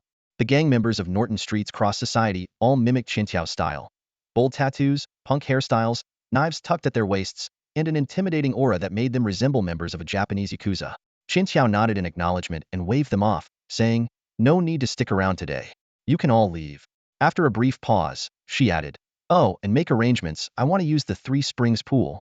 "Understood, Sister Qintiao," the group replied before dispersing.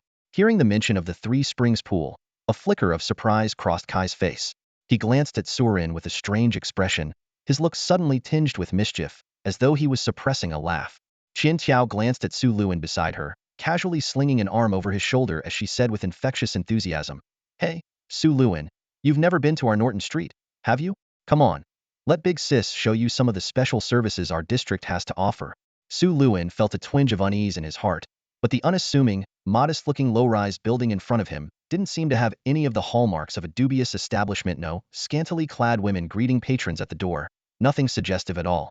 Instead, it looked like a legitimate bathhouse where one could soak and scrub. He reasoned that a respected female leader of the gang wouldn't bring her subordinates to some disreputable place, so he shrugged off his doubts and followed her inside. The moment he stepped through the door, Su Luin was stunned by what he saw. While the exterior was plain, The interior was lavishly decorated, exuding an air of sophistication and luxury. Every detail spoke of refined taste. As they walked, Qiantiao casually explained, "This is a private bathhouse reserved for hosting high-profile guests, not open to the public. All the pools here use underground hot spring water, which is highly beneficial for professionals like us." She paused briefly, then added, "The boss and our senior members frequent this place. Oh, and by the way, that Madame Philo you met before? Sometimes she travels all the way from the inner city just to enjoy a soak here." Hearing this, Su Luan couldn't help but wonder, was Qiantiao just in the mood to treat them to a relaxing bath? Once inside, they were greeted by personal attendants. Qiantiao headed to the women's changing area, while Su Luan and Kai moved to the men's side. As they parted ways, Su Luan seized the opportunity to ask, "Captain, is there anything specific I should know about the bathhouse etiquette here?" Noticing Kai's peculiar expression, he suspected there might be some unspoken rules. Kai smirked mischievously but didn't elaborate. "Not much, just enjoy yourself. The service here meets inner-city standards. It's not something most people get to experience. The last time I came here was with Old Smoky, the boss." Before Kai could say more, the attendants separated them. The bathhouse's high-end service was impeccable, leaving Su Luan with nothing to worry about. A tall, graceful female attendant guided him to a private changing room, assisting him with washing up and changing into a bathrobe. The attentive care made him feel completely at ease, like an honored guest. Dressed and ready, Su Luan followed the attendant into the rear courtyard. The space was far larger than he had imagined, designed in a Japanese-style aesthetic that balanced privacy and natural beauty. Steam wafted gently through the air, and the faint sound of running water could be heard, though the pools themselves were cleverly concealed by rock formations and lush greenery. After walking through several corridors, they arrived at a secluded courtyard labeled Three Springs Pool. The attendant stopped at the entrance and said softly, "Sir, please proceed inside. If you need anything, just call for me." Su Luan nodded and stepped into the courtyard. As he passed a cluster of low shrubs, the view suddenly opened up before him.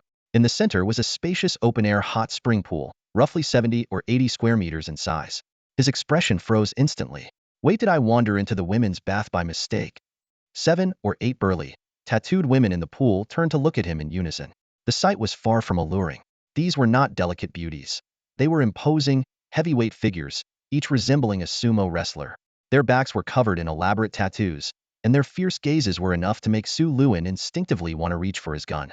Judging by their calm and commanding demeanor, it felt as though the hot spring was filled with the pride of tigers. Then, a sudden realization hit Su Luan.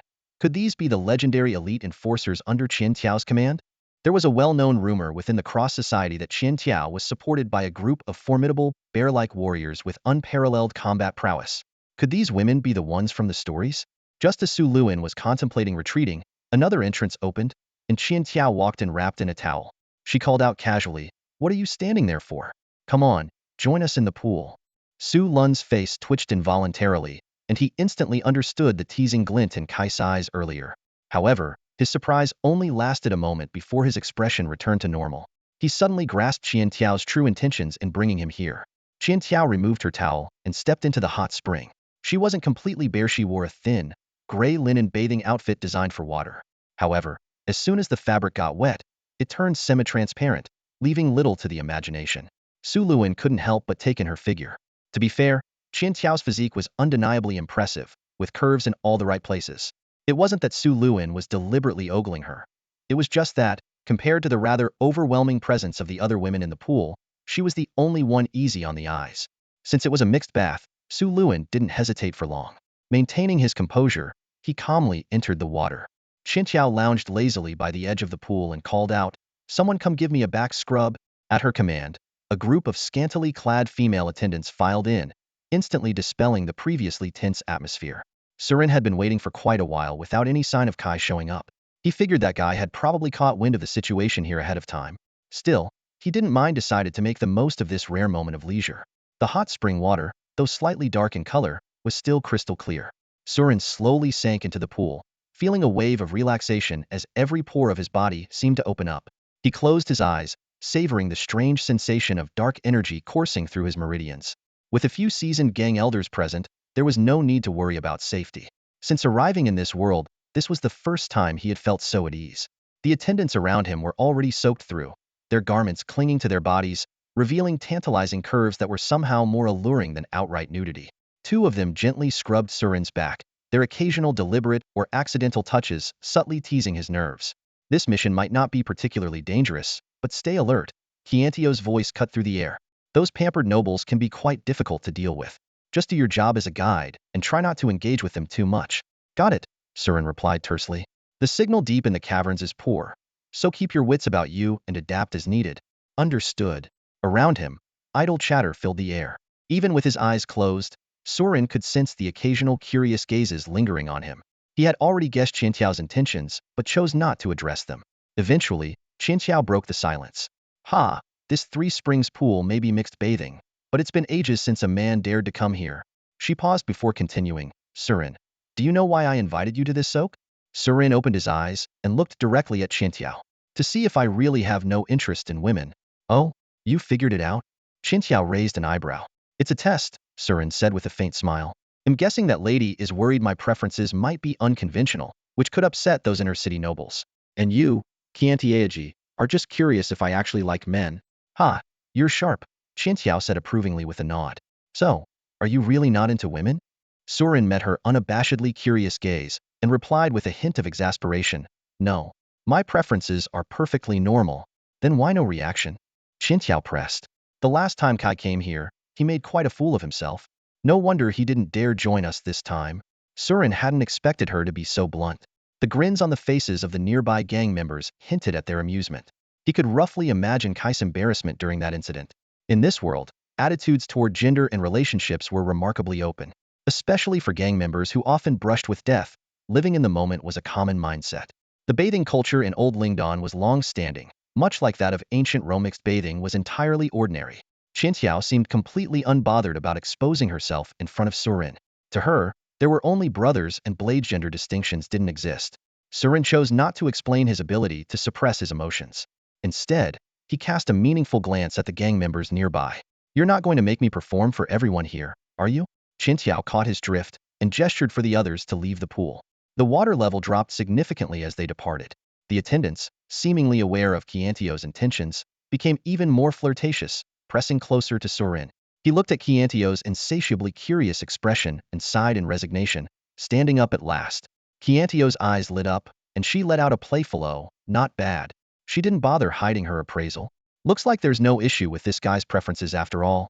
Surin rubbed his temples and, in a rare moment of retaliation, let his gaze linger for a few seconds on Qiantio's nearly bare chest. However, her carefree smile never wavered. The confidence and sincerity of her demeanor weren't feigned, but came from deep within. For a moment, Surin felt that his gaze had been disrespectful. Noticing his bold stare, Qiantiao finally caught on but didn't cover herself. Instead, she narrowed her eyes and warned coldly, "Hey, kid, you're quite daring, aren't you? In this gang, there's no room for such impudence. Those who try usually end up dead." Surin shook his head with a wry smile, neither arguing nor apologizing. He calmly averted his gaze. From start to finish, he hadn't felt any killing intent, knowing full well that this boss didn't truly take offense. When Suluin stepped out of Akun's bathhouse, the night was already deep. On the street, a refreshed Kai leaned casually against his motorcycle. The guy had disappeared as soon as he entered the place, likely sneaking off to enjoy the baths elsewhere.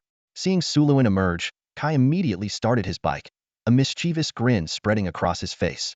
"So, brother, what do you think? Not bad, huh?"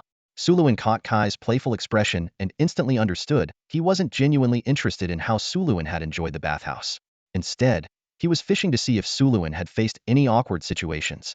After all, the last time Kai came here, he was nearly overwhelmed by a group of bold and fiery attendants, leaving him embarrassed and still haunted by the memory. Seeing through Kai's intentions, Suluin simply gave a faint smile. Not bad. Even as he spoke, an image of the curvaceous, gambling-addicted woman he'd encountered flashed through his mind. Though Qiantiao, a familiar face among the gang, was known for her approachable demeanor and playful banter, she seemed to have little interest in men beyond her obsession with gambling. Suluin mused inwardly that this boss's personal life appeared surprisingly simple. Kai, noting Suluin's curt response, assumed he didn't want to revisit any embarrassing moments. With a knowing look, he dropped the subject. The two of them sped back to Green Street on their motorcycles. It was still early when Suluin arrived in time for the final professional gladiator match at the gambling den. He casually harvested some soul fragments during the event. Later, he headed to the Three Muskets Tavern, where he successfully received a note from the alchemy vendor. Tomorrow at noon, back alley of Ginkgo Street warehouse. Suluin studied the note, pondering the details. Having paid the deposit just that afternoon and already being invited to meet the next day, it seemed clear the other party was in urgent need of money. Noticing that the meeting spot was once again on Ginkgo Street, he speculated that the mysterious vendor likely operated in this area. After all, such clandestine transactions were rarely conducted in unfamiliar territories. By the time Suluin left the tavern, dawn had broken. Returning to his inn, he meditated to replenish his energy. However, before noon arrived, he received a message from a real estate agent, claiming to have found a suitable property. Hearing that the house was spacious, affordable, and quiet, and knowing it wouldn't interfere with his midday transaction, Suluin ended his rest early and headed to the agency. He had long grown tired of the poor conditions of budget inns and was eager for a larger place to call home, preferably one with a shooting range where he could hone his marksmanship, practice alchemy, and craft his mysterious dolls. To his surprise, the meeting point arranged by the agent was also on Ginkgo Street. This street, located in a middle-class area of the outer city and not far from Green Street, boasted relatively well-developed amenities. It was the ideal residential area for many outer city workers with stable jobs. The landlord, Mr. Grandet, was a rotund, shrewd middle-aged man. He led Suluin to tour the property at 88 Ginkgo Street, a modest gray townhouse tucked away in a quiet backstreet corner. The interior was sparsely furnished, with basic renovations complete. Gas and water lines were already installed, making the house movie-in ready. I've heard you're advancing as a professional, so you'll need a place with rich dark energy. I can assure you, there's no better spot than this, Grandet boasted with pride. The underground vault is spacious and soundproof, for a shooting range. You could even practice shooting in the middle of the night without worrying about noise complaints. And the best part? You can rent this standalone house with a basement for just 2,000 lisos. You won't find a deal like this anywhere else in Old Linden. Suluin hadn't expected such a pleasant surprise. The properties he'd viewed before had always fallen short in some way. But this one ticked all the boxes. Discreet, quiet, and that sturdy, expansive basement was a major highlight. The solid construction of this old building and the thick concrete walls of the basement, capable of muffling gunfire, left him thoroughly impressed. At this moment, Suluin's thoughts had already drifted into the future. Before his mind's eye appeared a unique workspace.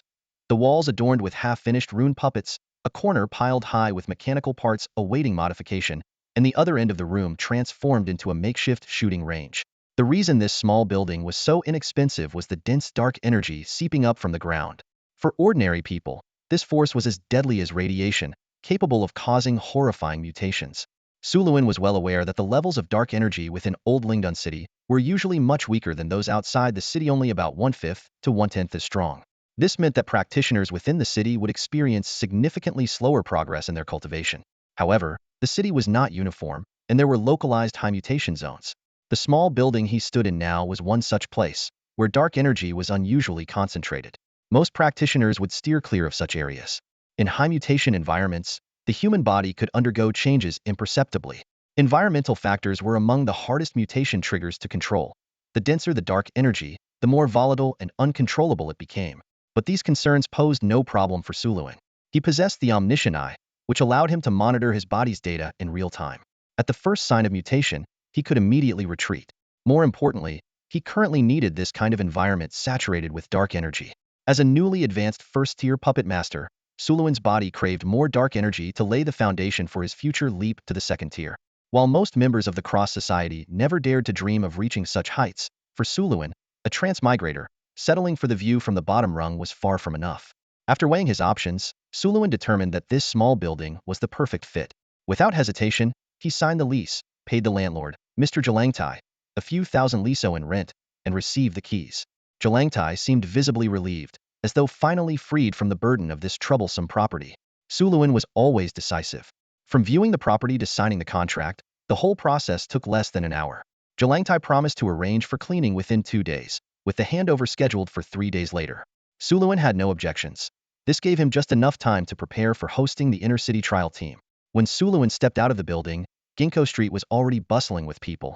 Even though it wasn't yet 9 o'clock, he decided to grab some breakfast and remembered the deposit he had previously placed at the Bellman Bakery at number 14 Ginkgo Street. The street housed many middle-class residents, and the bakery offered more than just the rock-hard black bread that could double as a weapon. Suluin picked out a few items at random. As he approached the counter to pay, 2 half-grown boys wearing flat caps and suspenders quietly slipped into the shop. Suluin had already noticed these 2, typical street thieves from the outer city, but their target wasn't his wallet, it was the bread on the counter. While Suluin was busy choosing and paying, the 2 boys skillfully swiped 2 loaves of black bread. Suluin pretended not to notice. But the shopkeeper was clearly familiar with the antics of these regular offenders. The moment the boys entered, the shopkeeper's gaze had turned wary. Just as the thieves were about to make off with their loot, a baker with a golden handlebar mustache stormed out, clutching a rolling pin. He grabbed one of the boys by the collar, causing a loaf of bread nearly a foot long to fall to the floor. "Hey, you little brats, back again, huh?" the baker roared, lifting the boy into the air. The boy's cap fell off, revealing a dirty but strikingly delicate facete, turned out to be a girl with short-cropped hair. Suluin wasn't inclined to intervene. In the outer city, scenes like this were all too common. Children from the slums often survived through begging and stealing. Hunger and beatings were inevitable parts of their upbringing, and their survival in this harsh world depended entirely on their own resilience. The young thief took a hit from the rolling pin, her eyes welling with tears from the pain, but she stubbornly refused to cry out. For a moment, Suluin thought he saw a stray kitten, lost and alone on the streets. After a brief pause, he pointed to the black bread that had fallen to the floor and asked, "How much for that bread?" The handlebar-stacked baker seemed to guess Sulin's intention and tried to dissuade him. "Oh, honorable customer, these thieves don't deserve your pity. There's no need for you to waste your money on them." He hesitated for a moment, then raised his rolling pin menacingly, growling, "If we don't teach these scoundrels a harsh lesson, they'll just come back tomorrow." Suluin said nothing more. He quietly handed over a banknote. "Heres 50 liso. That should cover the cost of the bread." His expression remained calm and indifferent.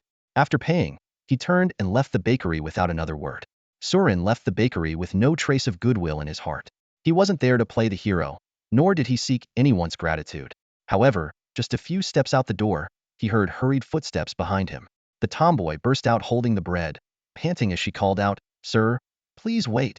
Surin stopped and turned around, his face devoid of expression. The sharp aura he had cultivated through years in the underworld made the tomboy instinctively take half a step back. She swallowed her fear and stammered, "Sir, thank you for your generosity. We really need this food." Surin gave her a slight nod, acknowledging the verbal thanks. His gaze swept over her gaunt, sallow face, and he understood all too well the daily struggle for survival in the slums. Just as he was about to walk away, the tomboy suddenly spoke up, her tone urgent. Sir? We didn't mean to follow you earlier. It's just that we saw you renting a place." Surin's brows furrowed, and his expression sharpened. The tomboy flinched under his piercing stare, quickly adding, "You've been tricked by that miser. He probably didn't tell you that someone died in that building. It's a haunted house that no one wants to rent. 2 months ago, a blind man went in and never came out. And earlier this year, there was also—" Before she could finish, the tomboy turned and bolted like a startled rabbit. Surin watched her retreating figure thoughtfully. A loaf of bread had bought him an interesting piece of information. The fact that someone had died in the building didn't surprise him. In such high-distortion environments, ordinary people rarely survived. It also explained the unusually low rent. But her words hinted that the building might have seen more than one death. Clearly, the landlord was a shameless swindler, concealing parts of the truth. For Surin, if it was merely a case of concentrated dark energy, it wouldn't be a big deal. However, if the deceased weren't ordinary people but professionals, that was a different story. Although the house was ideal in many respects, Surin decided that before moving in, he would use his omniscient eye to thoroughly inspect the place and uncover any potential anomalies. The agreed-upon transaction time was noon. Surin returned to his inn and changed into a trench coat and attire suitable for a black market deal. The meeting point was an abandoned warehouse on Ginkgo Street, a location he had scouted in advance. The area was desolate, making it an ideal spot for clandestine dealings. The mysterious vendor was clearly cautious, having chosen a site surrounded by a maze of buildings, perfect for a quick escape if things went south. At exactly 11:55, Surin arrived outside the warehouse. As someone familiar with the underworld, he was no stranger to such secluded places. However, he was slightly taken aback to see a group of teenagers poorly disguised as gang members. These boys wore oversized, ill-fitting trench coats, black hats, and kept their hands tucked into their chests as if ready to draw weapons at any moment. Their outfits practically screamed, "We're gangsters." It was evident that they were trying to intimidate Surin with their posturing. Surin couldn't help but think, are these kids my trading partners? With his keen observational skills, Surin quickly noted that there were 6 people in total inside the rundown warehouse. Aside from the vendor in the familiar black cloak, there were 5 others who seemed to be acting as muscle. Their oversized clothing looked like it had been stolen, adding to the amateurish vibe.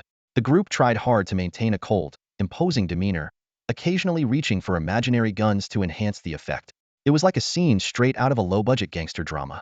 Of course, if one ignored their trembling legs, the setup might have been somewhat convincing. Surin suspected their gun-drawing gestures were purely for show. In Old Linden, firearms were common, but for people in the slums, lugging around a heavy piece of metal was less practical than trading it for a loaf of bread. Even if they did have guns, they posed no real threat to a firearms expert like him. At that moment, Surin was surprised to recognize two of the trench coat wearers as the same pickpockets he had encountered at the bakery that morning. Although their faces were mostly hidden, their dirty, worn-out shoes gave them away. The once mysterious transaction now felt like a farce. If Surin hadn't known that the vendor genuinely possessed top-tier potions, he might have thought this was some elaborate prank. When the group saw that Surin had arrived alone, they visibly relaxed. The man in the black cloak spoke in a low voice. "Do you have the money?" Despite already deducing the vendor's identity, Surin maintained a serious demeanor. But looking at this group of awkwardly dressed teenagers trying so hard to act tough, he struggled to keep a straight face. Even though the vendor's face was concealed, Surin's omniscient eye easily confirmed that this was indeed the semi-mutated human from the black market. "Yes, I have it," Surin replied curtly, silently marveling at how small the world truly was. Suluin didn't even see the goods, but handed over the bag containing 200,000 in cash without hesitation. Confidence gleamed in his eyes, as if silently proclaiming, "I trust you won't play tricks. And even if you dare to double-cross me, I'm certain I can take you out before you make a move." The man in the black robe accepted the bag, a faint smile of satisfaction crossing his face. "What kind of potion do you need?" the black-robed man asked, his tone tinged with curiosity. "I'm interested in all of your potions. You've seen my sincerity. I think we could work together long-term. I have secure channels to move the goods." Suluin was about to dive straight into negotiating a long-term partnership, but the other man cut him off decisively. "No.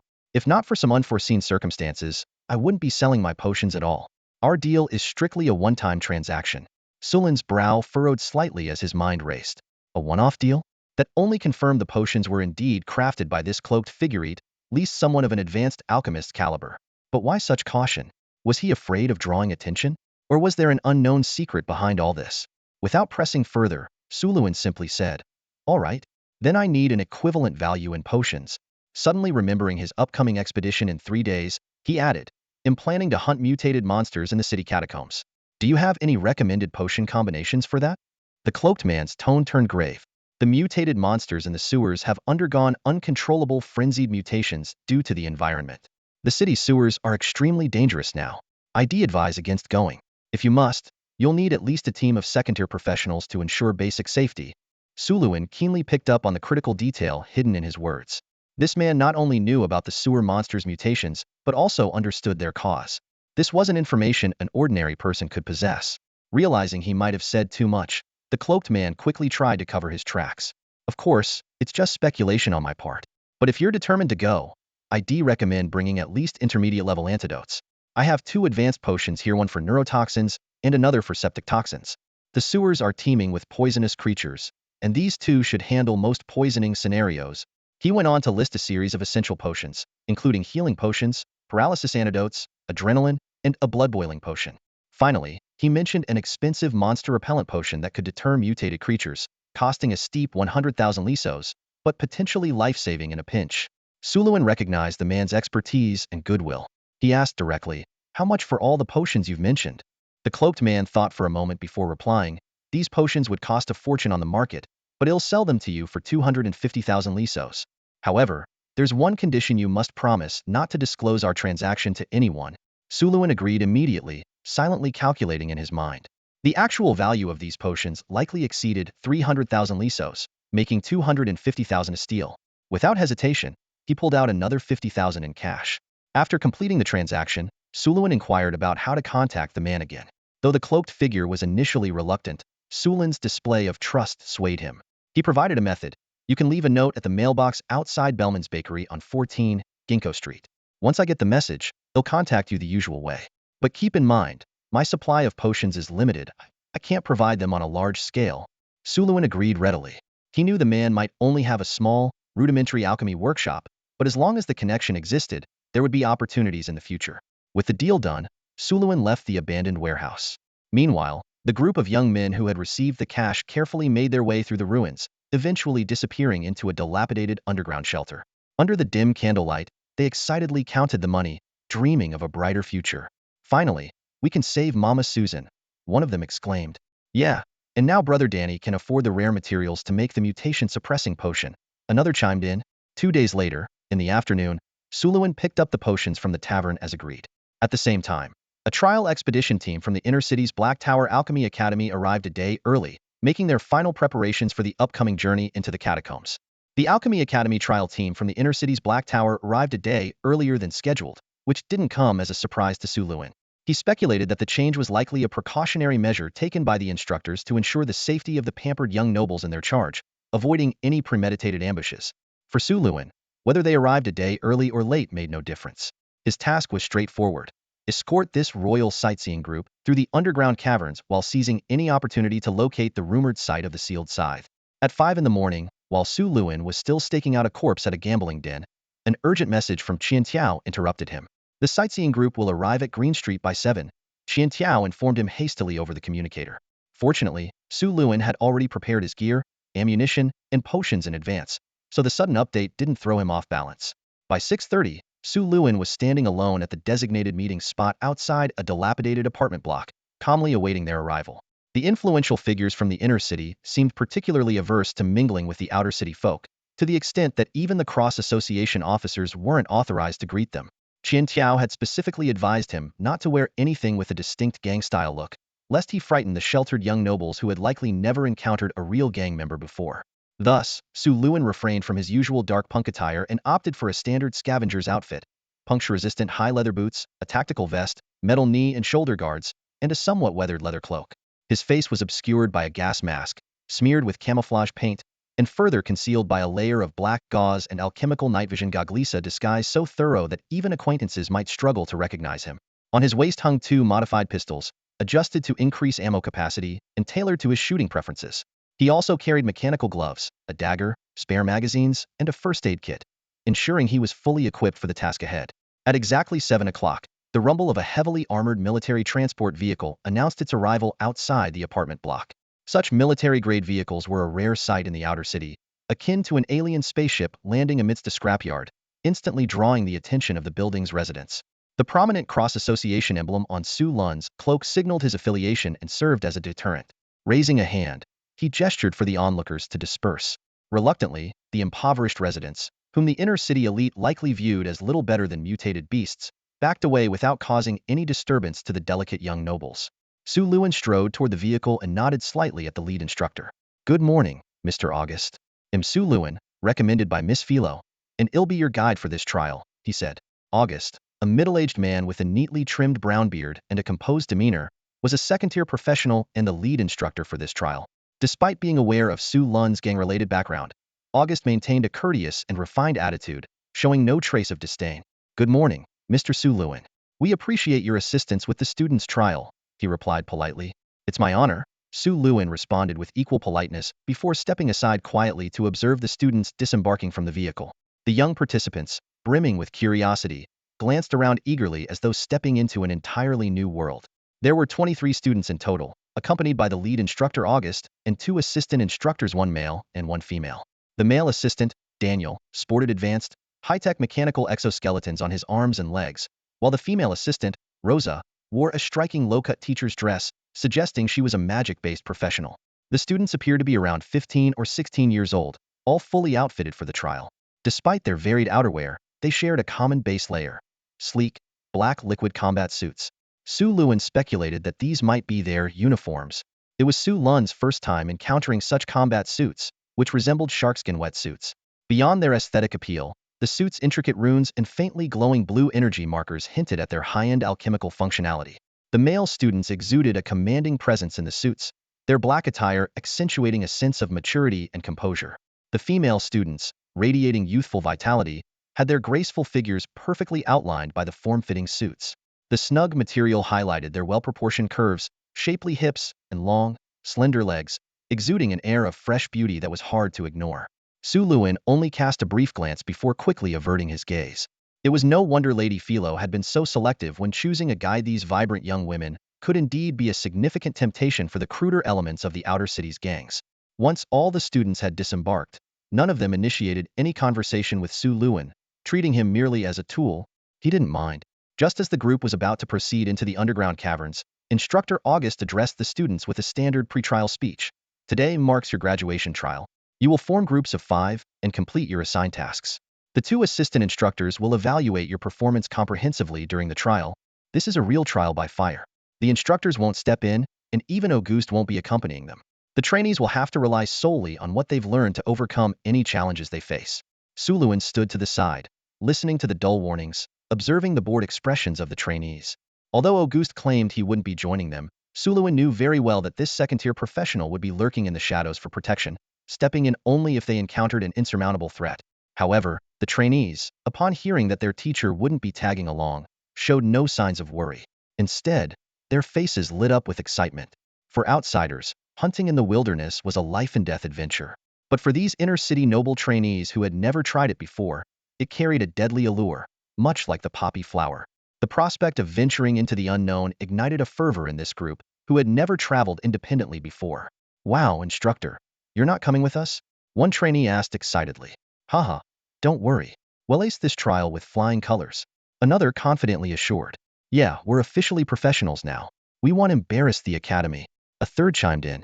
Suluin observed the energetic trainees with a cold gaze, wondering if they'd maintain this enthusiasm when they encountered the grotesque, mutated creatures in the underground. Still, these trainees had every reason to be confident. Back when Suluin and Kai ventured into the underground, they were relentlessly pursued by the mutated monsters because there were only the two of them as professionals. In contrast, this trial team was made up entirely of professionals. Their equipment, implants, professions, and logistical support were all leagues ahead, hundreds of times better. In fact, no wonder Kai had said this mission would be a breeze.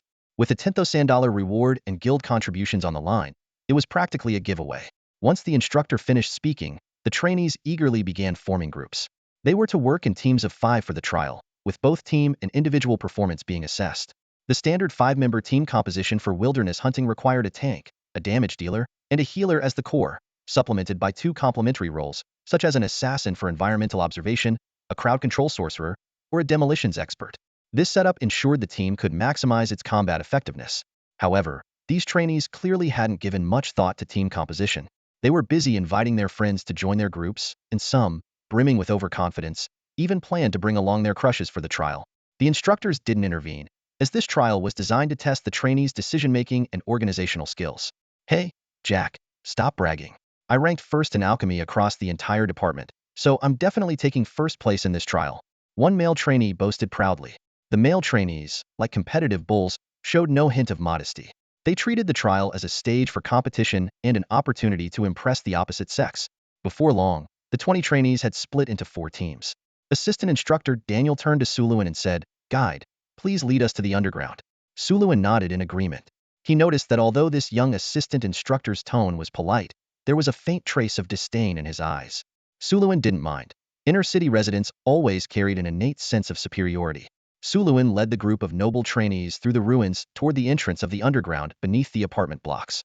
The young lords and ladies were brimming with excitement, gripping their firearms and glancing around eagerly, as if walking through the ruins was already an adventure.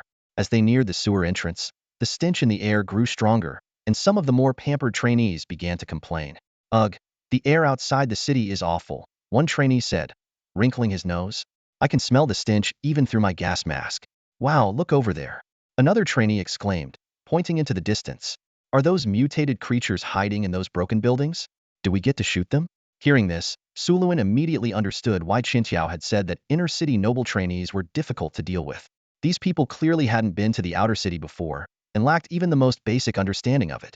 At this point, the female assistant instructor, Rosa, explained, "Those aren't mutated creatures. They're just malnourished vagrants." After hearing the explanation, the trainees quickly lost interest. Before long, the group arrived at the entrance to the underground beneath the apartment blocks. Everyone put on their night vision goggles and stepped into the dark passageway. The building still bore the marks of Sulin's previous battle with the steam gang bullet holes riddled the walls. Although the corpses had long been devoured by the monsters in the sewers, the ground still bore terrifying traces of what had happened. Drag marks stained with dried blood, and the imprints of decomposed bodies were clearly visible. The eerie atmosphere enveloped the trial team as they transitioned from the bright outdoors to the pitch-black interior. The trainees clutched their firearms tightly, their nerves on edge as they scanned their surroundings, dreading the possibility of a monster leaping out of the darkness at any moment. Mentor Auguste stood at the entrance of the underground cavern, his gaze sweeping over the students before him. Clearing his throat, he announced, "The trial begins now. Each of you must eliminate at least 10 aberrant creatures. Your team is required to acquire a minimum of 5 pieces of cursed materials and complete the collection of samples for investigating the mutation of sewer monsters. Understood, Minter, the students replied in unison, their voices laced with a mix of tension and excitement. Feigning the intention to stay by the cave's entrance, Auguste turned to Surin and said, Mr. Surin, I'll leave the rest to you. Surin nodded in acknowledgement and took the lead, stepping into the cavern. For him, this was a familiar place, each bullet hole on the walls stirring memories of the past. However, the students following behind him were visibly uneasy. Their breaths quickened, and their palms grew clammy with sweat. Once inside the cavern, the 2 assistant instructors fell to the rear, assuming the role of observers. The leaders of the 4 teams busied themselves guiding their members, trying to recall the wilderness survival knowledge from their textbooks. Keep your barrel pointed down, don't rest your finger on the trigger, and watch both your footing and overhead, they whispered reminders. Although Surin was designated as their guide, he refrained from offering unnecessary input after entering the cavern. The trial's purpose was for the students to explore the unknown and make decisions for themselves. In the dim cavern, faint noises emanated from shadowy corners where light failed to reach. Pairs of glowing red eyes flickered in the darkness, and indistinct shapes darted by in the distance, eliciting startled yelps from the students. In contrast, Surin appeared calm and composed. The environment on this level was all too familiar to him, and there was little here that could pose a real threat. Just then, a plump student sidled up to Surin. Hey, guide buddy, what's your name? He asked in a hushed tone. Surin had already taken note of the rotund individual. Among the group of students clad in sleek liquid leather suits and sporting athletic builds, this one stood out like a Michelin mascot impossible to miss. I'm Charlie Leonard. The boy introduced himself with an easy grin. My family owns Sunbird Mechanical Equipment Company. Surin responded courteously. You can call me Surin. While he didn't recognize the student personally, he was familiar with Sunbird Mechanical, one of the largest manufacturers of military-grade equipment in the inner city. This trial group wasn't composed of ordinary students, but rather the elite class of the Black Tower Alchemy Academy. Every student came from an influential background, be it as the heir to a powerful family or a corporate magnate's offspring. Charlie, evidently, was the pampered son of a billionaire. Lowering his voice, Charlie revealed his true intentions. I did some digging and heard you're a skilled marksman from the Steel Cross Brotherhood. So, I was hoping you could keep an eye on my team when things get dicey. You've probably noticed we're not exactly a squad of fighters. As he spoke, Charlie discreetly slipped a small pouch into Surin's hand. Surin suddenly found the chubby man to be rather perceptive. Among a group of proud young lions, here emerged a cunning fox, quite an amusing contrast. Not only was the chubby man, Charlie, bold enough to bribe him outright, but he also thoughtfully explained, Brother, don't worry. This is all within the rules. Just take it, no problem. Consider it my hiring fee. The Academy's trial rules allow us to use any available resources to pass. Hiring a guide isn't prohibited. If the teaching assistants weren't so dismissive, I'd have tried bribing them too. Hearing this, Surin couldn't help but find Charlie rather likable. Clearly a product of a business family, he had a knack for reading people and situations. Surin recalled the advice from Qianqiao before he set off, reminding him that some clever students might offer gifts to get through the trial and that he should feel free to accept them. Without hesitation, Surin pocketed the thick wad of cash Charlie handed him. Seeing Surin accept the money, Charlie visibly relaxed and began chatting casually. My father always says we don't have to be the best ourselves. We just need to find the right role for ourselves. I'll be a businessman in the future, knowing how to make money is enough. Fighting? That's what bodyguards are for. Honestly, I only came to the academy to get a diploma, just to show off in high society.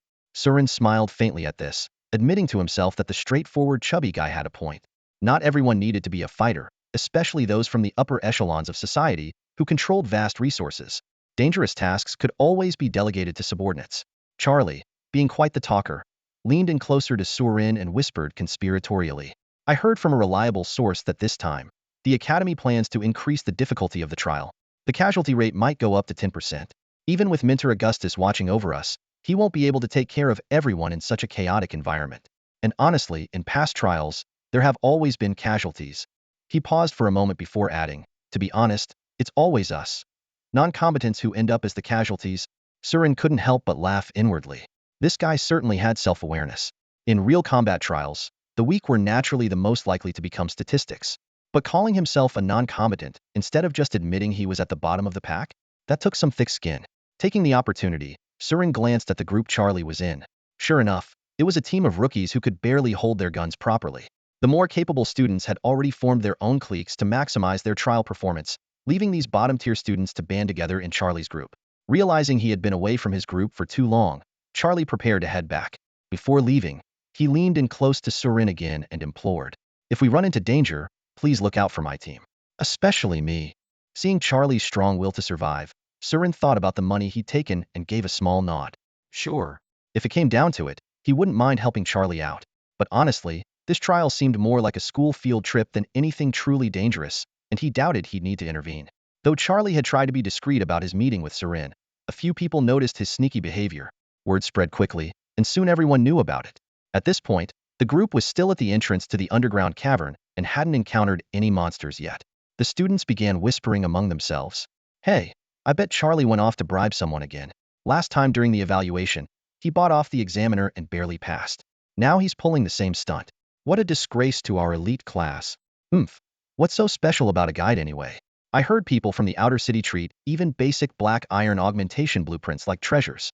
They don't even know the fundamentals of alchemy. How strong could someone like that possibly be? If something happens, we might end up protecting him instead. Sure, he's from a gang. My mom said gang members are ruthless killers, always scheming and dirty. They love kidnapping us wealthy inner city kids." Exactly. Better not mess with gangsters. My dad says they're like rats hiding in the shadows, willing to do anything to get what they want. Surin could feel the occasional glances thrown his way. Though he couldn't make out what they were saying, he was certain they weren't complimenting his looks. He couldn't help but think to himself that, in the eyes of these pampered sons and daughters of privilege, he black market operative from the outer city must seem like some snarling, feral beast. As the trial group ventured deeper, scattered groups of monsters began to appear. Perhaps due to the massacre he and Kai had carried out last time, the wall-climbing creatures only showed up sporadically now, crawling across the ceiling like geckos. By this point, the students had adjusted to the dim environment and were growing bolder. After taking down a few oversized rats that had wandered too close, the sound of gunfire echoed through the cavern, drawing in small waves of monsters. The students, initially panicked, began to find their confidence. Under the cover of overwhelming firepower, the monsters were quickly dispatched. Watching all this, Surin found himself bored. This level of combat was child's play to him. The sheer firepower was overwhelming, completely devoid of any semblance of skill or strategy. Suluin stood at the rear of the squad, made up of affluent heirs, watching as they squandered their expensive alchemical ammunition. Each burst of fire cost tens of thousands, as if money were no object. High-explosive rounds detonated like shotgun blasts upon impact, while rapid-fire machine guns unleashed volleys of 100 bullets at a time, ensuring that at least one found its mark. The scene resembled overpowered players breezing through a low-level dungeon. Despite their lack of experience or tactical understanding, they cleared every obstacle with ease. Suluin couldn't help but reflect.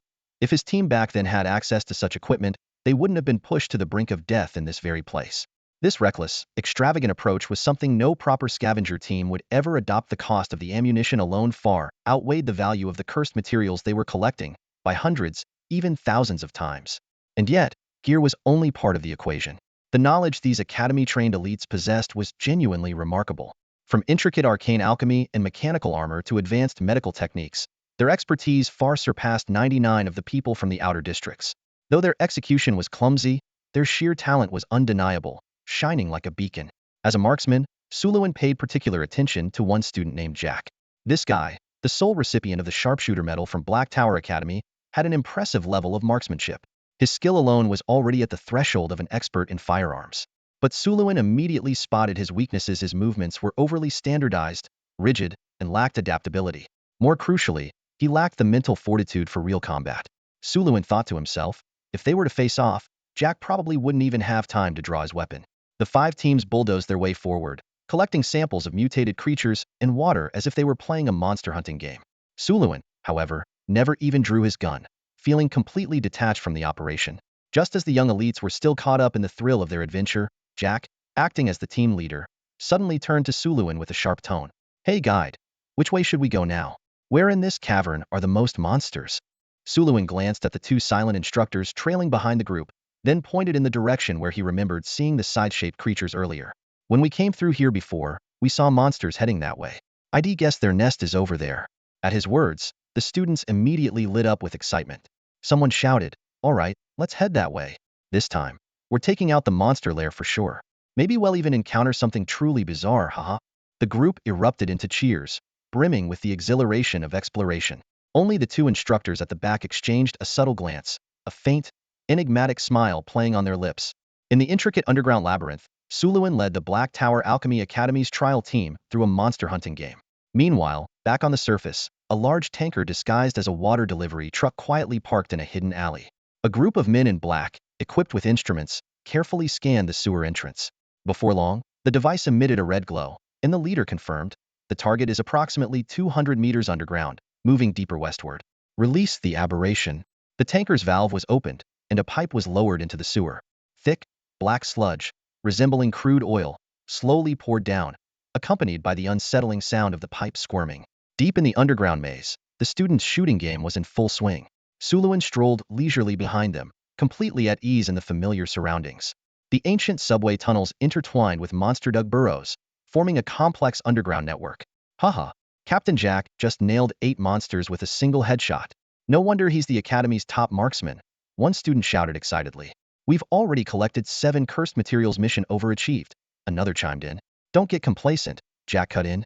We need higher quality silver materials, preferably of the eerie grade. If we're lucky, we might even find golden materials and secure our spot on the Academy's honor wall. Raina chuckled, adding, I told you. Our team is definitely taking first place this time. This will be the best Kamingafage ceremony ever. The 4 5-member teams advanced steadily, the atmosphere relaxed and buoyant. Suluin, serving as their guide, followed at the rear, quietly observing each student. Even though everyone wore gas masks and night vision goggles, Suluin could distinguish their features through their clothing, skin tone, and physique. The female students, though their faces were obscured, often found themselves surrounded by the boys. Reina, in particular, was the center of attention, like a star among planets. Suluin, however, wasn't particularly interested in these dynamics.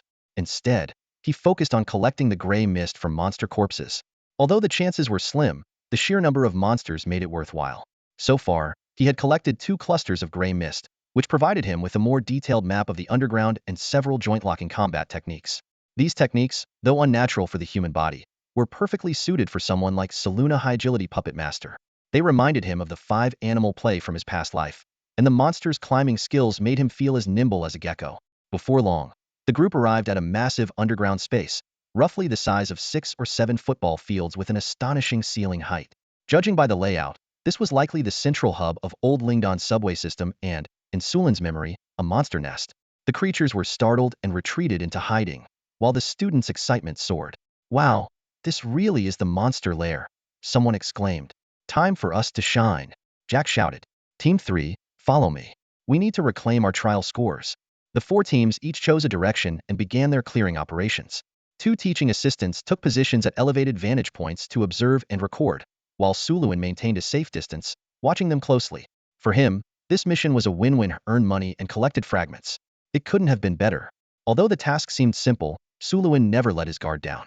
He was well aware that while the trainees had protection, as a low-ranking gang member at the bottom of society, he couldn't count on the instructors to save him if he found himself in danger. Suluin glanced around. In the familiar space, the lairs of mutated zombie-like creatures were hidden in the shadows.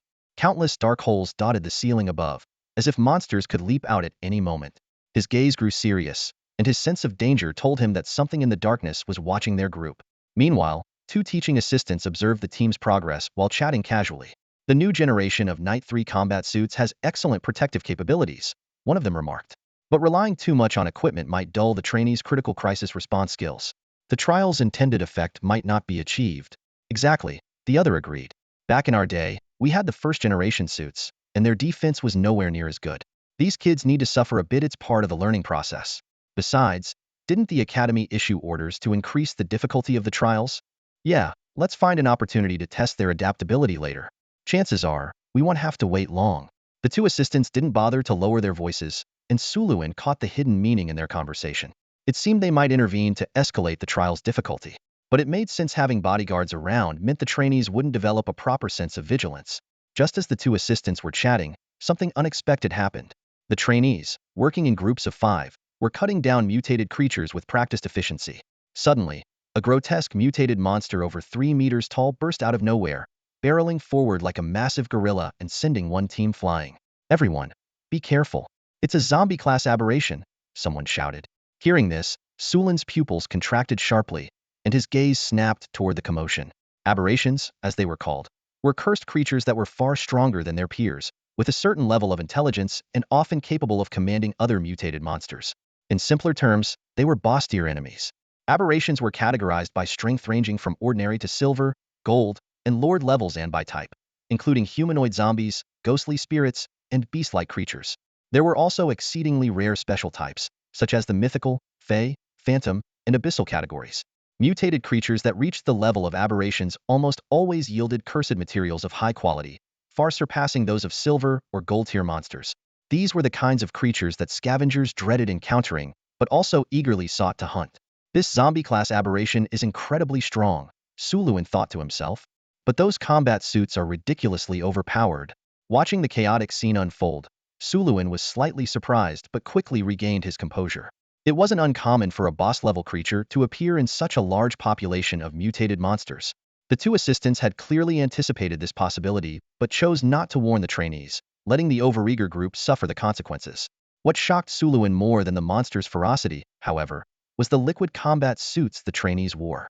In that brief moment, the aberration had slammed directly into several trainees, sending them flying. Judging by the impact and the speed at which their bodies were flung, Suluin estimated that the force was enormous, comparable to being hit by a heavy truck. For an ordinary person, such an impact would have been fatal.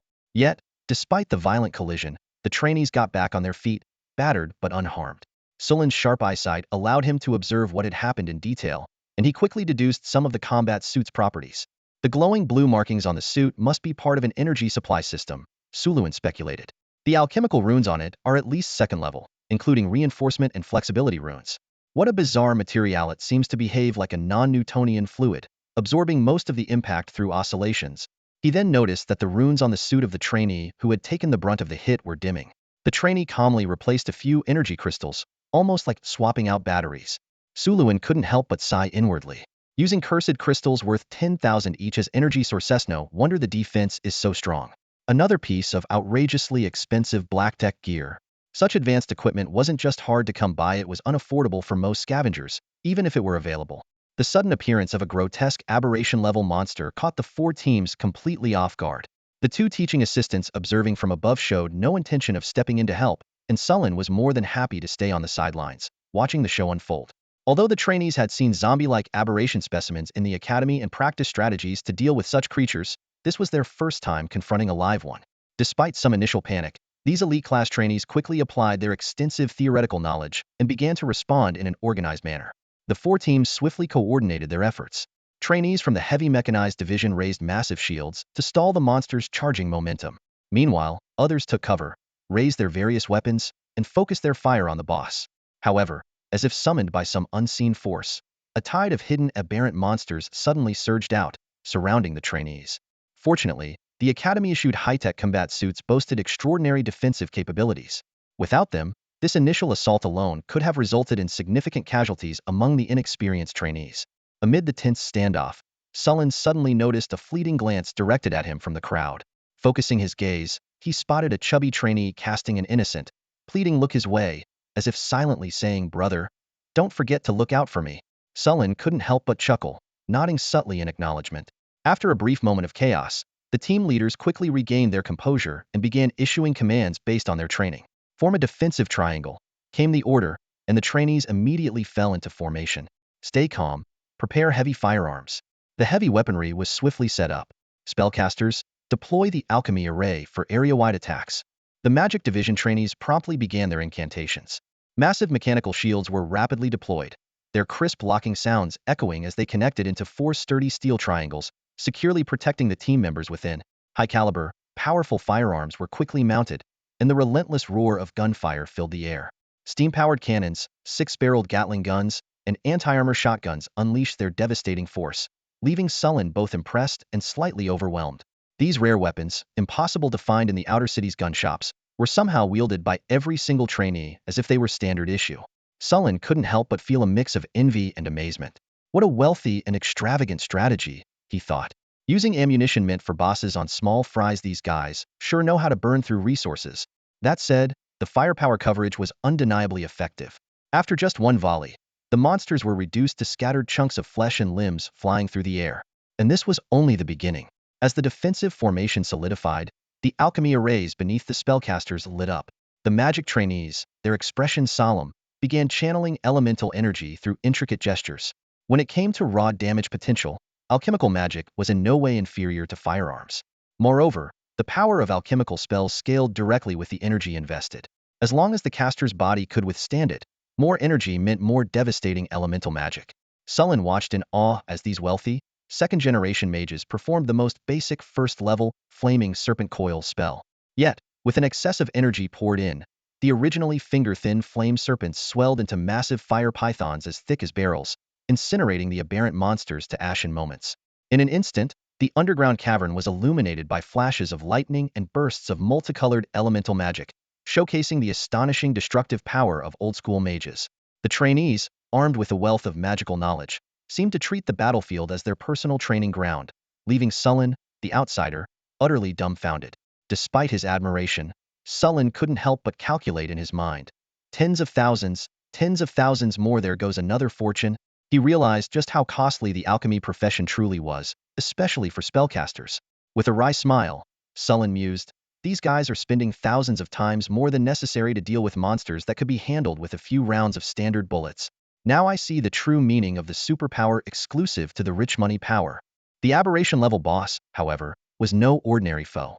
As a high-level aberrant, it possessed considerable intelligence. It utilized cover to evade attacks and even hurled objects from a distance to counterattack.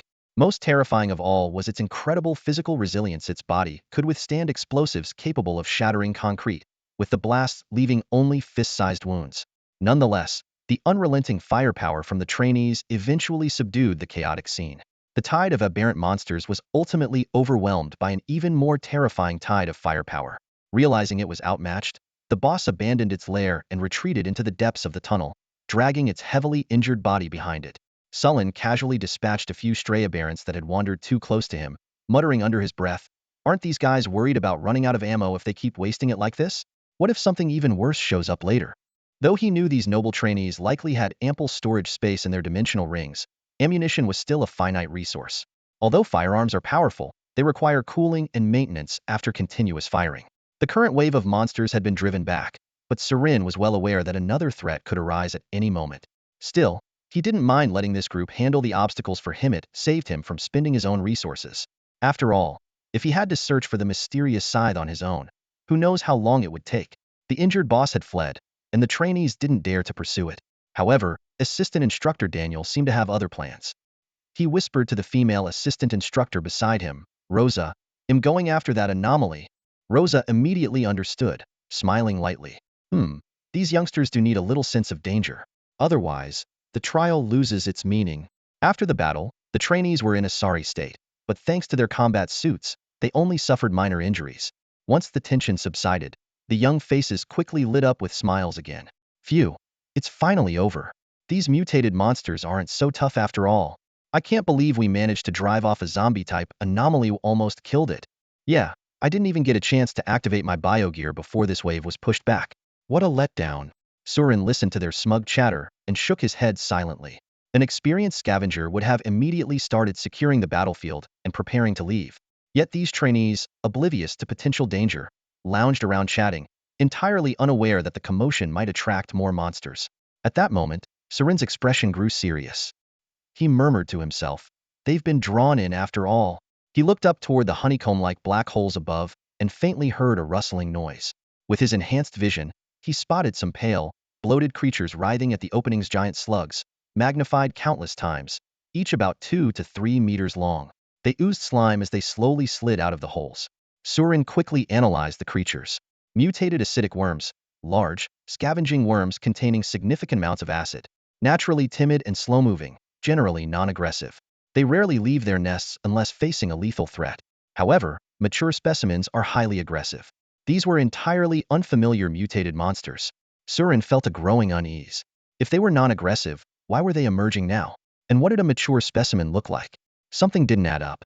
Just then, droplets of slime began falling from above. It was only at this point that the trainees finally noticed something was wrong. What just dripped on my head? Ugh, gross. What is this stuff? Careful. That slime is highly corrosive. But it was already too late. They had missed their best chance to evade. Suddenly, one of the bloated worms fell heavily to the ground, instantly dissolving into a smoking pool of green acid. In the next moment, hundreds if not thousands of worms started raining down like a deluge.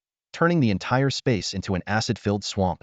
Even through his gas mask, Surin could feel the acrid fumes burning his throat.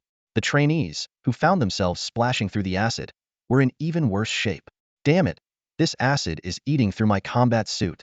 We have to get out of here now. My skin's starting to burn. No matter how durable the combat suits were, they couldn't withstand the corrosive assault for long.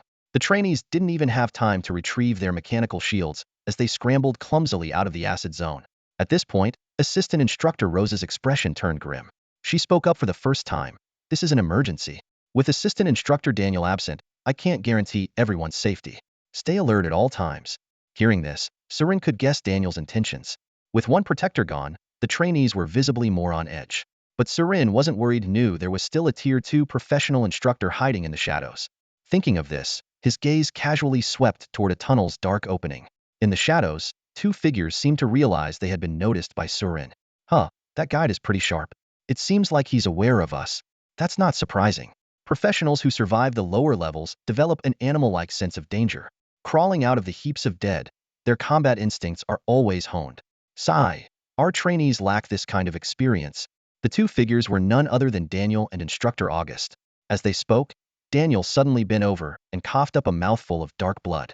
August instinctively reached out to steady him, concern evident in his voice. Daniel, are you hurt? Taking advantage of the gesture, Daniel grabbed August's arm, a faint but sinister glint flashing across his face. Yeah, I took a hit while chasing that anomaly. Just as August was about to respond, he sensed something amiss. His gaze snapped toward the void a few meters away. Something's wrong. There's a professional approaching, a stealth operative. Before he could finish speaking, he felt a massive force clamp down on his arm, and a suffocating sense of danger engulfed him. Daniel, what are you doing? The mutated acidic worms were an unprecedented type of aberrant creature. If not for the omniscient eye discerning the habits of these worms, Sulin might not have felt any doubt. But now that he knew, his mind was filled with questions. Frowning in thought, Sulin's gaze swept over the white worms dropping from above. Within the detailed analysis of the omniscient eye, one phrase stood out glaringly. Unless subjected to a life-threatening situation, they typically do not leave their nest. These worms were clearly non-aggressive by nature. So why had they fallen from their nest? What had endangered their lives? Could it be that the Academy's mentors had deliberately increased the difficulty of the trial? As this thought briefly crossed his mind, Sulin sensed something was off. However, there was no time to ponder further, as the group of trainees had already scrambled out of the acidic pool and were now rushing toward the tunnel entrance where he was concealed. Ugh, that's disgusting. One trainee exclaimed loudly. That slimy goo almost made me throw up my breakfast. Damn it. Another cursed. What the hell are these worms? Why have I never heard of them before? Someone help me rinse this slime off my clothes. A third trainee gasped, struggling for breath. I feel like I can't breathe. The trainees hastily discarded their mechanical shields and some heavy equipment in disgust as they ran towards Sulin's location. Their bodies were covered in green, sticky slime, making them look utterly disheveled. Yet Sulin knew these worms were just the appetizer. His gaze darkened as he peered deeper into the tunnel, seemingly searching for something far more dangerous. He hadn't forgotten the other crucial piece of information from the omniscient eye. The mature form is highly aggressive. If this was the nest of the larvae, then the mature creatures must be nearby. The assistant instructor, Rosa, had clearly realized this as well. She immediately barked at the trainees who were on the verge of stripping off their combat suits, her voice sharp and commanding. Everyone, stay alert. The next wave of monsters could be coming. Prepare for battle. Unlock your alchemical implants now. At her command, glowing alchemical arrays lit up beneath the trainees' feet, and a dazzling display of alchemical implants unfolded before Sulin's eyes, as though he were witnessing a high-end exhibition. Diamond dragon skin, the lava fiend's flame core, thunder serpent eyes, the berserk magic muscles of a raptoran, even a familiar implant type. The 1,000 kill wings favored by cross-society officers.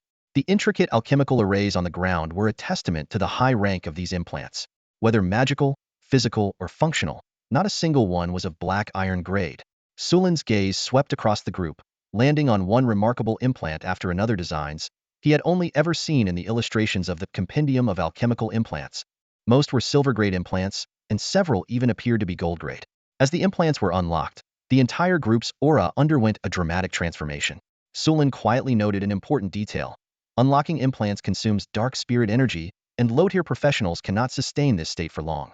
As he observed the trainees, Sulin's gaze lingered briefly. He recalled how he had spent everything he had to acquire a single gold-grade implant blueprint, and the primary materials for it were still out of reach. Yet here were these trainees, not even out of school, already equipped with top-tier implants as if it were nothing.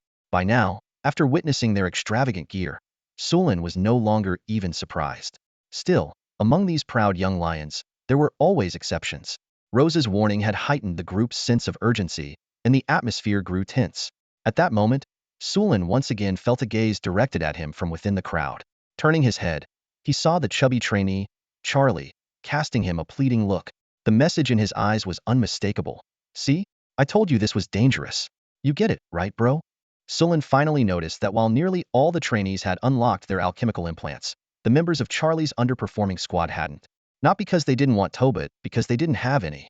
The only implant among them was a black iron grade one that Sulin hadn't previously noticed, the mushroom skull of an ironhead dragon, a device that enhanced survivability but was undeniably hideous in appearance. It seemed their poor aptitude made it impossible for them to integrate with higher quality implants, leaving them with this barely passable option. As for the rest of Charlie's crew, they weren't even professionals yet. Sulin sighed inwardly. Money can aid training, but it can't replace it entirely. Advancing to a professional rank requires a sufficient accumulation of dark spirit energy, which demands countless days and nights of arduous meditation. For many, this is an excruciatingly difficult process. The more one desires to advance quickly, the more self-discipline is required. Clearly, Charlie wasn't the kind of person who excelled in self-discipline when it came to training. Sulin couldn't help but smile wryly, but he still gave Charlie a slight nod of reassurance. Only then did the chubby trainee turn his head back, visibly relieved.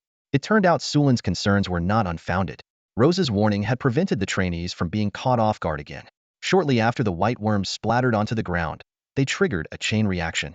While no mutated monsters were immediately visible, an eerie, high-pitched chittering suddenly echoed from the deep, funnel-shaped holes above them. In the dimly lit cavern, the sound was enough to make one's hair stand on end. They're here. Sulin's sharp vision allowed him to spot the creatures before anyone else. Emerging from the tunnels that had previously ejected the worms were swarms of flying monsters, resembling a cross between bats and moths. They poured out in droves, their unnerving buzzing filling the air as they descended toward the trainees. The distorted fleshwing moth, a detailed account of the mutated blue-eyed venom moth, deformed due to environmental influences. While fragile, these creatures possess needle-like proboscises with extraordinary armor-piercing capabilities and can inject a lethal neurotoxin. They are abnormally sensitive to light and exhibit extreme aggression. Soren stood in the shadows, squinting at the peculiar creatures about half a meter in size in the distance. With bat-like flesh wings and needle-thin mouthparts, they were the adult forms of those worms he had encountered before. His expression turned grave in an instant as he hurriedly concealed every reflective or glowing item on his person under his trench coat. Before he could warn the others, swarms of the monstrous moths descended like a torrential storm. Rosa, the assistant instructor, quickly approached Soren and whispered, "Guide, stay close to me. This is the trainee's trial, not your death sentence." Her tone was filled with genuine concern as she glanced at his rather basic equipment. Soren nodded in gratitude, but did not decline her goodwill. Despite the incredible speed of the creatures, his unique left eye allowed him to clearly track each approaching moth. Instead of drawing his gun, he placed his hand on the two self-grafted cookery knives at his waist. Knowing the moths were drawn to light, using a firearm would only invite more trouble. Though he rarely displayed his close combat skills, Soren's expertise in intermediate blade techniques made him a formidable opponent in melee combat. Meanwhile, the trainees seemed completely unaware of the creature's behavior. Their combat suits, with their glowing energy markers, along with their biotic implants and spell effects, made them glaringly visible in the dark. A perfect target. The moths, like a sandstorm, surged toward the glowing figures. In an instant, gunfire erupted, and colorful spells lit up the night sky like fireworks, bombarding the swarm. Yet this time, the power of wealth seemed to falter. Previous battles had depleted much of their heavy weaponry. Some were still cooling down, while others had been lost to corrosive acid. Although the concentrated attacks managed to take down a large number of moths, the sudden bursts of light only served to enrage the remaining ones. They became even more frenzied, engulfing the entire team like a tidal wave.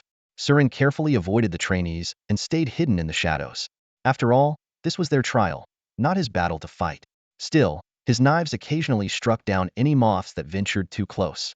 Watching the trainees persistently use fire spells against the moths, Soren shook his head in disapproval. Seasoned scavenger hunters knew that fighting mutated creatures required more than brute force. It demanded a keen understanding of their habits.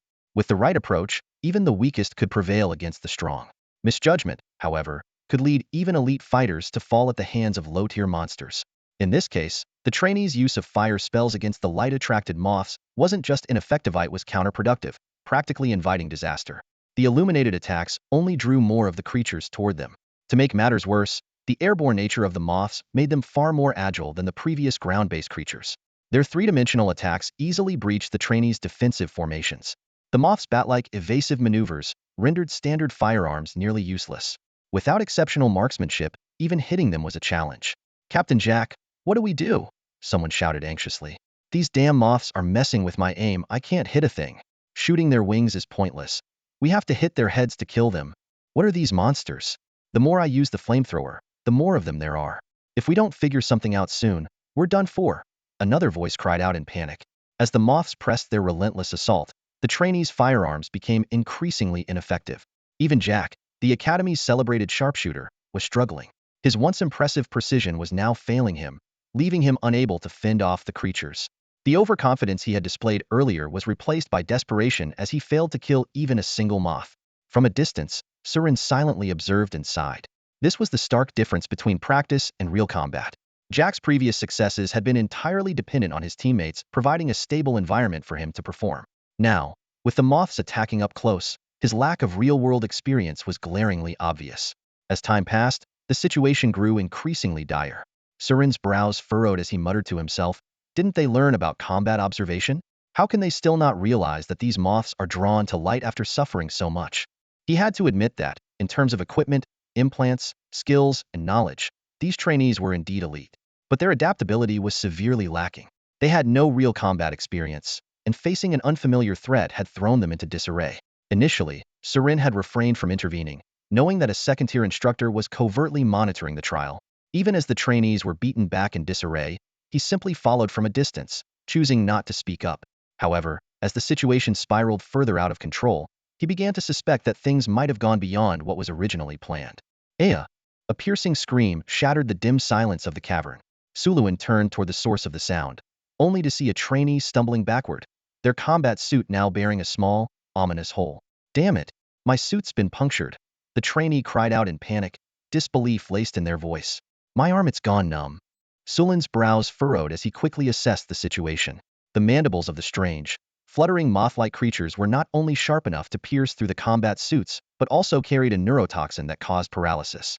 He glanced at the other trainees and noticed they were still flailing their weapons chaotically, oblivious to the gravity of the threat.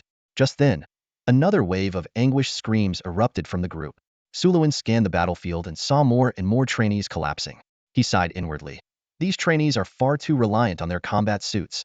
Their crisis response skills are severely lacking. Reflecting on his earlier observations, Suluin recalled how the trainees had been recklessly ignoring the creatures' attacks, trusting their suits to shield them. But they had overlooked a critical detail. While a single attack might not breach the suit, repeated strikes in quick succession could compromise its integrity. Now, faced with a swarm of armor-piercing moths, the suits were failing under the relentless assault. As the situation grew increasingly dire, the female assistant instructor beside him seemed to notice something crucial. She suddenly shouted, "The creatures are sensitive to light. Stop creating more light sources." The warning came just in time, but it was already too late. The creatures had gathered in overwhelming numbers, and with the trainees huddled together, any attack inevitably produced flashes of light. Before long, another trainee let out a pained scream as their suit was punctured. "My leg's paralyzed," the trainee cried out in despair. Suluin knew that on the battlefield, a severely injured comrade was often more burdensome than a fallen one. A single injured trainee could incapacitate at least two others who would be forced to assist them. With the rise in casualties, the already disorganized group plunged further into chaos. Suddenly, a voice filled with terror rang out, "Miss Rosa, I don't want to do this anymore. I want to go home. I don't want to die here." Another anguished shout followed. "I've been stung again. My lungs, I can't breathe. Quick, administer the antidote," someone yelled urgently. Suluin watched the scene unfold, a sense of unease growing within him. Why hadn't the instructors intervened yet? The danger had clearly escalated far beyond the scope of a simple trial. Just then, Rosa, the assistant instructor, muttered a low curse under her breath. Without hesitation, she formed a series of intricate hand seals, her movements swift and precise. A glowing alchemical array lit up beneath her feet as she commanded, "Plant armor. Release." Sulin's eyes widened in astonishment as Rosa instantly dispelled her plant-based armor. He couldn't help but marvel.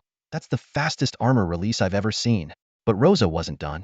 As her armor dissipated, a faint blue flame enveloped her body. She continued weaving new hand seals, her presence shifting dramatically as she softly intoned, alchemical art, void, sentinel. To Sulin's shock, the cold blue flames coalesced into two massive, spectral arms that floated behind Rosa's back. The sight of this unprecedented alchemical technique left him awestruck, and he could feel the chilling energy radiating from the flames. To his surprise, Rosa charged directly into the midst of the trainees. Only then did Suluin realize that this seemingly gentle assistant instructor was, in fact, a close combat specialist. What was even more astonishing was Rosa's combat style. Her cold flame fists struck with relentless precision, creating a vortex of fire that incinerated swathes of the moth-like creatures in an instant. The combination of her melee prowess and ranged alchemical techniques shattered Sulin's preconceived notions about traditional alchemists. Though Rosa's intervention temporarily alleviated the crisis, her abilities also drew more moths toward her. For every wave she destroyed, another swarmed in to take its place. Realizing the situation was spiraling further out of control, Rosa shouted, "Extinguish all light sources. Get out of here now." The trainees scrambled toward the passage where Suluin was hiding. It was then that Suluin realized something was amiss. If this was truly meant to be a trial, why had the danger escalated far beyond expectations? And why were the hidden instructors still not stepping in? Watching the panicked trainees flee, Sulin's thoughts darkened. At this rate, the entire group might be wiped out in this cavern. And Rosa, despite her impressive strength, couldn't possibly hold off the entire swarm alone. The situation had completely spiraled out of control. Is the trial still not hard enough? Do we really need someone to die to scare these trainees before the mentor finally steps in? Suluin frowned, deep in thought, his gaze sweeping over the anxious expression of the female assistant instructor, Jiao Luosha. The more he observed, the more he felt something was off. At that moment, another deadly crisis struck. Charlie, the chubby boy running at the back of the trainee group, suddenly felt a sharp pain in his back. Realizing something was wrong, his face turned as pale as a sheet. Forgetting his pride, Charlie let out a terrified scream. "Guide! Help me!" Hearing the cry for help, Suluin hesitated only for a split second before his hands instinctively reached for the guns at his waist. A few of the monstrous moths were still in pursuit, and the mentor was nowhere to be seen. If no action was taken, the group at the rear, including the chubby boy, would almost certainly suffer casualties. I took their money. I should at least uphold my end of the contract, Suluin thought to himself. Bang, bang, bang, bang. Gunshots rang out abruptly in the moment of crisis. Suluin drew both guns and fired nearly 20 bullets in the blink of an eye. His actions immediately drew an angry shout from the leading trainee. "Are you an idiot? Don't fire. The light will attract more of those moths." But before the words could fully leave his mouth, a series of heavy thuds echoed through the air, freezing everyone's expressions in place. How is this possible? Charlie, who had been utterly despairing, had screamed for help moments ago because he felt the agonizing sting of the moth's proboscis piercing his back. He thought he was as good as dead. Yet, all of a sudden, that piercing sensation vanished. Looking around, Charlie was stunned to see over 20 moth carcasses dropping to the ground one after another. Each monstrous moth had a precise bullet hole in its head. Charlie turned to look at Suluin, who stood not far away with guns in hand. For the first time, he felt his soul, which had nearly fled his body in fear, return. After a moment of dazed silence, his face lit up with the joy of having narrowly escaped death. "Guide, save me." The trainee who had scolded Suluin for firing his gun earlier felt his face flush with embarrassment. They had been so focused on escaping that they hadn't noticed the dire situation at the back of the group. Still, unwilling to admit fault, he muttered weakly, "Don't shoot recklessly, the light might still." Suluin didn't bother giving them a chance to finish. He pressed the magazine release buttons on both guns, reloading swiftly while stating curtly, "If you're going to shoot, use regular submachine gun ammo." There was no time to hold back. He had to fire to save lives, and there was no need to explain himself further. If these so-called elite trainees couldn't figure that out, it would only highlight their ignorance. There's no need to waste alchemical bullets on creatures like these, Suluin thought. While alchemical bullets were powerful, they often had slower firing rates and caused more commotion. Against these fragile but numerous moths, fast-firing, low-power regular bullets were far more effective. They made less noise, emitted minimal light, and thus attracted fewer moths. With precision shooting, they were both safer and more efficient. As the others stared in shock at the pile of moth carcasses, Suluin had already reloaded and resumed firing. What followed was a textbook demonstration of combat shooting. With both guns raised, Suluin's fingers moved swiftly and rhythmically on the triggers. Bang, bang, bang. The gunfire was rapid yet steady, a stark contrast to the panicked, erratic shooting of the trainees. Sulin's aim seemed almost casual, but every shot he fired brought down at least one moth, sometimes two or three. His bullets didn't just target a single point, they seemed to trace a line of destruction. Throughout the entire process, Suluin remained eerily calm, almost mechanical. Even during the brief moments when he had to reload while moths closed in dangerously, his eyes never betrayed a hint of panic. He moved with calculated precision, as if he had already anticipated the exact timing and trajectory of each incoming attack.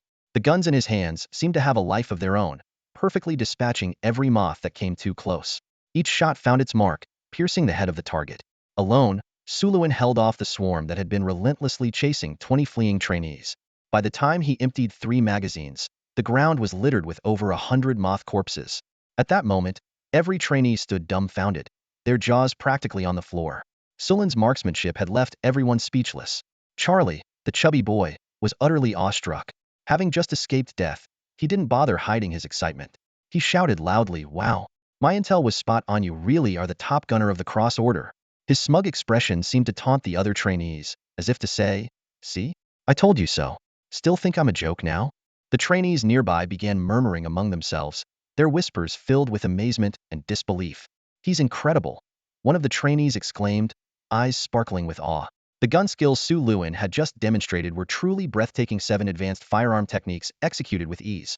Precise ballistic calculations, locking onto moving targets, predicting blind spots, seamless reloading, simultaneous multi-target attacks. Each move was a textbook example of mastery.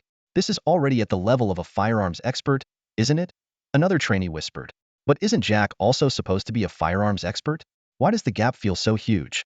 Watching this guy, I almost feel like I'm seeing Master Punk, our firearms instructor." A third trainee chimed in.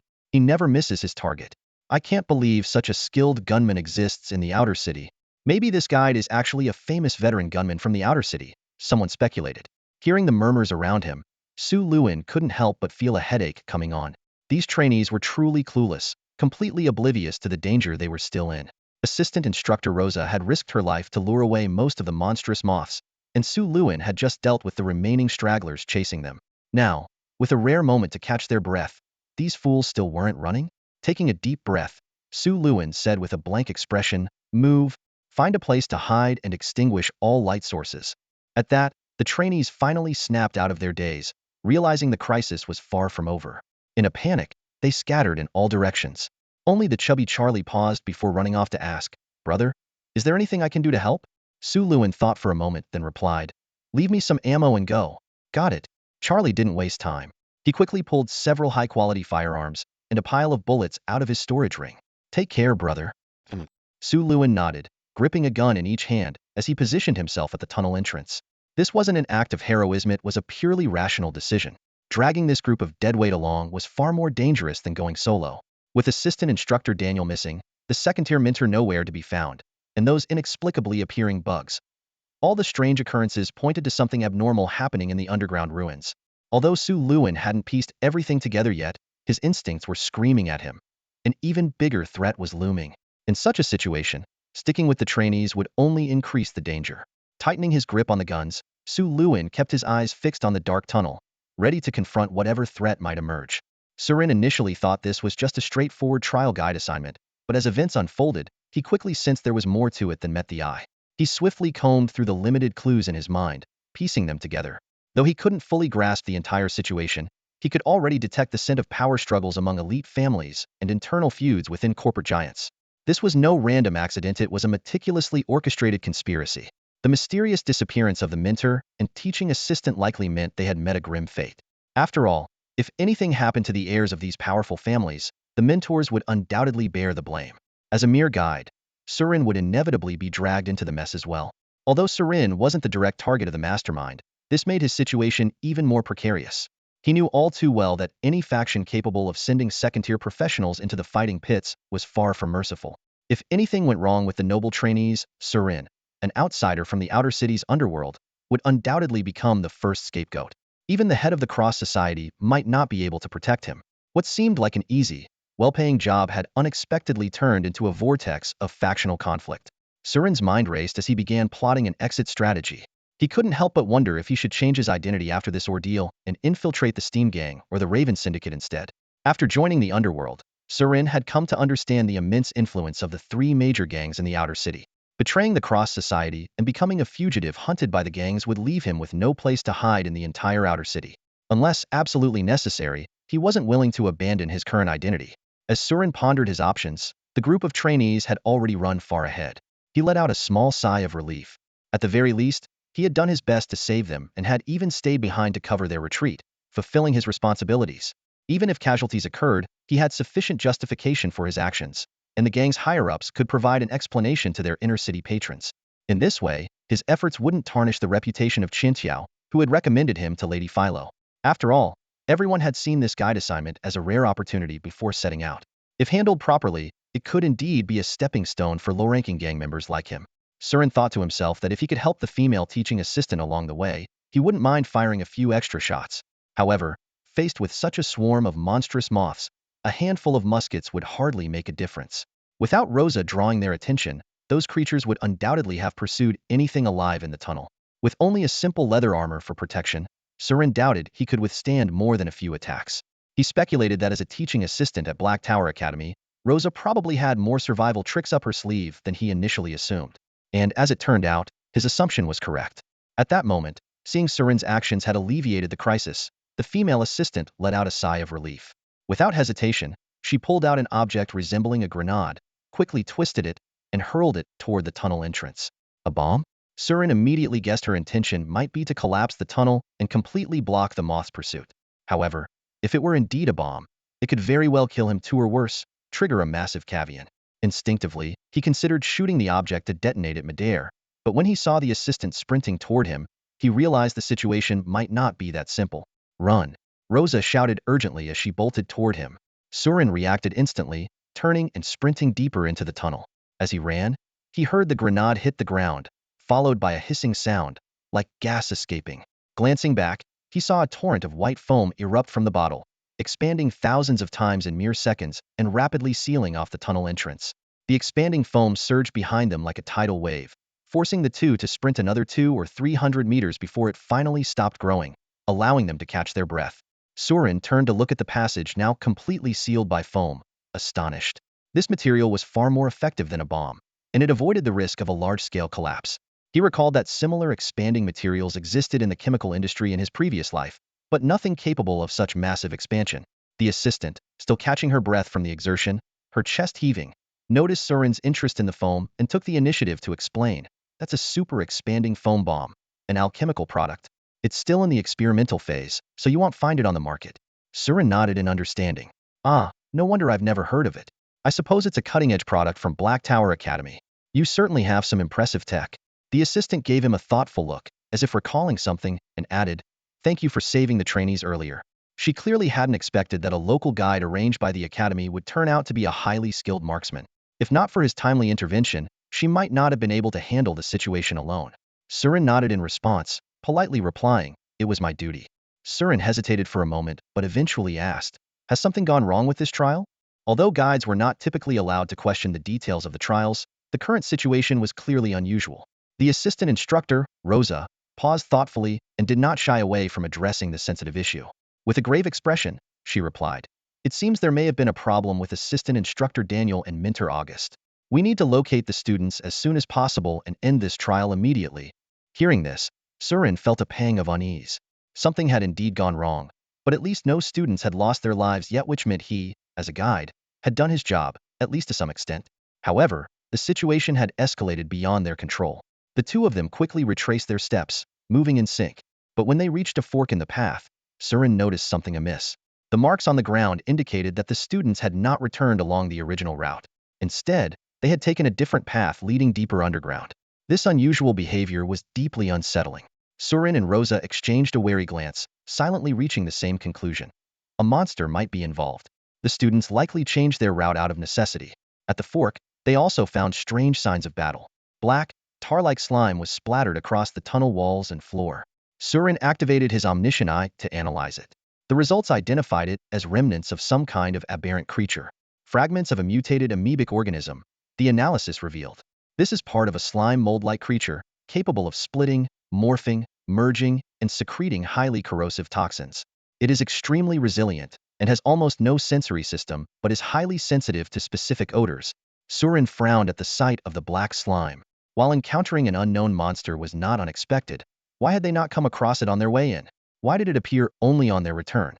Even more puzzling was the fact that the wealthy and well-prepared students should have been capable of handling most aberrant creatures.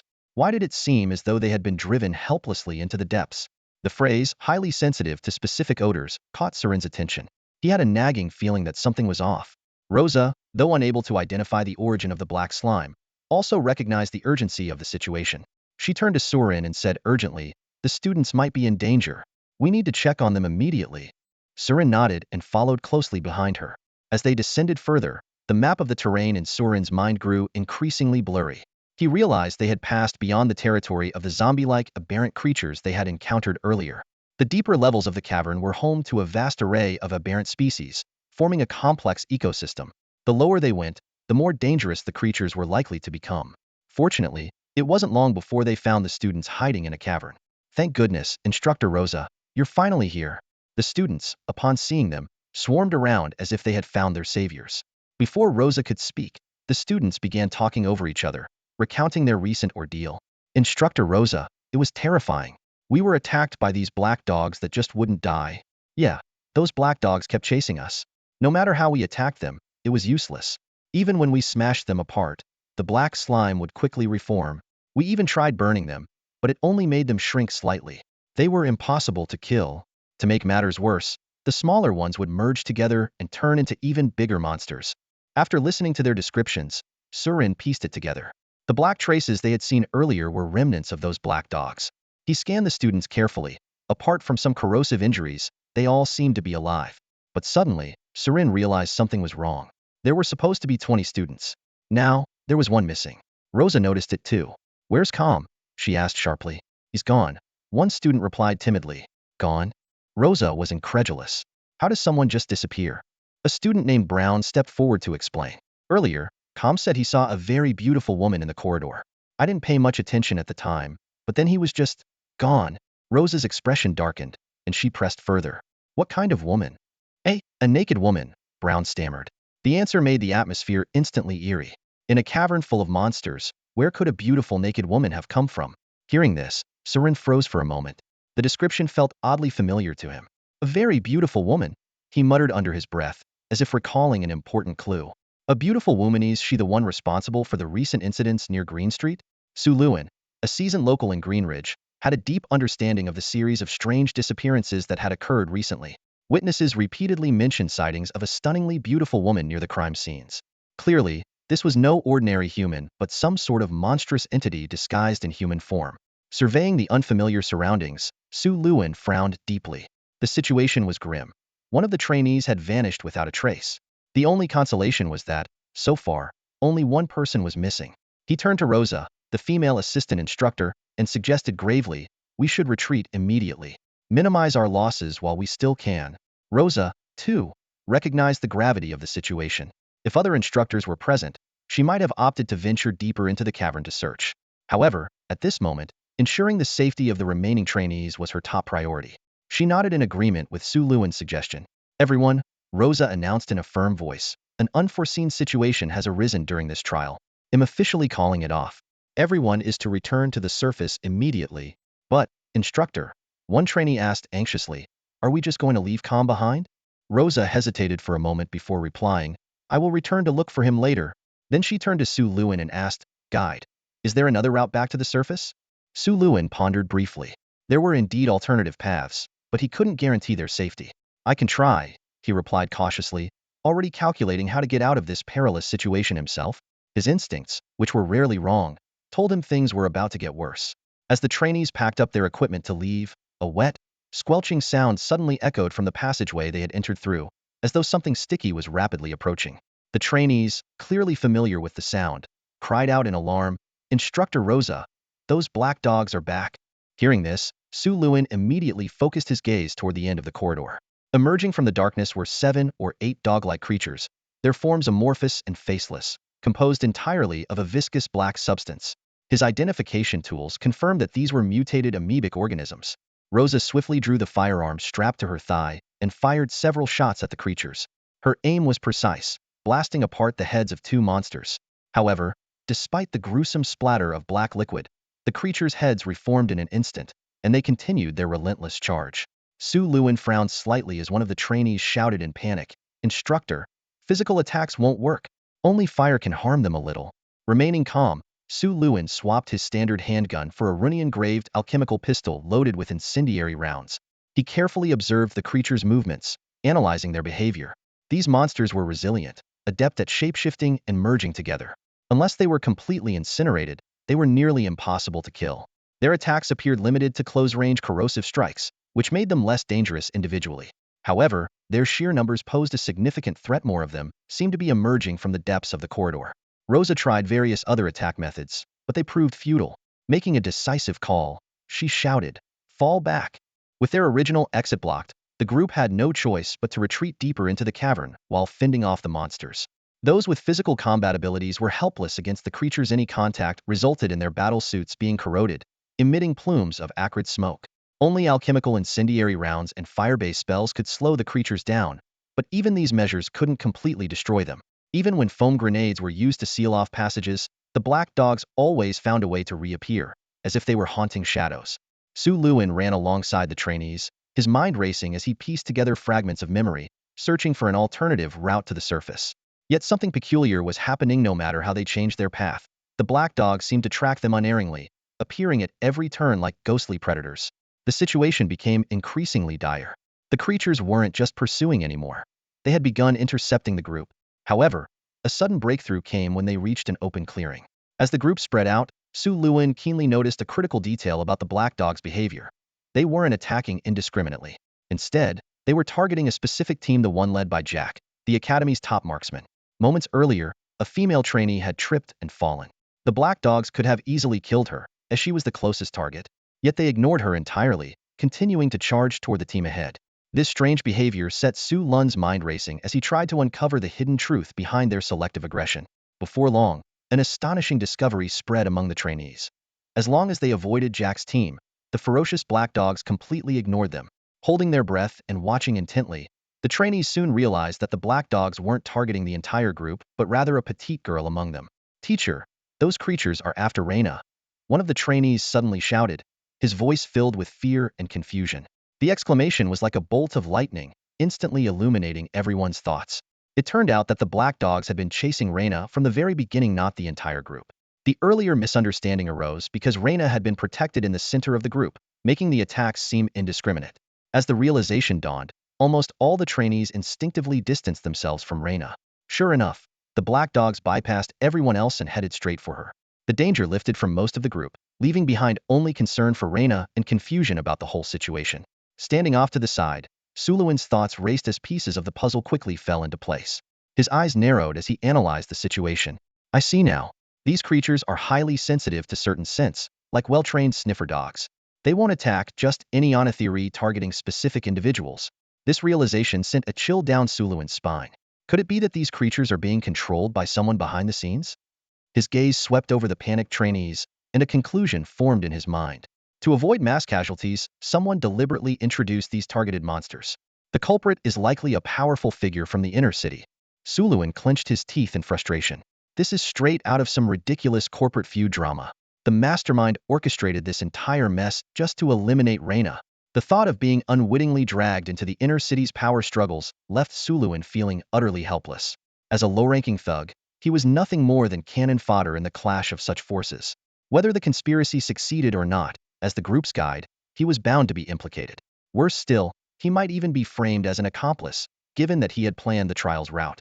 "What a colossal mess I've gotten myself into," Su Luin muttered with a bitter chuckle, shaking his head. He felt as though fate had dealt him a crushing blow. This unexpected calamity had descended so suddenly that he couldn't help but feel like life was playing a cruel joke on him. The number of black dogs surged dramatically, their shadows flickering ominously at the end of the passage. Rosa, the teaching assistant, realized that the group had become a liability. Without hesitation, she grabbed a girl named Reina and shouted to Surin, "Guide, we'll split up. Please, make sure to get the students to safety." Before her words fully settled, Rosa and Reina disappeared into the darkness. The pack of black dogs ignored the other students pressed against the walls and pursued them relentlessly. Surin knew he couldn't handle these creatures. Although he understood that Rosa and Reina were likely doomed, he didn't hesitate. Move, he ordered in a low voice. This cavern is no place to linger. He was well aware that if these young nobles perished here, the wrath of the influential figures in the inner city would surely descend upon the Cross Order. The terrified students followed Serin as they retraced their steps. Surprisingly, the journey was unusually smooth. The few black dogs they encountered also rushed deeper into the cavern without paying them any attention. This confirmed everyone's suspicions this trial had gone awry because someone had set a trap specifically for Reina. What began as an ordinary trial, expected to include minor dangers, had spiraled completely out of control. Kerm's fate was unknown. Minter Auguste was nowhere to be found, and assistant Daniel had vanished. Now, even Rosa and Reina had fled into the depths. Serin eventually found a passage leading to the surface. As they ascended, the number of monsters thinned, and hope began to stir among the group. When they finally reached a safe enough area, some, exhausted and out of breath, suggested stopping at a clearing to rest. With the immediate danger behind them, their thoughts began to churn. Someone asked hesitantly, "Do you think Rosa and Reina will be okay?" The question hung in the air, heavy with unspoken fears. Everyone knew the truth. If the entire group had struggled to fend off the black dogs, the chances of two people surviving alone were slim. The best-case scenario was that they escaped, but Serin, knowing the nature of those creatures, doubted their odds. Rosa might have a slim chance on her own, but with Reina in tow, the situation seemed grim. At that moment, Jack stood up, his expression resolute. "No, we can't abandon Rosa and Reina or Kerm. We have to go back and save them." Immediate objections followed. "But those creatures are beyond what we can handle. We should head to the surface and notify the Academy. Help will arrive soon." "No," Jack insisted, his voice growing louder. "We need to act now. Waiting for help will be too late. I really don't think we should go." "Yeah, what difference would it make if we did? I'm not going back, no way. If you want to go, fine, but don't guilt-trip me into it." Arguments broke out, voices overlapping in heated dispute. Serin silently observed the group of self-important young nobles. He had noticed Jack hovering around Reina throughout the journey, clearly trying to win her favor. On the surface, this seemed like a tale of a brave suitor risking his life for his beloved, something almost admirable. But the narrative soon took a turn. Jack made no move to go alone. Instead, he tried to rally others to join him. When no one volunteered, his frustration boiled over, and he resorted to goading them. "Ha! You're all cowards. It's our beloved teacher and a classmate we've spent every day with who are in danger." His sharp words shattered the fragile harmony. Someone called him out, stepping forward to expose the truth. "Jack, and what about you? You're no less of a coward. Don't think we don't know what you're after. You've been cozying up to Reina for her family's wealth. Now that she's in trouble, you're panicking because your family's only chance at a connection with hers is slipping away. You selfish bastard." One of the trainees shouted, his face flushed with anger. "You think we're going to follow you to our deaths? Dream on." The atmosphere in the classroom grew instantly tense, like a taut string about to snap. The other trainees chimed in, their words becoming sharper and more cutting. "We've let things slide because we're classmates, but now you're really pushing it. Second-tier residents like you are always scheming to climb the social ladder. Did you really think your petty ambitions would go unnoticed?" "Exactly. You didn't charge forward earlier when it mattered. Now that you're worried about dragging your family down, you want us to risk our lives for you? Pathetic." Every word was like a dagger, cutting straight to Jack's pride. Standing off to the side, Suluin silently observed the heated exchange, piecing together the underlying dynamics. It became clear that even within the inner city, a strict hierarchy existed, with varying ranks among the elite families. Jack, far from being a member of a top-tier family, was merely an affiliate of someone like Reina's powerful household. His eagerness to act now was nothing more than a calculated attempt to curry favor with the influential. Just as Suluin thought he could stay uninvolved, Jack's gaze suddenly landed on him. Clearly, Suluin was the only person present that Jack could try to intimidate through status. "You," Jack barked in a commanding tone. "I order you to come with me and help save them." Suluin met Jack's glare with a calm, unwavering gaze and replied in an even tone, "My mission is to get everyone out of here safely."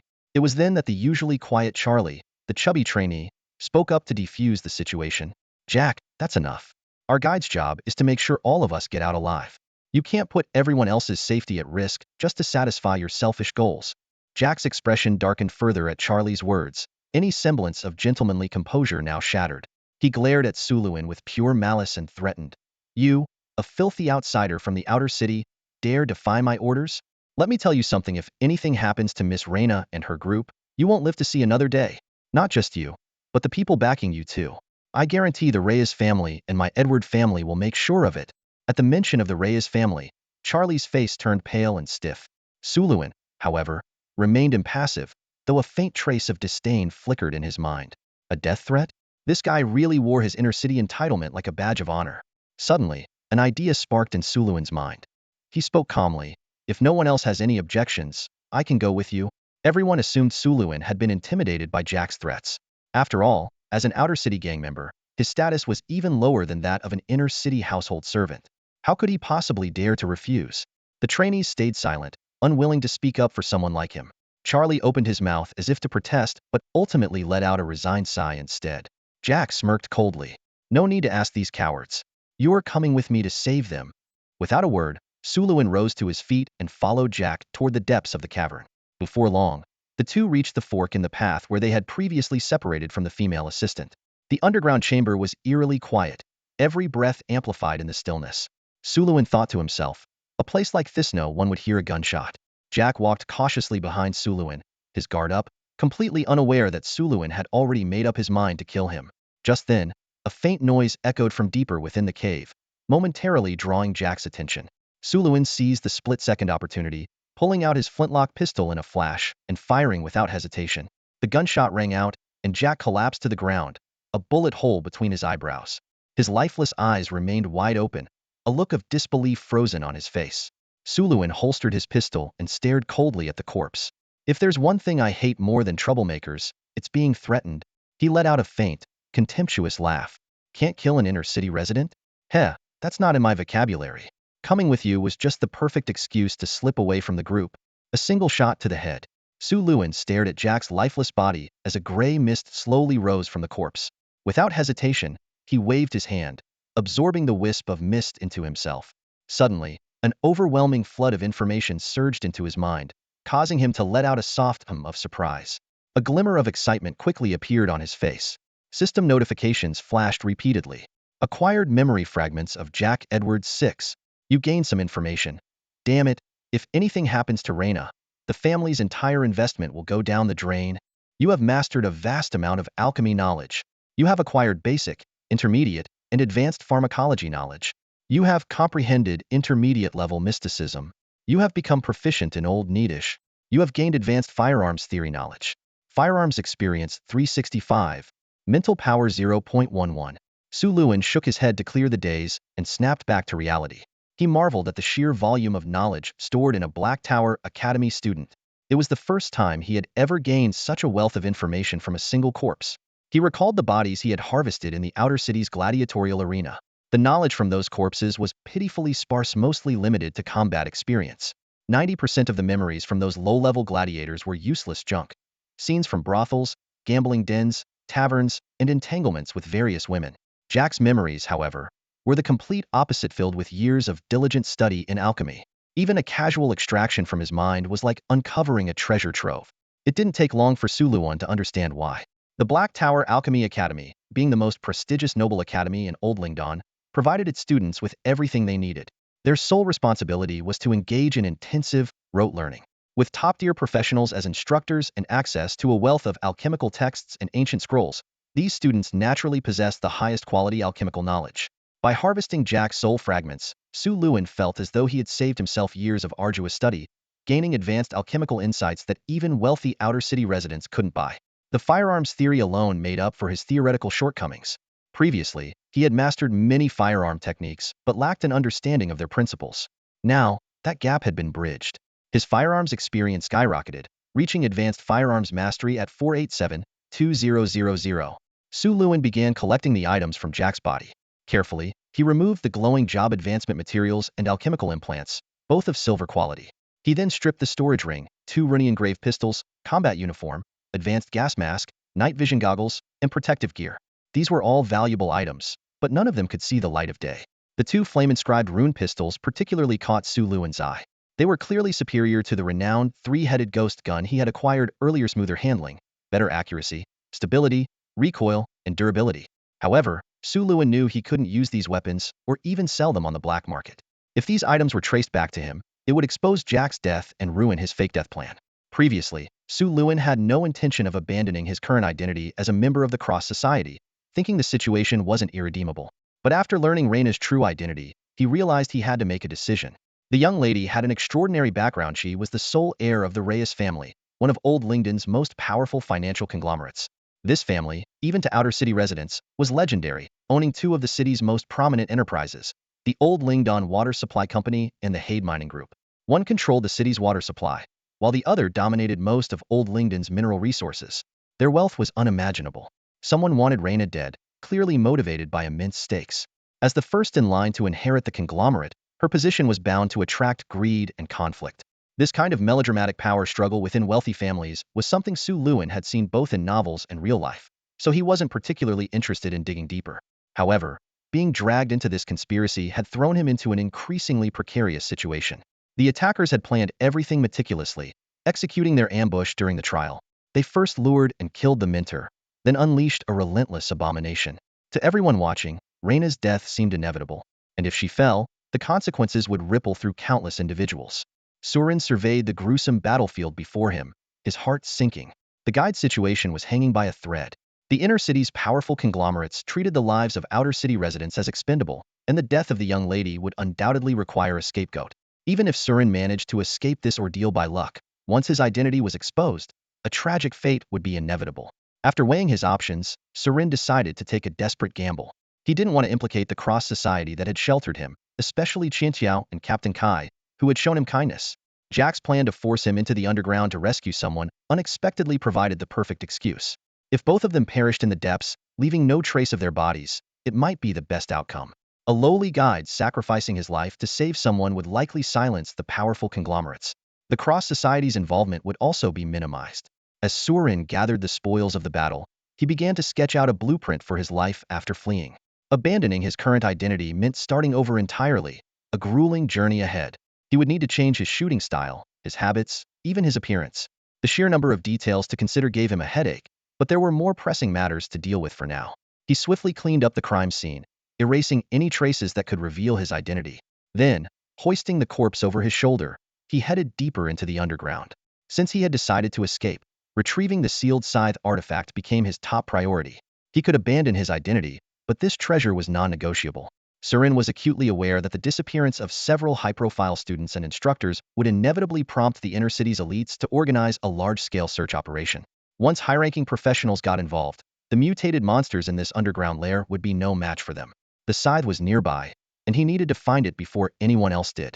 This might be his only chance. As he moved forward, Surin came across a vertical pit with faint rustling sounds of creatures emanating from within. Without hesitation, he tossed the treated corpse into the hole. In this underground labyrinth, fresh corpses were a delicacy for the mutated monsters, and it wouldn't take long before even the bones were devoured. Continuing onward, Surin relied on the memories he had harvested to navigate toward the chamber where the scythe was located. The air grew heavy with the stench of decay, and the faint sound of water echoed in the distance. Suddenly, he noticed oily streaks on the ground, and his expression immediately grew serious. The unsettling amoeboid creatures had tracked him here.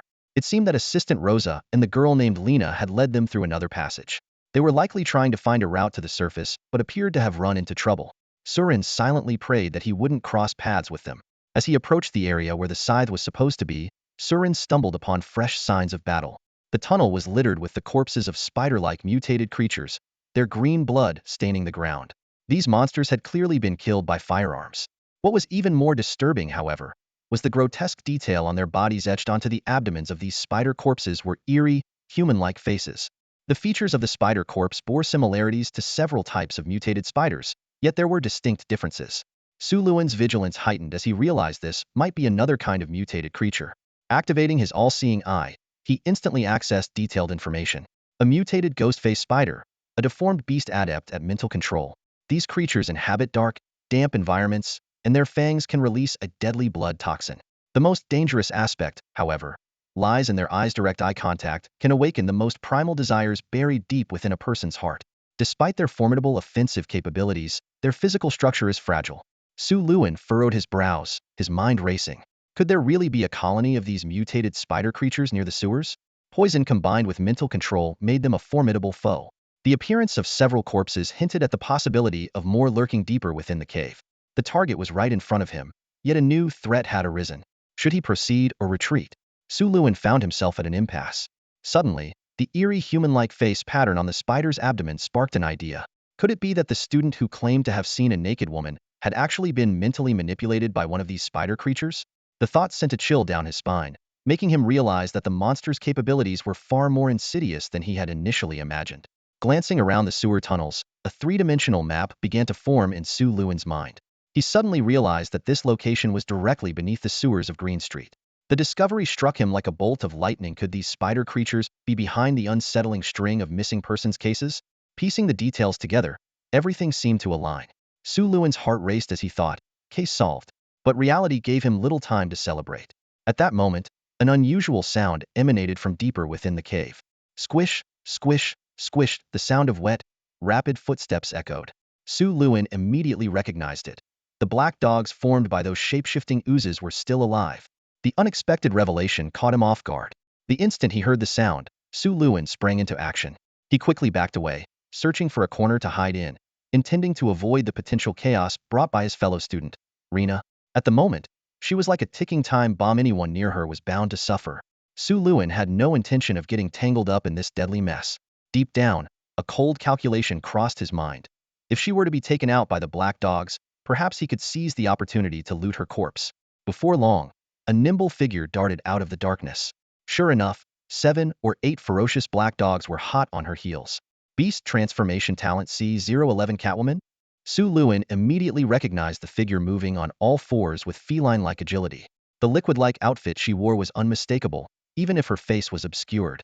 It was undoubtedly Rina. No wonder she had managed to survive until now.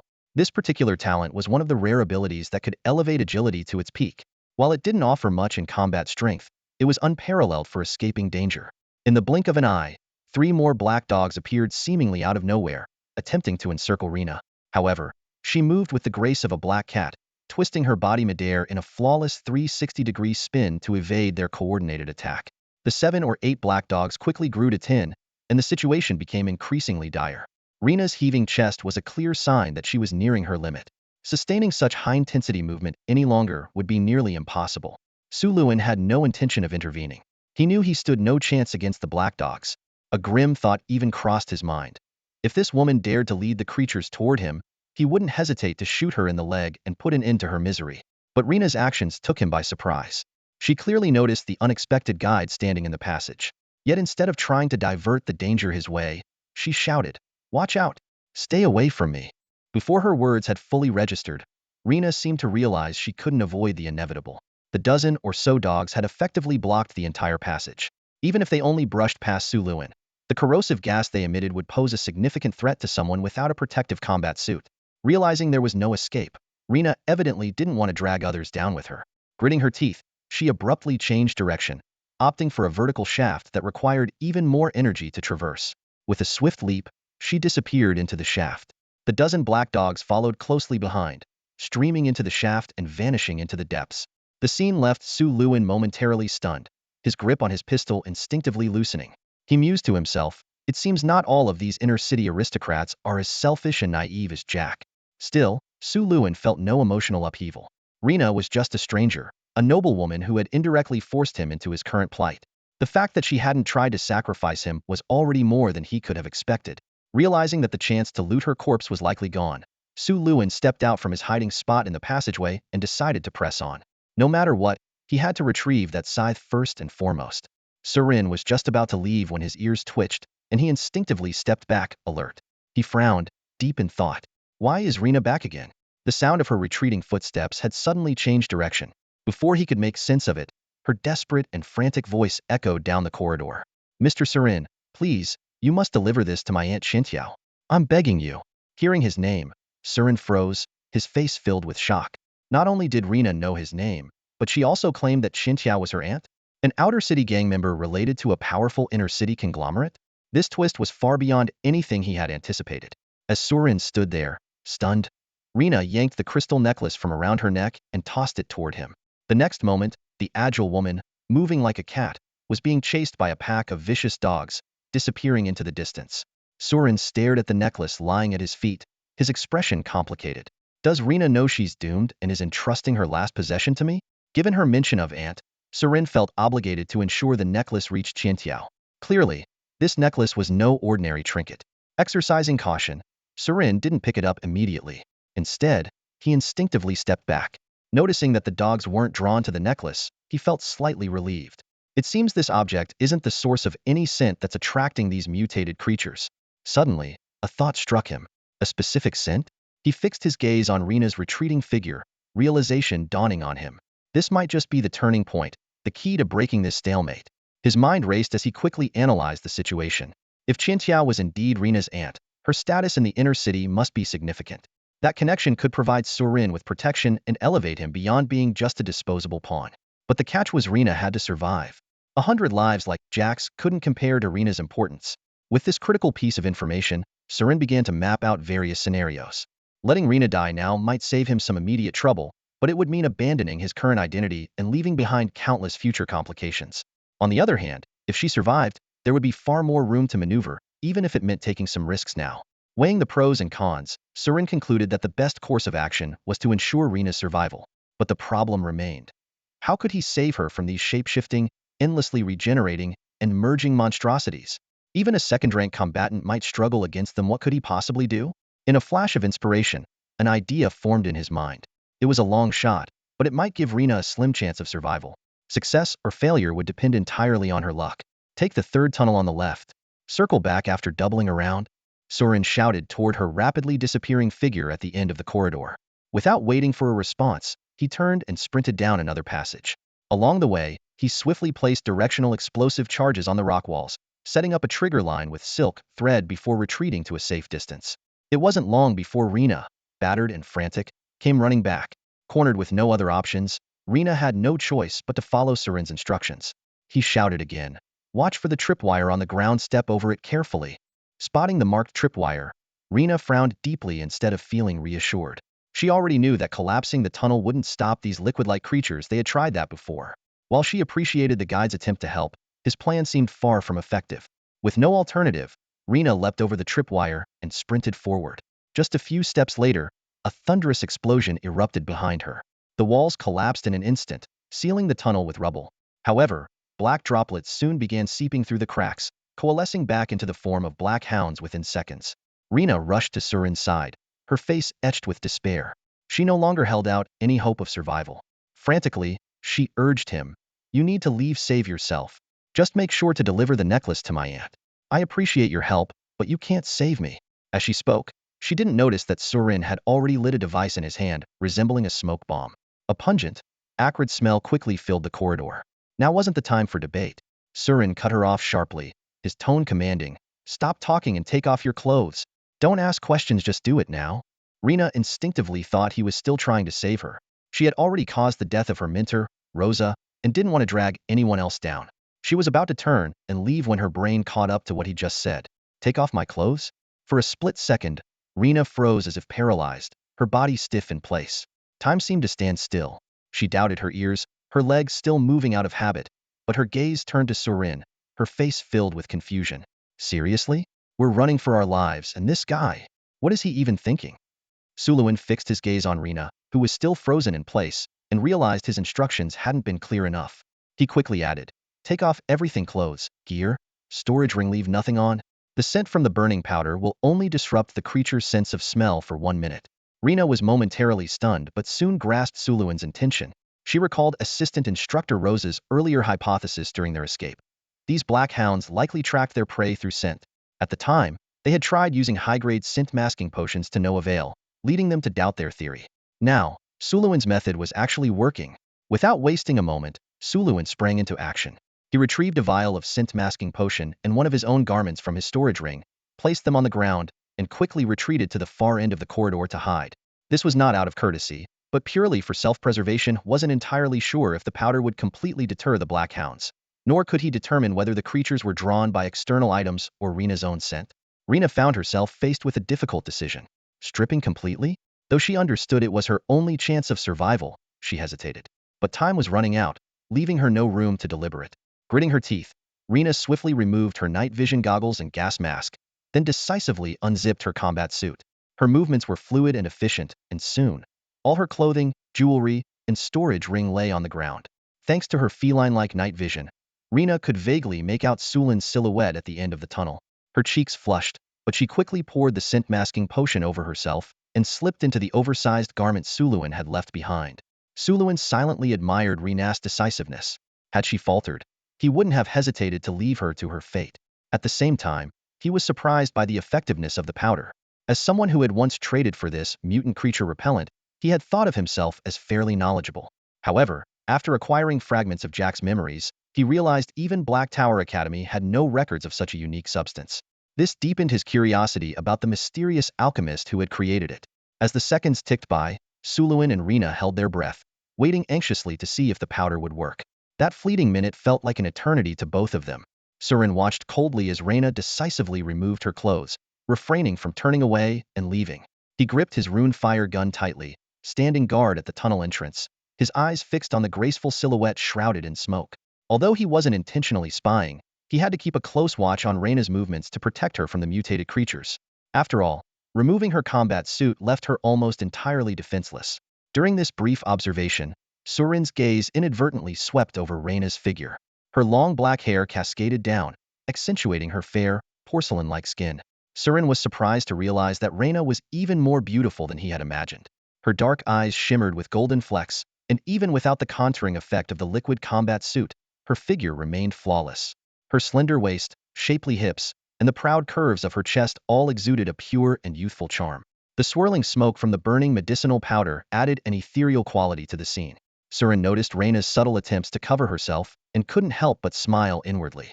Despite being aware of this, his expression remained calm, as his primary focus was on the intricate passages around them rather than the young woman changing clothes before him. As the smoke began to dissipate, Surin's frown deepened. Although the mutation repellent had successfully disrupted the Black Hound's sense of smell, the danger was far from over. The real threat, after all, had never been just those creatures. Rena understood this as well. She quickly donned Surin's clothes, leaving her belongings behind, and swiftly moved away from the changing area. She chose to stop at a safe distance near a fork in the tunnel, ensuring she'd still have a chance to escape if the creatures pursued her.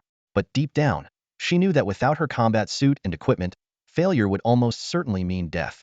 A minute later, the yellow smoke from the burning powder completely dissipated. At the end of the passage, more than a dozen grotesque liquid black hounds converged. They had appeared disoriented earlier, circling aimlessly, their corrosive fluids leaving the tunnel floor riddled with pits and holes. However, the moment the smoke cleared, they seemed to sense something and eagerly pounced on the pile of discarded clothing Rena had left behind. The creatures tore at each other before ultimately merging into a massive black monstrosity that completely blocked the tunnel. Fortunately, the creatures did not pursue Rena, who had retreated further away. Witnessing this, Surin finally exhaled in relief, thankful that his gamble had paid off. The source of the scent was indeed external. The expensive potion, worth 100,000 lysols, had not been wasted. As the one who had been saved, Rena's face lit up with a mix of joy and relief. Only then did she turn her gaze toward the man who had saved her life in such a critical moment. Her expression was complicated. She felt the need to thank him, but something held her back, and a faint blush spread across her cheeks. Surin glanced at Rena, guessing she might be embarrassed about being exposed in front of a stranger. But he wasn't her babysitter or suitor, and he saw no need to cater to her delicate feelings. With a wave of his hand, he motioned for her to follow and said curtly, "Come with me." Without waiting for a response, he turned and walked deeper into the dark passage, showing no intention of looking back. His attitude was clear: follow if you want, or don't. From a distance, Rena watched Surin's indifferent departure, a hint of surprise flashing across her face. Yet, his cold demeanor somehow eased the awkwardness of the situation. The oppressive darkness around them, threatening to swallow everything, heightened Rena's unease, especially without her equipment. After a moment of hesitation, she decided to follow him, her bare feet padding softly as she jogged to catch up. The two walked in single file, with Surin maintaining his brisk pace, not slowing down for her. The chilly wind seeped through the thin shirt Rena now wore, making her shiver. She wanted to say something, but as she stared at the cold, unyielding figure ahead, she swallowed her words. Finally, after what felt like an eternity, Rena broke the silence. "Mr. Surin, thank you for saving me." Surin replied tersely, his tone as cold as ever. He had no interest in forming connections with someone who might have ties to his predecessor. Yet, he was curious about certain things and decided to ask, "How do you know my name?" Rena hesitated before answering timidly, "My aunt, Qinxiao, told me. She said you're an excellent marksman and very composed in dangerous situations. She advised me to seek your help if I ever found myself in trouble." After a brief pause, she added, I didn't think it was necessary to mention it before. Surin listened expressionlessly, unimpressed by the details. He asked again, is Qinxiao your biological aunt? Reina nodded. Yes. Having satisfied his curiosity, Surin fell silent again. The rest he could more or less piece together. After the brief exchange, the two lapsed back into quiet. The dark tunnel was filled only with the faint sounds of their footsteps and breathing, adding to the eerie atmosphere. The two ventured deeper into the darkness, descending further underground. Rena's heartbeat quickened with every step they took along the passage. She carefully observed her surroundings. This tunnel was clearly not leading to the surface. With each step forward, an indescribable sense of fear gradually enveloped her. Finally, Rena could no longer bear the suffocating silence. She cautiously broke the tension, asking, Mr. Suluin, where are we going? Aren't we returning to the surface? Her eyes darted nervously from side to side, as if expecting something terrifying to leap out from the shadows at any moment. Suluin turned to face her, his gaze locking onto hers. He remained silent for a moment before replying in a tone that bordered on cold indifference. You don't actually think you're safe now, do you? What? Rena was startled by the abrupt question. From Suluin's expression, she could sense a trace of mockery, as though the word naive was written plainly across her forehead. After a brief pause, Suluin decided to explain. The explosion would have been heard from far away, enough to draw the attention of assassins. The mutated creature was just a method of murder. The real mastermind is human. If they find out you're still alive, what do you think will happen? If you go back to the surface now, I can guarantee there will be assassins waiting for you. Rena's mind struggled to process the flood of information. She stammered, I. It dawned on her that during the chase with the monster, she had no time to think about such things. The awkwardness of having to change clothes in a stranger's presence in an unfamiliar environment had left her mind completely blank. Now, Rena finally understood why the man before her remained so calm. She remembered her aunt once mentioning that, no matter the situation, Suluin possessed an almost inhuman composure. Realizing how foolish her earlier question had been, her face flushed with embarrassment. She murmured, I'm sorry. Suluin, however, seemed entirely indifferent to her apology and continued walking. In an attempt to break the awkward silence, Rena tentatively asked, Mr. Suluin, aren't you curious about why the trial went wrong? Or who the mastermind is? Suluin frowned slightly, clearly annoyed by her small talk. His reply was curt, not curious. Seeing that Rena still wanted to say more, Suluin decided to put an end to the pointless conversation. He laid out the truth with blunt precision, detailing the internal power struggles and family feuds behind the incident. Rena was stunned by his analysis, her eyes widening in disbelief. She couldn't help but exclaim, How do you know all this? Suluin, unimpressed by the familiar drama of powerful families, showed no interest in elaborating further. His explanation, however, had the desired effect. Rena finally fell silent and obediently followed behind him. As they ventured deeper, the stench of the sewer grew increasingly unbearable. Suddenly, Suluin seemed to realize something. He turned to look at Rena, only to find her face flushed red as she silently endured the foul air. It then struck him she was wearing nothing but a thin shirt and had no gas mask. Shaking his head, Suluin retrieved some items from his storage ring. Clothing, a firearm, a dagger, and some bullets. He explained, the bulletproof vests from the outer city are outdated and heavy. They'll slow you down and reduce your agility. You can choose whether to wear it or not. If you don't, there's zero margin for error. You'll need to stay alert at all times. The underground is dangerous. One mistake could mean death. But if you do wear it, you might not even be able to escape when danger strikes. Rena hesitated as she held the heavy vest in her hands. After a moment of deliberation, she put it back. In a soft voice she said, I think I won't wear it.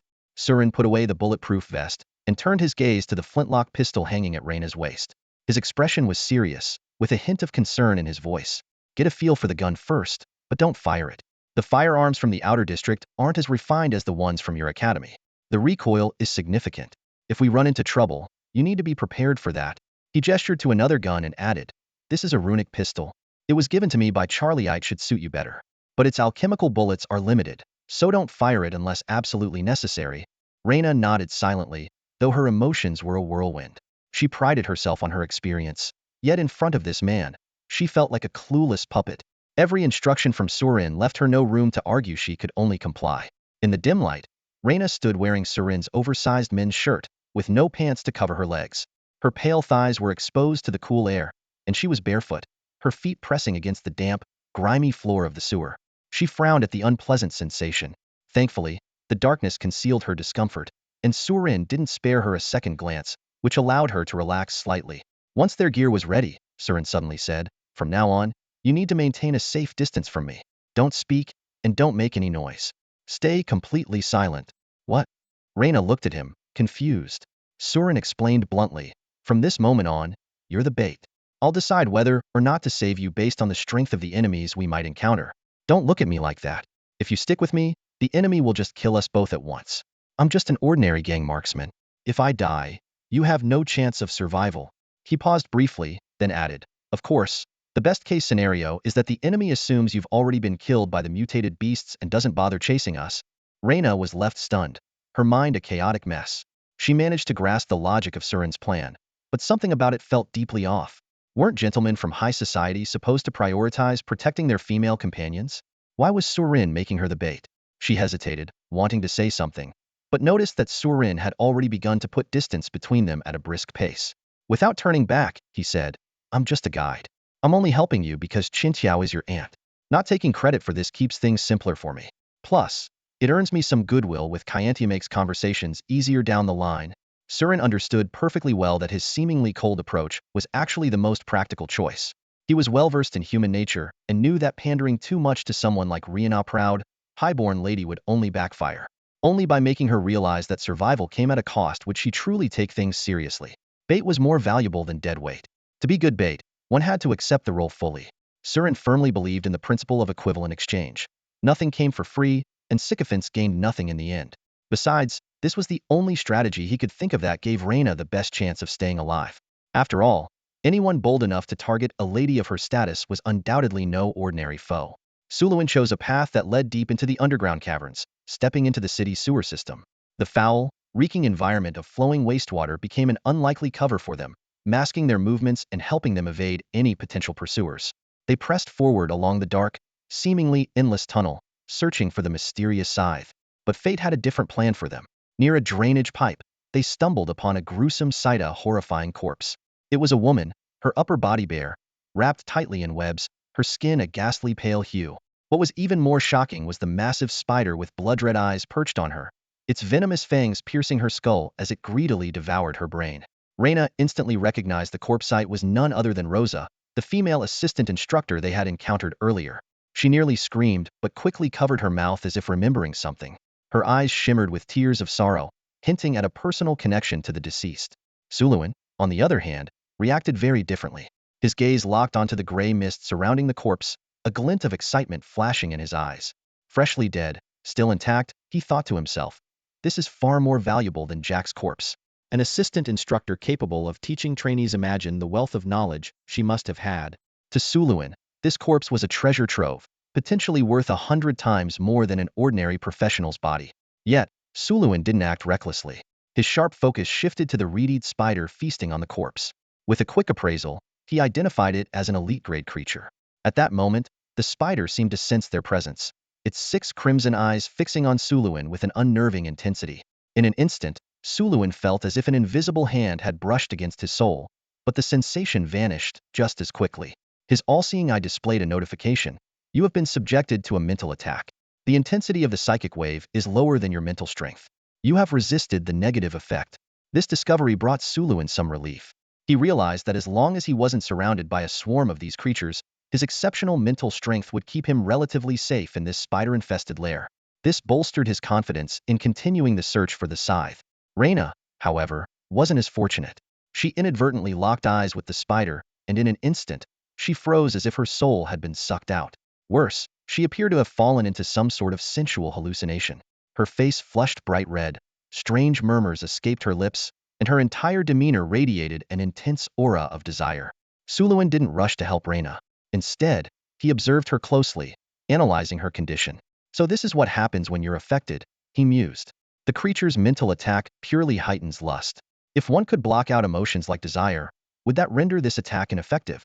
The all-seeing eye provided Suluin with a detailed understanding of the ghostface spider's methods of attack. By locking eyes, these creatures could instantly trigger primal lust in their prey, leaving them defenseless and easy to capture. Reyna's current state was a textbook example. Even as one of the top-tier first-rank professionals, she had succumbed with alarming ease. This suggested that even second-rank professionals with insufficient mental strength might struggle to resist the influence of such elite spiders. With this thought, Sulin's expression turned contemplative, and he muttered to himself, "Looks like this young lad's fate isn't sealed just yet." Once he had gathered enough information, Suluin raised his silenced handgun and fired a precise shot, blowing the spider's head apart. As he had anticipated from his earlier appraisal, these mutated creatures, while deadly in their attacks, had extremely weak physical defenses. A single ordinary bullet was enough to punch a large hole through its body. With the monster dead, Reyna snapped out of her trance-like state. She suddenly became aware of the strange sensations in her body, her face turning crimson, either from embarrassment or from lingering effects of her earlier condition. She asked hesitantly, What just happened to me?" Suluin didn't elaborate. He simply replied in a calm tone, "Don't make eye contact with those ghost-faced spiders. Their red eyes can manipulate your mind." He paid no attention to Reyna's flustered, almost endearing demeanor, which might have made many young men's hearts flutter. Instead, he walked straight toward Rosa's corpse. As Suluin approached the spider's remains, something caught his attention. The spider dropped crafting materials, he remarked in surprise. The cow's-eyed spider's body emitted a faint glow, revealing 2 cursed spider legs as loot. However, their quality was mediocre, classified as standard black iron-grade materials. Ignoring the spider legs, Suluin focused entirely on Rosa's corpse. He knew the gray mist surrounding it would dissipate over time, and every second wasted meant losing the chance to harvest valuable fragments. Without hesitation, he moved closer to the mist and began extracting its essence. Just as he had hoped, he managed to gather a significant amount of useful information from it. Obtained 5 memory fragments of Rosa Williams. Surin felt a torrent of information flood into his mind, as fragmented images seemed to flash before his eyes. He saw Daniel with a cryptic expression, operating some kind of signal device in a dimly lit tunnel. This revelation made Surin's heart tighten, realizing that things might be far more complicated than he had initially thought. At the same time, advanced alchemical knowledge began piecing together in his mind like a puzzle. His understanding of alchemy grew exponentially, particularly in the field of the arcane alchemy technique known as wuxi can. He found himself mastering rapid hand seals and advanced spellcasting methods with an ease that felt almost innate. Surin silently calculated the experience points he had gained. Alchemy XP 111, mental strength 0.35. This expected harvest filled him with an indescribable sense of accomplishment. Suddenly, his attention was drawn to a new skill that appeared on his interface. Rosa's arcane skill, wuxi. This immediately brought back memories of the scene in the underground cavern where assistant instructor Rosa single-handedly held off countless monstrous moths. The eerie cold flames she summoned caused the creatures to retreat in fear, a sight that still sent chills down his spine. As an experienced alchemist, Surin fully understood the significance of a skill labeled as arcane. Such skills were not only extremely rare and challenging to acquire, but they also required immense effort to master, with only a select few being able to wield them. Yet, thanks to the unique talent of the Reaper, Surin had managed to grasp this top-tier arcane skill with surprising ease. A flicker of curiosity crossed Surin's mind as he instinctively channeled the dark energy within his body. In an instant, a faint blue cold flame flickered to life at his fingertips, resembling a tiny lighter. This was no ordinary dark element spell. It carried an extraordinary armor-piercing effect, allowing the user's basic attacks to deal both physical and magical damage simultaneously, exponentially increasing their power. Surin carefully observed the peculiar cold flame, silently marveling at its strength. Although the incomplete nature of the arcane technique meant he could currently only manifest 2 flame arms, far from the full-body transformation that would make him look like a godly figurite was still enough to deliver devastating attacks. He estimated that with just 1 finger, he could effortlessly pierce a hole through a solid concrete wall. Amid the joy of his newfound power, Surin couldn't help but admire Rosa's abilities as an assistant instructor. Her depth of knowledge far exceeded that of elite students, and this discovery left Surin feeling as if he had leaped miles ahead in his alchemical journey, like jumping from a novice to an advanced practitioner in one fell swoop. However, before Surin could fully process all this new knowledge, a piece of information from the memory fragments suddenly caught his attention, instantly darkening his expression. Is something wrong with assistant instructor Daniel? This thought exploded in Surin's mind. Surin had long suspected there was a traitor within the trial team. Otherwise, the enemy wouldn't have been able to so precisely track their movements, let alone deploy that shape-shifting creature to hunt down Rena at the perfect moment. But he had never been certain whether the mole was among the students or the instructors. Previously, Daniel's sudden disappearance and the prolonged absence of Instructor August had led Surin to assume they might have been killed. But now, Rosa's memories revealed a far more unsettling possibility. Surin's gaze shifted to Rena, who was still lost in grief. After all, Assistant Instructor Rosa had sacrificed herself to save her. Taking a deep breath, he asked directly, "Miss Rena, What is Assistant Instructor Daniel's profession and talent? Does he have any particularly powerful skills? Despite her sorrow, Rena had not lost her composure. Hearing Soren's seemingly abrupt question, she immediately caught on to what he was implying and answered without hesitation. Assistant Instructor Daniel's advanced profession is a ranger-type forest warden. He specializes in tracking, counter-tracking, and close-quarters combat. Many of our combat training sessions were taught by him. The words "specializes in tracking" set off alarm bells in Soren's mind. Just then, he keenly sensed a pair of crimson eyes watching him from the shadows, accompanied by faint whispers drifting through the air. Scythe, killer, abomination? Mr. Suluin, do I really have to keep this blindfold on? I can't see anything. Rena's voice carried a trace of unease. As soon as she spoke, she sensed a subtle shift in the atmosphere. They're here already, aren't they? Suluin didn't explain how he had detected the enemy's approach, and Rena didn't press him for answers. Though they had only recently met, Rena had developed an almost blind trust in this stranger, introduced to her by her aunt. Even knowing the killers were formidable and the cavern was fraught with danger, she had never once sensed any panic from Suluin. His composure had a calming effect on her, allowing her to face the looming threat of death with an unexpected sense of tranquility. At this moment, Rena was being led by Suluin, her eyes covered with a thick blindfold, utterly unaware of where she was being taken. The blindfold meant relinquishing her ability to fight back. This wasn't because she lacked skill. In fact, her proficiency in combat, marksmanship, and alchemy far exceeded that of most first-tier professionals. However, in their current predicament, whether against mutated creatures or assassins, her abilities were insignificant. Playing the role of bait, paradoxically, gave her a greater chance of survival. Blindfolded, Rena failed to notice the pairs of crimson eyes glowing in the dark or the almost twisted grin that spread across Suluin's face. The perilous environment had once again triggered a surge of adrenaline within him, and he reveled in the thrill of walking the razor's edge between life and death. Escape? No, Suluin thought to himself. I will kill them, retrieve the sealed artifact, and eliminate the monsters as well. I've been in need of high-quality spider leg materials, and there are plenty of suitable targets here.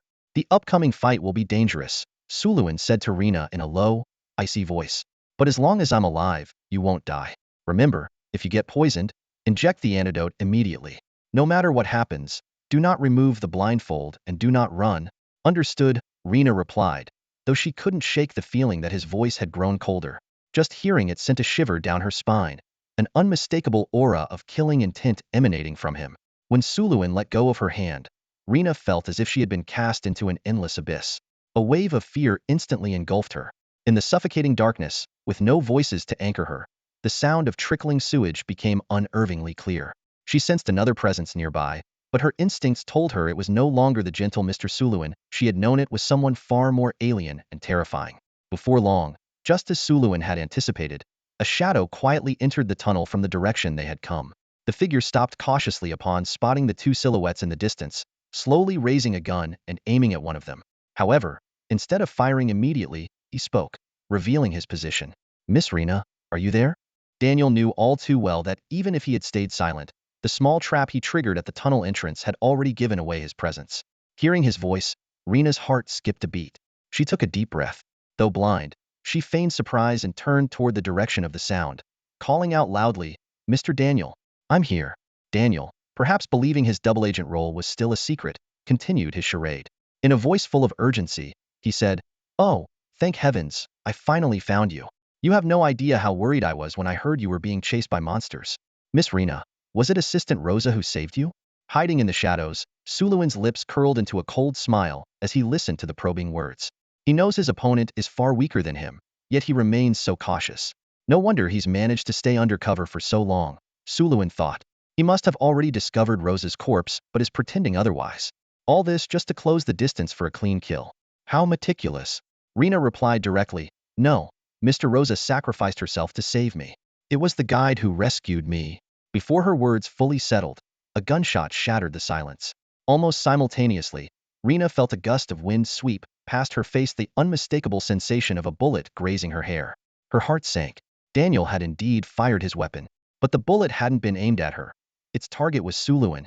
Stripped of her sight, Rena's other senses had sharpened.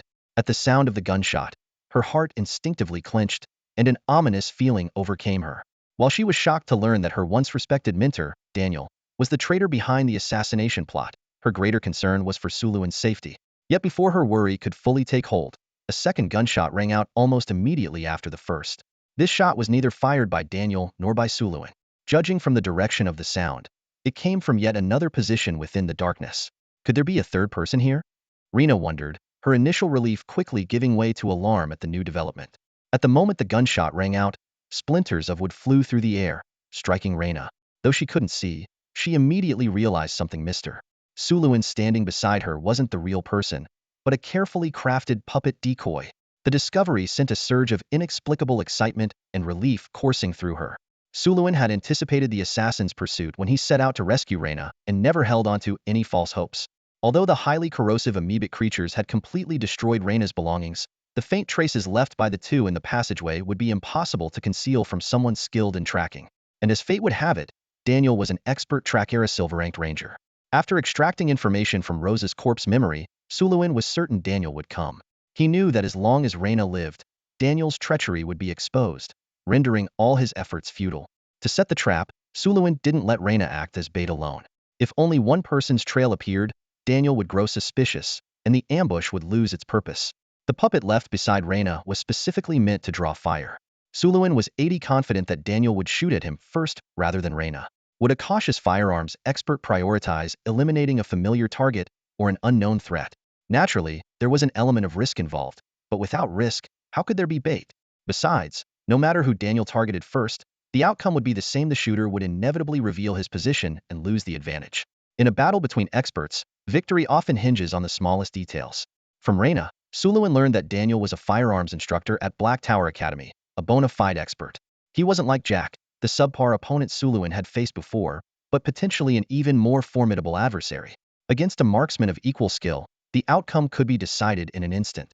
When Daniel spoke, it was merely a ploy to lull his target into complacency, while he sought the optimal angle and distance to shoot. His cautious approach was flawless, even from Sulin's perspective. But Daniel had no way of knowing that his first shot would strike a decoy puppet. Missing the first shot gave Suluin his opening. The moment he saw the muzzle flash, Suluin didn't hesitate. He drew his gun and pulled the trigger. The gunshot rang out, and an alchemic armor-piercing round shot from the barrel, striking Daniel's right hand, the one holding the gun. Suluin knew that with the protection of a combat suit and a gas mask, the shot wouldn't be fatal. Black Tower's combat suits were specially reinforced at vital areas, and as long as their energy reserves were sufficient, even alchemic bullets might not penetrate. However, to maintain flexibility, the joints were relatively less protected. This insight came from Rena, and the hand was one of the most joint-dense areas of the human body. While the armor-piercing round wouldn't kill, it was enough to shatter the bones in his hand. As the shot rang out, Daniel's firearm flew from his grasp. A burst of blood mist erupted in the air, and the stark white of shattered bone was faintly visible. Even after being shot, Daniel didn't make a sound. He swiftly retreated behind a stone pillar. From the timing of the shot, he had already deduced that Suluin was also a firearms expert. Daniel knew that if he didn't retreat immediately, a second shot would follow in mere moments. Suluin couldn't help but admire his opponent's caution. Despite crippling Daniel's right hand, the man gave him no chance to fire a follow-up shot. Between marksmen of similar skill, they could often predict each other's next moves. To serve as an assistant instructor at Black Tower Academy, even at the lowest rank, one had to be among the best of their tier. Both Daniel and Rosa were nearly at the threshold of Tier 2, each possessing unique and powerful combat techniques. Suluin understood that even with a broken hand, Daniel's combat prowess hadn't been significantly diminished. His true strength lay in close-quarters combat. At that moment, a sudden, violent hissing sound broke through the darkness, like a high-pressure gas tank exploding, unleashing a shockwave that swept across the space. Sulin's pupils constricted as he saw a figure hurtling toward him like a cannonball. The sheer speed left no room for reaction. The figure smashed through a concrete pillar and charged directly at Suluin. Though his muscles didn't have time to respond, Suluin had prepared for this. With a flick of his fingers, the steel wires on his mechanical gloves yanked his body sideways, shifting him an entire body width. A heavy impact followed, accompanied by a muffled sound, as a barely discernible blur streaked past him. Two figures slammed violently against the distant wall, the collision instantly fracturing the hard surface into a web of cracks. The sheer force of the impact was enough to shatter an ordinary professional into pieces. A triumphant grin had just begun to spread across Daniel's face when a strange sensation in his arms made him freeze. He glanced down, only to discover that what he was holding was not his opponent, but a lifelike, full-sized mannequin. Damn it! Daniel's expression darkened as realization struck had been tricked. His adversary had an intimate understanding of his alchemical gear and innate abilities, while Daniel himself knew next to nothing about his opponent. This disparity in information was often fatal in battles between experts. Just a few meters away from the shattered stone pillar, Surin's firearm was already trained on Daniel again. He had long anticipated that this ranger-class professional would possess highly sensitive perception abilities. Thus, he had deliberately created a distraction to lure Daniel into taking the initiative with a reckless charge. In a fair fight, Surin's chances of winning would have been less than 20%. Daniel was a modern alchemist, and his alchemical gear combined steam-powered machinery with traditional prosthetic technology. His device, ominously named the Grievance Bone Jet Engine, was a marvel of black-tech engineering. Once it accumulated enough steam, it could unleash a burst of thrust rivaling that of a jet engine, propelling the user forward like a cannonball with devastating linear force. What made him even more dangerous was how perfectly this gear complemented his innate ability. Although Daniel's talent wasn't one of the rare tire abilities, his mysterious C001 tier skill, known as Nullifier, was incredibly formidable in combat. By making physical contact with an opponent, he could instantly disrupt the flow of energy within their body. Be it dark energy, physical strength, magic, or even blood circulation, all would be momentarily interrupted or slowed. This deadly combination of gear and talent made Daniel a nightmare in close combat. With high-speed charges and disabling touch, even professionals a rank above him struggled to contend with his attacks. This was precisely why Surin's first shot had been aimed to cripple one of Daniel's handset, was the key to neutralizing his threat. Daniel's face turned ashen, a bitter laugh escaping his lips as he realized the truth. Every move he had made so far had been meticulously calculated by his opponent. From the moment he entered this space, to the gunfire, to his charge, all of it had been anticipated. What shocked him most, however, was the audacity of someone using the young mistress of the Reyes family as live bait. But by now, his realization came too late. In a battle between masters, a single error might still allow for recovery, but consecutive mistakes all but guaranteed defeat.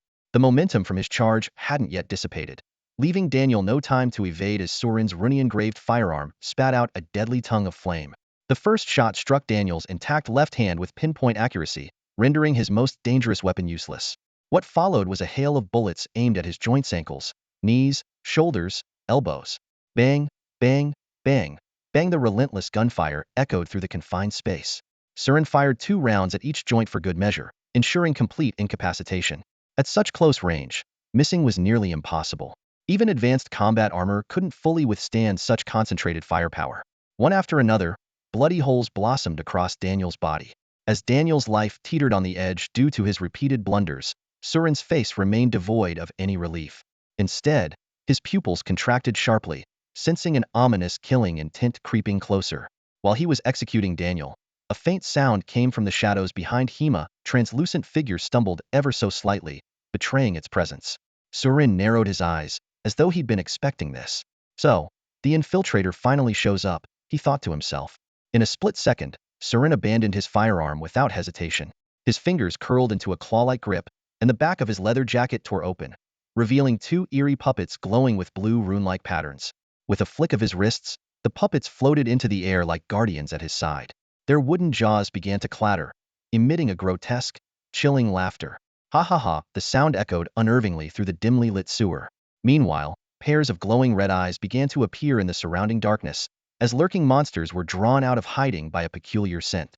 At that moment, the clarity in Surin's eyes gave way to a savage, bloodthirsty gleam. A sinister grin spread across his face as he coldly declared, "An assassination attempt on me? Heh, you must not know who you're dealing with.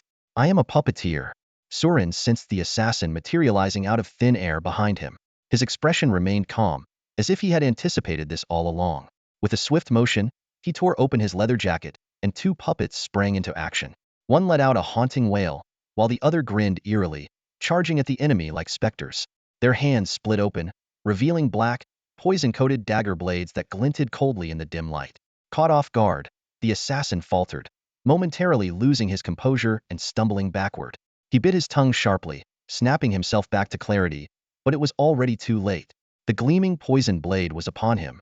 With a metallic clang and a spray of sparks, he barely managed to deflect one puppet's attack. However, his focus wavered once again. An instinct drove him into an extreme backward lean.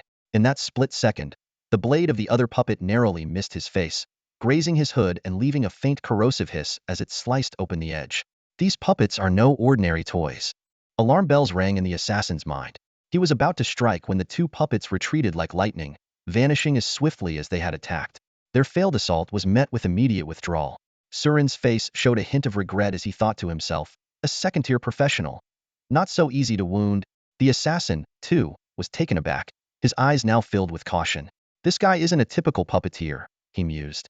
In truth, the moment Surin had saved Rina, he had been piecing together the events of the assassination attempt in his mind. He deduced that there must be a traitor within the trial team, but ruled out the possibility of it being their mentor, Augustus. If Augustus were involved, his position and strength would have made such an elaborate scheme unnecessary. The fact that the assassins chose to act in the underground caverns and deliberately left a distinct scent on Rina to attract the shapeshifter indicated that Augustus' presence posed a significant obstacle to their plans. However, another puzzling detail emerged. Augustus, a highly skilled and carefully chosen member of the Alchemical Academy's elite, had died in complete silence, without even managing to send a warning signal. This was beyond suspicious. It wasn't until Surin discovered that Daniel was the traitor that he finally connected the dots. In his mind, he reconstructed the scene. Daniel, leveraging his position as an assistant, got close to Augustus and successfully ambushed him using a unique anti-magic ability. However, Daniel alone lacked the strength to kill a second-tier professional. This meant there had to be at least one other second-tier assassin in the group, someone skilled in stealth and ambush tactics. Thus, when the stealthy figure appeared behind him, Surin wasn't surprised in the slightest.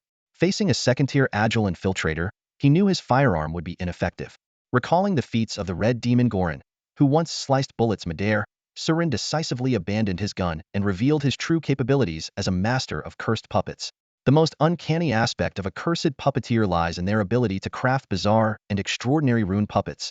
The two blue rune-covered puppets at Surin's side, one with a redand white smiling face, and the other with a blue and gold crying face, were basic cursed constructs known as the Wailing Doll and the Grinning Doll. Under Surin's deft manipulation, the two puppets seemed to come alive. Their limbs danced joyfully, their joints twisted with eerie flexibility, and their faces displayed vivid expressions: winking, grinning, anger, wailing, all disturbingly lifelike. They moved like two ghostly figures, dancing in the darkness and emitting sinister chuckles that filled the air with an oppressive sense of dread. But these adorable little creatures were far more than just unsettling in appearance. Their curse effects were their true power. Both puppets belonged to the mental curse category.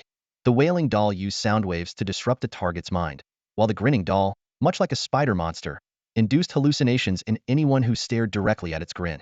Anticipating danger, Surin had strapped the two puppets to his back in preparation.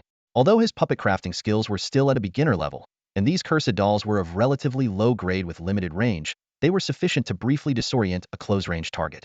This was precisely why the stealthy assassin had stumbled and revealed himself moments earlier had fallen victim to the puppet's mental interference.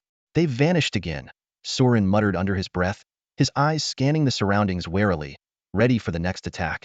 That guy's ability must be stealth-related, Su Luin quickly analyzed in his mind. Talent C025 Chameleon? Talent B077 Invisibility? Or perhaps the even rarer Light Absorber? He narrowed his eyes, staring intently into the darkness, but once again, the second-tier assassin had vanished without a trace. Su Luin dared not let his guard down for even a moment. Two eerie puppets hovered beside him, continuously emitting waves of mental energy, one smiling, the other crying, creating an unsettling atmosphere. This was his safeguard against being ambushed. However, despite their strong curse-like abilities, the puppets were still an entire tier weaker in power. Su Luin was well aware that these two creepy dolls might not be enough to protect him against a second-tier assassin. When facing an assassin skilled in stealth, the danger wasn't just in close-range combat. Long-range weapons were also a signature strength of assassins. Su Luin understood that no matter how cautious he was, the current situation was almost a death sentence for him. Yet, his mind did not falter. Unknown, he had no chance of winning. But this underground cavern wasn't just occupied by the two of them. The shadowy depths beneath Old Lingdon were no longer a human domain, they belonged to mutated monsters. If victory was impossible, then it was time to create an opportunity to turn the tables. The commotion Su Luin had caused in the cave hadn't gone unnoticed, and the mutated ghost-faced spiders lurking in the shadows were likely already ravenous. His peripheral vision caught the dense swarm of spiders overhead, and a cold smirk crept across his face. Now, it was a matter of who could survive the monster-infested chaos. It might be difficult to find a potion to mask one's presence from monsters, but it was all too easy to lure mutated creatures. Fresh human blood and corpses were the perfect bait. The body of Daniel on the ground was still warm, its blood steaming in the cold air. Meanwhile, the shattered vials of lure potions Su Luin had dropped earlier were releasing a pungent scent into the atmosphere. Since both the monsters and the assassin were his enemies, why not let the three sides tear into each other? A faint grin played on Su Lun's lips as he savored the thrill of dancing on a knife's edge. He had almost complete knowledge of the monster's characteristics and ways to counter them. The second-tier assassin, however, was utterly unprepared for what was coming. These mutated monsters had never been seen in the outside world, which meant the assassin would be facing an entirely unfamiliar threat. Their mental attacks were unpredictable and left no room for error. Once caught, death was inevitable. Right on cue, the spiders began to act, just as Su Lun had anticipated. The eight-legged creatures moved with startling speed, scuttling along the ceiling with ease. But instead of immediately attacking the three humans in the space, they scurried toward the tunnel entrance and started spinning webs. In mere moments, the escape route was sealed off by a thick layer of webbing. Su Lun raised an eyebrow at the sight. Blocking the exit? That wasn't the kind of behavior one would expect from ordinary mutated creatures. He had already sensed an ominous, chilling gaze from the darkness, intermittently watching him. Now, the spider's unusual actions confirmed his suspicions there had to be something far more sinister hidden within this ghost-faced spider colony. But this worked perfectly in his favor. Su Lun had no intention of fleeing anyway, so whether the exit was blocked or not made no difference to him. If he couldn't escape, neither could the assassin. In this confined space, with three opposing forces, it was the ideal setup for a chaotic free-for-all. Su Lun's lips curled into a cold smile, eagerly anticipating the mayhem that was about to unfold. This second-tier assassin possessed exceptional stealth abilities, making it nearly impossible for Surin to detect him with his current level of perception. However, Surin had no intention of actively seeking out the assassin either. At this moment, countless crimson eyes shimmered in the darkness of the cavern, weaving an intricate web of mental energy that engulfed the entire space. No one could escape its grasp. Survival had now become a brutal gamble. As expected, the moment those red eyes lit up, Surin's interface was bombarded with a flood of mental attack notifications, wave after relentless wave crashing in like a tide. Even avoiding direct eye contact with the creatures couldn't fully mitigate their influence. While Surin remained unaffected for the time being, the assassin wasn't so fortunate. Almost simultaneously with the giant spiders sealing off the cave's exit, the hooded figure, standing roughly 10 meters away from Surin, was struck by a mental shockwave, forcing him to reveal his presence. The cautious assassin seemed to instantly sense the abnormal fluctuations in the surrounding mental energy. Without hesitation, he pulled out a vial from his cloak and plunged it into his side. Surin noticed that after the injection, the assassin appeared reinvigorated, and he immediately deduced it to be a stimulant or a clarity potion. Yet he also knew that such potions had very brief effects. As long as the assassin remained trapped in this space, his fate was sealed. As a second-tier professional, this assassin clearly had some unique skills. Inspired, perhaps, by Rhaenys' earlier use of the blindfold as a decoy, he keenly realized the danger of looking directly into the crimson eyes of the spider creatures. Faced with such a perilous situation, the assassin decisively lowered his head, restricting his vision to the narrow area at his feet. Seeing this subtle move, Surin couldn't help but silently commend him. As expected of a professional killer, his instincts were remarkable.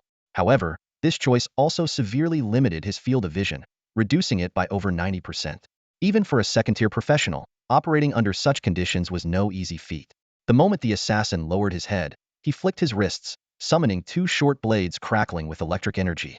Surprisingly, he ignored the giant spider descending from above and instead charged directly toward Rhaena, who was not far away. Witnessing this, Surin muttered to himself, "Tisk, your own life is hanging by a thread, and you're still fixated on completing your mission. Truly a death seeker. But I didn't go through all this trouble to save her just to let you succeed so easily." As the assassin launched his sudden attack, Surin reacted instantly. With a swift motion, he grabbed at the air as if clutching an invisible thread, pulling it taut. What happened next was astonishing. A giant spider falling from the ceiling suddenly disintegrated midair, as if sliced into large chunks by an invisible blade. Upon closer inspection, one could see that the area around Rhaena was surrounded by razor-thin steel wires. The ghost-faced spider's fragile bodies couldn't withstand the impact of falling at high speed. When they collided with the wires, it was as though they had struck sharp blades, instantly slicing them into pieces. Green droplets of blood clung to the wires, glistening eerily. The assassin, seeing this, hesitated for a moment, suspicion flickering in his eyes. He instinctively halted his assault. The dark environment, combined with his restricted vision, made it impossible for him to discern the nature of these wires. Having already been caught off guard by Surin's earlier tricks, he remained wary. His instincts warned him that this guide, willing to confront him heathen, must have other hidden means. In truth, Surin was gambling. These wires were far from enough to stop a second-tier professional. He was betting that the assassin's cautious mindset would work in his favor. Seizing the moment of hesitation, Surin acted decisively. One hand continued to manipulate the wires, while the other drew a flintlock pistol. Without giving the assassin any chance to regain the upper hand, Surin fired several shots in rapid succession. As expected, the assassin's reflexes were extraordinary. The instant he saw the direction of the gun barrel, he leaned back to avoid the first shot, then executed a series of backflips, flawlessly evading the entire volley. Even the final shot, which featured a curved trajectory, merely grazed past him, causing no real harm. Surin hadn't anticipated injuring the assassin directly. His goal was to create some distance. By now, the monsters on the ceiling had launched a ferocious attack. The entity controlling the creatures had clearly recognized the second-tier assassin as the greatest threat among the three of them. It immediately directed a swarm of giant spiders to converge on him. Faced with the overwhelming tide of creatures, the assassin displayed remarkable prowess. With a flick of his wrist, his throwing knives pierced through multiple spider creatures in a single throw, dealing more damage than a firearm. A casual slash from his blade could cleave a giant spider's body in half. Even without making direct eye contact with the creature's crimson eyes, he relied on sound and the vibrations of their legs on the ground to navigate through the swarm, cutting them down with precision and ease. However, the ghost-faced spiders had far more sinister methods of attack than mere numbers. Not to mention, there was an intelligent and sinister entity orchestrating everything from the shadows. At this critical moment, the giant spiders on the ceiling suddenly sprang into action. In unison, they raised their abdomens and shot out countless strands of white silk. Some of these threads were as fine as hair, while others were as thick as a thumb, intertwining in midair to form a dense web. The finer strands drifted lightly, while the thicker ones splattered like sticky glue in all directions. The assassin, relying on his agile movements, narrowly evaded the first wave of web attacks. However, as he landed, he was horrified to find the ground completely covered in spider silk, making it feel like he was stepping into a swamp. His movements were severely hindered, and his speed dropped drastically. Realizing the dire situation, panic flickered through his mind. Yet, instead of retreating, he resolved to eliminate Reyna first. By now, the entire cavern was sealed off with webs, making escape impossible. Desperate, the assassin hurled bombs and incendiary grenades, but against the relentless waves of monsters, their effectiveness was negligible. Meanwhile, Suluin found himself in a similarly perilous predicament. As a Tier 1 professional without any implanted equipment, these spiders should have been even deadlier for him. Yet, faced with the overwhelming onslaught of webs, Suluin remained remarkably calm. Suddenly, a faint blue cold flame ignited around Sulin's body. When the webs touched this cold flame, they burned away instantly, like dry fluff meeting fire, disintegrating before they could even reach his clothes. This was none other than the alchemical technique, Wu Shi. This explained why Suluin had insisted Reyna blindfold herself, partly to prevent her from being controlled by the spiders, and partly to keep her from seeing his secret weapon. If he hadn't extracted this skill from Rose's corpse earlier, Suluin would never have chosen such a risky strategy involving a three-way battle. With the cold flame shielding him, Suluin no longer had to worry about the threat of the webs. Wielding a gun in each hand, he began firing relentlessly. The barrage of bullets created a deadly net of firepower, leaving the fragile giant spiders no chance to get close. Severed spider limbs flew through the air, and green spider blood splattered everywhere. Meanwhile, Reyna's position, protected by a defensive barrier of steel wires, temporarily kept the spiders at bay. However, that didn't stop them from spraying webs from a distance. Blindfolded, Reyna was gripped with fear. The cacophony of gunfire, grenade explosions, and the clicking sounds of the monster's limbs surrounded her. Even though she couldn't see, she could vividly imagine the countless monsters lurking nearby, ready to pounce. Standing alone, Reyna felt a profound sense of helplessness. She was already drenched in the foul-smelling spider blood earlier, and now she was coated in sticky webs. Yet, she dared not open her eyes or move recklessly. Trembling, she remained rooted in place as layers upon layers of webs enveloped her. Fortunately, these spiders seemed to have a habit of storing their prey. Realizing that Reyna wasn't trying to escape or fight back and was securely trapped in the webs, they ceased their assault on her. Reyna had no idea why she suddenly found herself temporarily safe, but she could clearly hear the intense fighting coming from both Sulin's and the assassin's directions. Suddenly, one side of the commotion went silent. Reyna's heart sank as she silently prayed, "The gunfire is still going. Mr. Suluin must still be safe." By this time, Suluin had completely succumbed to a killing frenzy. Compared to the flying moth monsters he had faced earlier, these spider creatures were much larger and clumsier. They could only crawl on the ground, making them easy targets. Suluin was practically blowing their heads off with every shot, and when he used alchemical bullets, he could take down entire clusters of them with a single shot. The spider's two main weapons, mind control and webs, were completely ineffective against him, turning Suluin into an unstoppable force of destruction. In a short amount of time, he had already wiped out hundreds of the creatures. Around him, piles of spider corpses began to form small hills, but the monsters kept coming, climbing over the bodies of their fallen kin only to meet the same fate. Sulin's expression remained calm, his confidence unwavering. He was certain that no matter how many spiders this nest held, they couldn't possibly outnumber his bullets. However, just as he continued his relentless slaughter, he suddenly noticed the creatures halting their attack. The giant spiders seemed to have received some kind of signal and retreated en masse, like a receding tide. Sulin's gaze shifted to the distance, where he realized the battle on the other side had already concluded. As it turned out, the sinister entity lurking in the shadows had finally decided to reveal itself. This eerie creature's strength was on par with a height tier range between gold and legendary, far surpassing the black iron grade zombie variant that Suluin and his team had encountered at the subway hub. Such a lord-tier monster was extraordinarily rare, with only a slim chance of appearing even among massive aberrant creature hordes. Encountering such a beast in the wild was as improbable as winning the lottery, but once faced, it almost guaranteed the annihilation of the entire team. Lore-tier creatures often awakened unique abilities, enabling them to easily crush those of the same or even higher tiers. Just like the one before Thema first-tier lore that effortlessly killed a second-tier professional.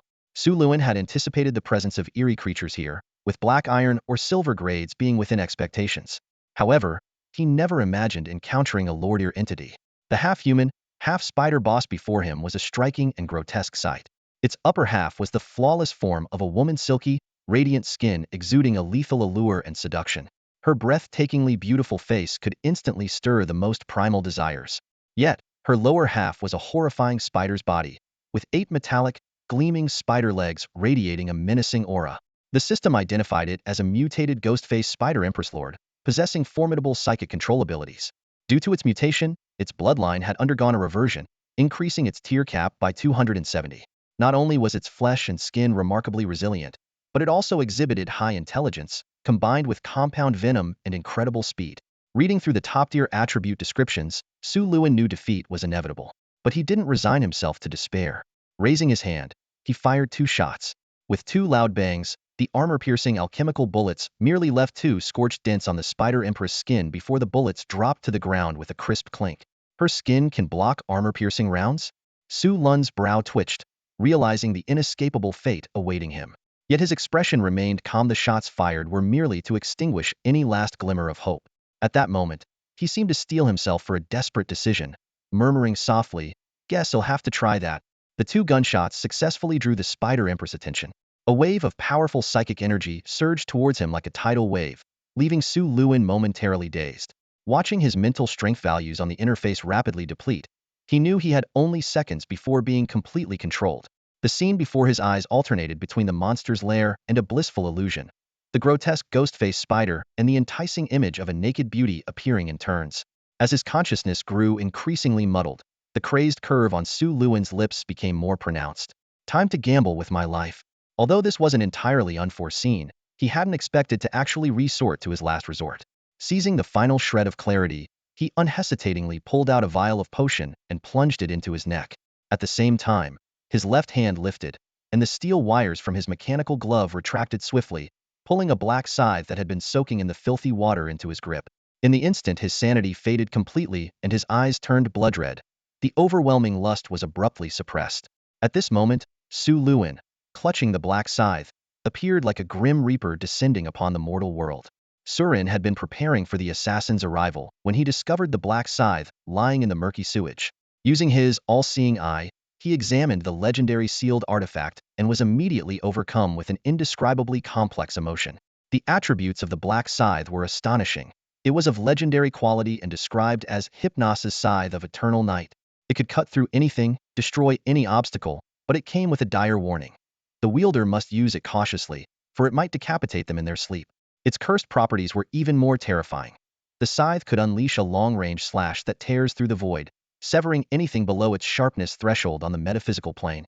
However, within an hour of use, the wielder's body would suffer 80 of the damage inflicted. Even if the scythe was no longer in their possession, the blade would silently pierce through the void to deliver its vengeance. The more frequently it was used in a short period, the more devastating its power became, and the shorter the delay before the backlash. The phrase, "kill 1,000 enemies, lose 800 of your own," flashed through Surin's mind. This ultimate weapon, due to its curse, was essentially a self-destructive bomb designed to take the enemy down with the wielder. Surin had some understanding of cursed artifacts. It seemed that because alchemists lacked divine faith and relied solely on themselves and natural materials, they were unable to directly wield certain higher-order powers beyond their current comprehension. Ancient master alchemists devised a workaround, leveraging the principle of equivalent exchange to forcibly harness these immense forces. Alchemists believed that everything came at a price, and power was no exception. Using powers beyond one's level required accepting corresponding consequences. Reflecting on this, Surin found it reasonable. After all, how could a first-tier practitioner casually tear a rift in space? Even with a divine artifact, such feats required mastery of high-level principles to control. The Black Scythe was Surin's last resort. Unless absolutely necessary, he had no intention of gambling his life with this weapon. But now, faced with the Spider Queen, a lord-level foe impervious even to alchemical explosives, Surin found himself in a situation of certain death. The scythe was his only option. Yet, he felt no regret anyone coveting this sealed artifact would inevitably end up in this sewer sooner or later. And once here, they were bound to fall victim to the Spider Queen's trap. Previously unaware of the dangers of the underground, Surin had thought he could claim the scythe as a second-tier practitioner. But now he realized that even at the second tier, survival was unlikely, just like the second-tier assassin who had perished before him. Ironically, this time luck was on his side. Someone else had triggered the traps, allowing him not only to claim the scythe, but also to gain a fighting chance. Now, knowing he was outmatched, Surin once again chose to gamble his life. He gripped the black scythe tightly and channeled his dark spirit energy into it. The blade ignited with flickering ghostly flames. A surge of immense power coursed through his palm, filling him with an overwhelming sense of dominance, as if he could tear through the void with a mere flick of his wrist. Yet, even as its wielder, Surin could feel the chilling sharpness emanating from the scythe's blade. It was like a ferocious tiger ready to devour its master at the slightest misstep. With the scythe in hand, Surin's entire demeanor shifted, becoming cold and menacing like a demon stepping out of the gates of hell. He tilted his head, scrutinizing the weapon in his grasp, and licked his lips, seemingly savoring the thrill of wielding such transcendent power. With a deadly weapon in hand, malice surged from his heart. At this moment, the reedied Surin's gaze was fixed solely on the Spider Queen in the distance. A wicked grin spread across his face as he let out a low, chilling chuckle. The Spider Queen, once a commanding ruler of her brood, instinctively sensed a mortal threat under his icy glare. Just as her crimson eyes flared with light, Surin suddenly launched himself forward, his figure hurtling toward her like a shadowy storm. Her eyes glowed brighter, but she made no move to block his charge. The stunningly beautiful face immediately showed a hint of confusion. The Spider Queen was shocked to discover that its proud mental control had no effect whatsoever on the seemingly weak human before it. Its gaze fell on the pitch-black scythe in his hand, and an unprecedented sense of fear welled up within. As a sinister creature, the Spider Queen could feel the dangerous aura emanating from the scythe and instinctively wanted to retreat. Yet it couldn't comprehend the nature of this danger, and could only watch the unsettling weapon with heightened vigilance. At that moment, Chi Suluin launched himself like a caged predator set free, charging at the Spider Queen with incredible speed. In mere seconds, he had crossed over 100 meters. As the ghost-faced spiders swarmed toward him, Sulin's face bore no trace of Farinly a crazed smile. The cold flames blazing around him burned brighter than ever. With the scythe in one hand and a flamethrower in the other, Suluin plunged into the horde of spiders as if they were nothing. The webs that engulfed the entire space couldn't slow his advance. When he was only 20 or 30 meters away from the Spider Queen, the mutated overlord finally sensed true danger. It quickly spewed spider silk to form a defensive barrier in front of itself and extended its sharp spider spears, ready to skewer this reckless human. But then, unexpectedly, Chi Suluin came to an abrupt stop. A sinister grin spread across his face as he raised the scythe and swung it horizontally without hesitation. Time seemed to stretch infinitely in that moment. The black scythe descended slowly, and the black flames burning along its edge warped the very fabric of reality. The high-frequency vibrations of the blade seemed to carve a rift into the divine canvas of existence, revealing an endless void of despair behind it. The next second, an even more bizarre scene unfolded. Though the Spider Queen, standing tens of meters away, sensed the impending danger and attempted to block with its spear, a void fissure suddenly appeared near its neck. The fissure flickered briefly, and with a dull thud, the Spider Queen's head, wearing an expression of utter shock, fell to the ground. Green blood sprayed from the decapitated body, gushing several meters into the air. The mighty Spider Queen, whose defenses couldn't even be scratched by alchemical bullets, was effortlessly beheaded by the black scythe in a single stroke. Just one attack had ended the life of this powerful and eerie creature. The surrounding elite creatures and lesser spiders descended into chaos. Without their leader's command, the ghost-faced spiders, not particularly intelligent to begin with, completely panicked. Their survival instincts screamed that this place was far too dangerous and that the human was a lethal threat. In a frenzied stampede, they fled toward the tunnels leading deeper into the cavern, vanishing in the blink of an eye. The vast chamber was now eerily quiet, save for the agonized twitching of a few heavily injured spiders amidst the piles of corpses. Not a single intact ghost-faced spider remained in sight. Having wielded the power of the black scythe for the first time, Chi Sulin's face showed a greedy, insatiable expression. He stared at the Spider Queen's lifeless body, tilting his head as if still unfulfilled. Suddenly, as if struck by a thought, he whipped his head around to look at the only other living person in the room, Reyna. His gaze was filled with intense killing intent, like a predator locking onto its prey. A strange laugh escaped his lips as he prepared to charge toward her, but he suddenly clutched his head, his face contorted in extreme pain. A guttural, beast-like growl rumbled from his throat, a sound of someone who had tasted freedom only to be violently dragged back into captivity. Madness and reason wrestled on his face, his complexion shifting from red to pale. As the effects of the potion coursed through him, waves of icy calm began to suppress his frenzy, and reason gradually took hold. The crimson glow in Sulin's eyes rapidly faded, replaced by clarity. Huff, huff, huff. Sulin's heavy breathing filled the chamber, his chest heaving violently. His entire body was drenched, as if he had just been pulled out of water.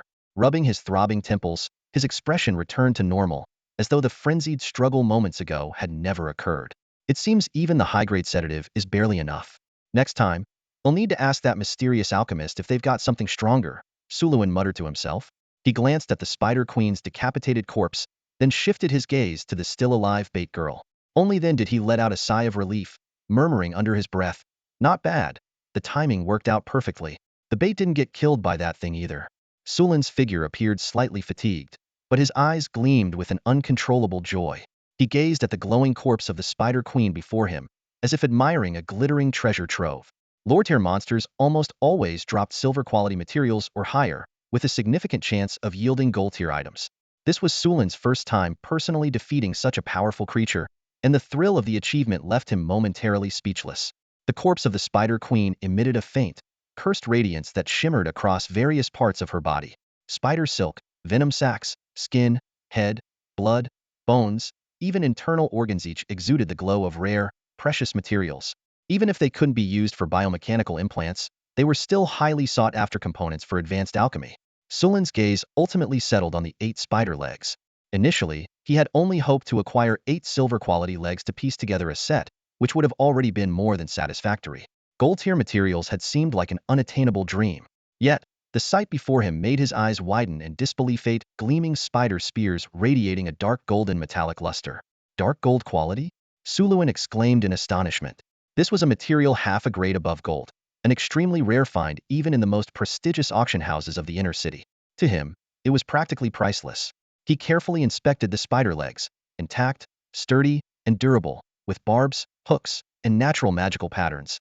Every feature was perfectly aligned with the requirements of the 8-armed spider spear blueprint, perhaps even surpassing them. Suluin thought to himself that these might be the most ideal materials for that design. Although this expedition into the underground caverns had been fraught with danger, the sheer value of these materials alone made the entire venture worthwhile. Yet, amid the excitement, a question lingered in Sulin's mind. What kind of mutation had occurred to this lower-tier monster for it to generate such high-quality aberrant limbs? Even among first-tier aberrant creatures, encountering a lower-tier monster was an exceedingly rare event. But the extent of mutation in this Spider Queen was so extreme that it bordered on the unbelievable. Suluin couldn't help but wonder what exactly had transpired in the depths of this underground world. As he was lost in thought, a swirl of gray mist rising from the Spider Queen's corpse caught his attention. Without hesitation, Suluin absorbed it, hoping to glean useful information from the memories of this highly intelligent aberrant creature. Memory fragments of the mutated ghost-faced Spider Queen 2 acquired. You have obtained some information. The terrifying presence in the water pit do not approach. You have learned intermediate spider climbing. Mental power 3.5. Though the memory fragments were few, each one was immensely valuable. The intermediate spider climbing skill, in particular, seemed tailor-made for Suluin, who was preparing to fuse the spider spear implant. The ability to overcome obstacles, climb surfaces, and move rapidly would be indispensable, whether for pursuit or escape. The significant boost to his mental power left Suluin feeling invigorated, his senses sharpened considerably. It It was akin to harvesting the mental energy of nearly 10 assistant instructors like Rosa, who was a near second-year professional.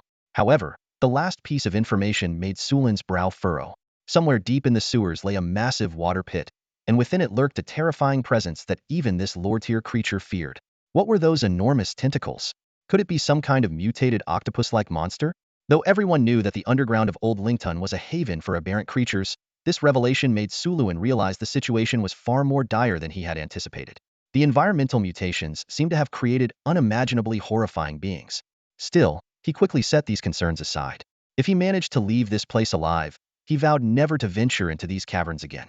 After collecting the cursed materials from the Spider Queen, Suluin turned his attention to the disfigured corpse of the assassin and began scavenging for spoils. Unfortunately, since too much time had passed since the kill, most of the soul had dissipated, leaving him with little of value beyond some skill proficiency. The assassin's equipment, however, was quite valuable. Second-tier implants, finely crafted weapons, advanced mechanical devices, and various potions and impressive haul. Yet, despite their allure, these items were difficult to sell. If they appeared on the black market, their origins could easily be traced, exposing Sulin's actions in the underground. He wasn't willing to take that risk. After dealing with the assassin's belongings, Suluin sifted through the pile of spider monster corpses, harvesting a few fragments to gain some experience in spider climbing. Eventually, he uncovered the mangled remains of Daniel's body. In his earlier haste, he had only extracted Daniel's soul, but now he had the chance to search his storage ring. However, as Suluin began absorbing Daniel's soul fragments, he realized that much of the knowledge overlapped with what he had already obtained from Rosa. After all, both of them were assistant instructors at Black Tower Academy, and their fields of study had significant overlap. Surin reflected on the hard-fought battle and the gains it had brought him. The complementary knowledge of the two teaching assistants had been incredibly beneficial to him. However, the loot from Daniel's corpse was proving difficult to monetize, which left him somewhat frustrated. Even so, the process of scavenging the body had been oddly satisfying. After dealing with these trivial matters, Surin began to contemplate his predicament. Wielding Hypnos Night Scythe granted immense power, but the cost was equally devastating. He took a deep breath and carefully examined the wounds on the Empress's corpse, mentally calculating the impending backlash. In an hour, I'll suffer 80 of the attack's backlash, Surin murmured to himself. If it hits a vital spot, I might die on the spot. Conservatively, I'd say I have a 10 to 30 chance of death. Despite the dire situation, Surin remained optimistic. After all, turning a certain death scenario into a 60 to 70 chance of survival was already a significant victory. However, a new challenge quickly emerged. How to deal with the terrifying injuries that were about to manifest. Surin considered various possibilities. Standard healing potions were clearly insufficient for such severe wounds, and the sewers lacked advanced medical facilities. Just as he felt cornered, inspiration struck. Weren't there medical supplies in the storage rings of Rosa and Daniel? He quickly rummaged through the loot and, sure enough, found an array of high-end medical equipment. Emergency kits, surgical tools, a portable operating table, and even blood transfusion and oxygen supply devices. These were clearly prepared for emergencies during trials. But just as relief began to set in, a new problem arose. I know some basic first aid, Surin muttered to himself, but if the injury is somewhere I can't reach on my own, am I just supposed to sit here and wait to die? At that moment, Rena, who had been used as bait, cautiously spoke up, Mr. Surin, are you still there? Surin raised an eyebrow and permitted her to remove her blindfold. As soon as Rena opened her eyes, she was stunned by the scene before her. A mountain of spider monster corpses, severed limbs scattered everywhere, and rivers of green blood flowing across the ground. Only the small patch of ground she was standing on remained relatively clean. Did Mr. Surin kill all of these? This is unbelievable, Rena thought, though she didn't dare voice it aloud. Her eyes met Surin's intense gaze, and a wave of unease swept over her as she worried about his condition. Before her thoughts could spiral further, Surin cut straight to the point. Do you know how to use this emergency medical equipment? Rena glanced at the gear on the ground. Though she didn't understand Surin's intentions, she hesitantly replied, I do. What about for severe injuries? Like being cut in half, for example, Surin pressed. I think so. Rena hesitated before adding, actually, I'm a medical student. Surin's eyes lit up, as if he had just found a lifeline. How skilled are you? Not bad. I scored full marks on my medical graduation exams, Rena said, though her voice lacked confidence. Do you have any Hansen experience? Surin asked further. Yes. I've practiced in the lab, Rena answered softly.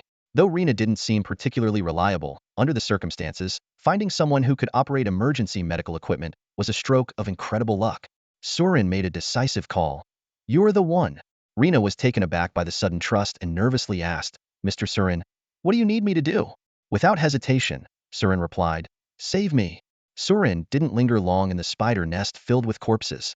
The stench of blood hung heavy in the air, and he knew it would soon attract more mutated creatures. He quickly tidied up the battlefield, covering any obvious signs of the fight, and then turned to Rena. Let's move. We need to find another place. Rena, the heiress who had never been in such a disheveled state, struggled to clean off the sticky spider webs clinging to her. Her damp shirt clung uncomfortably to her body, leaving her feeling a wave of unprecedented embarrassment. After a quick attempt to clean herself, she asked Surin for a shirt to change into. To her surprise, this time she felt unusually calm while changing. Must be the influence of that unervingly composed guide, Rena thought, recalling how Surin had earlier discussed the possibility of his own death with an almost inhuman calmness. Surin hefted the scythe wrapped in tattered cloth onto his shoulder. He explained that sealed artifacts couldn't be stored in spatial rings because their inherent laws far exceeded the capacity of the pseudospaces in such devices. Even the largest spatial ring he had ever seen was only about a cubic meter in volume, far too small to store the massive scythe. Rena noticed the peculiar bundle in Surin's hand, but wisely chose not to ask about it. She realized that this guide had risked his life to save her, and gratitude was all she needed to express. Surin had no intention of letting the events in the underground cavern become public knowledge, nor did he want news of him rescuing Rena to spread. The series of events holding off the shapeshifter, ambushing Daniel, and luring and killing a second-tier assassin would sound far too extraordinary to outsiders. If word got out, it would inevitably draw unwanted investigations, exposing all his secrets. Before Surin could say anything, however, Rena spoke up with surprising thoughtfulness.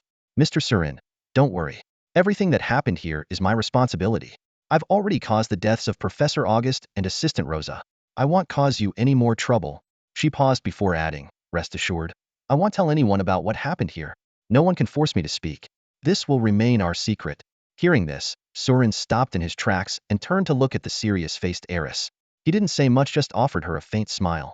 Though his face was obscured by the gas mask, Rena could see the smile in the slight lift of his brow. It was the first time she had seen such a gentle expression on the otherwise cold and distant guide. Surin resumed walking, fully aware that this was precisely why he had taken the risk to save her. Rena's unique status meant that as long as she was willing to help keep things hidden, the truth wouldn't surface. And even if it did, Surin believed it wouldn't pose too much of a problem. Together, they continued searching for a relatively safe spot in the cavern. Unable to return to the surface immediately, they had no choice but to find temporary refuge in the perilous underground. Surin let out a sigh of relief, secretly grateful that he had handled the situation appropriately. Although killing Jack was a shady matter that couldn't see the light of day, as long as he was cautious, any excuse would suffice to cover it up.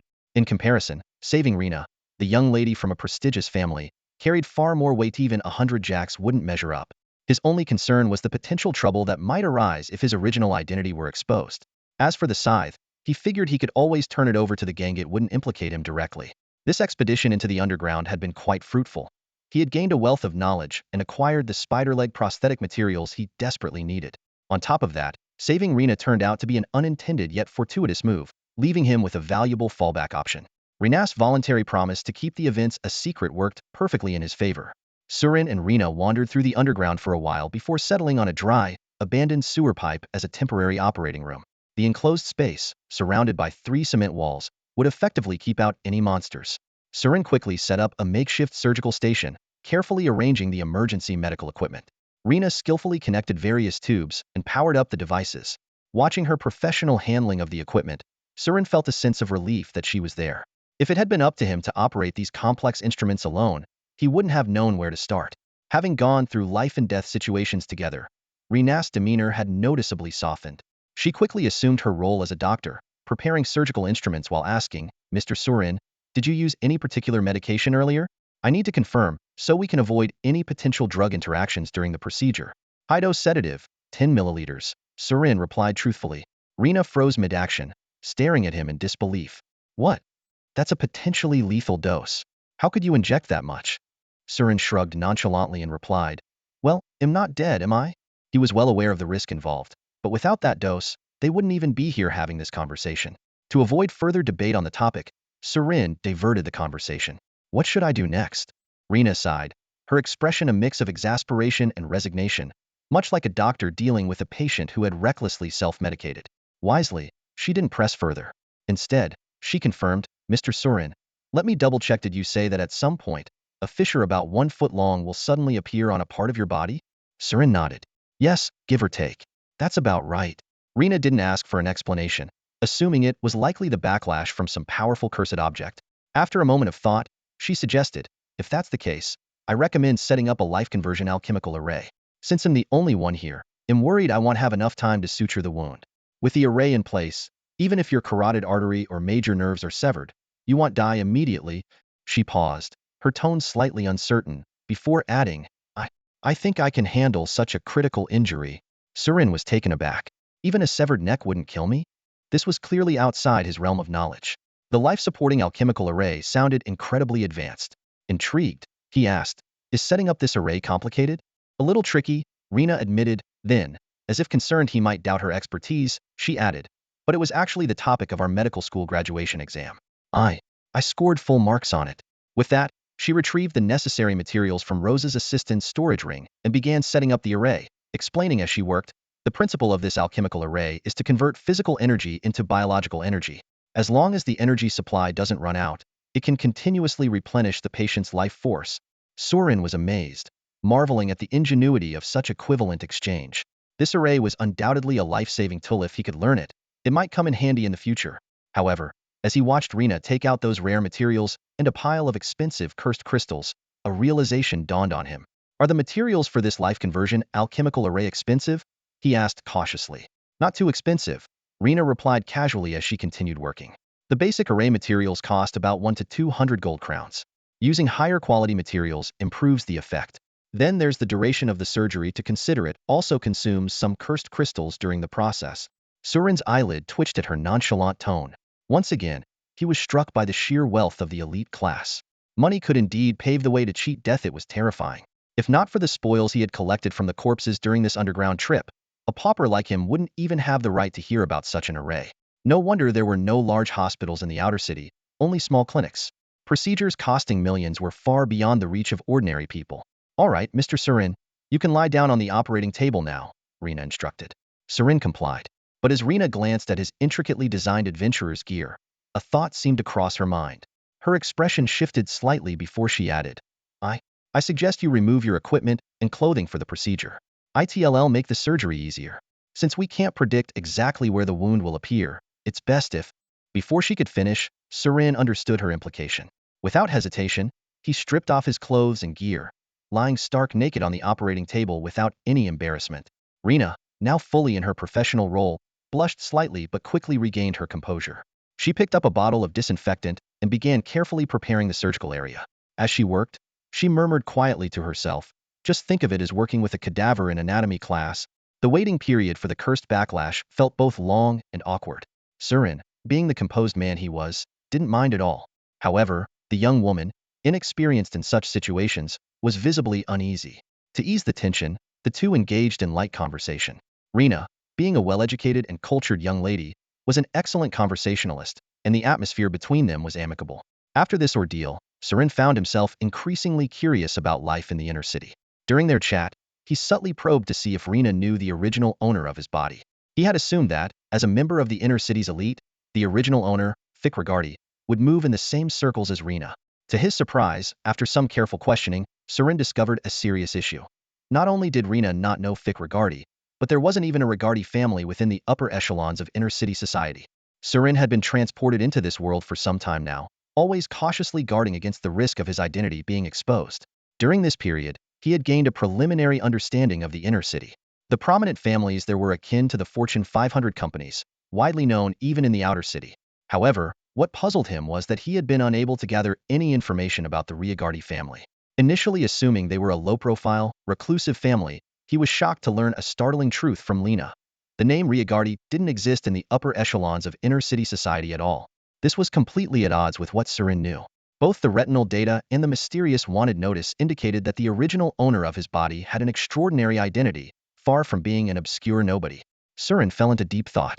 Either the Rigardi family went by a different name in the inner city, or the original owner's background was even more enigmatic than had imagined. But before he could think further, a sudden, chilling sensation like being stared at by a venomous snake washed over him, making cold sweat break out all over his body. They're here. Surin's mind was instantly on high alert. For the first time, he experienced the terrifying backlash of the black scythe firsthand. A freezing sensation spread across his chest, as if death's silent scythe had sliced through him. Before he could even feel pain, his chest had split open, flesh torn apart, revealing a gruesome wound that stretched from his chest to his abdomen, blood gushing forth. Lena, who had been checking surgical instruments, was caught off guard, her face splattered with blood. Despite having mentally prepared herself, she couldn't help but panic at the sight of the sudden, gaping wound on Surin's chest. However, she quickly regained her composure, forming seals with her hands to activate the life conversion array. The moment a green light radiated from the array, Surin felt an invigorating life force surge into his body. Looking down at the horrifying wound, he wasn't terrified. Instead, he felt relieved. Compared to a fatal strike to the head or neck, the chest was one of the least deadly areas to be injured. Though the wound was deep, it had narrowly missed his heart and other vital organs. His luck, it seemed, was remarkably good. The ensuing surgery, though performed in the cramped and unsanitary conditions of a sewer, proceeded without major complications. With top-tier emergency equipment from Black Tower Academy and Linus' expertise as a theoretically perfect intern, the operation was surprisingly smooth. The only hiccup was a minor mistake caused by Linus' nervousness. "Mr. Surin, I'm so sorry. This is my first time handling an injured patient on my own, and my hands are a bit shaky. It's fine. You'll get the hang of it with practice. My deepest apologies. Please bear with me. Oh, by the way, did you take any anesthetics?" "Ah, sorry. I was so nervous I forgot." "Forget it. Just stitch me up as is. If something unexpected happens, anesthesia might hinder my ability to shoot."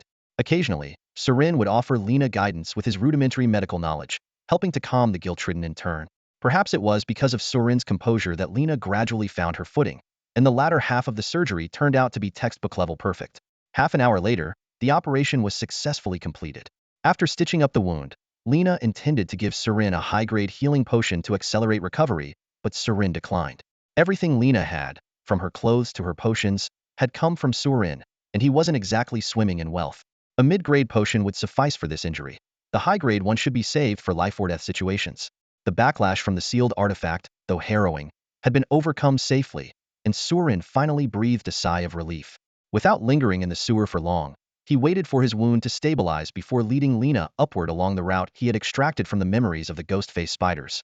Grim Street had been the site of several disappearances, and now Surin understood the culprits were these mind-manipulating ghost-faced spiders. Following the spiders' hunting paths to the surface, the two eventually found an exit leading above ground. Along the way, they dealt with a few mindless mutated creatures that crossed their path, until finally, they saw the streetlights shining through the sewer grates.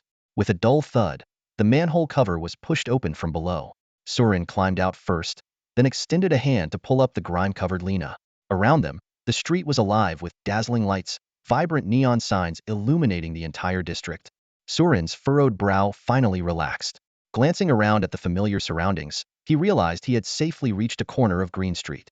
Both of them let out a deep breath simultaneously, their taut nerves easing a little. It was Reina's first time in this chaotic and filthy entertainment district of the outer city. Her timid demeanor was tinged with an irrepressible curiosity. Her clear black eyes blinked, reflecting everything on the street. Staggering drunkards, scantily clad women from brothels soliciting customers by the roadside, and gang members chasing and brawling. To her, this world was full of strange and fascinating sights. Surin, however, knew every nook and cranny of Green Street. He quickly found a shadowy alley and stashed his conspicuous scythe. Reina waited quietly, showing no inclination to peek. When she saw Surin climbing down a building's drainpipe, ready to take her into the streets, a flicker of resistance rose within her.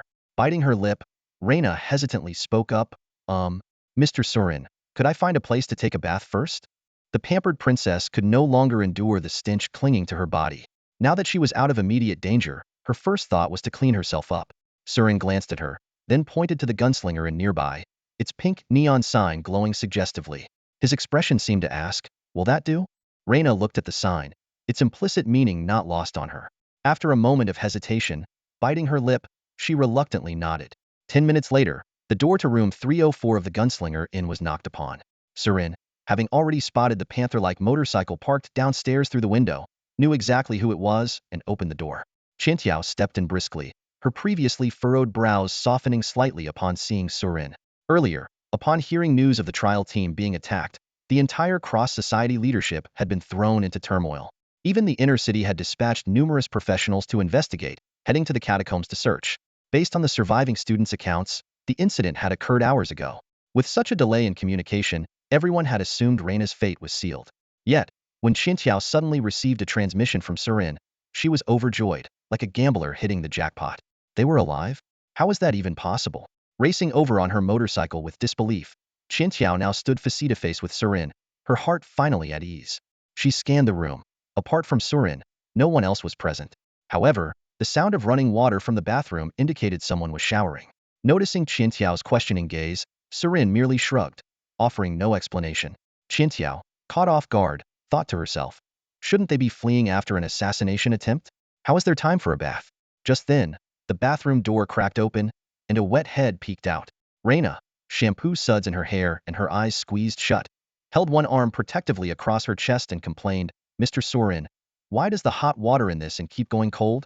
Surin replied dryly, for $80, having hot water at all is a luxury. That's just how it is in the outer city. Oh, Reina muttered, her tone full of resignation. Still unaware there was someone else in the room, she continued, could you grab me a dry towel? This bathroom's so small, there's not even a changing area. Surin. Hearing this exchange, Qintiao's expression grew increasingly peculiar. She had come ready to fight, only to stumble upon this scene instead. What was even happening here? Catching Qintiao's puzzled look again, Surin spread his hands in exasperation. We just crawled out of a sewer. The young lady here couldn't stand the filth, so she insisted on a bath first. That explanation extinguished the flicker of gossip in Qintiao's eyes instantly. Anyone she trusted enough to involve in such matters must be reliable. At that moment, hearing Surin seemingly talking to someone, Reina poked her head out of the bathroom again, this time with a curious expression. Rubbing her eyes, she finally noticed Qintiao, and her face lit up with joy. Aunt Qintiao, overwhelmed by the reunion after such peril, she almost forgot she was still undressed, nearly rushing out as she was. Seeing that the young lady was unharmed, Qintiao finally exhaled a sigh of relief. Aunt Qintiao, do you think your clothes might be too baggy for me? They seem a bit revealing. What should I do? Could you maybe ask Mr. Surin for another shirt? Another? After her bath, Reina, now wearing a man's oversized shirt, bare-legged with her damp hair falling over her shoulders, had regained her energy. Qintiao, observing her niece's outfit, pinched the bridge of her nose in exasperation. And you're saying this isn't revealing? Still, she didn't press further. What puzzled her more was how these two had grown so familiar with each other in such a short time. With no outsiders in the room, the three began coordinating their story. Surin recounted the events in the catacombs succinctly. The events leading up to killing Jack were widely known, so he recounted them truthfully. However, he downplayed the rest, omitting details about Daniel, the second-tier assassin, the Spider Queen, and the sealed artifact, minimizing his own role in the incident. He simply stated that, while searching for an exit, he happened to come across a lost Reina and helped her escape. As for how Reina evaded the shape-shifting creature, that was for her to explain. Reina nodded along obediently. Having been blindfolded for much of the ordeal, she genuinely didn't see much. Her contribution was limited to one phrase. Yes, that's exactly how Mr. Surin described it. When pressed on unclear details, she feigned memory loss. I was so panicked at the time, I can't remember. Qintiao listened to the story, riddled with inconsistencies, and sighed. She suspected the truth was far more complicated, but chose not to dig deeper. The outcome was more important than the details. The fact that Reina was alive was the greatest fortune. Whatever Surin had done to bring her back, he was the hero of the hour. After their discussion, Qintiao gave Surin a clear assurance. She and the cross-society leadership would handle the aftermath of this incident. Surin, as the guide, would remain a minor, insignificant figure in the narrative. This was exactly what Surin wanted. The scythe was safe, the materials for his implants were secured, and his future looked promising. The last thing he wanted was to change identities so soon. Qintiao led Lena out of the Musket Inn, and Su Luan immediately felt a wave of relief. What was supposed to be a routine trial guide mission had escalated into one deadly skirmish after another, leaving him with over a dozen wounds of varying severity and utterly drained. Knowing that Qintiao and the gang leaders would handle the aftermath, he decided to stay the night at the inn. To be cautious, he didn't return to room 304 but instead rented a new room next door, just in case someone came looking for him. The next morning, Su Luan woke from his meditation right on time. A glance at the clock confirmed it was time to gather for the street patrol. After quickly checking the bullets in his musket, he stepped out of his room. Seeing that room 304 remained undisturbed, he breathed a quiet sigh of relief, convinced that the situation had been resolved smoothly. At 7 o'clock sharp, at the abandoned building, members of the cross society responsible for Green Street had already assembled. Su Luin exchanged greetings with a few familiar faces before squatting by the roadside to listen to their chatter. Hey, have you heard? Things got wild over at the tenement building yesterday. Tons of professionals from the inner city showed up. You're not kidding. I heard there were dozens of troop carriers. Looked like they were gearing up for war. Any idea why? Did some powerful mutated creature crawl out of the abyss? No clue. Word is, it's highly classified. Even several gang leaders were called in. Su Luin listened silently, keeping his thoughts to himself. As someone directly involved, he knew the truth behind the incident, though outside information was being tightly controlled. Before long, Captain Kai arrived on his motorcycle, looking rushed and explaining that he had just returned from headquarters. This marked the first time Su Luin had seen him late. After a brief update, the group began their routine patrol. The gang members joked and flirted with the women on the street as they moved between the bar district and casino lane. Kai found a moment to sidle up to Su Luin, his face full of apology. Sorry, brother. I didn't expect things to blow up like that. Su Luin smiled. No worries. He understood that Kai meant well. This was supposed to be an easy, profitable gig. Kai, seemingly unaware of the full extent of the situation, assumed Su Luin was merely an outsider and continued. Those inner city tycoons are ruthless. Word is, it was all because of some family feud. They sent assassins to kill the trainees, which alarmed some of the young masters and ladies. That's why it got so messy. Lucky nothing major happened, or Green Street would have been in deep trouble. Su Luin nodded along without elaborating. Clearly, even Kai didn't know that the target was the eldest daughter of the Reyes family, nor that the incident had already claimed the lives of 2 trainees and 3 instructors. Seeing Su Lun's lack of enthusiasm, Kai changed the subject. Hey, you still planning to head to the Crimson Bastion? Su Luin grinned. Yeah, I heard tonight's gladiator matches are going to be lively. Gotta check it out. Kai sighed with regret. I probably won't make it. The higher-ups want me to patrol the district more, just in case yesterday's events stir up trouble. Feigning mock pity, Su Luin teased. Oh, then you go patrol while I enjoy the matches, yeah? Kai rolled his eyes. That's the downside of being a captain. Too many damn responsibilities. This was precisely why Su Luin had previously declined the offer to become a vice captain. That evening, Su Luin made his way to the Crimson Bastion with practiced ease. After greeting a few familiar gamblers, he took his usual spot by the octagonal cage. From one of the betting attendants, he learned that there would be 3 professional gladiator matches tonight, featuring fighters from the inner city. Su Luin immediately sensed that this was likely part of the Reyes family's cleanup operation following the failed assassination attempt. The chaos would probably continue for some time. As the night went on, Su Luin mechanically repeated the routine of betting, cheering, and collecting his winnings. Yet, he gradually realized he wasn't as invested in the matches as usual. After some reflection, he understood why the lucrative spoils he had reaped from the corpses during the recent events had made these gladiator fights seem utterly dull by comparison. In the underground cave, Su Luin harvested the soul fragments of 2 Black Tower Academy assistants, a second-tier professional, and an elite student, gaining a wealth of knowledge. By comparison, the rewards from the ordinary corpses in the arena seemed negligible. It was like winning the lottery jackpot multiple times, and then getting a small prize of a few $100. Hardly exciting anymore. As Su Luin absent-mindedly watched the match, a soft sensation wrapped around his arm. He turned to see Qian Tiao, the gambling-addicted woman, leaning in with an eager expression. She unabashedly draped her arm around his shoulder and asked, Su Luin, kid, who do you think will win the next round? Su Luin replied casually, I'm betting on the red side. Hearing this, Qian Tiao immediately called out to the betting assistant, red side, 10,000. Su Luin was unfazed, thinking to himself that this gambling addict was once again relying on her so-called mystical betting strategies. Before the next match began, Qian Tiao pulled out a finely crafted silver mechanical box and handed it to Su Luin. Here, take it. Su Luin took the box with some curiosity, feeling its weight. Qian Tiao explained, this is a thank you gift from that girl, Rina. She said it's to express her gratitude for you looking out for her in the cave. Understanding dawned on Su Luin as he prepared to open the box, but Qian Tiao stopped him, pressing his hand down. She leaned in close and warned in a low voice, if you open this here and people find out what's inside, you'll probably end up dead in the streets by tomorrow. Su Luin raised an eyebrow. Is it that serious? Qian Tiao answered bluntly, that girl doesn't know how to pick gifts. If these 2 famous guns show up in the outer city, who knows how many people will die trying to get their hands on them? Su Luin's eyes lit up, thinking to himself, well, that girl's got good taste. For a gunslinger, the allure of renowned firearms was undeniable. Qian Tiao then pulled out another box, opened a corner to reveal a stack of green bills. This is 500,000 in cash. Also part of the thank you gift. She paused before adding, that young Master Charlie from the Leonard family sent someone to ask if you'd be interested in becoming his personal bodyguard in the inner city. Su Luin gladly accepted the cash, but politely declined the bodyguard offer. Qian Tiao raised an eyebrow. I figured you wouldn't be interested, so I turned him down for you. Being a bodyguard in the inner city? You'd be better off sticking with me. Su Luan smiled silently, speculating about Qian Tiao's mysterious background. At that moment, the match in the arena concluded, with the blue side emerging victorious. Qian Tiao lost her 10,000 and pouted before asking Su Luan again. What's your pick for the next round? Su Luan answered without hesitation. Still the red side. Qian Tiao raised an eyebrow and signaled to the betting assistant. Blue side, 20,000. Su Luan couldn't help but chuckle. This gambling addict seemed determined to bet against the unlucky guy.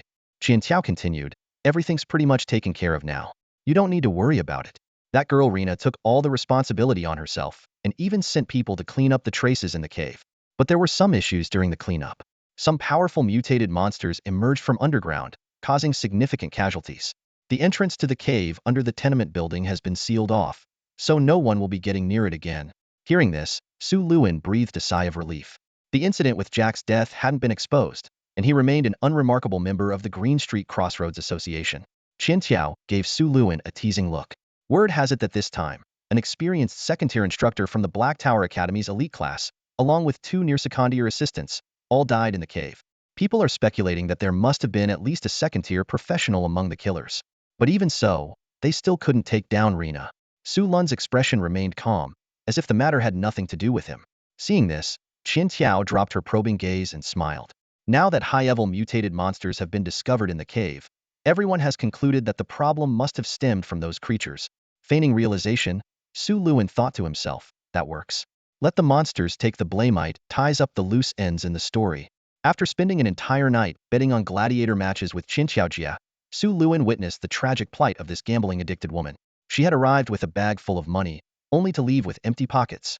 This scene once again reinforced the harsh truth that gambling is a road to ruin, and Qin Xiao's so-called mystical gambling techniques had failed her once more. Although Su Luan himself had lost several thousand lisos, he was in surprisingly high spirits. The reason was simple. The thank-you gift from Reina and Charlie had already earned him a hefty profit. At dawn, he generously treated the now penniless Qin Xiaojia to a sumptuous breakfast and even made plans to gamble together again next time before reluctantly bidding her farewell. With his curiosity piqued, Su Luan found a quiet room in a nearby inn, eager to uncover the secrets of the renowned firearm Reina had gifted him. Carefully unlocking the finely crafted alloy case, he entered the passcode. A crisp clicking sound of gears engaging followed, and the case opened smoothly. The moment Su Luan laid eyes on the 2 runed firearms nestled inside, he immediately understood the meaning behind Qin Xiaojia's earlier warning to never flaunt wealth. The unique design of these guns radiated a strong steampunk aesthetic, low-key, yet undeniably luxurious. It was clear at a glance that they were priceless treasures. The black and green gun bodies were intricately engraved with high-level runes that were both beautiful and functional. Qinggue and Leishi? Su Luan softly read the inscriptions on the gun barrels, a hint of surprise flashing in his eyes. Guns with personalized names were undoubtedly renowned firearms. This meant they were crafted by a master gunsmith, making them one-of-a-kind. From the materials used to the design, from the handcrafted enchantments to the rune engravings, every detail set them apart from mass-produced weapons. Such craftsmanship not only made them impossible to replicate, but also hinted at unique functionalities. The case also contained certification from the Maxim Gun Workshop and detailed technical specifications for the 2 firearms. Su Luan was already familiar with the late Master Maxim, a revered figure in the field of gunsmithing, regarded as one of the greatest artisans in history. His life's work was dedicated to creating flawless, exquisite firearms. Since his passing, his limited works had become highly sought after, sparking frenzied bidding wars in the market. For any firearms enthusiast, owning one of his masterpieces was a dream come true. This is one heavy gift, Su Luan marveled to himself.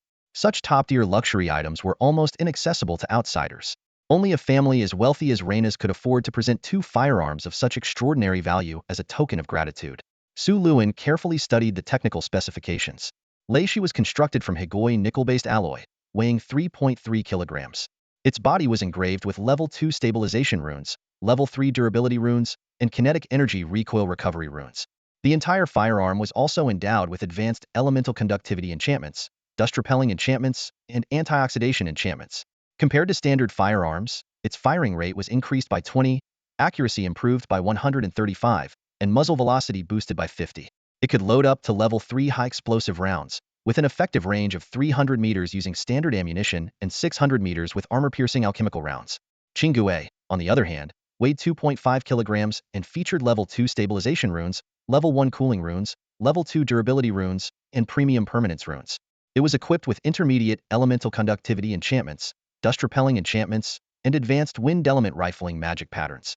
Compared to standard firearms, its firing rate increased by 110, accuracy improved by 40, and recoil was reduced by 75. It could use universal ammunition and had set a record of firing 700 consecutive rounds without jamming. Its alchemical round rapid-fire test even earned it an A rating. Can these still be called handguns? Su Luin couldn't help but exclaim in amazement. The performance of these two firearms was so exceptional that he couldn't put them down. As someone with a basic proficiency in mechanical engineering, he was well aware of the performance limitations of ordinary firearms. This knowledge only heightened his awe at the extraordinary attributes of these rune firearms. Leishi was essentially a handheld sniper rifle, with power and range comparable to standard sniper rifles. While regular handguns typically had an effective range of 50 to 100 meters, Leishi could reach 300 meters, with alchemical rounds extending its range even further. Qinggui, by contrast, was a high-rate-of-fire firearm that combined precision, speed, and low recoil. Its performance rivaled that of some light machine guns, and when paired with a custom extended magazine, it could significantly amplify the user's firepower. The arrival of these two firearms was a timely solution to Su Luin's pressing problem. Ever since he had stopped using the three-headed ghost, he had been struggling to find a suitable rune firearm. Now, with this perfect combination of power and speed, it felt as if these guns were tailor-made for him. Their quality even surpassed the firearms Charlie had given him in the underground ruins by 1 or 2 tiers, truly collector grade, to Pophthalene rune firearms.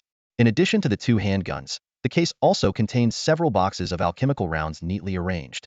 Su Luin gently ran his fingers over the gun barrels and ammunition, as if caressing priceless treasures. The 50,000 lisos Charlie had given him were just numbers, but the two firearms from Reina filled him with genuine joy. The value of the alchemical rounds alone could easily exceed 1,000,000 lisos, not to mention the two Wonio-Faken legendary firearms. Miss Reina is truly a thoughtful and generous young lady, Su Luin remarked with heartfelt admiration. Su Luin gazed at the two ornate firearms in his hands, a slight frown on his face. Their exquisite craftsmanship seemed far too conspicuous for a low-level gang member. After a moment's thought, he concluded that, since he couldn't create weapons of the same quality, he might as well modify them.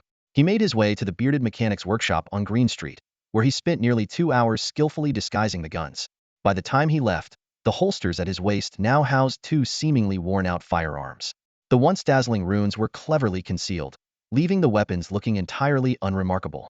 At the shooting range, Su Luin couldn't help but marvel during the test shots. The Blue Ghost Rapid Fire lived up to its name, with its muzzle spitting eerie blue flames and maintaining a cool barrel even during continuous firing. The Thunder Serpent Sniper was as precise and lethal as a bolt of lightning. In that moment, he truly appreciated the power of money. Riding the wave of excitement, Su Luin also purchased a modified heavy motorcycle from Wright, the workshop owner. The 20,000 risos he spent bought him not just convenience, but also the perfect veteran gangster look. The timing was perfect. Today was the move-in day for his new home. Riding the motorcycle, Su Luin quickly arrived at the quaint house at 88 Ginkgo Street. The landlord, Grantai, greeted him with the same amiable smile as always, but this time, he no longer hid the house's reputation as a haunted property. "I heard someone died in this house before?" Su Luin asked cautiously. Grantai responded smoothly, "Oh, my esteemed sir, that was just an accident. Besides, don't you happen to need that dark spiritual energy?"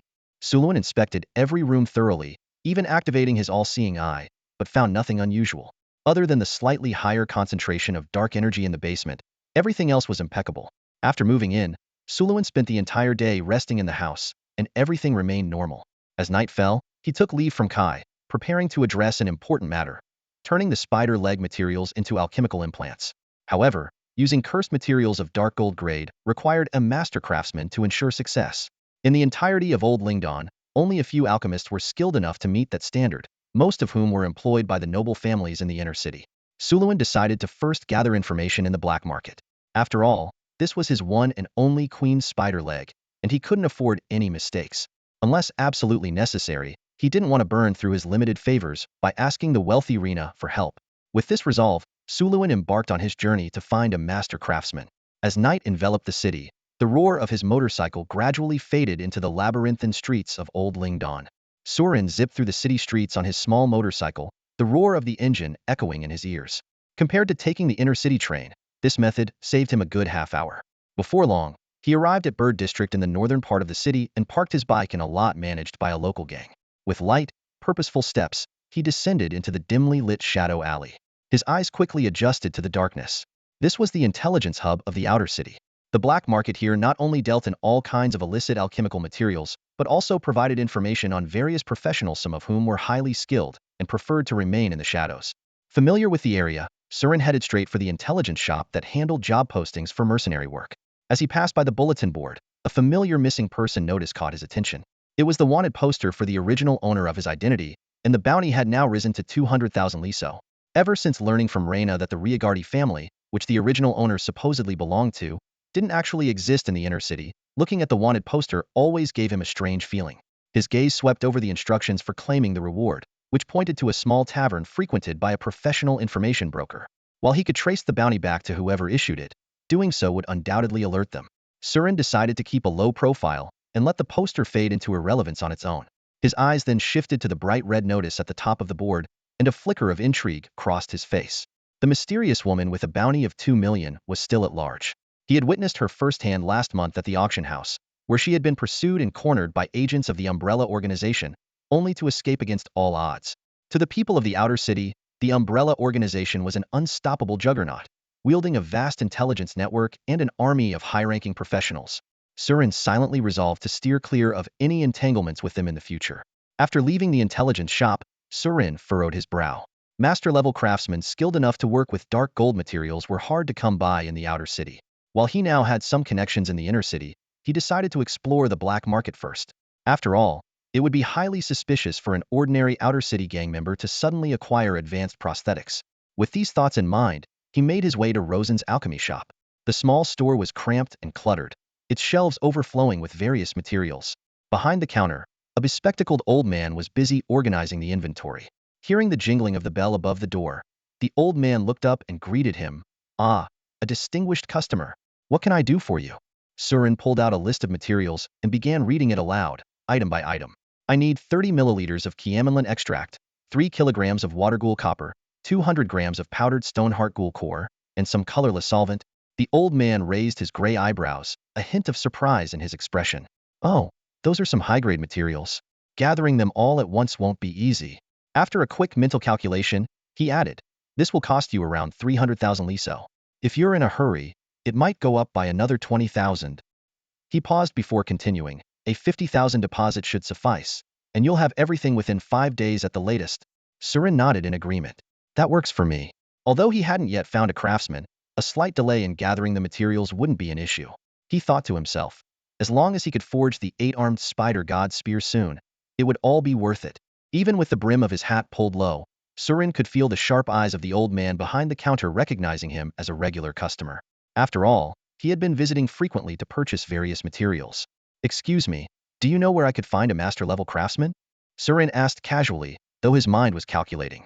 He figured that black market dealers like this one were well-connected and might have useful information. The old man's keen gaze lingered on Surin for a moment before he replied in an even tone, "In the outer city, that's a bit tricky." That subtle shift in tone caught Surin's attention immediately. He pressed on, "If you can provide valuable information, I'm willing to pay accordingly, as per the usual rules." Instead of answering directly, the old man countered with a question, "Are you looking to forge some high-grade prosthetic equipment?" "Yes," Surin admitted without hesitation, sensing a potential breakthrough. The old man finally began to explain, "I do have a regular customer who's at least an expert-level craftsman. I can ask around for you, but I'll need to know exactly what you're looking to forge." Surin's heart lifted, though he remained cautious. "Is this person trustworthy?" he asked. "Absolutely," the old man said with confidence. "He's closely connected to the black market organizers. If you strike a deal, I can personally vouch for him." Reassured by this guarantee, Surin decided to be more forthcoming. "I have a golden blueprint for the 8-armed spider god spear and a rare dark gold grade material.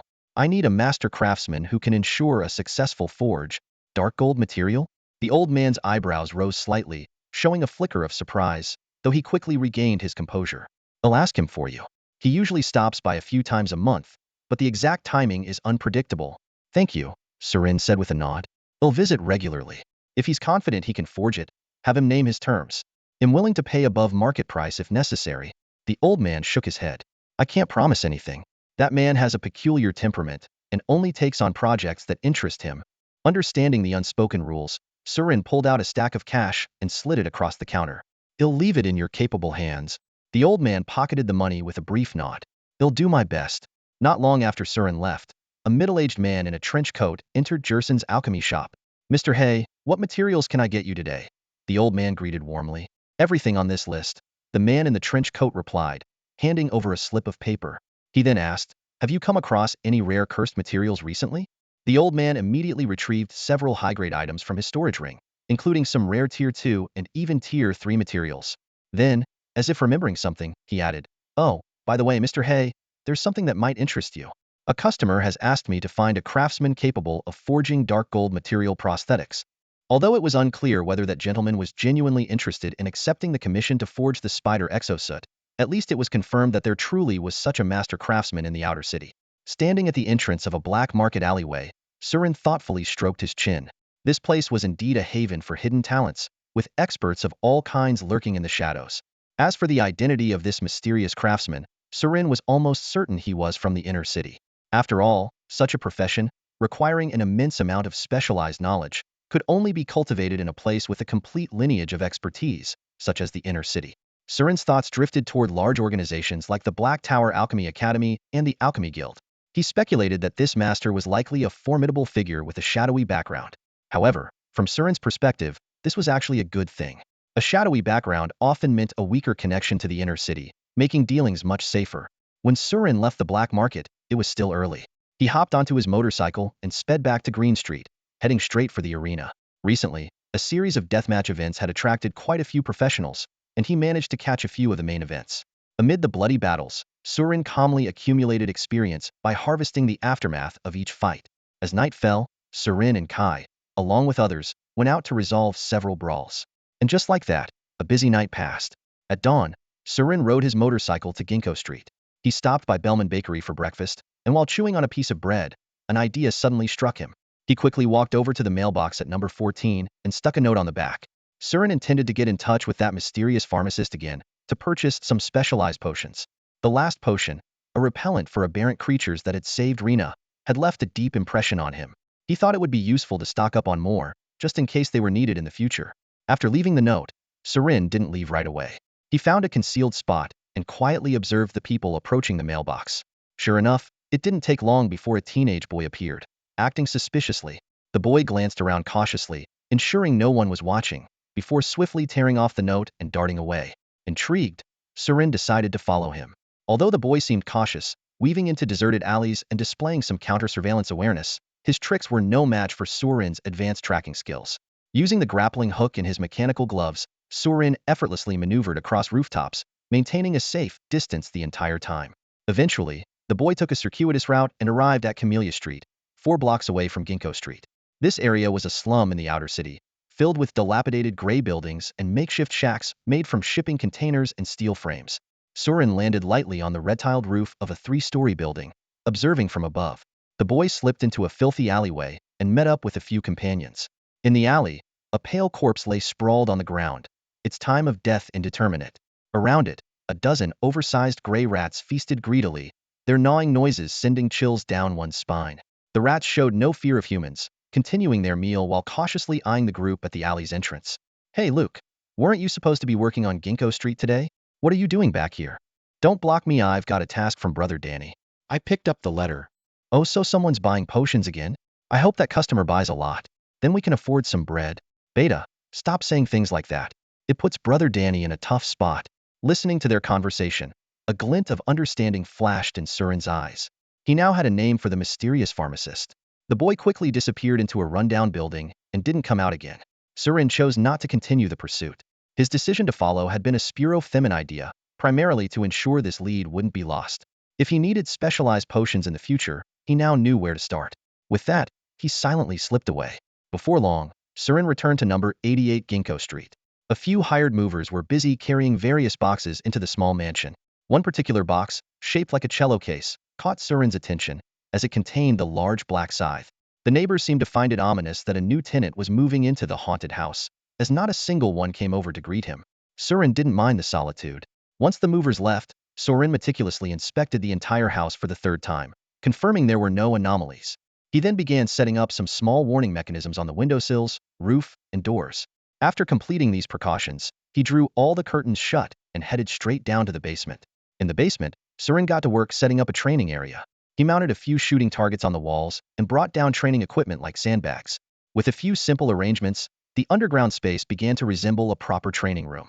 Surin understood that while his Death Reaper talent allowed him to rapidly improve his skills and knowledge, it offered minimal enhancement to his physical body. To ensure his body could keep up with the influx of new abilities, he knew he had to train rigorously. However, in a world brimming with advanced technology, there were shortcuts to physical enhancement. In addition to alchemical potions, there were also specialized devices that could help him improve his physical condition more efficiently. Inside several large boxes lay two valuable pieces of medical equipment, a steam-powered cryotherapy device and a neuromuscular electrical stimulator. Su Luan's eyes lit up. These were treasures capable of aiding rapid muscle recovery and accelerating growth. He gently ran his fingers over the metallic surfaces, recalling how he had acquired them from a black market mechanical shop. Originally, they had been discarded from an inner-city military arsenal. Most outer-city residents wouldn't recognize these devices, but Su Luan was different. He had extracted memories from a Black Tower Academy assistant and knew these were military-grade tools used in training new recruits in the inner city. Though the models were somewhat outdated, they were still highly effective for physical enhancement. Su Luan was secretly thrilled if used properly. These machines could multiply training efficiency several times over. After a quick inspection to confirm that the devices were operational, he shifted his attention elsewhere. With the basement now arranged, Su Luan walked to a corner and retrieved the mysterious black scythe. Using such a powerful weapon solely as a self-destructive tool to take down enemies would be a waste. He was determined to find a way to circumvent its curse. As a puppet master, his first thought was to use puppets. Su Luan manipulated a puppet to grasp the scythe and swing it toward the wall. The first attempt, purely physical, ended in failure. On the second try, he infused it with dark energy and successfully created a thin spatial crack, no wider than a fingernail. He dared not attempt a larger tear, fearing the curse's backlash might kill him on the spot. An hour later, Su Luan stood shirtless in front of a mirror, preparing to treat himself, when he suddenly felt a sharp chill on his backside. A jet of blood spurted from an embarrassing area. Though the injury wasn't severe, the result made him sigh. As he sprinkled medicinal powder on the wound, he reflected on the failure. Guess it's not that easy to find a loophole, Su Luan muttered to himself. He speculated that the scythe's curse might trace back to the user, targeting life forms, energy sources, or other vital characteristics. Despite this setback, he wasn't ready to give up just yet. Su Luan's mind raced, analyzing alternative methods. High-level puppets capable of transferring their owner's injuries could be a potential solution. Another idea involved controlling someone else's limbs with steel wires, forcing them to wield the scythe. However, both methods were currently beyond his abilities. His puppet mastery was still at the beginner stage, far from the level of precise control he envisioned. As his thoughts wandered, Su Luan's fingers instinctively began to move, causing two puppet dolls in the room to spin and dance joyfully. While practicing his puppet control, he muttered to himself, "If I could extract the memories of a few skilled puppet masters, my techniques would improve quickly." Unfortunately, puppet masters are rare in Old Lingdon. It's not like they're easy to find. Even as his hands busily controlled the puppets, Su Lun's mind drifted to the origins of this house. Having seen countless horror movies, he instinctively felt suspicious about a place where someone had died. His brain started working rapidly, analyzing various possibilities. First, the landlord might be pretending to rent the house while luring tenants in to rob or kill them. But this was quickly ruled out since Su Luan had already revealed his identity as a member of the Cross Society, and the landlord wouldn't take such a risk. Second, there could be a hidden danger in the house, like radiation or something similar. However, with his all-seeing eye capable of displaying physical data panels, such threats would be hard to miss. Third, the house might harbor something that only appeared under specific conditions, such as a ghostly entity or other supernatural forces. Lastly, it could simply be a case of random misfortune, like a burglary gone wrong resulting in a fatality. After careful consideration, Su Luan dismissed most of the possibilities and focused on the third hypothesis. His gaze deepened as if trying to pierce through every corner of the house, searching for the secrets lurking within. At that moment, Su Luan suddenly felt a wave of unease. If there really was something suspicious about the deaths in this house, could it be that there was some kind of ghostly entity here? He shook his head, dismissing the thought as sheer coincidence. But when it came to matters of life and death, Su Luan was never one to take chances. He promptly stood up and walked briskly to the landlord, Gulongtai's residence. With a tone that was half threatening, half coaxing, he pressed for details about the prior tenants. What he learned made his pupils contract slightly within the past year alone. 3 tenants had died in this house. The deaths of the first 2 tenants appeared relatively ordinary. One succumbed to a brain tumor, and the other went mad and died after developing bizarre lesions on their body. However, the circumstances surrounding the third Tenanta blind man were far more peculiar. Su Luin carefully pieced together the information he had extracted from Gulangtai. 1. The blind man's background was mysterious, possibly originating from the inner city. 2. He seemed to have come here to investigate something. 3. One day, with the doors and windows locked, the blind man simply vanished without a Tracino body was ever found. 4. The blind man was highly skilled, capable of pinpointing locations by sound alone. Hearing this, Su Luin felt a strong sense of alarm. This house was clearly more than just an ordinary haunted property. Had the blind man disappeared without a word, or had he been killed and his body hidden away? With these questions swirling in his mind, Su Luin returned to the basement. He scanned the concrete walls around him, and his thoughts grew sharper and more focused. If the blind man had indeed been searching for something, why hadn't Su Lun's omniscient eye detected anything unusual? Could it be that there was some kind of cursed object in the house that only activated under specific conditions? Or perhaps, a sealed artifact? If the blind man had truly died, then where was his body?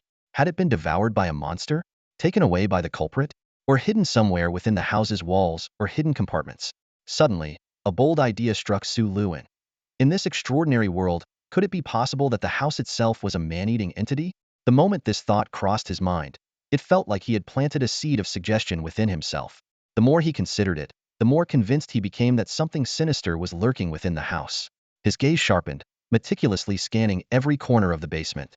And then, without warning, something changed. A wall that Su Lun's omniscient eye had scanned multiple times without detecting anything unusual now displayed a line of text. Javier's Grudge. A guide to the mortuary of resentment exists only when you realize it does. It appears only when you think of it. Su Lun's eye twitched as a sense of foreboding washed over him. Observing the shifting scenery around him, he couldn't help but curse inwardly. For the first time, he regretted his tendency to overthink. This wasn't some puzzle-solving Gami had inadvertently triggered something utterly incomprehensible. In Old Lington, an ancient site steeped in history, strange phenomena were not uncommon. But all he had done was think a little, and now this? This was far beyond a mere ghostly entity. The situation was spiraling into something far more bizarre. Standing in the center of the basement, Su Luin felt the abnormal changes in the space around him. He couldn't help but berate himself internally. I just thought about it, and now look what's happened. The scene before Su Luin's eyes shifted abruptly. The familiar basement vanished, replaced by a grim hospital corridor shrouded in an eerie atmosphere. Though this was his second encounter with such a bizarre spatial distortion, a faint ripple of unease still stirred within him. The white walls appeared especially sinister under the dim, flickering light, and rows of tightly shut examination room doors lined both sides of the hallway. Iron chairs were scattered about, their surfaces marred with patches of rust. There were no windows, only the intermittent glow of weak lighting and the howling cold wind echoing down the empty corridor, like ghostly whispers from another world. Su Luin quickly composed himself, his mind racing. He realized this was likely a cursed space, similar to the one he had encountered at Storm Manor. His hand instinctively moved to his waist. His gun was still there, offering a sliver of reassurance. His storage ring had also followed him into this space, which was undoubtedly a piece of good news. Cautiously, he surveyed his surroundings. The all-seeing eye activated automatically, analyzing everything in his vicinity. The peeling paint on the walls, the rusted hexagonal gas lamps, and a moldy, unidentifiable mass in the corner were all scrutinized one by one.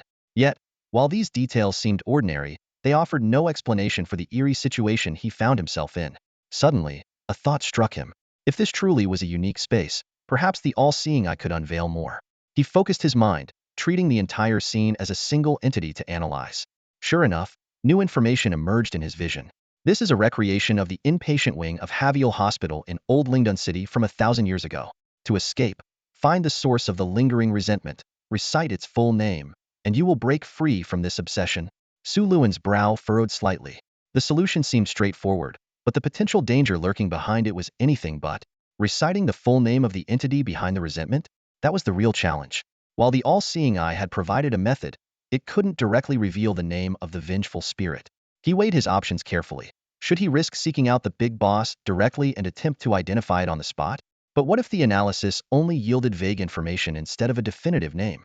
The consequences could be catastrophic. Standing in the desolate corridor, Su Luin's mind worked at lightning speed, searching for a way out. This cursed space felt like a meticulously crafted death trap, and he had to find the sole path to survival. Surin recalled the name of the scene he had seen earlier, Harvey's Grudge Morgue. This likely meant the final boss was in the morgue. He stood still for 20 seconds, quickly formulating a plan of action in his mind. This kind of beginning was all too familiar to him. Since he already knew the method to break through, the best choice was obviously to search other areas of the hospital for clues, figure out the full name of the grudge's host, and recite it to escape this place.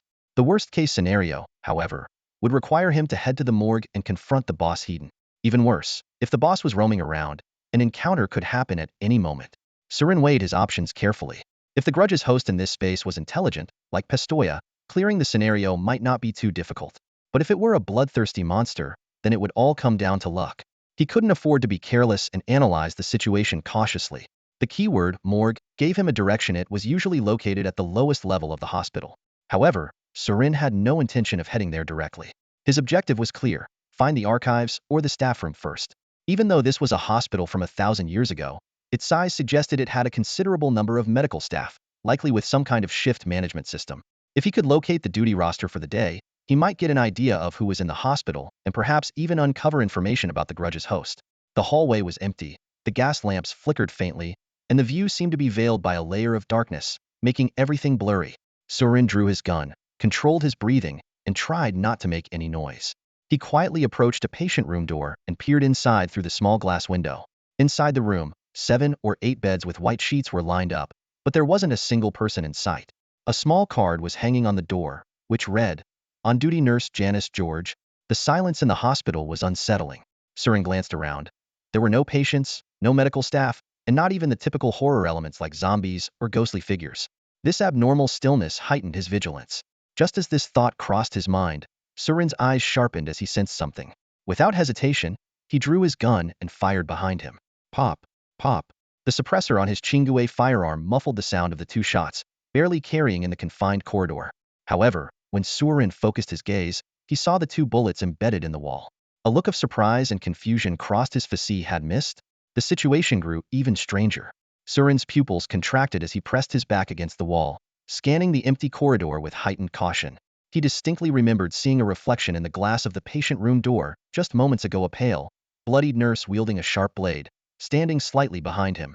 It was this image that had triggered his instinctive reaction to fire.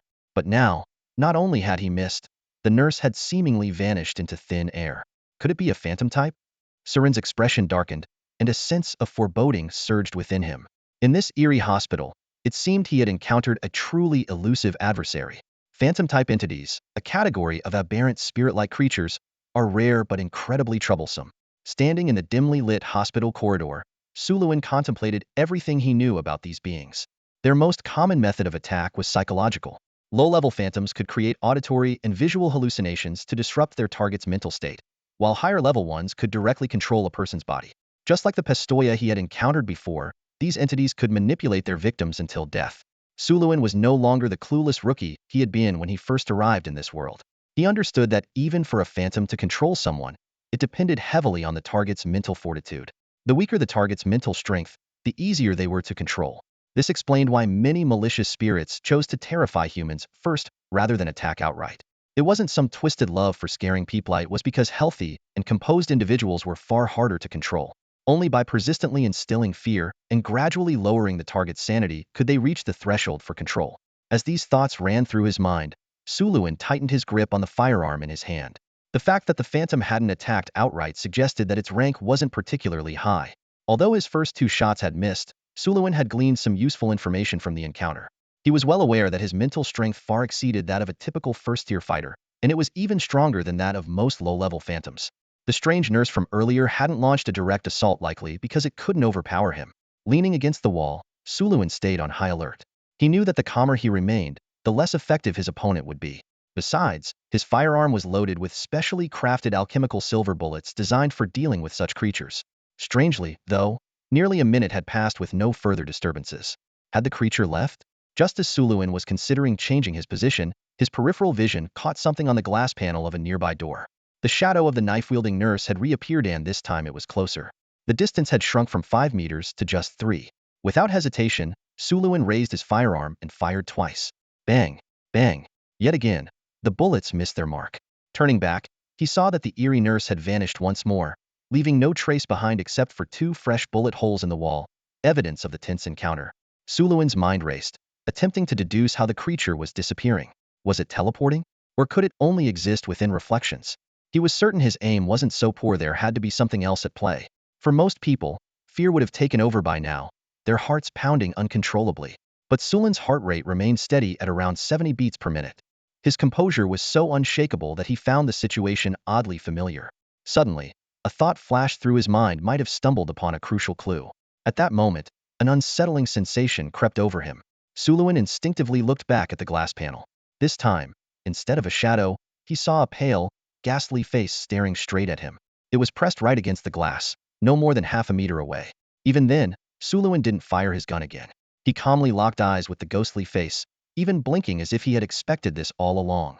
So, it's that kind of familiar setup, Sulin thought to himself.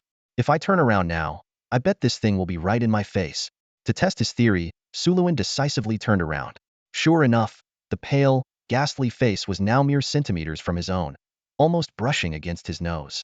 In that instant, everything became clear to Sulin. This phantom wasn't real, it was a manifestation of his own imagination. He didn't react to the terrifying face in front of him.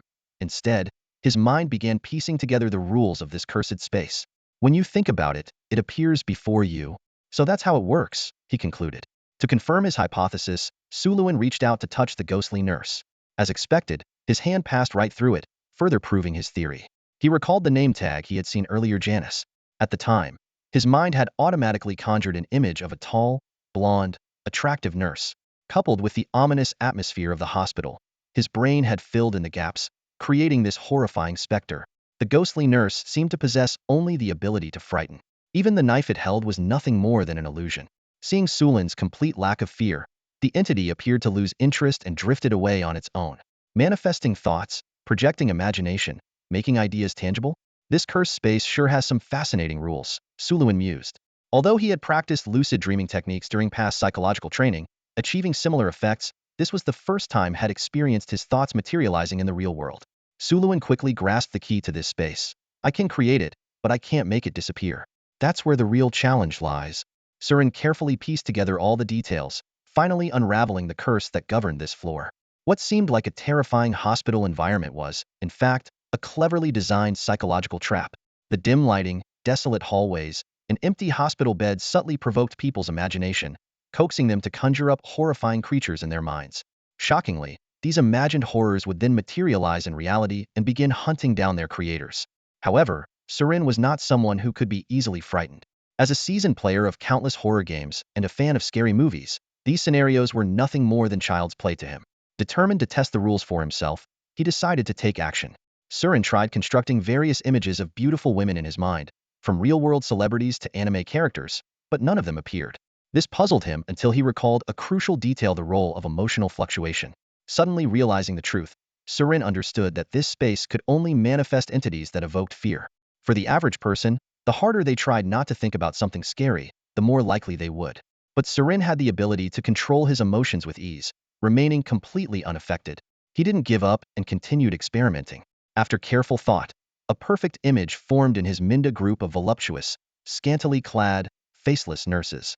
He deliberately allowed himself to feel a twinge of anxiety, and in the next moment, the miracle happened. One by one, the doors of the hospital rooms creaked open, and the twisted nurses emerged, wielding various deadly weapons. Instead of fear, Surin felt exhilaration. For years, he had dreamed of seeing characters from his favorite games come to life, and now his dream had come true. Although the nurses looked menacing, they were no match for Surin's expertise. He easily evaded their attacks while closely inspecting the details of these creatures. To his astonishment, their physical forms were indistinguishable from real humans, down to the texture of their skin beneath their clothing. Once his curiosity was satisfied, Surin dispatched the group of monsters with just a few shots. While he was tempted to explore this fantasy-manifesting space further, he knew lingering too long might bring unforeseen dangers. Resolving to move on, he continued his journey. On the third floor of the inpatient wing, Surin strolled through with ease, encountering no more creatures.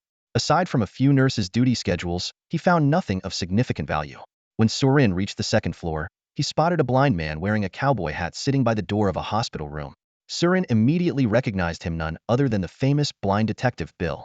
Not only was Bill one of the inner city's top bounty hunters and firearms experts, but he was also rumored to be a major in the Umbrella organization. Surin's mind raced. Could this legendary figure have been the previous tenant of this place? This unexpected discovery left him both surprised and thrilled, eagerly anticipating the exciting developments that might lie ahead.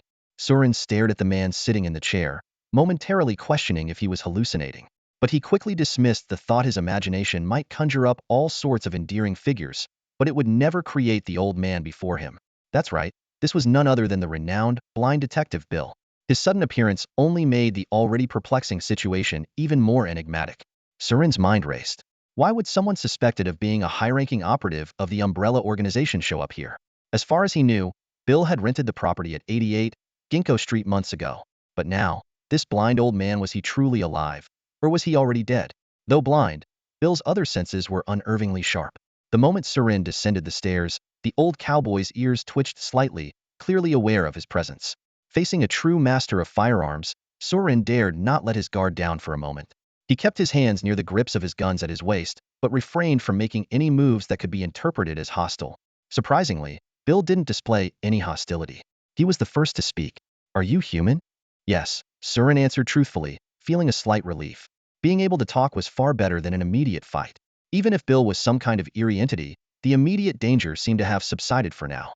It was then that Surin noticed a pool of crimson blood spreading beneath Bill's feet. Clearly, the old man was injured.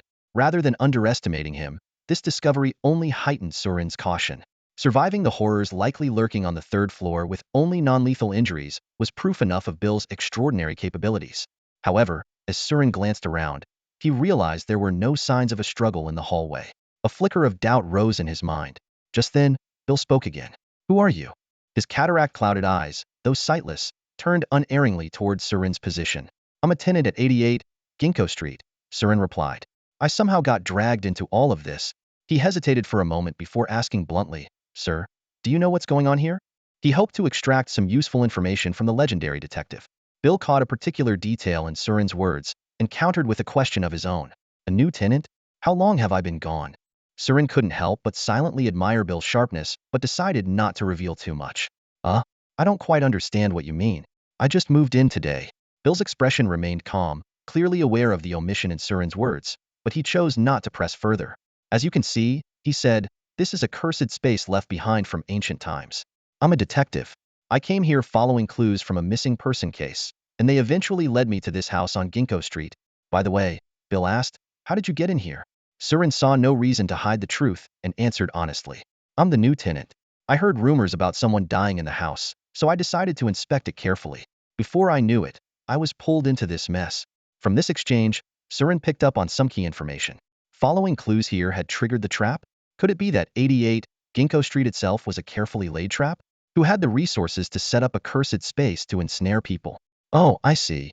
Bill didn't seem surprised by the response. If he had entered, he must have known the specific conditions that activated the cursed space. Then, suddenly, he said something cryptic. "That which lies in eternal slumber is not truly dead. In the Eldritch Eons, even death may die." Surin, having spent years in the underworld, immediately recognized this as likely some kind of code or secret passphrase, perhaps from the Umbrella organization. Was the old man trying to confirm his identity? Surin wanted to respond but couldn't come up with the right continuation. He could only feign ignorance. "Sir, what did you just say?" At this, Bill looked slightly disappointed and muttered to himself, "That lead is severed. No one else should be coming after me." After a pause, he asked again, "The monster upstairs is quite strong. How did you survive? Judging by your breathing, you've only recently advanced as a professional." Bill didn't grow hostile over the failed passphrase, which gave Surin a sense of relief. However, the mention of a monster upstairs caught his attention. There wasn't a monster upstairs at all. This realization sparked a flash of insight in Surin's mind, as if pieces of a puzzle were falling into place. He quickly said, "I only encountered a few relatively weak zombie types. And I notice." He intended to reassure the blind detective and steer him away from unnecessary paranoia, but before he could finish, Bill interrupted.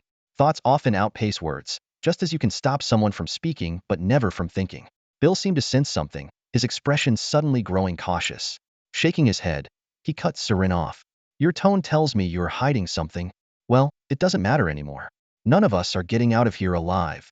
Hearing those words, Surin snapped his head toward the rugged, sallow face carved with lines like stone. His heart sank as the weight of the statement hit him. He instantly grasped the implication behind the words and silently cursed something was wrong. Yet before he could utter a warning, The old cowboy's ears twitched ever so slightly. He muttered in a low voice, "It's back. Watch yourself." Before the words had fully left his mouth, the cowboy's hand was already on the grip of his revolver. Surin knew it was too late. At that very moment, from the far end of the second-floor hallway, came the sound of water crashing like a tank suddenly bursting open. He turned to look, and what he saw made his blood run cold. A flood of bloody water surged forward, and from within it, a horrifying creature emerged. It was a grotesque humanoid beast, its skinless body a vivid red, its facial features blurred and indistinct. It resembled a gorilla that had been skinned alive. The suffocating aura it exuded was enough to confirm to Surin that this was no mere first-tier anomaly. He immediately understood it was a manifestation of the old cowboy's deepest fears. Though blind, the cowboy could not perceive the creature's appearance with his eyes. Instead, his other senses constructed a mental image, a grotesque abstraction of his inner dread. And this skinned, blood-drenched gorilla was the perfect embodiment of that fear. The moment the creature appeared, Bill reacted with stunning speed. He sprang to his feet, and in his hands appeared a massive submachine gun that resembled a Chicago typewriter. As he pulled the trigger, a torrent of bullets erupted, the rapid tat-a-tat-a-tat echoing sharply through the hallway. Surin immediately recognized the weaponized high-radiofire gun known as the Woodpecker. Despite being visually impaired, Bill's burst of bullets struck the creature's legs with pinpoint precision, tearing through flesh and sending a spray of blood into the air. Surin was stunned. It was clear this was the art of echolocation at play. The gorilla stumbled, its leg crippled, and its head slammed into the wall. Just as the sound of the impact rang out, Bill's left hand darted like lightning, drawing a black revolver the length of his forearm. He fired 3 shots in rapid succession. Bang, bang, bang. The 3 shots sounded almost as one. As a firearms expert, Surin instantly recognized Bill's mastery. The 3 consecutive shots were perfectly aligned, each bullet striking the exact same point on the creature's skull. This was an advanced firearm technique known as stacked shots. Surin's pupils dilated as he silently marveled. A true master, without a doubt. For an ordinary gunman, even using alchemical bullets, it would be nearly impossible to pierce the defenses of a second-tier anomaly like this. But by landing 3 shots on the same spot in such rapid succession, the damage was inflicted before the creature's defenses could recover. 1 shot to shake, 2 to break, 3 to penetrate. It was a feat Surin could only dream of achieving. This technique required not only extraordinary skill and precision, but also a specialized rune firearm. The heavy revolver in Bill's hand was none other than the legendary rune weapon known as the Viper's Kiss. In just a second or two, this blind gunslinger had grievously wounded a second-tier anomaly, an accomplishment that left Surin in awe. But the danger was far from over. Fear has a way of heightening the mind's activity, especially in the face of terror. The moment the first creature appeared, Surin had a bad feeling. And sure enough, before the blood gorilla could be fully dispatched, 2 more monstrosities materialized at either end of the hallway. These grotesque flying heads, so massive they nearly blocked the entire passage, were horrifying to behold. Their faces were featureless, like crude plaster sculptures, but their scalps were writhing with living black snakes. It was clear these new creatures were also born from the blind man's sensory imagination, manifestations of his fear. In a world without horror films, such monstrosities could only have been inspired by first-hand experiences or real-life terrors. Surin couldn't help but wonder, what on earth has this man been through to conjure nightmares like these? If I stay here any longer, I'll end up dead because of him. Realizing the stakes, Surin didn't hesitate. He turned and bolted up the stairs, retreating to the 3rd floor. Suluin stepped onto the 3rd floor once again, and a sudden silence enveloped him. The sounds of blood splattering, gunfire, and the monstrous roars from below seemed to have been wiped away by an invisible hand. He exhaled deeply, furrowing his brows as his thoughts raced. Blind detective, Bill has been here for months. With his tendency to overthink, there's no way he could have survived this long, Suluin reasoned to himself. What I saw earlier was most likely not a living person. This conclusion supported his earlier hypothesis. Once a person dies, the fear-manifested monsters disappear, and the space reverts to its original state. Otherwise, when he first arrived, the 2nd and 3rd floors wouldn't have been so eerily calm, devoid of any signs of battle. This is a triggered event, Suluin thought, a glimmer of understanding flashing in his eyes. It only activates when an outsider enters. The only uncertainty was whether the newly appeared monsters would pursue him. So far, luck seemed to be on his side. Despite the looming danger, Suluin decided to descend once more. After all, the 2nd floor was a necessary path to leave this place. He held his breath, listening intently for a while. Once he confirmed there were no unusual noises, he cautiously made his way downstairs. The scene before him was identical to what he had witnessed earlier. blind detective, Bill sat at the entrance of the clinic, blood pooling at his feet. Suluin's gaze sharpened. The storyline has reset? So this is the detective's lingering death consciousness. The old cowboy noticed Suluin again and asked the same question. Are you human? Yes, Suluin replied truthfully, while secretly planning to use his all-seeing eye to analyze the situation on the second floor and assess the blind man's condition. However, the moment his gaze swept over him, the blind man seemed to sense something and suddenly drew his gun. Suluin's pupils contracted sharply. Relying on his instincts as a firearms expert, he detected the danger from the blind man's subtle movements. Without hesitation, he darted up the stairs. Almost simultaneously, a deafening gunshot rang out, and the bullet whizzed past his thigh, grazing it. If not for his quick reflexes, that shot could have cost him his life. Back in the third-floor corridor, the second floor returned to its eerie tranquility. Suluin exhaled deeply, murmuring under his breath, a true master of firearms. The gap in skill is undeniable. It was no surprise that Bill would fire at him. If Suluin were in his position, encountering a suspicious human in such a sinister hospital, he might have reacted the same way. That was precisely why Suluin had stayed near the stairs earlier. Although he sustained a minor injury this time, he managed to confirm a few facts. During that brief moment of analysis, he noticed that Bill's status was not labeled as human, but rather as a manifested soul.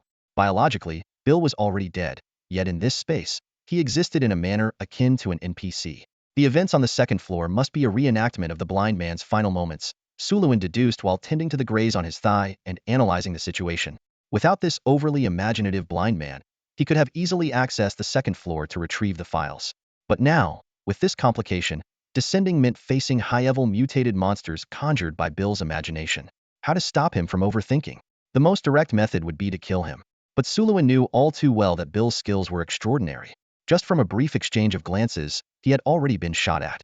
If Bill truly intended to kill him, Suluin wouldn't even make it down the stairs before being riddled with bullets. Eliminating him was out of the question. Suluin replayed the earlier encounters in his mind.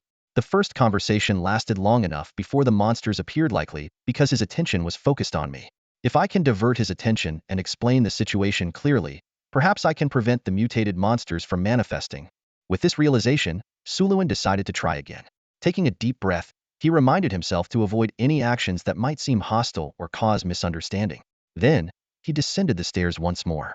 As expected, the old cowboy was still seated on the bench, blood pouring from his body. Bill noticed him immediately and, for the third time, asked the same question. Are you human? Yes, Suluin replied. The conversation unfolded just as it had before, with Bill attempting to probe Suluin's background. This time, Suluin chose not to hide anything and directly shared his discovery. I've figured out the rules of this cursed space. The monsters here are manifestations of what's in our minds. As long as we control our thoughts, the monsters won't appear. Since Bill was already dead, Suluin saw no need to withhold this information. Besides, a skilled firearms master who showed no hostility could potentially become a powerful ally in this cursed space rather than an enemy. Hearing these words, Bill's brows furrowed deeply as he fell into contemplation. In an instant, the blind detective, renowned as a master sleuth, had a sudden realization. A flicker of understanding crossed his face. No wonder, he murmured under his breath. I thought those grotesque monsters seemed familiar. So that's why? Surin noticed that no monsters had appeared nearby, leading him to suspect that the blind detective had managed to control his terrifying thoughts. Deciding to recruit Bill as a temporary ally, he spoke up. Mr. Bill, I've heard of your reputation. I believe if we want to escape this cursed space, it's best to search for a way out together. Bill nodded without hesitation, his voice firm and steady. Yes, I could use a partner. To Surin's surprise, Bill already had a method in mind to break out of this cursed space. The seasoned cowboy detective laid out his thoughts directly. There are typically 3 ways to break a cursed space. First, eliminate the source of the curse that created the space. Second, locate the cursed object. Third, generate an energy wave so powerful that it forces the space to collapse. He paused briefly before continuing. But this particular space is unusual. It pulls in anyone who becomes aware of its existence. And the rule you discovered about the manifestation of malicious thoughts makes me almost certain the source of this cursed space is likely an incredibly strong grudge. Incredibly strong? Surin frowned deeply, realizing the situation was even more dire than he had anticipated. His understanding of cursed spaces was far more limited than Bill's, and many of these concepts were entirely new to him. He hadn't expected the process of breaking a cursed space to be so intricate. Bill went on to analyze. Judging by the current circumstances, the danger level of this cursed space is already at its grade. The power of the cursed source may be beyond what we can handle. So, recklessly searching for it would be extremely dangerous. He paused again before adding, however, I've learned of a special method to deal with grudge-based spaces from certain sources. Perhaps we can give it a try. Though Surin now knew a potential way to resolve the situation, he asked out of curiosity, what method?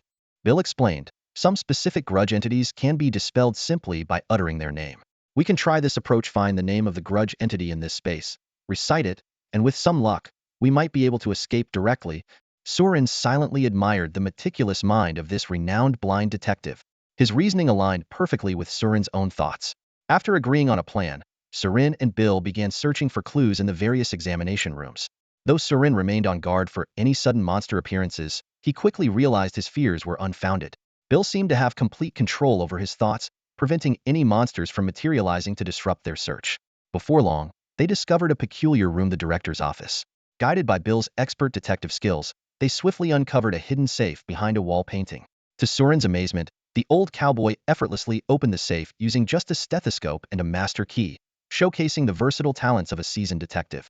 Inside the safe, there were no valuables, only a stack of thick notebooks. Surin picked up one and flipped through it, immediately realizing they had stumbled upon a critical clue. These notebooks were filled with entries from an experiment diary titled Living Corpse Research, with around 20 or 30 volumes in total. Nearly every diary was signed with the same name, Termido M. Chekhov. Surin skimmed through a few pages and found them densely packed with data, arcane runes, and alchemical knowledge. The content was so advanced that much of it was beyond his comprehension.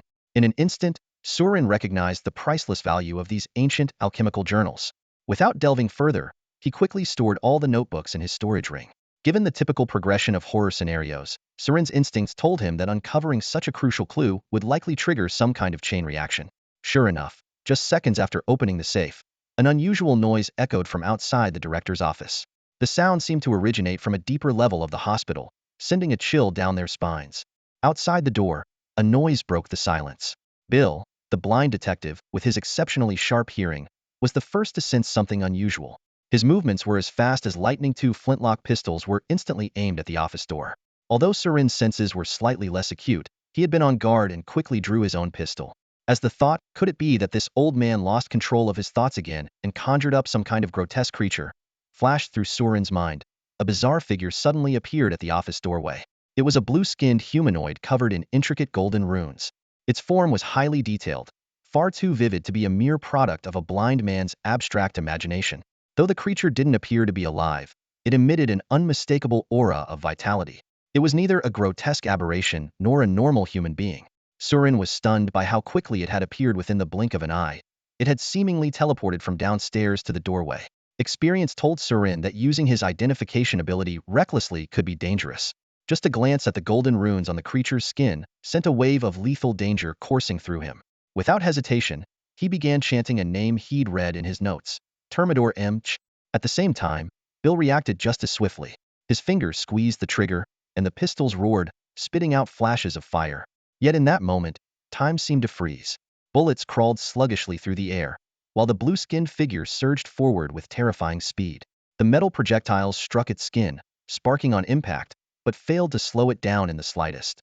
In the blink of an eye, the creature had closed the distance to Surin and Bill. With a simple yet devastating punch, it struck Bill's head. A sickening boom echoed as crimson sprayed everywhere. The renowned master marksman didn't even have a chance to fight back before he was killed instantly. The creature then turned its attention to Surin, raising its fist to strike again. What Surin felt wasn't just the speed of the punch, it was an incomprehensible force, a pressure so overwhelming it made his scalp tingle and his body feel on the verge of bursting apart. Fortunately, at the very last moment, Surin uttered the final syllable of the name he had been chanting. In an instant, the surrounding light and shadows shifted dramatically. The hospital scenery vanished, replaced by the underground basement at 88 Ginkgo Street. Surin gasped for air, as though he'd just escaped from the crushing weight of a collapsing mountain. Cold sweat poured down his face like a waterfall, and his eyes gleamed with disbelief. So powerful, he thought with lingering fear. What kind of tear is that living corpse? Reflecting on the encounter, he realized he hadn't even had a chance to use his identification ability. Just a single glance at the creature had filled him with an instinctive dread, a fear so profound it felt forbidden to even comprehend. That blue-skinned monster's strength far surpassed anything he'd ever witnessed from other professionals. Surin carefully recalled the runes etched into the creature's skin. Compared to the commonly seen basic, intermediate, and advanced runes class 1, 2, 3, these golden runes were so intricate they resembled an unfathomable script. Their mere glow exuded an oppressive aura. Surin immediately connected them to the research in his journal, realizing that the blue-skinned figure was a living corpse. The fact that the blind detective Bill had been instantly killed by the creature cast a heavy shadow over Surin's mind. This sense of crushing power was unlike anything he'd experienced, even after facing death numerous times. He felt a surge of gratitude for not recklessly heading to the morgue earlier. Otherwise, he'd likely already be dead. Looking around the empty basement, Surin's expression turned grim. He made a chilling assessment in his mind. For a creature to kill a Tier 2 professional so effortlessly, this cursed space wasn't just a red level, it was a black T-sealed level. He felt a wave of relief wash over him. Thankfully, the Eye of Truth had provided him with the method to escape the space, and he had found a temporary ally to uncover the clues. Otherwise, facing that creature alone would have left him with no chance of survival. As for the old cowboy, since he was already dead, Surin felt no guilt about inadvertently using him as a shield. Even at the exact moment Bill was shot in the head, Surin's body instinctively absorbed the dissipating gray mist from the corpse. A flood of information surged into his mind. Acquired memory fragments of Bill Strauss IV. Black Tower Academy Vice Principal Nicola J. Emmerich has defected. The organization has ordered his capture. I found a lead at 88 Ginkgo Street, but it seems to be a trap. You have grasped the basics of sound-based positioning. You have mastered malicious intent detection. You have unlocked the advanced gunfighting technique. Multi-layered shot. Firearm experience 547. Mental power 1.19. With the immediate danger resolved, Surin snapped out of his heightened state of tension. To his astonishment, he realized Bill's soul had been perfectly preserved in the space, even though the man had been dead for months. For a fleeting moment, Surin wondered if he might encounter the blind man again the next time he entered. But he quickly dismissed this dangerous notion. Reflecting on his gains, Surin felt it had all been worth it. The newly acquired skills had dramatically heightened his perception and combat capabilities. Sound-based positioning and malicious intent detection were practically tailor-made for a gunner, one enhancing auditory perception, the other amplifying mental awareness. As he processed the memory fragments, it was as though a new world had opened up to him. The once quiet basement was now alive with faint sounds. He could distinctly hear the scurrying of rats within the walls, the movements of cockroaches, and even the subtle flow of air. Malicious intent detection, on the other hand, explained why he'd been shot the moment he attempted to appraise Bill earlier. It was an advanced evolution of his existing ability. Not only could he sense killing intent now, but he could also detect other forms of malevolence.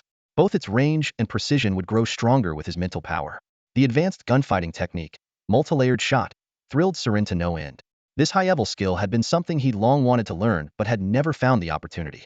Now, he had achieved it in one go. He could already feel himself capable of executing a double shot, and as his strength increased, mastering further layers would come naturally. However, the information within Bill's memories gave Surin pause. The defection of the Black Tower Academy's vice principal? From what he'd seen in the memories of the assistant, Rosa, Nicola J. Emmerich had seemed like a kind and benevolent elder. The term defection felt jarring. Where could a man of such immense influence possibly flee? Surin chose not to delve too deeply into the entanglements of the inner city's powerful figures, but another detail caught his attention. Bill had realized he had fallen into the vice principal's trap. Could this place also be a trap? If it truly was a trap, wouldn't someone come to check on their prey? Like a spider always watching its web. A sudden wave of alarm washed over Surin. Without hesitation, he grabbed the scythe containing the black blade and dashed out of the room. His instincts, as it turned out, were spot on. Suluin had just darted from the basement to the living room when he immediately felt an unfamiliar gaze fixed on him. This faint sense of being watched had become strikingly clear ever since he acquired Bill's sensory abilities. The person was standing right behind him, near the bay window. His heart tightened as he reacted in an instant. With one hand, he summoned 2 rune puppets from his coat, positioning them defensively at his sides. His other hand gripped the handle of the black box, ready to tear open a spatial rift at a moment's notice. This confirmed his suspicion. The house was a trap, and the hunter had come to inspect their prey. If it truly was the rogue vice principal of the Black Tower Academy, Suluin knew he would only have one chance to strike. He didn't draw his gun. Instead, he prepared to act before the other party could react. Even if it meant risking a fatal backlash, he was determined to take down the Watcher in one decisive move. Suluin prided himself on his quick reflexes, but the intruder was even faster. Just as he turned to locate the intruder, an eerie scene unfolded. His body suddenly froze in place, as though the air itself had solidified and trapped him. "You actually made it out alive?" A voice full of surprise sounded from behind him. A top-tier professional, Suluin murmured to himself, then relaxed slightly. The disparity in strength was undeniable, and he couldn't sense any killing intent from the other party. The intruders stepped forward calmly, their voice steady. Don't misunderstand. I mean you no harm. Immobilizing you was for your own safety, to prevent you from doing something regrettable. Suluin feigned ignorance. Given your status as a high-level professional, breaking into my home uninvited seems a bit inappropriate, doesn't it? The figure, cloaked in black with their face obscured, responded with a tone that was half praise, half amusement. You're impressively alert. Anyone else high-level professional or not would probably be dead by your blade right now. Suluin stayed silent, realizing the intruder might have discerned the nature of the item in his black box. He knew that it would be nearly impossible to keep the scythe today. The cloaked figure seemed to read his thoughts. That's Hypnos Knight scythe you're holding, isn't it? I didn't expect it to fall into your hands. But don't worry, I'm not interested in it. What's a treasure to others isn't much use to me. Besides, there aren't many who could force me to wield such a weapon. In a real fight, it wouldn't make much difference. Suluin caught the subtext. In Old Lingdon, there were only a handful of individuals who could compel this person to use the Knight Scythe. This level of power was likely even more unfathomable than the Cross Society's leader, the Arbiter Chuck. If they weren't here for wealth or bloodshed, then what was their purpose? As Suluin pondered, the cloaked figure suddenly asked, Did you recently visit the black market to find a master craftsman to forge a special set of implants? Sulin's pupils contracted as he rapidly replayed his actions, trying to pinpoint when he might have slipped up. Yet no matter how he thought about it, he couldn't fathom why a high-level professional would be tracking him. No, you've misunderstood. I was merely guessing, the figure said casually. I haven't been following you.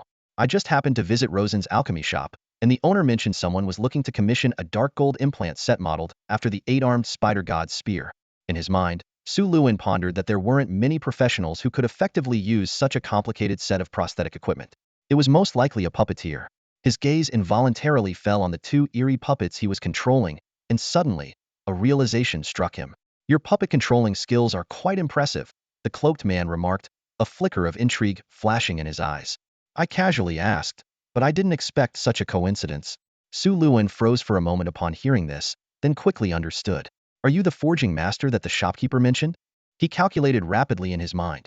Among first-tier professionals, very few puppeteers could utilize such intricate equipment. He hadn't expected to encounter this person in such a way. The cloaked man chuckled lightly. A forging master? You could say that. He had already lifted the binding spell on Suluin and casually inquired, Does your prosthetic equipment still need forging? Of course. Suluin felt a sense of relief in his body but refrained from making any rash moves.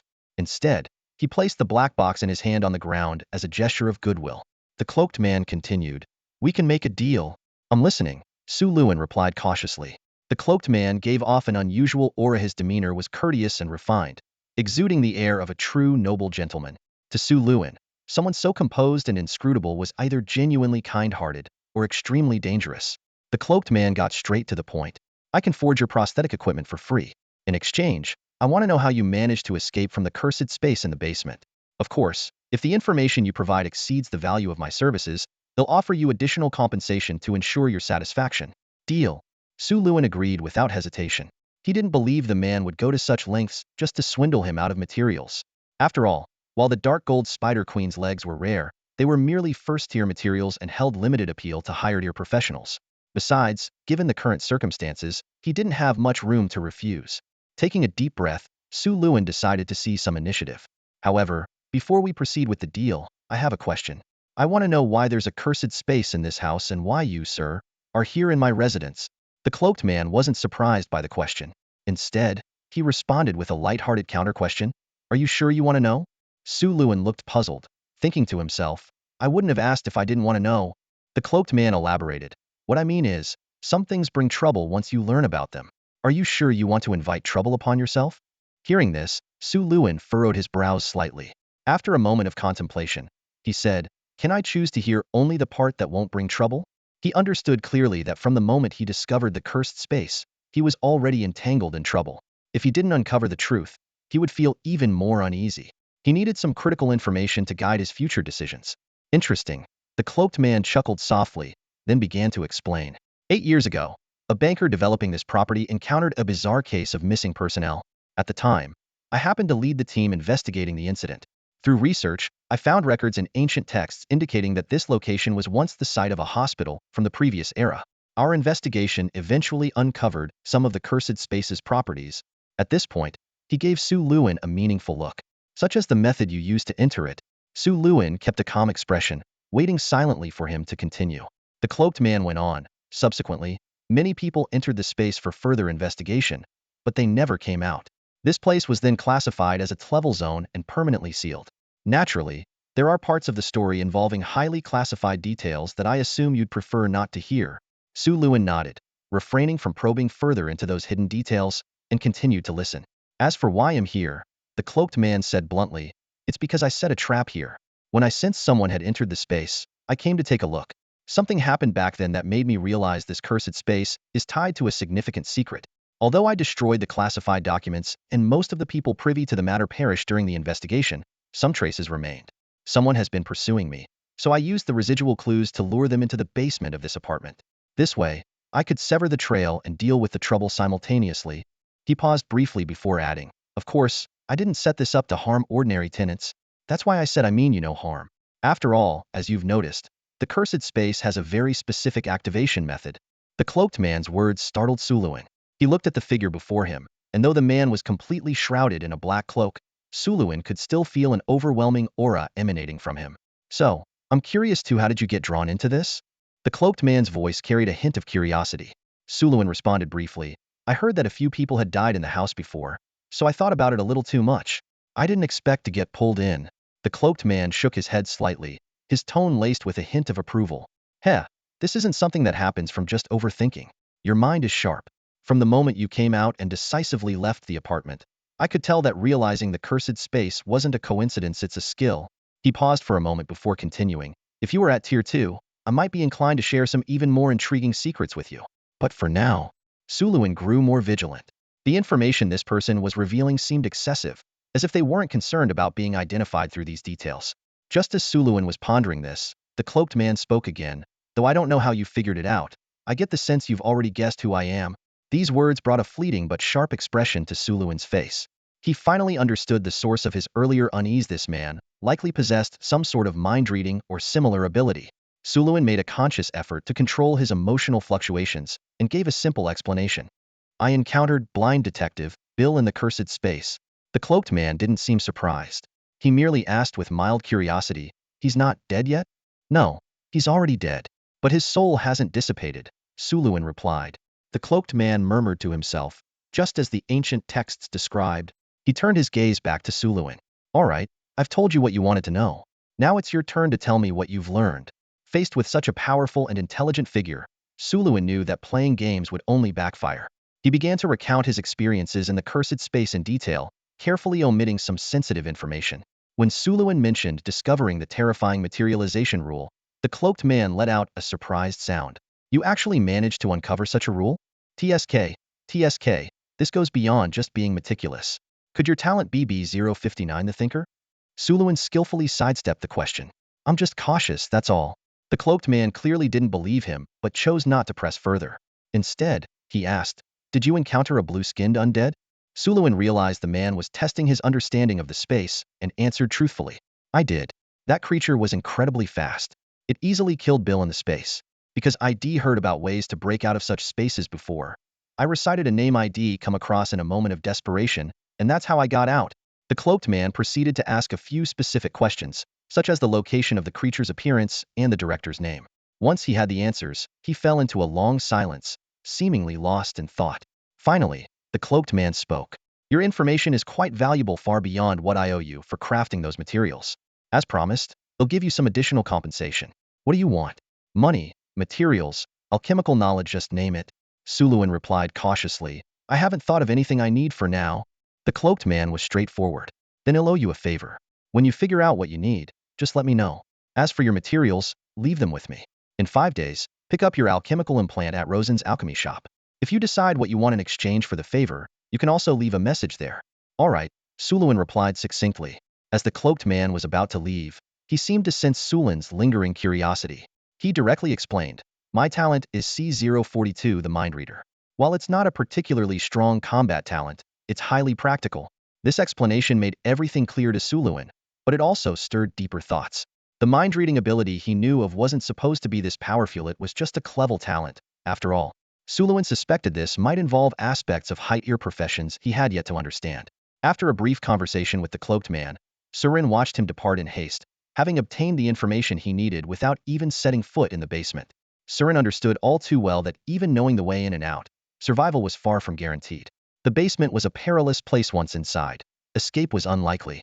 If one were to encounter the super-deer blue-skinned undead lurking there, even the most elite professionals in Old Lington would struggle to get out alive. This uninvited visitor had indeed caught Surin off guard. From start to finish, the cloaked man displayed no hostility. His demeanor was polite. His words Refineath carried himself like a true gentleman. Surin couldn't help but wonder what could have driven this courteous deputy headmaster of the Black Tower Academy to defect from the inner city. Perhaps, as he had hinted, it was the knowledge of certain forbidden secrets that could bring about his own demise. Surin's unique experiences had honed his ability to read people better than most. At the very least, he could clearly discern goodwill from malice. In fact, he found that Nicola J. Emmerich, the cloaked man, might just be the most agreeable person he had met since being thrust into this harsh world. As the cloaked man disappeared into the distance, the lingering sense of crisis in Surin's heart dissipated. The hunter behind the trap had revealed himself, explained his intentions, and the mystery was finally resolved. Surin glanced at the house he had been so fond of, a resigned expression crossing his face. It seemed he would have to move again. Though the cloaked man assured him that the trap wasn't meant for ordinary tenants and that he wouldn't return to disturb him, Surin had no desire to stay. Any place entangled in the power struggles of top-tier professionals was best avoided. The basement, in particular, was now off-limits entirely. He decided to take some time the next day to pack up his belongings and move out. At that moment, something occurred to Surin. He retrieved a notebook from his storage ringa journal he had taken from a safe in the cursed space. The cloaked man hadn't inquired about it, and Surin had deliberately refrained from mentioning it. Now that he had some free time, he opened it to examine its contents. The journal was a handwritten manuscript, its pages densely packed with text and diagrams. Flipping through it casually, Surin saw detailed colored pencil sketches of human anatomy, arms, skulls, bones, and even internal organs rendered with meticulous precision. The author's artistic skill was remarkable, and the illustrations were so detailed that they reminded Surin of the anatomical prints from his previous life. Every blood vessel, nerve, and muscle fiber was depicted with crystal clarity. In addition to the illustrations, the journal contained extensive notes explaining the functions of human organs, the mechanisms of blood, muscles, and the brain. It even detailed where runes should be inscribed on specific blood vessels. There were also numerous diagrams of unfamiliar auxiliary devices, complete with scales and schematics of oddly shaped components. As Surin flipped through the journal, he marveled at the astonishing level of life science research achieved by ancient alchemists. The fusion of life sciences and the mystical art of alchemy opened up an extraordinary frontier. However, with his current basic level understanding of alchemy, most of the journal's contents were incomprehensible to him. It was like a grade schooler stumbling upon a quantum mechanics research paper. While he could recognize some of the words, the overall meaning was beyond him. He had previously been curious about the super-deer runes on the blue-skinned undead. Now, after reading the journal, he felt nothing but a chill down his spine. The journal did indeed document the methods for creating those runes and their underlying principles. However, it wasn't written as a textbook but as an experimental log, lacking any step-by-step explanations and focused solely on recording specific research findings. Furthermore, sensitive research content was clearly encrypted. After flipping through a few pages, Surin gave up trying to make sense of the advanced concepts. These super-deer insights were likely beyond the understanding of not just him, but also the majority of people in Old Lington. At the same time, a question arose in his mind. Why was there such a vast gap between ancient alchemy and its modern counterpart? What had happened to the missing stages in between? Abandoning his attempt to decipher the journal's dense academic content, Surin turned his attention to the parts he could comprehend. As he read, the origins of the Undead Research Journal gradually became clear. The simplest explanation of alchemy is the transmutation of base metals into precious ones, like gold. But in truth, alchemy is neither mysticism nor magic, it is a science. The field of alchemy revolves around three ultimate pursuits: resurrection of the dead, transfer of life, and creation of life. This journal, penned by a mad ancient alchemist named Thermidor M. Chekhov, documented his experiments on reanimating corpses. Following the timeline recorded in the journal, Surin found the first entry, dated January 2nd, 1221. Surin opened the first diary and was startled to see a familiar name, Pistoia. This immediately reminded him of the ghostly little girl in the cursed space of Storm Manor. The diary began with the following entry. "Ah, it's all because of my research mistake that Miss Pistoia suffered such misfortune. Why can't I bring her back to life?" While poring over the research left behind by ancient alchemists, I found numerous inspirations. At last, I decided to restart the project on resurrecting the dead. Surin frowned deeply, recalling his own experiences when he crossed into this world. He finally understood the origin of that little girl. Pistoia Isaac was likely a relative of the legendary alchemist Sir Isaac, who was hailed as a demigod of alchemy in a previous era. This also explained why the dilapidated manor's underground chamber housed an altar capable of awakening steer talents. The diary contained little information about Pistoia, leaving Surin unable to deduce what had truly happened to her. However, the subsequent entries left him wide-eyed. What followed was a detailed research log documenting the resurrection experiments of a mad scientist. March 21st, 1221. Subject 001. I began the experiment using a fresh corpse. As the dates progressed, the scale and complexity of the experiments escalated. The researcher started with cadavers from hospital morgues, then moved on to patients, and eventually even purchased slaves as experimental subjects. He developed a substance called X serum that could restore partial life functions to corpses. November 7th, 1222. Subject 1135 exhibited signs of mutation after being injected with X serum, yet miraculously survived. His physical abilities improved to an astonishing degree.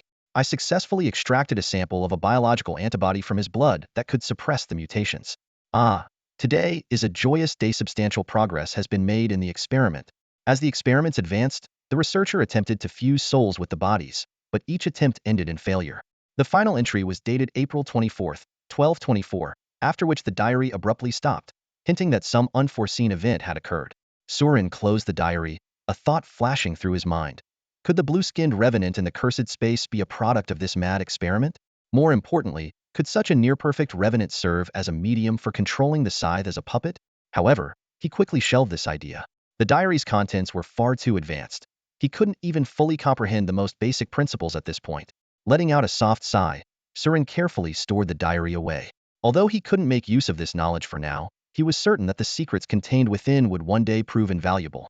Suluin did not return to rest at 88 Ginkgo Street, but instead chose a random inn to spend the night. As night fell, he made his way to the Three Muskets Tavern, where he collected a reply from the mysterious alchemist as agreed. The letter arranged a meeting at the same spot at 10 a.m. the next morning. The following day, Suluin carried out his routine patrol as usual before heading to the arena to pass the time. It was worth noting that the arena had been unusually lively over the past 2 days. The VIP rooms on the second floor seemed to be hosting several influential figures from the inner city. Bets at the casino were getting larger, and the battles in the arena were becoming increasingly brutal. The gamblers were thrilled, and Kai and the others viewed this as a promising sign of prosperity for Green Street. However, standing quietly by the arena, Suluin sensed an undercurrent of danger hidden beneath the unusual excitement. Nonetheless, he wasn't overly concerned after all. The livelier the arena, the more soul fragments he could harvest. At dawn, as the deadly battles in the arena concluded, Sulin's work for the night came to an end. He hired a few laborers to move all the equipment out of the basement at 88 Ginkgo Street. Since he hadn't found a suitable residence, Suluin decided to rent a basement near the Green Street shooting range on a long-term basis. Although the concentration of dark energy in the new location was less than ideal, it was quiet enough with the door shut, making it a passable workshop and training space. For target practice, he could conveniently use the shooting range next door. With time to spare after moving, Suluin began calibrating 2 pieces of advanced training equipment. First, he tested the neuromuscular bioelectric stimulation device. Once connected to his body, a current-like energy coursed through his muscles, stimulating the muscle fibers continuously. After just 30 minutes of training, the results were immediately apparent. Thanks to his precise control over his BODIS data, Suluin confirmed that the device was indeed effective, achieving training results about 3 times better than conventional methods. Next, he tested the steam-powered ultra-low temperature therapy device. After intense physical activity, muscles are typically in a highly excited and fatigued state, requiring rest and recovery to promote improvements in strength, endurance, and lactate threshold. Spending 2 to 3 minutes in an environment below -100 degrees instantly alleviated the fatigue in his muscles, significantly enhancing recovery efficiency and shortening the recovery period. Although these devices greatly improved his physical training efficiency, Suluin was not satisfied. He knew well that in this world, beyond advanced technology, the most potent and direct way to enhance the body was through alchemical potions. At exactly 10 a.m., Suluin arrived punctually at the dilapidated warehouse where the previous transaction had taken place. This wasn't his first time dealing with the group, and the young men pretending to be gang enforcers were visibly more relaxed this time. Once again, Suluin met the mysterious alchemist. For some reason, as he looked at the figure wrapped tightly in layers of clothing, he couldn't help but find the term semi-mutated human from his identification results glaringly unsettling. Previously, due to his limited understanding, Suluin hadn't grasped the full implications of this term. However, after harvesting the memories of those Black Tower Academy assistants during his journey in the underground caverns, he had gained a foundational understanding of biology, making the situation seem all the more remarkable. In theory, mutation is an irreversible process, and once it occurs, the individual is destined to become a mindless monster. Hence, the fact that this alchemist, named Danny, remained in a semi-mutated state was particularly extraordinary. This brought to mind some advanced knowledge Suluin had come across in the undead research journal he had read the previous day. 1,000 years ago, a mad warlock had successfully extracted mutation-suppressing samples from live experiments, making the mutations in undead creatures controllable. While Suluin couldn't be certain about Danny's specific condition, he couldn't shake the feeling that there was a connection between the two. As Suluin was lost in thought, the alchemist Danny broke the silence and asked, "Sir, what potion are you looking to purchase this time?" Snapping out of his contemplation, Suluin replied, "The anti-mutant repellent you sold me last time saved my life. I'd like to stock up on some more." While it had actually saved Reyna, it had, in a way, also protected Sulin's identity. Carrying a dose on him might prove useful in the future. Hearing this, Danny appeared somewhat hesitant.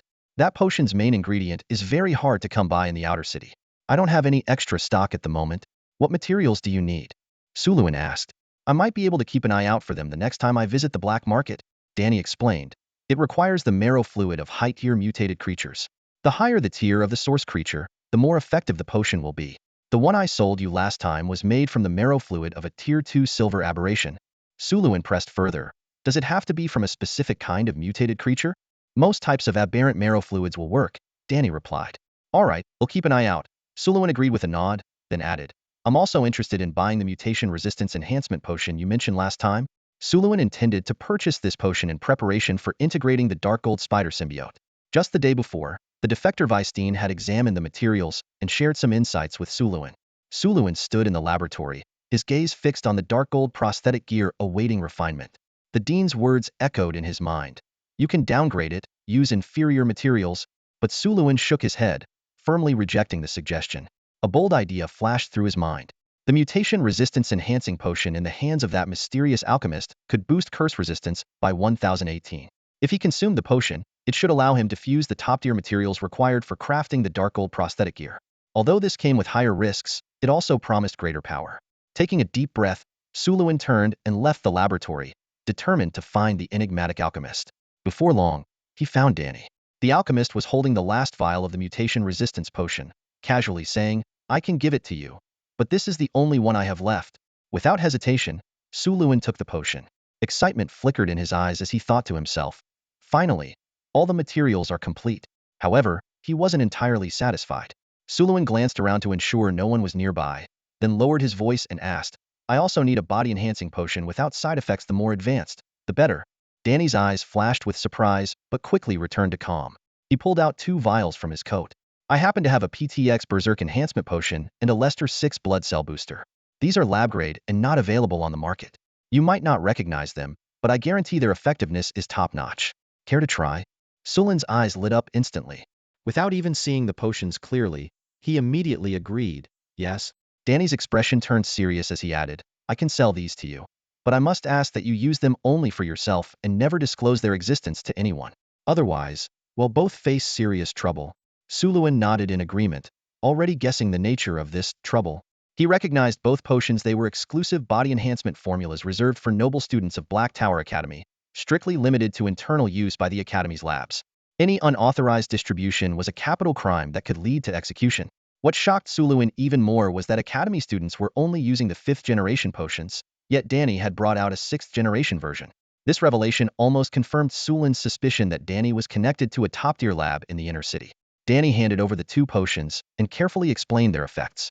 Suluin activated his all-seeing eye to scan them, and the overwhelming potency of the data convinced him to buy them on the spot. How much? Suluin asked eagerly. Danny hesitated. They're not sold on the market, so I don't know their exact value. But just the material costs alone exceed 500,000. Without hesitation, Suluin replied, let's make it 800,000. The transaction was completed swiftly, and Suluin secured the 2 precious potions. He then asked, they'll need more of these in the future. Is that possible? Danny looked troubled. That'll be difficult. Without access to a lab of this caliber, even with the materials, These potions can't be produced. Although slightly disappointed, Suluin was already thrilled to have obtained such advanced potions. Their effects would last for several months, giving him time to find another solution. Before leaving, Suluin said to Danny, I know your potions won't be sold on a large scale, but if you ever have others to sell, you can contact me directly. I can guarantee your confidentiality, and the price will always satisfy you. Danny nodded. Understood. Suddenly, Suluin thought of something and casually asked, by the way, during my last expedition in the underground caverns, I came across many mutated aberrant creatures. Do you know what's going on? These creatures were of unfamiliar types and much stronger than ordinary aberrants. Danny hesitated, clearly reluctant to speak. But considering the deal they had just made, he offered a brief explanation. I heard that a few years ago, there was a major accident in one of the inner city labs. Some special substances leaked into the city's sewer system, triggering biological mutations. I don't know the details, but if you're hunting down there, it's best to avoid the sewers. An experiment gone wrong, huh? Suluin nodded thoughtfully. Got it. 2 days later, Suluin returned to the black market. When he finally acquired the 8-armed spider godlance prosthetic gear, a surge of exhilaration filled his heart. He carefully inspected the masterpiece-like equipment, thinking to himself, the finished product turned out even better than I imagined. That's all for today. Thank you so much for watching. I hope you guys enjoyed. If you wish to have another part of this recap, please give us at least 1,000 likes. Please don't forget to comment and subscribe to our channel for more content like this. Until next time.